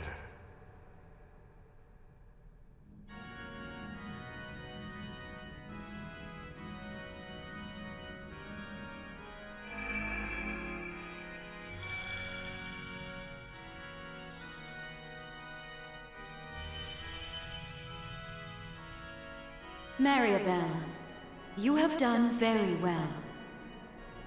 You oversaw the completion of the Phantasmal Blaze plan. Why does she and sound returned familiar? safely. You're too kind. I merely laid the groundwork. Yeah, I definitely for the Witch of the recognize her Abyss voice. And the Steel Maiden to work. That's what I was thinking, Bella. Xenogears did it, but they did it because they were like a machine, you know? I have confirmed their disappearance from this plane. Unlike the Septarian of Mirage, they haven't vanished entirely. But as they are now, it is nearly impossible for them to fall into human hands once more. Is that so? I guess we can say things are still going smoothly then? Indeed. Our plan continues apace. Vita's searching for a new path, in spite of her continuing faith in me. The heroic death of the proud Leanne Sandlot. McBurn, the former overlord of the Beyond, realizing the truth of his home. And even the departures of Joshua, Ren, and Sharon were all valuable parts of the process.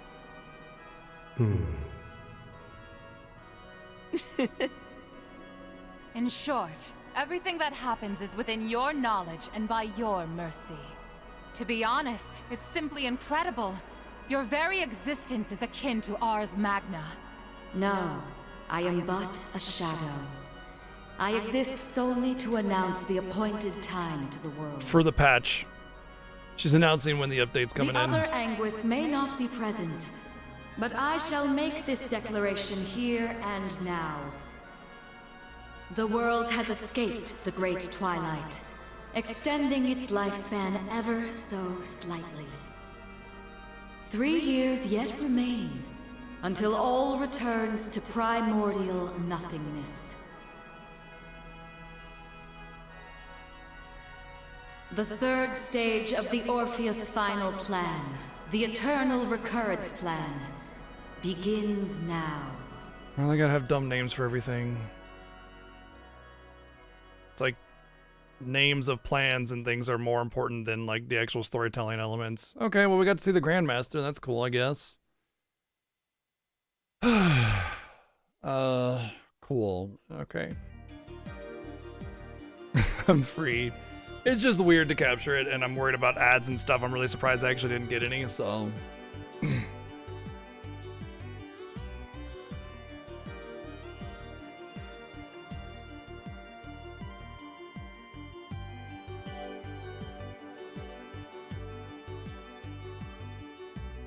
Oh, okay, cool.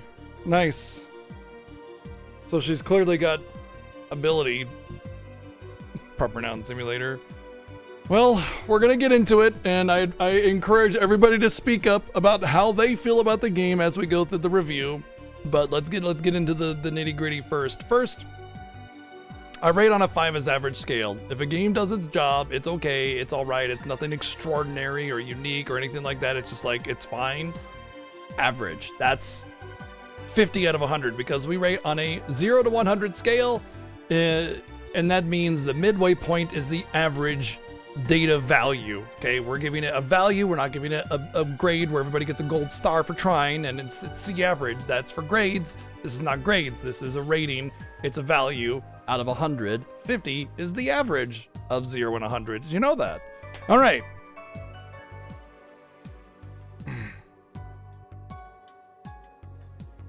That being said, generally speaking, the vast majority of data falls into the average category between the 40 and 60% values. That's just how things work. Height, weight, skill, ability, quality, all those things, they all tend to pull towards the center, with very, very rare things in the extremes on either side, good or bad. We have a number of different categories. First off is visuals, and visuals doesn't just mean super high AAA fidelity graphics. It can mean like just a really good use of the aesthetic, unique maps. I mean, like Final Fantasy XIV is actually a really good example of really sometimes awesome graphics.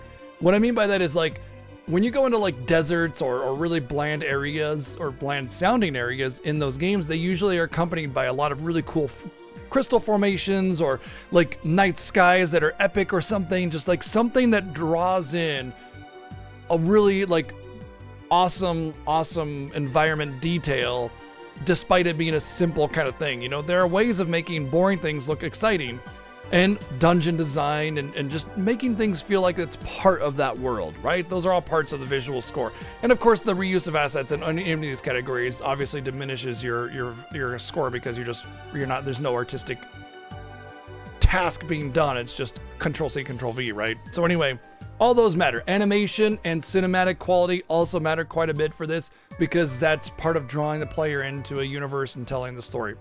Audio, same deal. Music, sound effects, voice acting, balance, audio design, audio conveyance, all these things are part of the overall audio score.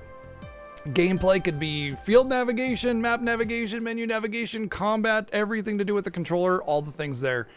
And then story would be the same deal. It's all the things. It's not just, ooh, neat story. I mean, we're talking about the writing, the cohesiveness of the plot, the way the pacing works, the character growth, all of the elements of the storytelling coming together. And then the design would be like the bugs and glitches, the systems, the balancing, the concepts, all those coming, like the raw skeleton of it, before the pretty coat of paint is put on it. And the enjoyment score is sort of this magical, mysterious, subjective score where sometimes you just like, it's just fun. You don't know, these might be really bad, but you just had fun with it and the enjoyment is high. Sometimes these are really good and you just didn't vibe with it, so you didn't enjoy it. It's a subjective score, but it's kind of a mysterious thing that doesn't really apply, but also does apply to all of these other scores. So it's kind of that, I don't know, the wild card factor, I guess you could say. All right, these are all the games since I think 2018, right, when Remake came out, because Remake was one of the first games that we reviewed for the viewer choice games. So these are all, Persona 4 was personal choice? I thought that was viewer choice. Anyway, these are all the games I've personally reviewed. Obviously, some of them are still out of 10 because I used to do them out of 10. It wasn't until somewhat recently that I started doing them out of 100. One of these days I'll go back in this document and kind of go through it and kind of slap some out of 100 numbers on them and you know, try to make it as accurate as I possibly can. But here we go. Wow, actually, geez, we played Final Fantasy Tactics, Ghost of Yotai, Deception, and Still Wakes the Deep before we got to Cold Steel 4, huh? Wow.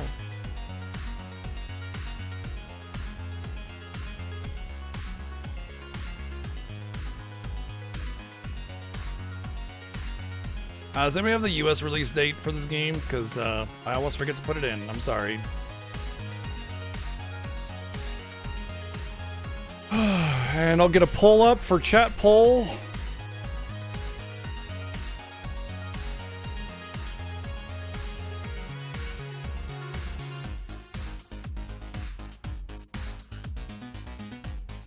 All right, there is a poll in chat. It's anonymous.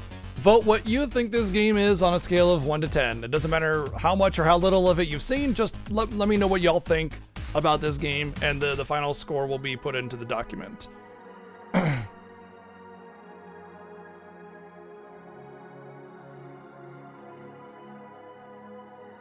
Well, we're still going over. I would have finished this review about now if I didn't watch the videos. That's fine. That's fine though. I actually prefer to have watched the true ending and all those extra scenes because they matter. We're still going to be playing Reverie and Daybreak 1 and 2, and I'm probably going to need to see those scenes. So I'm actually glad y'all advised me to watch them. Maya. Oh, she's running away from Chi. Ha ha ha ha ha. You shall not hunt the precious little kitty. Let her rest. Hi.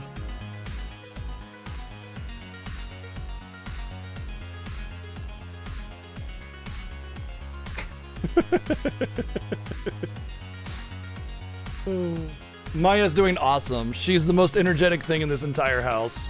She's made a hopefully full recovery. I mean, as far as we can tell. And,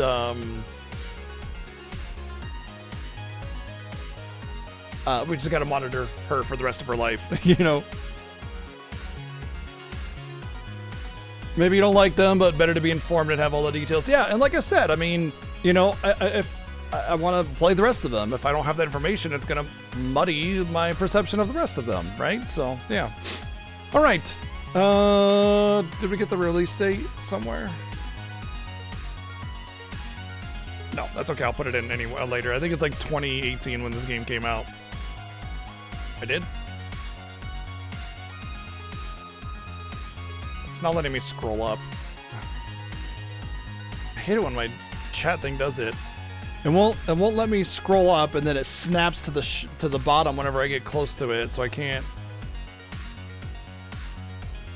No, I don't see it.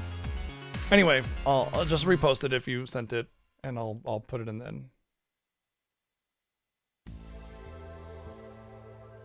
So, first off, let's get into the review. And as I go through it, by all means, please let me know how you feel about the game in the respective categories as well.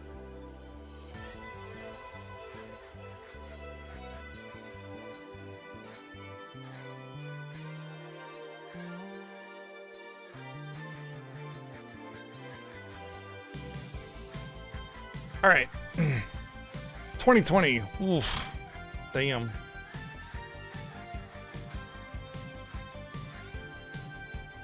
It's kind of damning, but yeah. Chat says 5 to 6, pretty handedly. A couple outliers on both sides, but generally speaking, 5 to 6 is pretty firm average score there. All right, so let's get into the visuals. First off, I mean, what can I say about the visuals? There's almost nothing unique in the entirety of this game, and visuals least of all, because pretty much every single asset is reused. Even the final dungeon was just a reused tile set with some extra little doodads here and there, and the dungeon wasn't even well designed anyway. It's like, I can't really do, like, okay, if this was a brand new game and it didn't reuse any assets, I would say the game looks okay. It doesn't really have a whole lot of visual fidelity. It doesn't have any animations or cinematics. All the cutscenes are just, you know, just there's nothing going on there. Abilities are pretty cool. Some of the animations for battles are pretty neat, but overall it just be kind of meh. You know, it's okay, it works, right? But instead, it's just all reused assets. There's very, very, very, very few unique assets.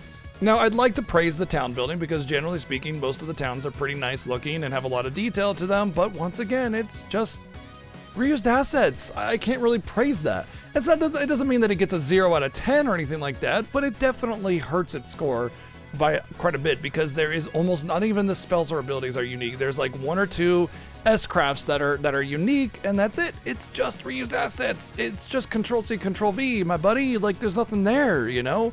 So I can't really praise it for that. And other than that, I mean, what else can I say? You know, it's all right.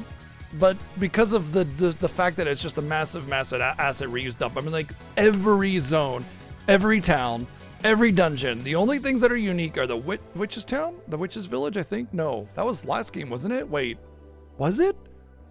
Well, they kind of dropped that Witch's Village real fast near the end there, didn't they? Yeah, like I said, the fidelity isn't all that great, but fidelity doesn't matter. It's a low part of it.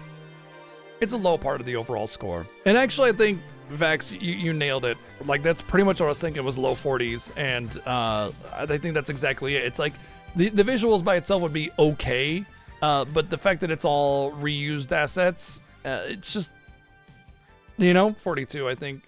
You nailed it exactly, Vex.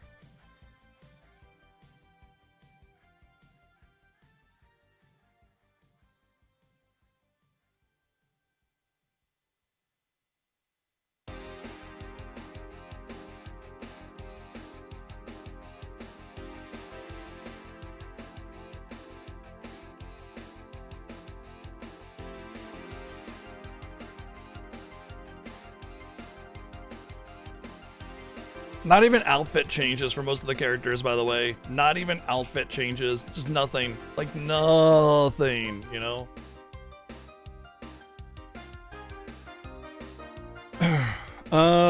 Audio. This is the same deal. It's reused audio, reused tracks, reused sound effects, reused everything. It's the same deal. I mean, the music is good. The sound, the OST is solid. It's a solid OST. It doesn't really bother you with the audio. But I mean, if everything is just reused with a couple new tracks, it's still like, here's the thing. I understand that Rebirth is a much like higher tier game. Okay, I get it, right? Like, it's a very, very high polished AAA, you know, high budget kind of game. But like, that game had not only like, it reused some of the tracks from the previous game, it had 400 unique full tracks in the game. I mean, over 400. Like, that's above and beyond. The expected is like 50 to 100, you know? What I'm getting at is they didn't even do that. They didn't even do the bare minimum. There were some rearrangements of some of the tracks, but I want to say there was probably, I don't know, maybe 15, maybe 20 unique tracks. And even then, I can't really point them out because a lot of the tracks just kind of feel like, yeah, it's good, but not memorable. And so I can't really remember most of the tracks. I mean, if it was like Silver Streak, or Silver, whatever the fuck that one was with the airship and Sky, I'd know that right away. Because it felt unique. It felt like it stood out from the crowd, and nothing else really does in these games. It's just always just kind of there. It's good music, good instrumentation.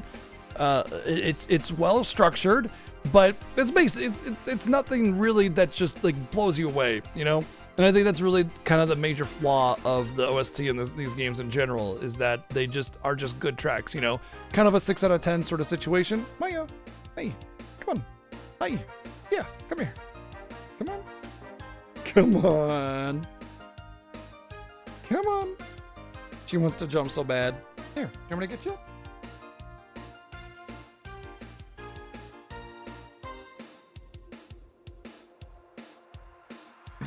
There you go. What a fucking cutie. Oh, jeez, I love that cat. All right.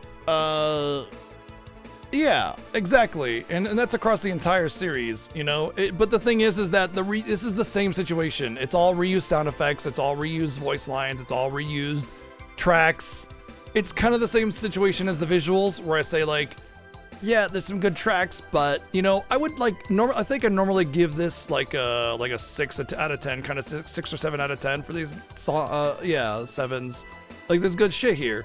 So because of the reused asset, I'm just gonna kind of say 55.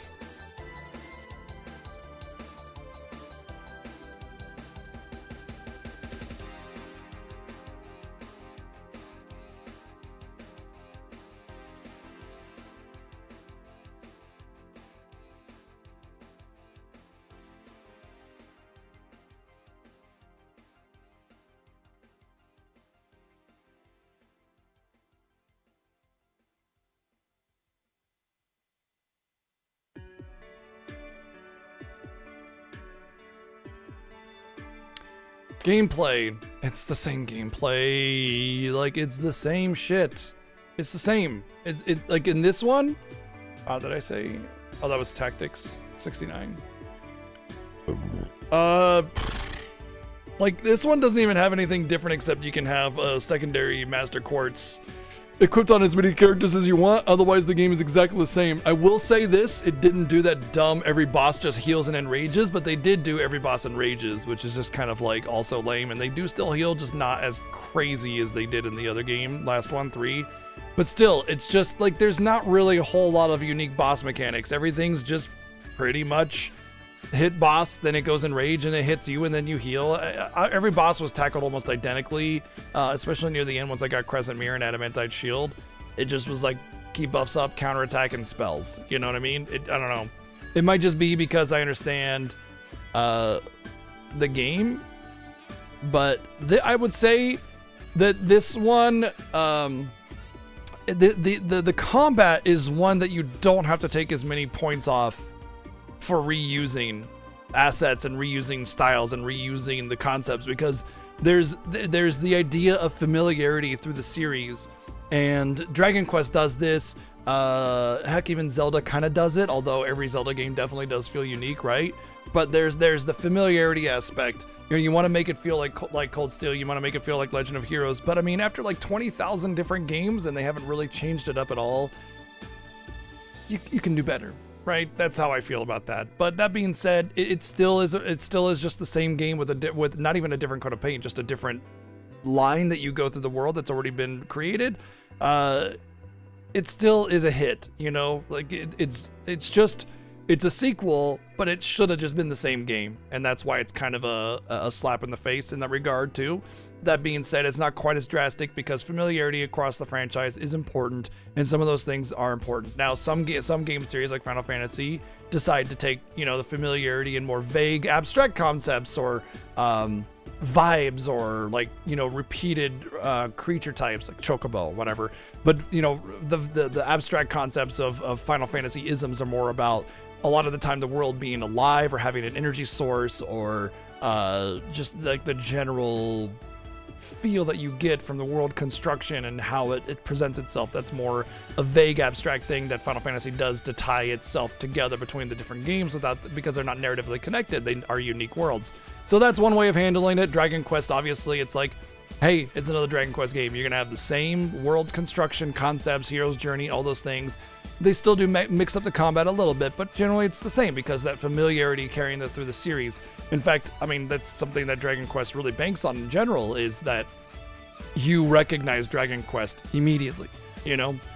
I mean, the Akira Toriyama art certainly helps, obviously, but in general, it's like you see, you know, Axeman or a slime or something, it's like, that's Dragon Quest, you know?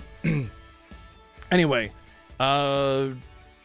I still think the combat's solid. It's definitely one of the better parts of the game, but because it just keeps reusing the same combat, it's pulling it down. It's dragging its ass, and that is going to eventually just come to the point where it's like, I don't care about playing this game anymore because I've played it 500 times, even though they were called different names. It's the same thing, you know? You get tired out of repetition, and you want something new, fresh, you know? Give me something different. But that being said, I'm just gonna give it the same score as I gave it Cold Steel, because there were a couple little unique things in there, like the secondary quartz and whatever. There were more robot battles, but a lot of them were kind of roughly balanced and designed. That being said, I think it's still solid, and I still enjoy the combat, so I'm gonna say 69 again.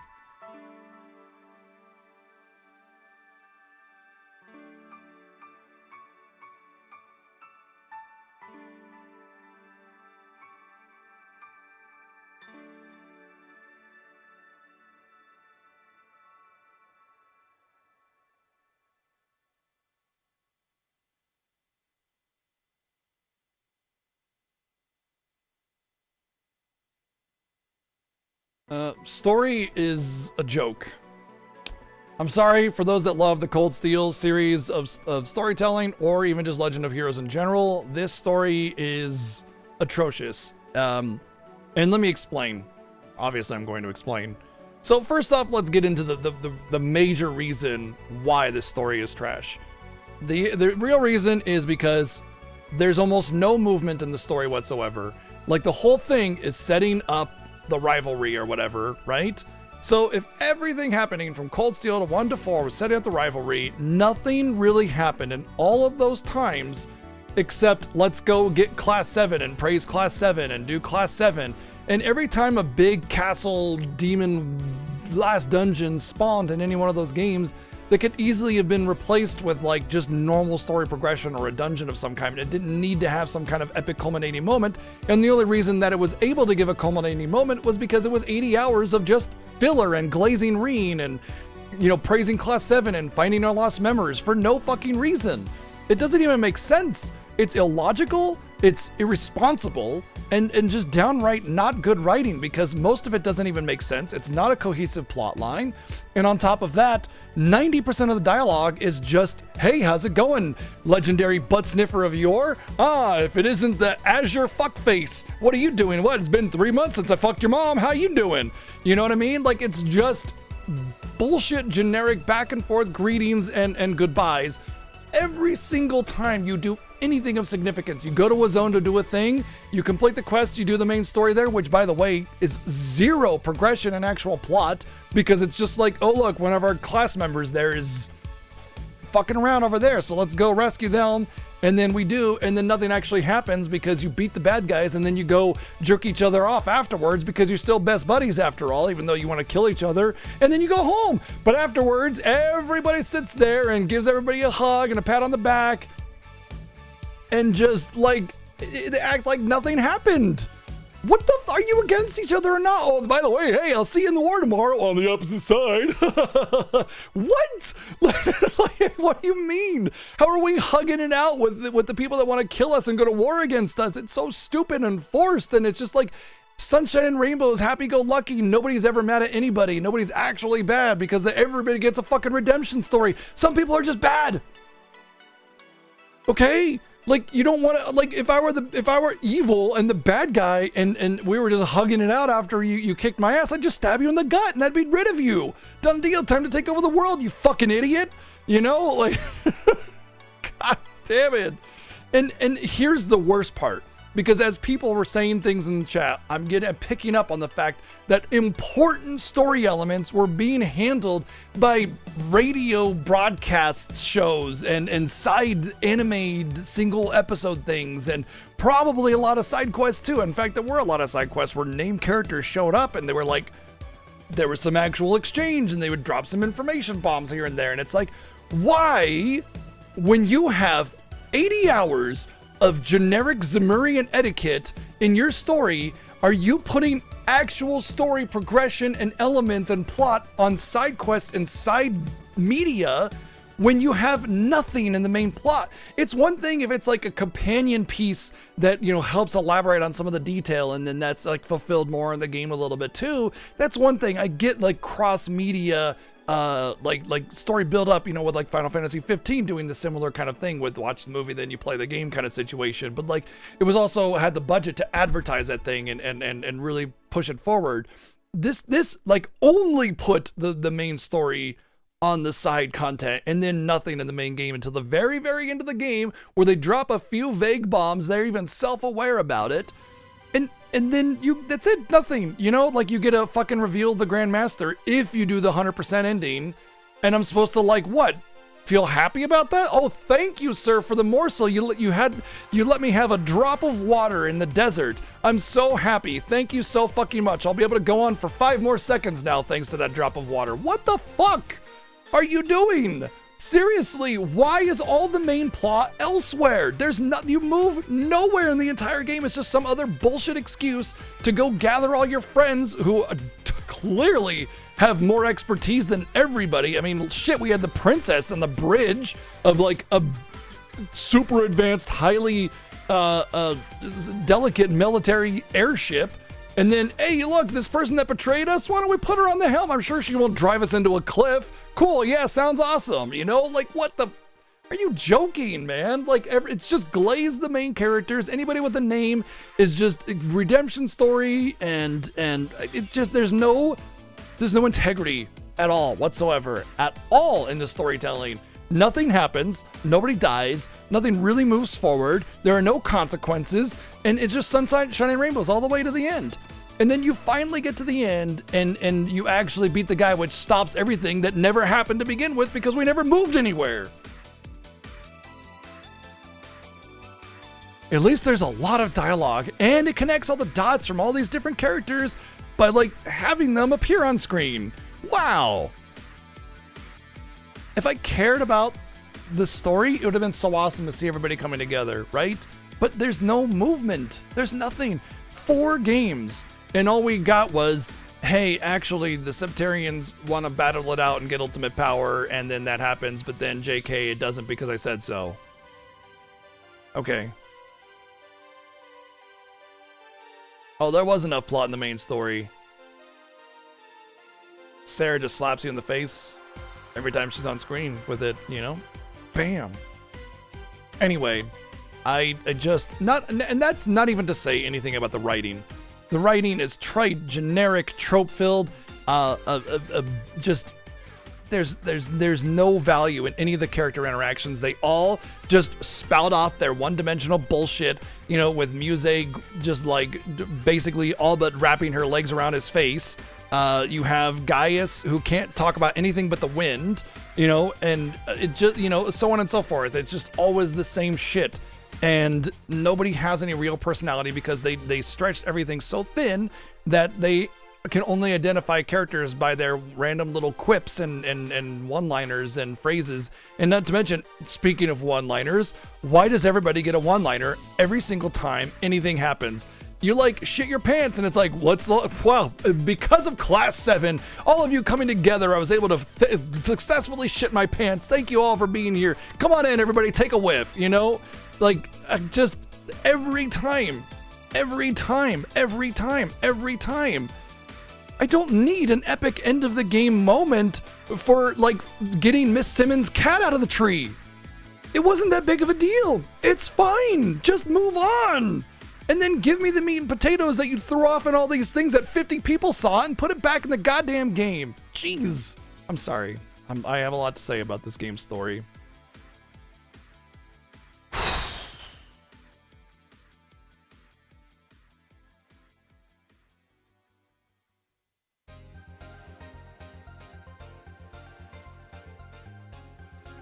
Yeah, because it was stretched so thin. They just were just delaying until they could get to the end of the game after 300-400 hours of side content and fluffing Reen and you know, praising Class 7. Like, it just, there was nothing. Like, Pokemon has a better story than this because at least they know what their focus is. It's just happy-go-lucky Pokemon are your friends and power friendship, done deal. Like, they focus, you know? It's not good. It's terrible story, but it's for kids. And so it's just like they have a focus on being kid friendly and they do it. And this is just like, it's just all over the place and filler. It's just nothing the entire time until you get one little tidbit, something vague, and then they teleport away and you get nothing instead. It's so stupid too because we got like such a bomb with like, you know, this whole like real world situation. Like, you know, there's something beyond the world that you're in and everything, and it implied so much, like massive bomb. And then in Cold Steel 3 we got a massive bomb of like the spirit veins are drying up and everything, and it was just so glossed over. The major plot elements that could have been explored and detailed and brought forth and like actually, you know, have it be a reveal, but it was just kind of a side character thing. Like Emma's just like, yeah, you know, there is this whole theory about if you go out to sea, you just get turned around, you can't go out. It's just like a barrier there or something. And it's just very vague, the concept of it. And they're like, huh? Whoa, what the hell is that? Weird. Anyway, you know, like, what do you mean, whatever? Like, oh, God, that's like a moment That's like a moment where you come across like the final mid-boss fight or something like that, where it's like 3/4 of the way through the game, and the reoccurring antagonist that you finally get a final fight with is like, you fools, you don't even understand. This isn't even the real world. Try going out to sea, and you will return, despite not having, you know, not having changed course. This is but a simulation, or this is but a fake world, or this is but some cage we are in, you know, and I will be the one to free us from this cage. Like, you know, as he's lording over you in the air, glowing with wings or some shit like that. And it's like, what? Oh, no way. What does this mean, you know? And then after that battle, you have this time to settle into the heavy news that you just got, study it, talk amongst your characters. What does it mean? Hey, let's go study some novels, some books and some old library or something like that to see if there's anything that talks about this so we can further explore it. But it was just a one-liner, just cast off. Both the Spirit Vein thing and the world thing, which are like the only significant things that we got in the entire story. I don't get it. Why are these things glossed over, but we get to say fucking hello, Reen, you mean everything to me 800 times?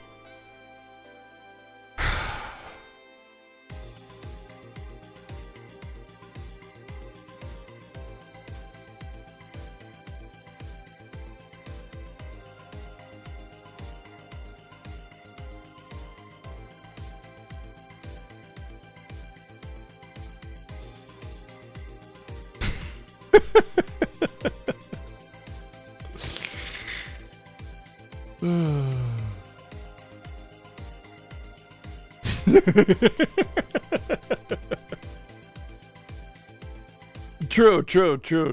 Yeah, true.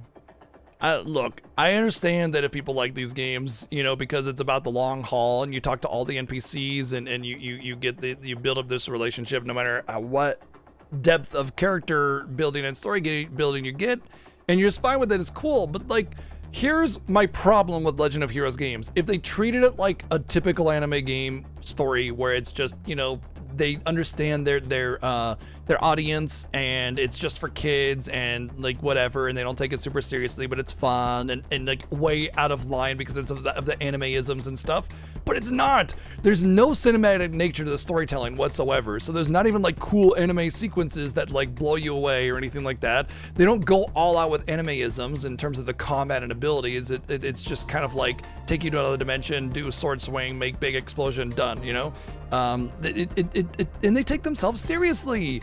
Like, they really take themselves seriously. Like, there's some kind of like high-end, ultra, you know, box office story plot. It's not, dude. If you watch this in a movie, as a movie, I would burn down the theater. Not really, obviously, but like, goddamn, I'd be so mad. I'd demand my money back. Just a bunch of telling Reen hi and having the formal greetings amongst your enemies right before you go try to kill each other and then hug it out afterwards. And then, yes, that's the nail in the coffin. The fact that there might have actually been an ultimate sacrifice, and not even that. They have no balls to kill off a character. Anybody that died was already dead. Nobody suffered. Only no-name random soldiers, you know, they're just called casualties of war, and that's it. Nobody that mattered died. Nothing. Nada. Zero. Not even fucking Crow, who got stabbed in the chest and should have been dead in the first game.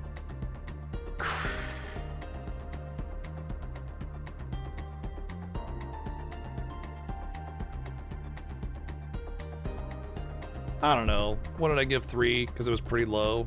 17? Alright, I'm giving this a 15.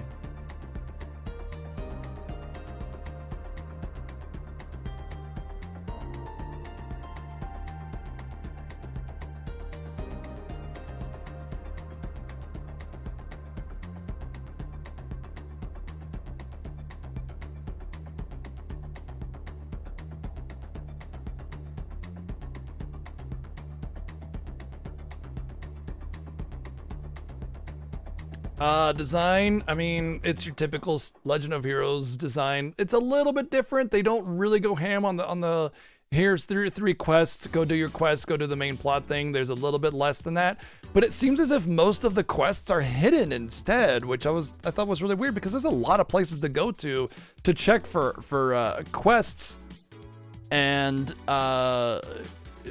and then just not, you know, couldn't find them anywhere. And I got like C's and B's in a lot of areas. I was kind of bummed by that, but whatever. We got, you know, all but 2 ranks. I don't know. I mean, the structure is kind of nice. I think it's a little bit too, it's too like fabricated. You know what I mean? It doesn't feel like you're in this world and you can go and do this exploration and find your way in it and find your path. It just feels like it's this rigid structure that you have to adhere to, and it's all like compartmentalized in these little sub chapters. You know, it doesn't really, I don't know. It's like okay, it's like you just fried up a couple eggs. Okay, so you get a couple fried eggs on your plate, but first off, I wanted to make it look pretty, so I took a rectangular mold or a square mold, and I made the eggs in that mold. So it's a perfectly rectangular egg thing, because I have to have that structure or else. And then I'm going to take a metal piece or a tape measure and perfectly measure out squares across this egg and cut them on these like 1/4 inch squares, okay? And then that's how the game is fed to you in these little 1/4 inch squares. It's like, just give me some fucking egg, man. It doesn't got to be pretty. Like, what? It's nice if it is and it's well cooked, but like, why are you individually feeding me these little 1/4 inch square egg thingies instead of just giving me my egg? I don't need this.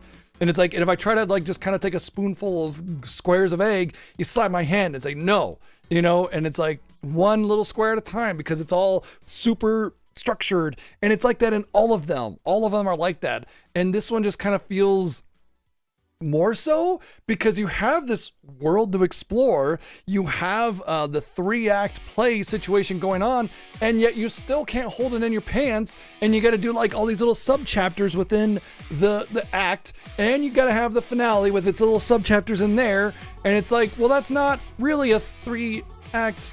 You know what? Fine, whatever. Like, it just, there's no edit button, there's no freedom, there's no just making it feel like you're in this world. It's just overly little structured, perfectly little concise situation. You know, we can't let it spill out. Any imperfect square gets discarded. You know, like, are you like, I mean, I'm wondering if he's on the spectrum or something, and he's like hyper fixating on this structure, and instead of just, you know, like letting it breathe and just, I mean,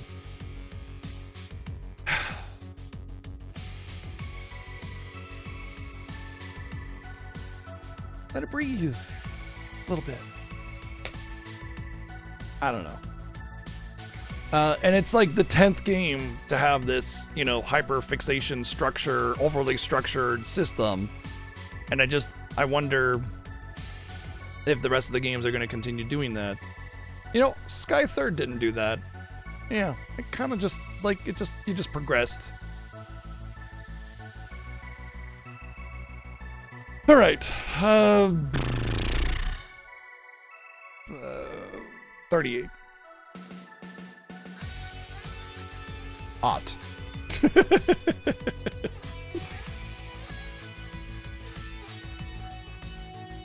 You know someone who eats waffles like that? Do they have any, like, what's the term for, like, ADHD and autism? There's a terminology for, like, alternative brainwave pattern thinking process. What's the term? Shit.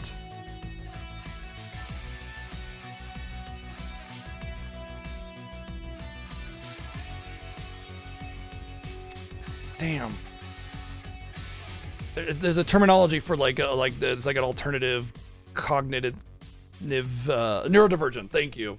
Wonder they're neurodivergent in some way, because a lot of neurodivergent people tend to hyperfixate, which is why I made that comment.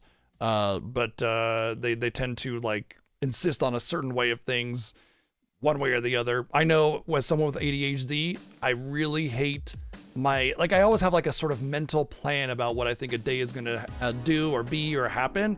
I hate being interrupted on that, like just random things, like if somebody just kicked down your door and be like, hey, we're going to the store, and be like, no, I don't want to. I was just gonna vibe. Like, yeah, shit happens and you got to adapt to it, but like I want to have a little bit more time to it, like mentally prepare for that to go out, you know, and do something, right? So it's like, you know, and that's like a neurodivergent kind of thing. Most people would just be like, cool, let's go to the store, you know. But I'm wondering if they eat their waffles like that and they have like a hyperfixation for it. I did. So that's what I did, Jazzy. I started doing that. I checked all the locations that Mark knew. I went in there, I looked around, and I did that for like half the map, and there was nothing new. So I stopped doing it. So I just stopped doing it.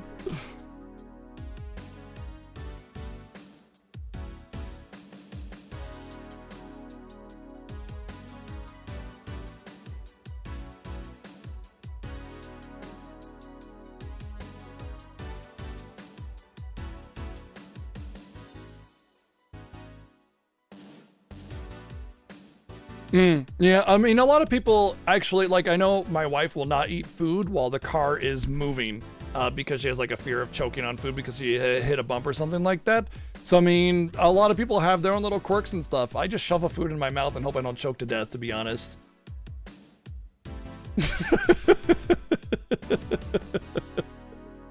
Fingers crossed, we're eating.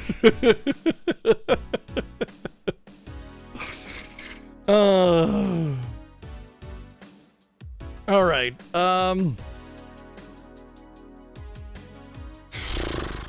My enjoyment, I don't know. I didn't hate the game. I like the combat. I like just being able to move through it. I like being able to build my team the way I want to. But then the game forces me to use party members that I don't have built or care about building all the time just to jerk off the whole Class 7 thing. Like, don't give me 20 party members expecting me to build them all and force me to use them. You know, it's stupid.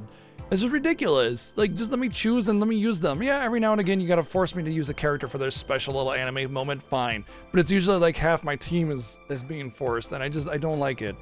It's frustrating, you know? So I don't know. I would say I didn't hate it. I had a good time with it. It was all right. I don't think I would ever want to play it again, ever. Nothing in Cold Steel ever. So I'm gonna say 60.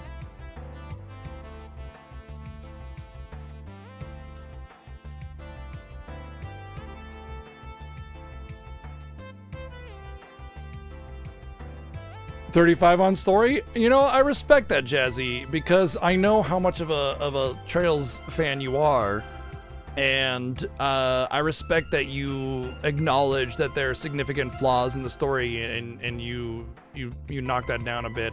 The reason I gave this a 15 instead of something like a 30 or something, and there's a very specific reason why I knocked it down so low. And that is, first, there's two main reasons. First off, there's no real significant plot movement throughout the entire game. It's all very static. Go get your friends, go do generic things, go like do, it seems like this moment that you should be learning something about the plot movement, but it's just hugging it out with your villains and nothing, right? But the major one, the biggest one, is that the tremendous amount of script, huge script, but it's all just nothing. It's an empty burger. I told you, I was talking about this before. It's like having Michael Bay direct a commercial for McDonald's burger, and it's just bun. There's nothing in it, just dry bun. That's it. You know what I mean? And that's why. It's like insulting every time they open their mouth, where there's supposed to be story movement, and it's just generic Zoomerian greetings, and that bothers me a lot. So that's why, like, it's not just they had a lot of story and maybe it wasn't all that great or something. It was dragging me down to the depths of fucking Gehenna with every open mouth spoken word, because it's all just the same repeated trash.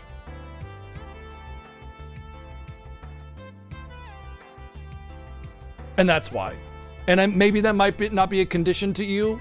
You know, that like we all have our way of reviewing games and everything. And we all have our way, our patience with certain aspects of it. We all have our, what we think is important. I've had people tell me, and many of you might agree, that just because they reuse the assets doesn't make it like a worse score. It's still that thing, which objectively speaking, it is the same thing. And so thus it's the same quality. And so, like, yeah, that makes sense. You know, if they have the exact same OST in both games and they both get a 50 on the score, or sorry, they should both get the same score regardless of what the number is. It doesn't matter. I don't know why I said 50. Anyway, they should both get the same score. But my take is that it's about artistic creativity. And if you had no artistic creativity, you didn't create something for this game. If I took the entire game of Cold Steel 4 and I just did Control-C and Control-V, do I get the same amount of praise as all the people that worked on the game? And the answer is no, of course not. So if I Control-C and Control-V 90% of my music tracks and then throw in a couple extras, should I get praise for all the previous tracks that I put in, that I robbed from the previous game to put in there? I mean, yeah, I wrote them, so fine, sure, yeah, but like not for this new game that I'm just throwing into there, you know? And so that's my mindset. That's why I do it that way. Not everybody agrees with me. It's more about a pure objective reality of the situation kind of situation. But I know, I know that video games are art, and I feel that that art should be judged accordingly. And if there's no creative process for the video game because it's all just reused assets, I'm going to judge that accordingly. And that's my specification, maybe not yours. So that explains, because like I agree that there's a lot of dialogue on screen and that there is at least some story, and it's not horribly awful, but it's the writing and the pacing and what you are getting on the screen that drags it down, and why I do that.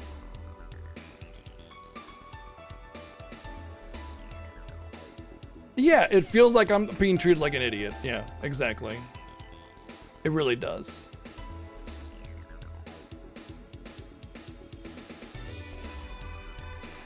It was the biggest Ouroboros moment, yes, but it took 4 games to get there. 4 games just to say, so-and-so is going to join Ouroboros, and here's the visage of our Grandmaster. Like, that was a 5-minute scene, and they took 4 games and 600 hours of gameplay to get there. You know what I mean? Like, that's unacceptable. Unacceptable! You know.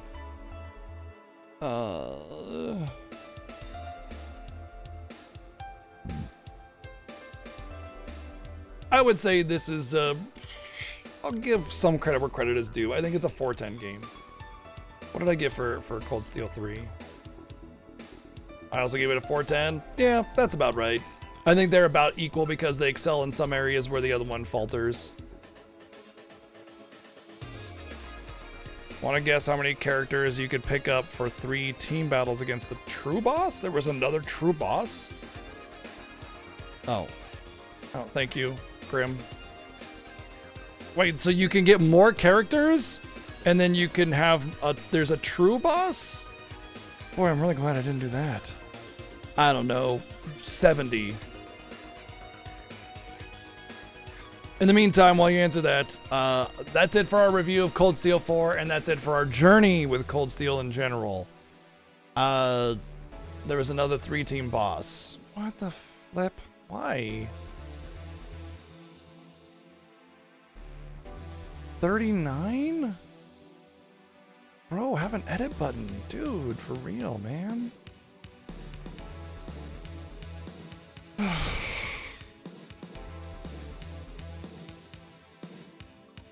Whatever.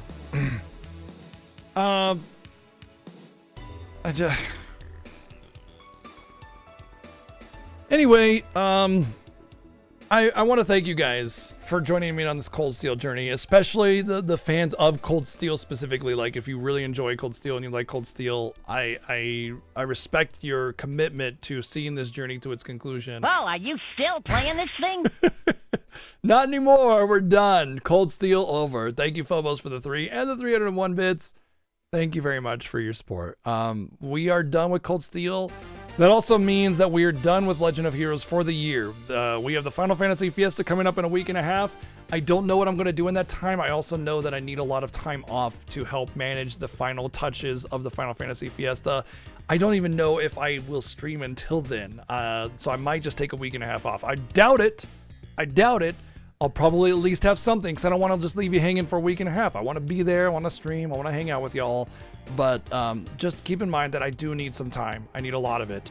And I need to be available. That's another thing, because Seven and I have to have a lot of calls, and he's not always around. And so being available means that when we need to get work done, I'm there. So sometimes a lot of it is just not streaming on the off chance that we can get some work done, you know? So just keep that in mind. That being said, I'm sure I'll have something for you guys. Probably. All right. So keep your eyes on the Discord. Keep your eyes on the follow button so that you get alerted when I go live. I will have something fun. If we do stream, obviously, something I think will be really enjoyable. I have a couple ideas I've been floating around. So anyway, thank you very, very much for joining me on this Legend of Heroes journey. It's been a long, long journey, all year long. And the fans of the series, I have a tremendous amount of respect for you guys. I mean, obviously we don't see eye to eye on the quality of the Legend of Heroes game, but honestly, like I said before, it's just the story and the writing that bothers me. Everything else is fine, you know? But we're not done. Obviously, we have Reverie, Daybreak 1 and 2, and we'll have Horizon before the Final Fantasy Fiesta ends. So we still have a few games to get through, but I have a feeling that those will be a lot more digestible. So I'm looking forward to getting into those, and we'll play them when we play them. I know that after the Fiesta, I'm going to want to get those incentive games done that I did not get done this year. There was like a Dragon's Lair and a couple other games that we want to play. Oh, Night Trap, that was another one. So I want to say we unlocked a couple others. But the sub-incentive still exists, so we can potentially unlock even more as we go through before the end of the Fiesta, just because, you know, we won't be going back to those until we finish. So there's a lot to do, and I think I want to make sure and prioritize finishing those incentive games before we move on to any of our projects that we haven't finished, like Dragon Quest IX or the rest of the Legend of Heroes games. So with that in mind, thank you for being here. Thank you for hanging out. I look forward to seeing you all probably tomorrow, 1 p.m. Pacific, with video games. Thank you for the tremendous amount of love and support, bits of donations, subs and resubs, and sub gifts. Have an awesome night. See you then. Cheers.